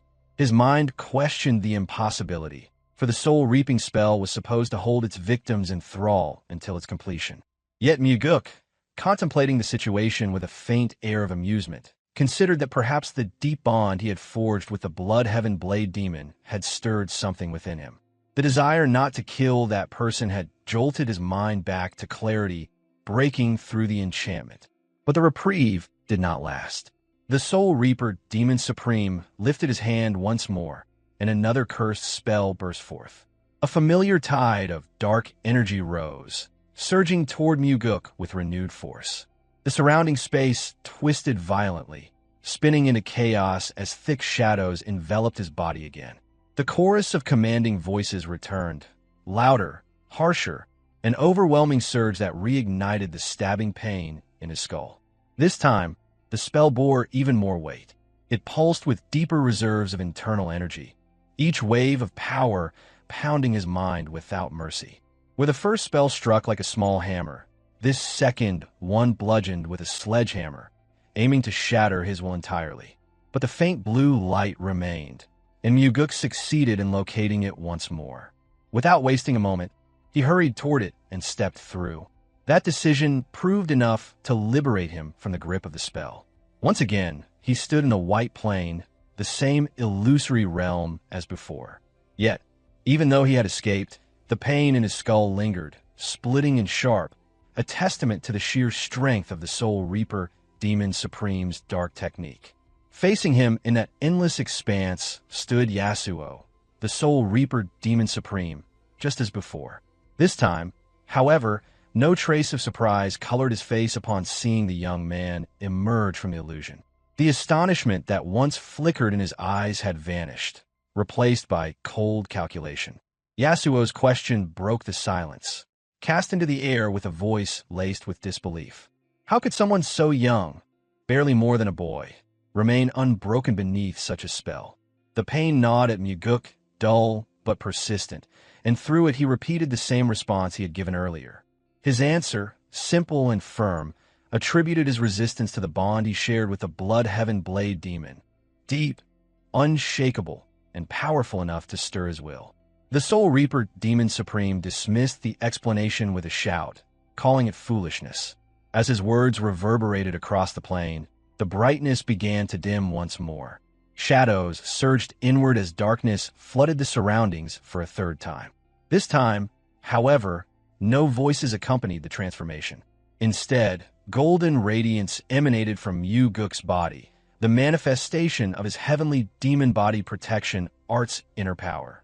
He scanned the area, trying to pierce the murk, but the world around him offered no images, only the sight of his own form glowing amidst the void. Just as he turned to look behind him, the darkness shifted. The ground stirred as if breathing. From it emerged creatures shaped by nightmares. Shadowy monstrosities with grotesquely elongated mouths and eyes, limbs stretched into unnatural proportions. Their movements were fast, and their presence brought a wave of dread. The hellish beings launched toward him with terrifying speed. Nothing in his previous life had prepared him for such abominations. And more of them emerged, clawing their way from the depths of the darkness. Each was a horror unto itself, forming a ring around him, towering and oppressive. Though born of illusion within this mental realm, they possessed form, presence, and weight. They were no less real. Mugeuk chose to face them. His hand moved to grip the black demon sword. With the command voices no longer invading his mind, he could now engage freely. He steadied his breathing, sinking into his battle stance. As he focused, his eyes shimmered crimson, the only sign of the blood essence activating. Through those eyes, new clarity revealed itself. Tiny blue lights shimmered like marbles across the shadowy creatures, some at their heads, others at their torsos, arms, or legs. These were the weaknesses that the blood essence exposed. As the creatures charged, Mugeuk met them without hesitation. He swung his blade with a broad arc, severing multiple orbs of light as they leapt at him. Stepping back to dodge, he raised the blade once more, cutting down others. In a seamless motion, he launched upward, spinning midair, slicing through several more. His every move was measured. Each dodge, each swing, was aimed with surgical precision. He exploited the flaws in their illusions, dismantling the spell's constructs one by one. And when only one remained, he surged forward and drove the blade into its head, straight through the glowing point between its eyes. Without targeting those weak spots, the creatures would have continued their assault. No amount of martial prowess alone could have vanquished them. They were more than illusions. They were constructed to overpower even the most skilled. A faint smile curved his lips as he silently reflected on the blood essence's power. It had illuminated the hidden truth of the sorcery, revealing the only path to victory in that shadowy maze. When the last creature vanished, the darkness began to recede. Light crept back into the space, and Yasuo stood once more, his composure cracking. His expression betrayed the rising unease. His technique had failed again, and the young man remained unclaimed by its grip. Even amid such chaos, Mugeuk spoke in a tone tinged with mockery, questioning the situation with feigned amusement. He pointed out how Yasuo had refrained from posing another question this time. But the Soul Reaper Demon Supreme offered no reply. Without uttering a single word, he unleashed another spell. Darkness swept over the realm once again, and this time Mugeuk found himself shaken. His footing rested on a massive floating log adrift in the middle of a storm-ravaged sea. Violent waves surged around him, and thunder cracked above while cold rain pelted his body. Though he understood this was another illusion conjured to entrap his mind, the details were vivid enough to deceive his senses entirely. Every splash of water, every gust of wind felt real. Falling into this sea felt no different than plunging into death itself. A distant roar reached his ears, the ominous sound of a monstrous force approaching. When he turned, he saw it. A tidal wave, towering and immense, bearing down on him like a wall of fury. It was the wrath of nature in its purest form, an unstoppable force beyond human capability to resist. The log beneath him rocked violently, and with his balance lost, he slipped from it, crashing into the cold, churning sea. Even his past self, experienced and hardened, would not have been able to withstand such an illusion. As his body descended into the dark depths, realization dawned. This illusion held a level of power that explained his father's warnings. The Soul Reaper Demon Supreme, among all the martial artists within the Orthodox faction's enemies, had always been the most feared. Few could emerge from such illusions unscathed. The downward pull of the sea eventually eased, allowing Mugeuk to swim upward. Struggling toward the surface, he gasped for air the moment his head broke through the waves. But before relief could settle, another tidal wave loomed ahead. It was even more immense than the first, a vertical wall that stretched skyward with no discernible crest. As he scanned the wave, searching for the spell's weak point, he saw nothing. No glowing light, no breach, only a mountain of water that threatened to crush everything beneath it. With no escape in sight, he was overtaken once more and dragged into the abyss. Thoughts spun in his mind as he descended. Unless the node to shatter the spell was identified swiftly, even the strongest martial artist would be doomed. This spell wasn't about physical strength. It was a test of perception and clarity. The oppressive force of the wave drove him even deeper. Without the heavenly demon body protection art shielding his body, the sheer impact would have robbed him of consciousness. He needed to act before it became too late. The moment the current relented slightly, he forced himself to open his eyes wide, scanning the submerged world around him. Pitch-black water extended in every direction. With the Blood Eye essence active, any spell-breaking node should have appeared to him as a blue light. Yet he found none. Resurfacing again, lungs screaming for air, he glanced across the horizon. Still no sign of salvation. The ocean seemed endless. The monstrous waves seemed eternal. The illusion had turned into a prison with no doors. Panic threatened to rise, but his mind remained sharp. He refused to believe there was no way out. In every illusion Yasuo cast before, a path to freedom had always existed. It had to be here, somewhere. Then a thought surfaced. His mind returned to the object he had started on, the log. It had appeared at the beginning of the illusion. That detail held meaning. Perhaps the key had been within reach all along. With urgency guiding him, he propelled himself toward the log, still afloat not far from where the last wave had struck. The sea continued to churn, the threat of another wave always imminent. But he reached it before disaster returned. Upon grasping the log, he flipped it over, and there it was. Underneath, concealed from initial sight, a bluish light shimmered.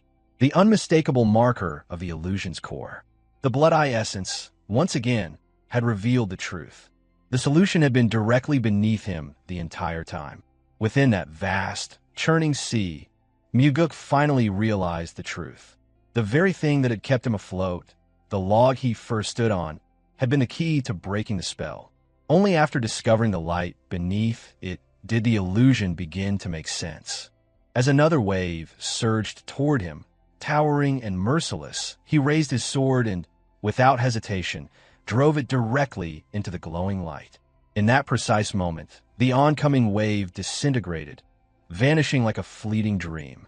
The storm, the ocean, the illusion, all of it faded, leaving behind only clarity. Mugeuk surmised that this trial must have been the Soul Reaper Demon Supreme's ultimate move, crafted to ensnare even the strongest of minds. And yet, his expression revealed no trace of fear or defeat. Before he could fully catch his breath, a new spell activated, unfolding an entirely different realm around him. The Soul Reaper Demon Supreme wasted no time, continuing to unleash his deadliest techniques one after another. This time, Mugeuk stood at the center of a circular formation surrounded by mirrors, about 30 of them in total. Each mirror displayed a different reflection of his life. Some showed him as a child, others captured his current form. Several depicted stages yet to come, a man in his middle years, then older, and finally, ancient and withered. The intervals between reflections suggested 3 or 4 years, separating each version of himself. It was as though his entire life, both lived and unlived, had been arrayed before him. He began to walk slowly among the mirrors, studying each image. The early reflections mirrored ages he had experienced before his regression, moments familiar and distant. But as he continued, he encountered stages of life he had not yet known. These visions portrayed a path he might have walked had events unfolded differently. One mirror in particular drew his attention. It held the image of an elderly man so gaunt and worn that recognition came only after long observation. This version of himself laid motionless in an empty room, gazing upward with hollow eyes. No one accompanied him. The silence around the figure echoed the loneliness of his final moments. This, Mugeuk knew, was not a vision of the future. It was a fabrication, a masterful illusion woven by the Soul Reaper, Demon Supreme. A lesser man might have shattered the mirrors in panic or defiance, only to worsen his condition and sink deeper into the trap. Instead, Mugeuk raised a steady hand and touched the surface of the mirror, fingers meeting the cold image of his older self. He pondered aloud, as though speaking to the reflection. After a lifetime steeped in blood and sacrifice, did this old version still cling to the hope of a peaceful death? He called such a desire greedy. Even if he killed Wamugi and saved those in need, a quiet ending might still be too much to expect. Yet even that kind of death, one born of pain and burden, would be acceptable. As he reflected, Mugeuk found a strange comfort in the act. Though it seemed he was consoling the withered figure in the mirror, it became clear he was speaking to his present self, granting himself grace. It was an affirmation, acknowledging that the path he walked was harsh, yet still his own. He assured that weary version of himself that it was all right, that he had not strayed. Drawing the black demon sword, he pivoted sharply. One mirror caught his attention. It showed a younger version of himself from a few years before, and just beneath the image's neck, a soft bluish light swirled. With a single decisive swing, he brought the blade down, cleaving through the image. The mirror shattered into fragments, and the illusion collapsed with it. The pieces scattered, revealing the fragile shell of dark sorcery beneath. As the spell unraveled, it exposed the Soul Reaper Demon Supreme standing behind it, eyes wide, clearly shaken by Mugeuk's continued resistance. From Mugeuk's gaze radiated unshakable resolve. His purpose had never wavered. He had come here to end those who needed to be ended, to ensure no more innocent lives were stolen. Far from weakening him, the final illusion had only deepened his resolve, sharpening his intent like tempered steel. The Soul Reaper Demon Supreme flinched in disbelief, demanding how Mugeuk had discovered the path out of the mirror illusion. The young man gave no reply, allowing the tension to build. Yasuo, unable to contain his frustration, explained further. If the wrong mirror was shattered, their numbers would double. Repeating the mistake would only increase the mirrors exponentially until escape became impossible.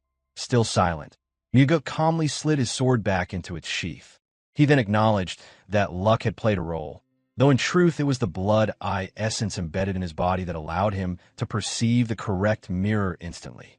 To him, there was no point explaining it to someone already doomed. Yasuo's anger boiled over, refusing to accept luck as a valid reason.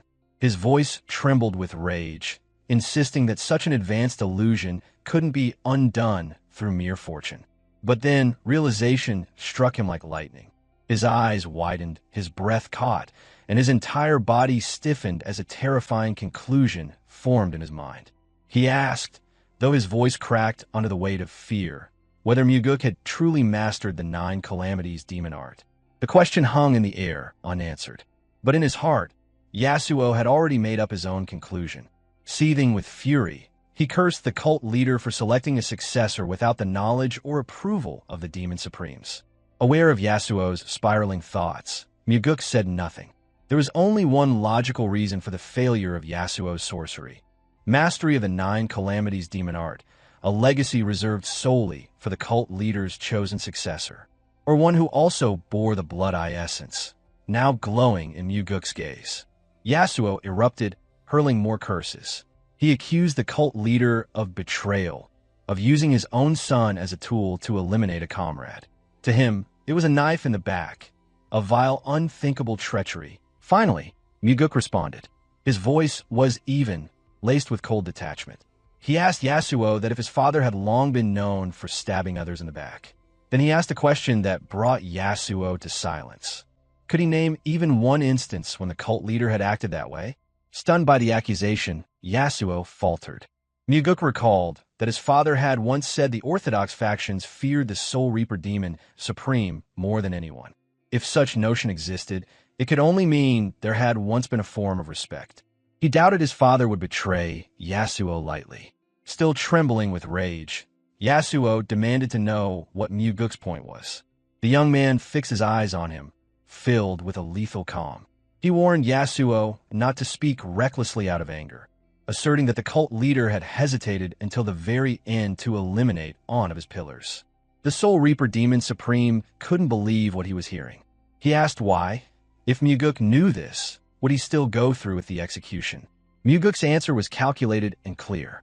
He spoke of the ordinary, of those who farmed the land, ran businesses, attended schools. Innocent people who were suddenly dragged from their lives, having their hearts ripped out while still alive, without reason or mercy. He asked whether such horror was not utterly unjust. Though Yasuo had misjudged Mugeuk's abilities, assuming that he had achieved full mastery of the 9 calamities demon art. The damage was already done. His spirit waned. He murmured that life had always been unfair. If Mugeuk sought justice, he advised him to grow powerful, so powerful that no one would dare to trample him again. But Mugeuk remained unmoved by the sentiment. His resolve was solidified. One of the 8 great pillars of the heavenly demon cult would fall that night. Mugeuk understood the agony of losing everything.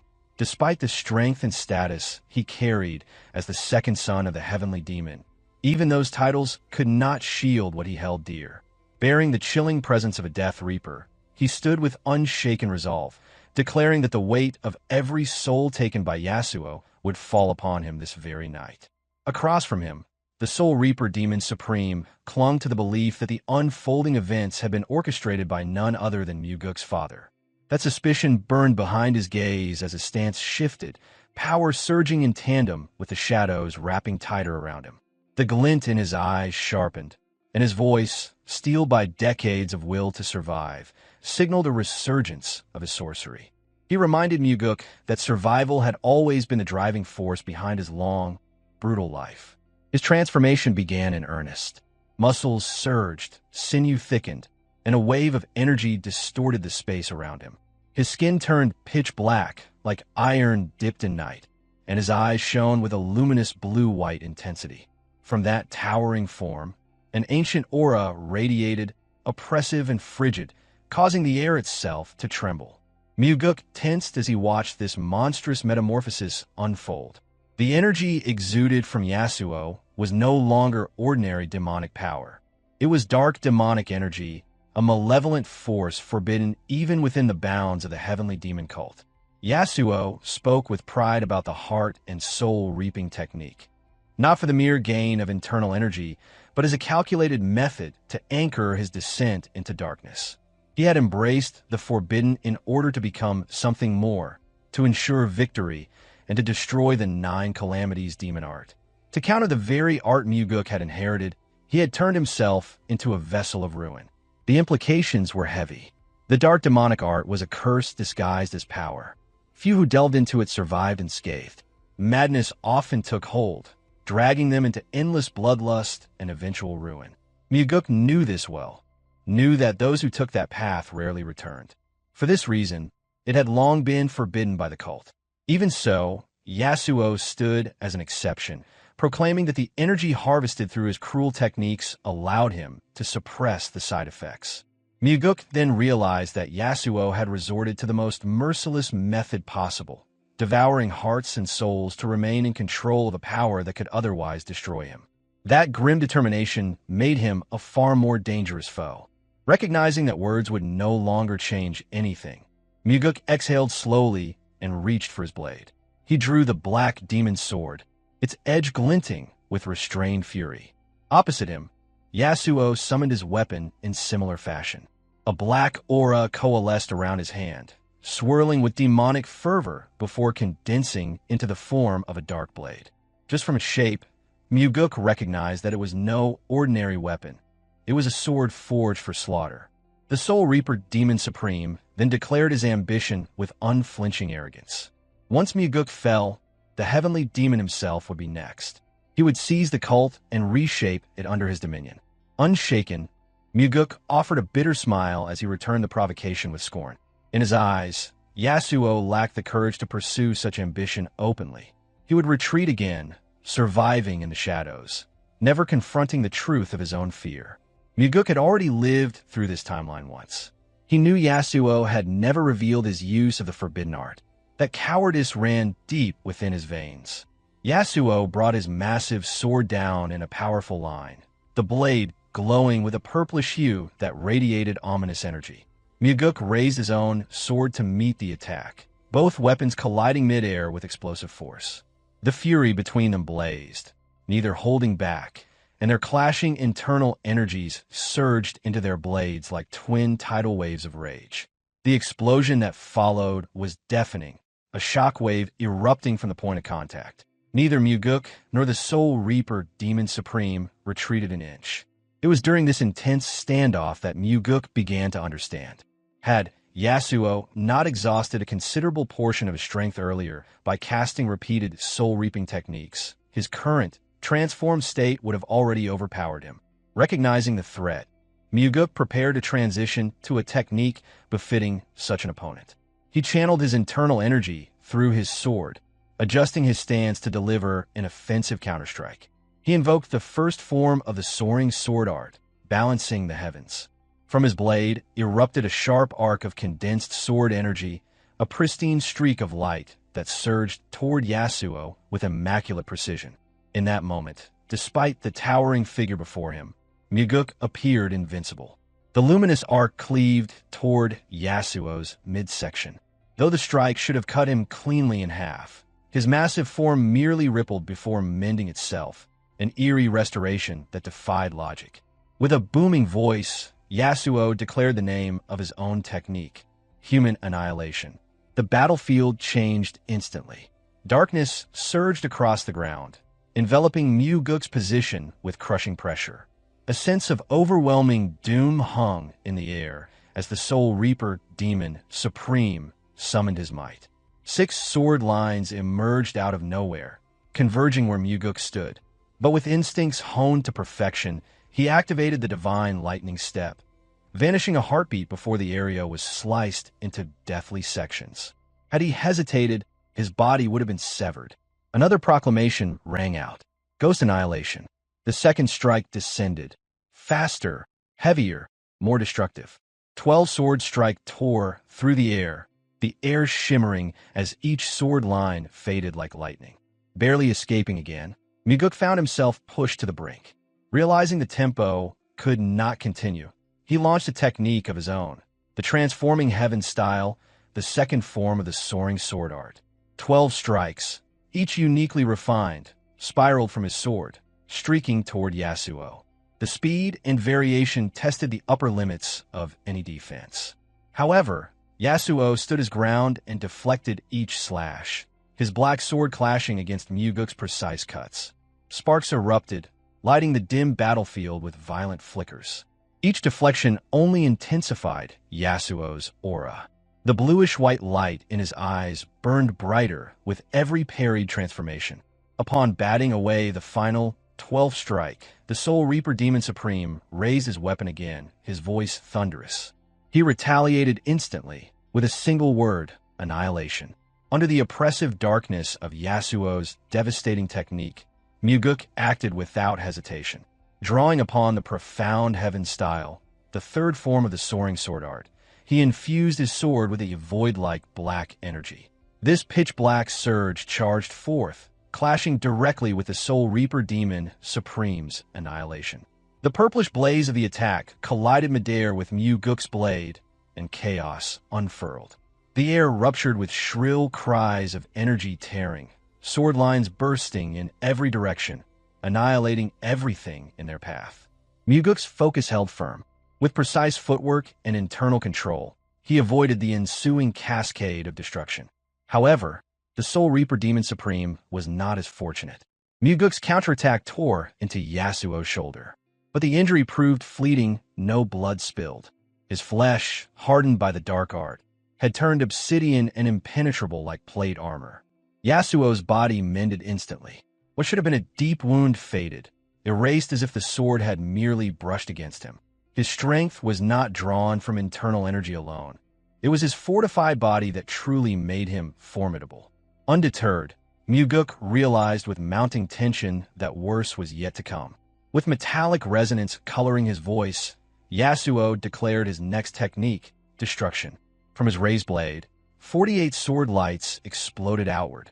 They stretched across the battlefield, painting the air in a blinding lattice of energy. Their formation was wide and magnificent, yet Mugeuk sensed their limitation. Despite their overwhelming force, the attack pattern lacked nuance.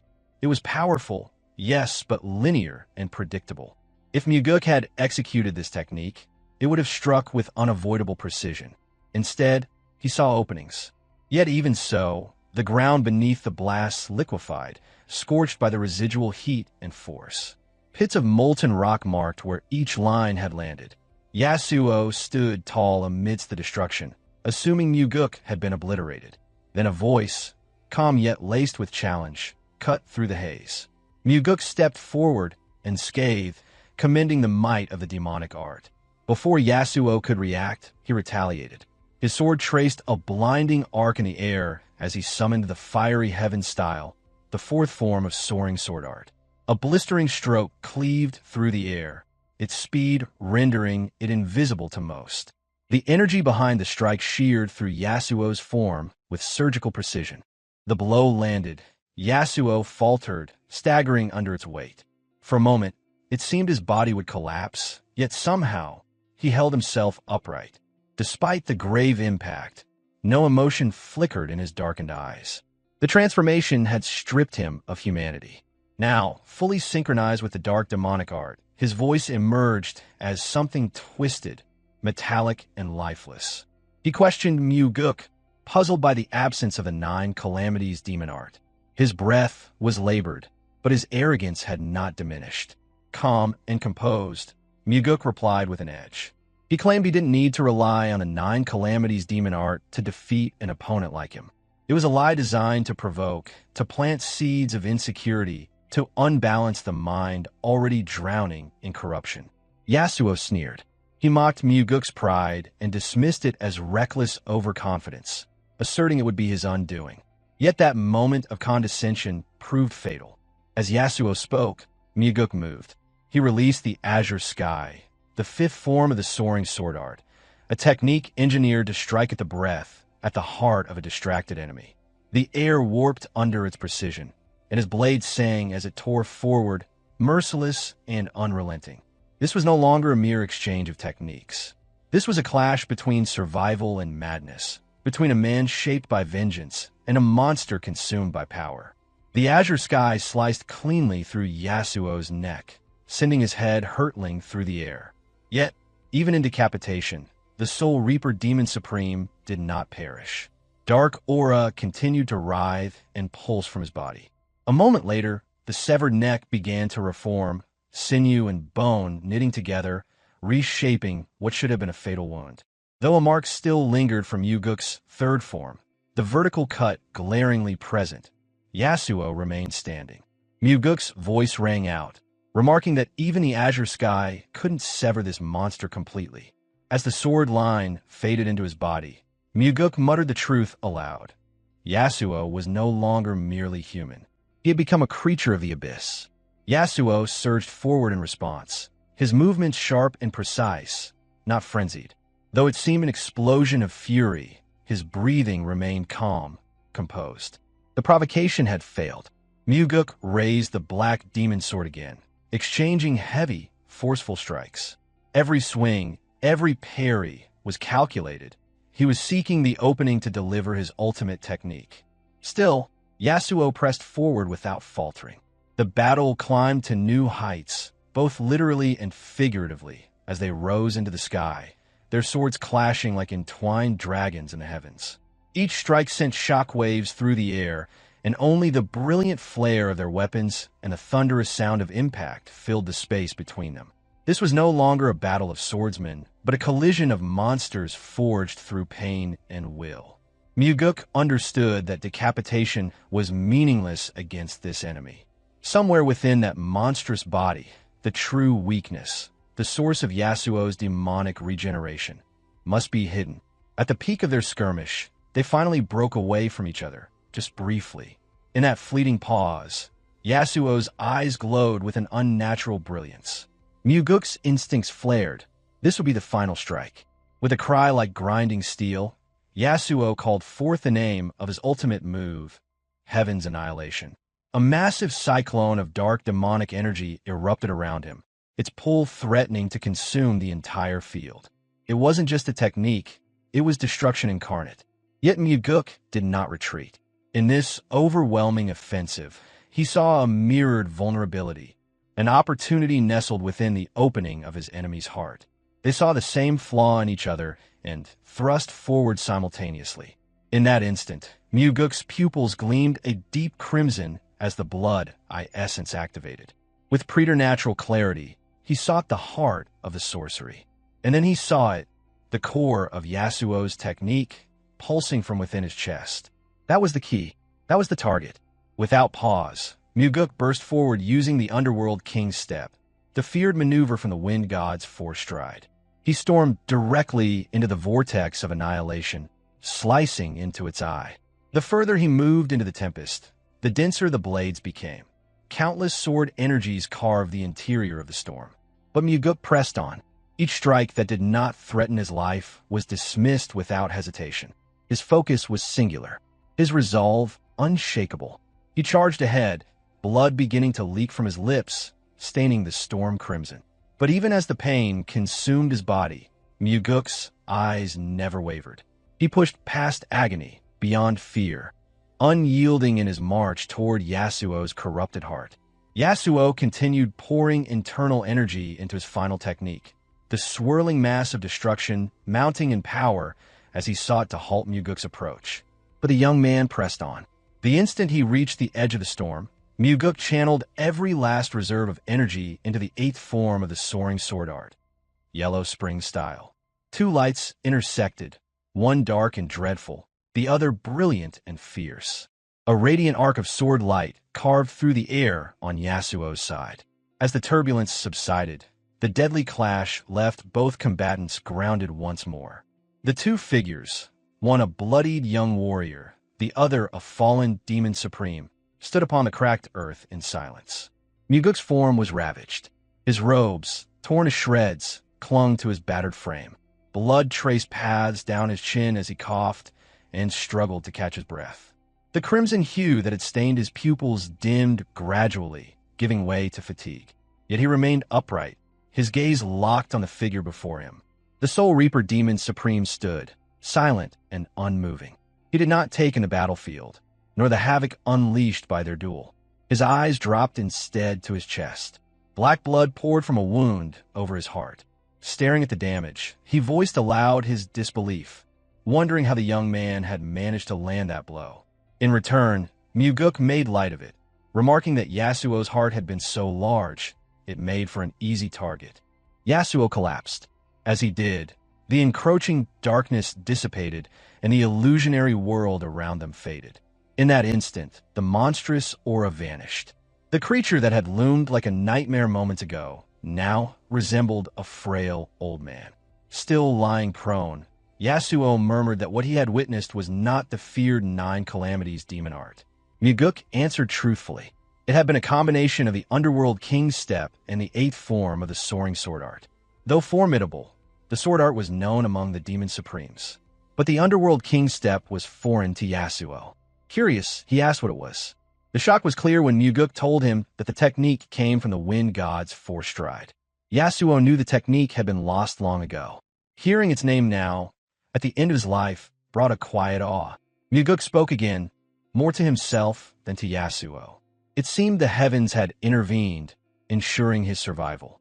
That was no exaggeration. Without the Wind God's Four Stride, he would have perished today. This battle had seared into his mind the weight of facing a demon supreme. The Soul Reaper Demon Supreme would perish here. Mugeuk would live and grow stronger, not because he delivered the final blow, but because he grasped that surviving meant constant vigilance. Yasuo's once keen eyes, always dancing with shadowed intensity, dulled. Still clinging to life, he looked up and made a vow. If ever granted another life, he would kill Mugeuk. Yet, Mugeuk offered no anger in return. There was no curse in his words, no mocking smile. Instead, he gave Yasuo a quiet suggestion. If reborn, he should choose a long life. Surely, there were better paths than this. The Demon Supreme's eyes wavered. He opened his mouth to speak, but no sound emerged. Whether he meant to hurl a curse, whisper a regret, or concede to the truth in Mugeuk's words, no one would ever know. With his final breath, the Soul Reaper Demon Supreme's head fell, and with him, the world he had conjured vanished, scattering like ash into nothingness. Even in death, the Soul Reaper Demon Supreme left behind one lingering mystery. Despite their brutal confrontation, Yasuo died while seated in a meditative posture, cross-legged and composed. Not a single wound marred his body, as though energy deviation had claimed him. In the end, he perished within the illusionary realm he had cherished so deeply. Before departing, Mugeuk stood silently over the lifeless shell. His gaze lingered on what remained of the once feared figure, a fitting conclusion for one who had lived so defiantly malevolent. Then, without a word, he turned and left the hollow world behind. Upon returning to the blood-heaven blade demon who had been waiting, he frowned slightly, his tone carrying mild irritation as he asked what had taken so long. He followed it with another question, wondering aloud whether Mugeuk truly needed to fetch the snacks himself.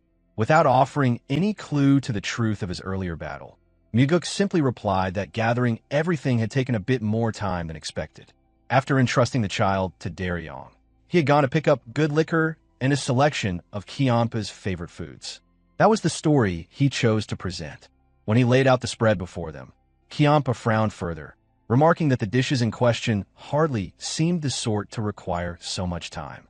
In response, Mugeuk offered a calm smile and poured a drink for the old man, suggesting that the night was still young and they should enjoy together.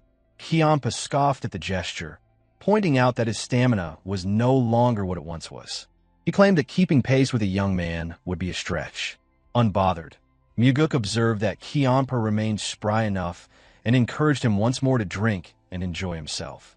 After a moment spent quietly studying the younger man, Cheonma noted that the second young master appeared to be in a particularly good mood that evening. When asked about the reason, Mugeuk responded without hesitation. Seeing Cheonma again, he said, brought him genuine happiness. Though suspicion lingered faintly in Cheonma's gaze, he did not press further. How could he know that Mugeuk had just ended the life of the Soul Reaper Demon Supreme? With nothing more to add, Mugeuk raised his cup and smiled, inviting the old man to begin their drinking session in earnest. Several rounds passed. The conversation flowed smoothly, and for the first time in a long while, Mugeuk found the drink refreshing. The company, too, was not unwelcome. At one point, Cheonma brought up Daryong, the young man he had been mentoring, the one he so often called a brat. He admitted, seemingly without warning, that he liked the kid. Mugeuk tilted his head, surprised, and asked what had prompted the old man to say that. Cheonma recalled the first day they met. He had asked Daryong a difficult question, whether he would be willing to lay down his life for the second young master. The boy had replied that he could not. A grin formed on Mugeuk's lips upon hearing the story. He mused that such a response certainly called for a scolding. Yet Cheonma dismissed the notion. He said he appreciated the honesty Daryong showed. The refusal hadn't stemmed from cowardice, but from humility, the belief that he wasn't worthy of such a sacrifice. Mugeuk suggested that Cheonma should tell Daryong how he felt. A single word, he added, had the power to change someone's life. But the old man waved off the idea, insisting he had no interest in such sentimentality. With a teasing grin, Mugeuk offered to pass along the message himself. After all, someone had to say it. Cheonma didn't counter this time. Instead, he remarked that the second young master truly seemed to care for everyone. At this rate, he added dryly, even the man mucking out the stables might fall under Mugeuk's influence. To that, Mugeuk answered plainly. If he could offer that kind of care, then that would be a good thing indeed. Cheonma eventually declared that in all his life, he had never encountered anyone quite like Mugeuk. Without missing a beat, Mugeuk responded that the cult likely hadn't either.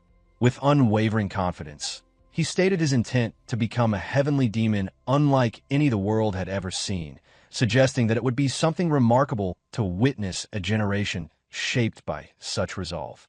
A long silence followed as the old man's gaze deepened. Cheonma appeared to reflect on something beyond the present moment, a quiet thought stirring behind his eyes. When he finally spoke, it was to make a request. He asked Mugeuk to pour him a drink. Mugeuk had served Cheonma drinks many times before, but this time felt different.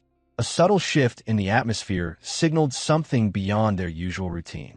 It was as though this particular act of pouring held deeper significance, a quiet ceremony veiled in simplicity. He tilted the jar, stating plainly that this first drink was for his left-hand advisor.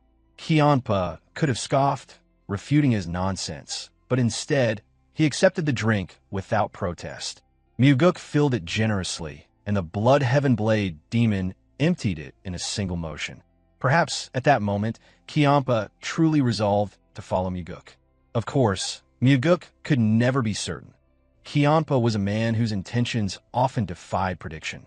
Then, as if to disrupt the quiet, Cheonma asked whether the left-hand advisor was a higher position than the right hand. The question puzzled Mugeuk briefly, prompting him to seek clarification. Cheonma explained his reasoning. If he were to assume such a title, he wanted to be sure he was claiming the superior one. Mugeuk stared blankly at the eccentric old man for a moment, then suddenly burst into unrestrained laughter. The absurdity of the moment overwhelmed him. The old man scowled, clearly irritated by Mugeuk's reaction. His pride, especially as a demon supreme, was far from unshakable. He accused Mugeuk of making a mockery of him. Without warning, Mugeuk commented that the old man looked rather handsome that evening. Fury boiled within Cheonma as he sat, lifting his massive heaven-extinguishing great sword and angling the blade toward his face. He demanded that Mugeuk look closely and repeat what he had said. Mugeuk tried to comply, but laughter consumed him once more. Irritated, Cheonma pressed further, demanding that the compliment be repeated directly and without evasion. Mugeuk, barely able to compose himself, quietly mused that one should never confess feelings under the influence of drink. The irony, of course, was that his words hadn't been directed toward a woman, but rather toward one of the most formidable martial masters alive, one he hoped would someday serve as his advisor. Cheonma scoffed, having caught Mugeuk red-handed in a moment of flattery. He labeled the second young master a shameless flatterer. Then, as though the night belonged to another world, the two laughed freely, sharing a moment of sincerity masked in jest. The fortune of gaining a true companion belonged to those who had earned it through effort and intention. Beneath the full moon's quiet glow, they drank through the night, wrapped in a rare stillness. By the time the next day dawned, word of the Soul Reaper Demon Supreme's death had spread through the cult, shaking its foundation. Summoned to the heavenly demon hall, Mugeuk stood once again before his father. There was no anger in the heavenly demon's tone, only curiosity. Wu Jin asked how the deed had been done, how Mugeuk had managed to kill one of the demon supremes. He repeated the question, an edge of disbelief cutting through his calm demeanor. Mugeuk instantly understood what his father was thinking. The doubt was clear.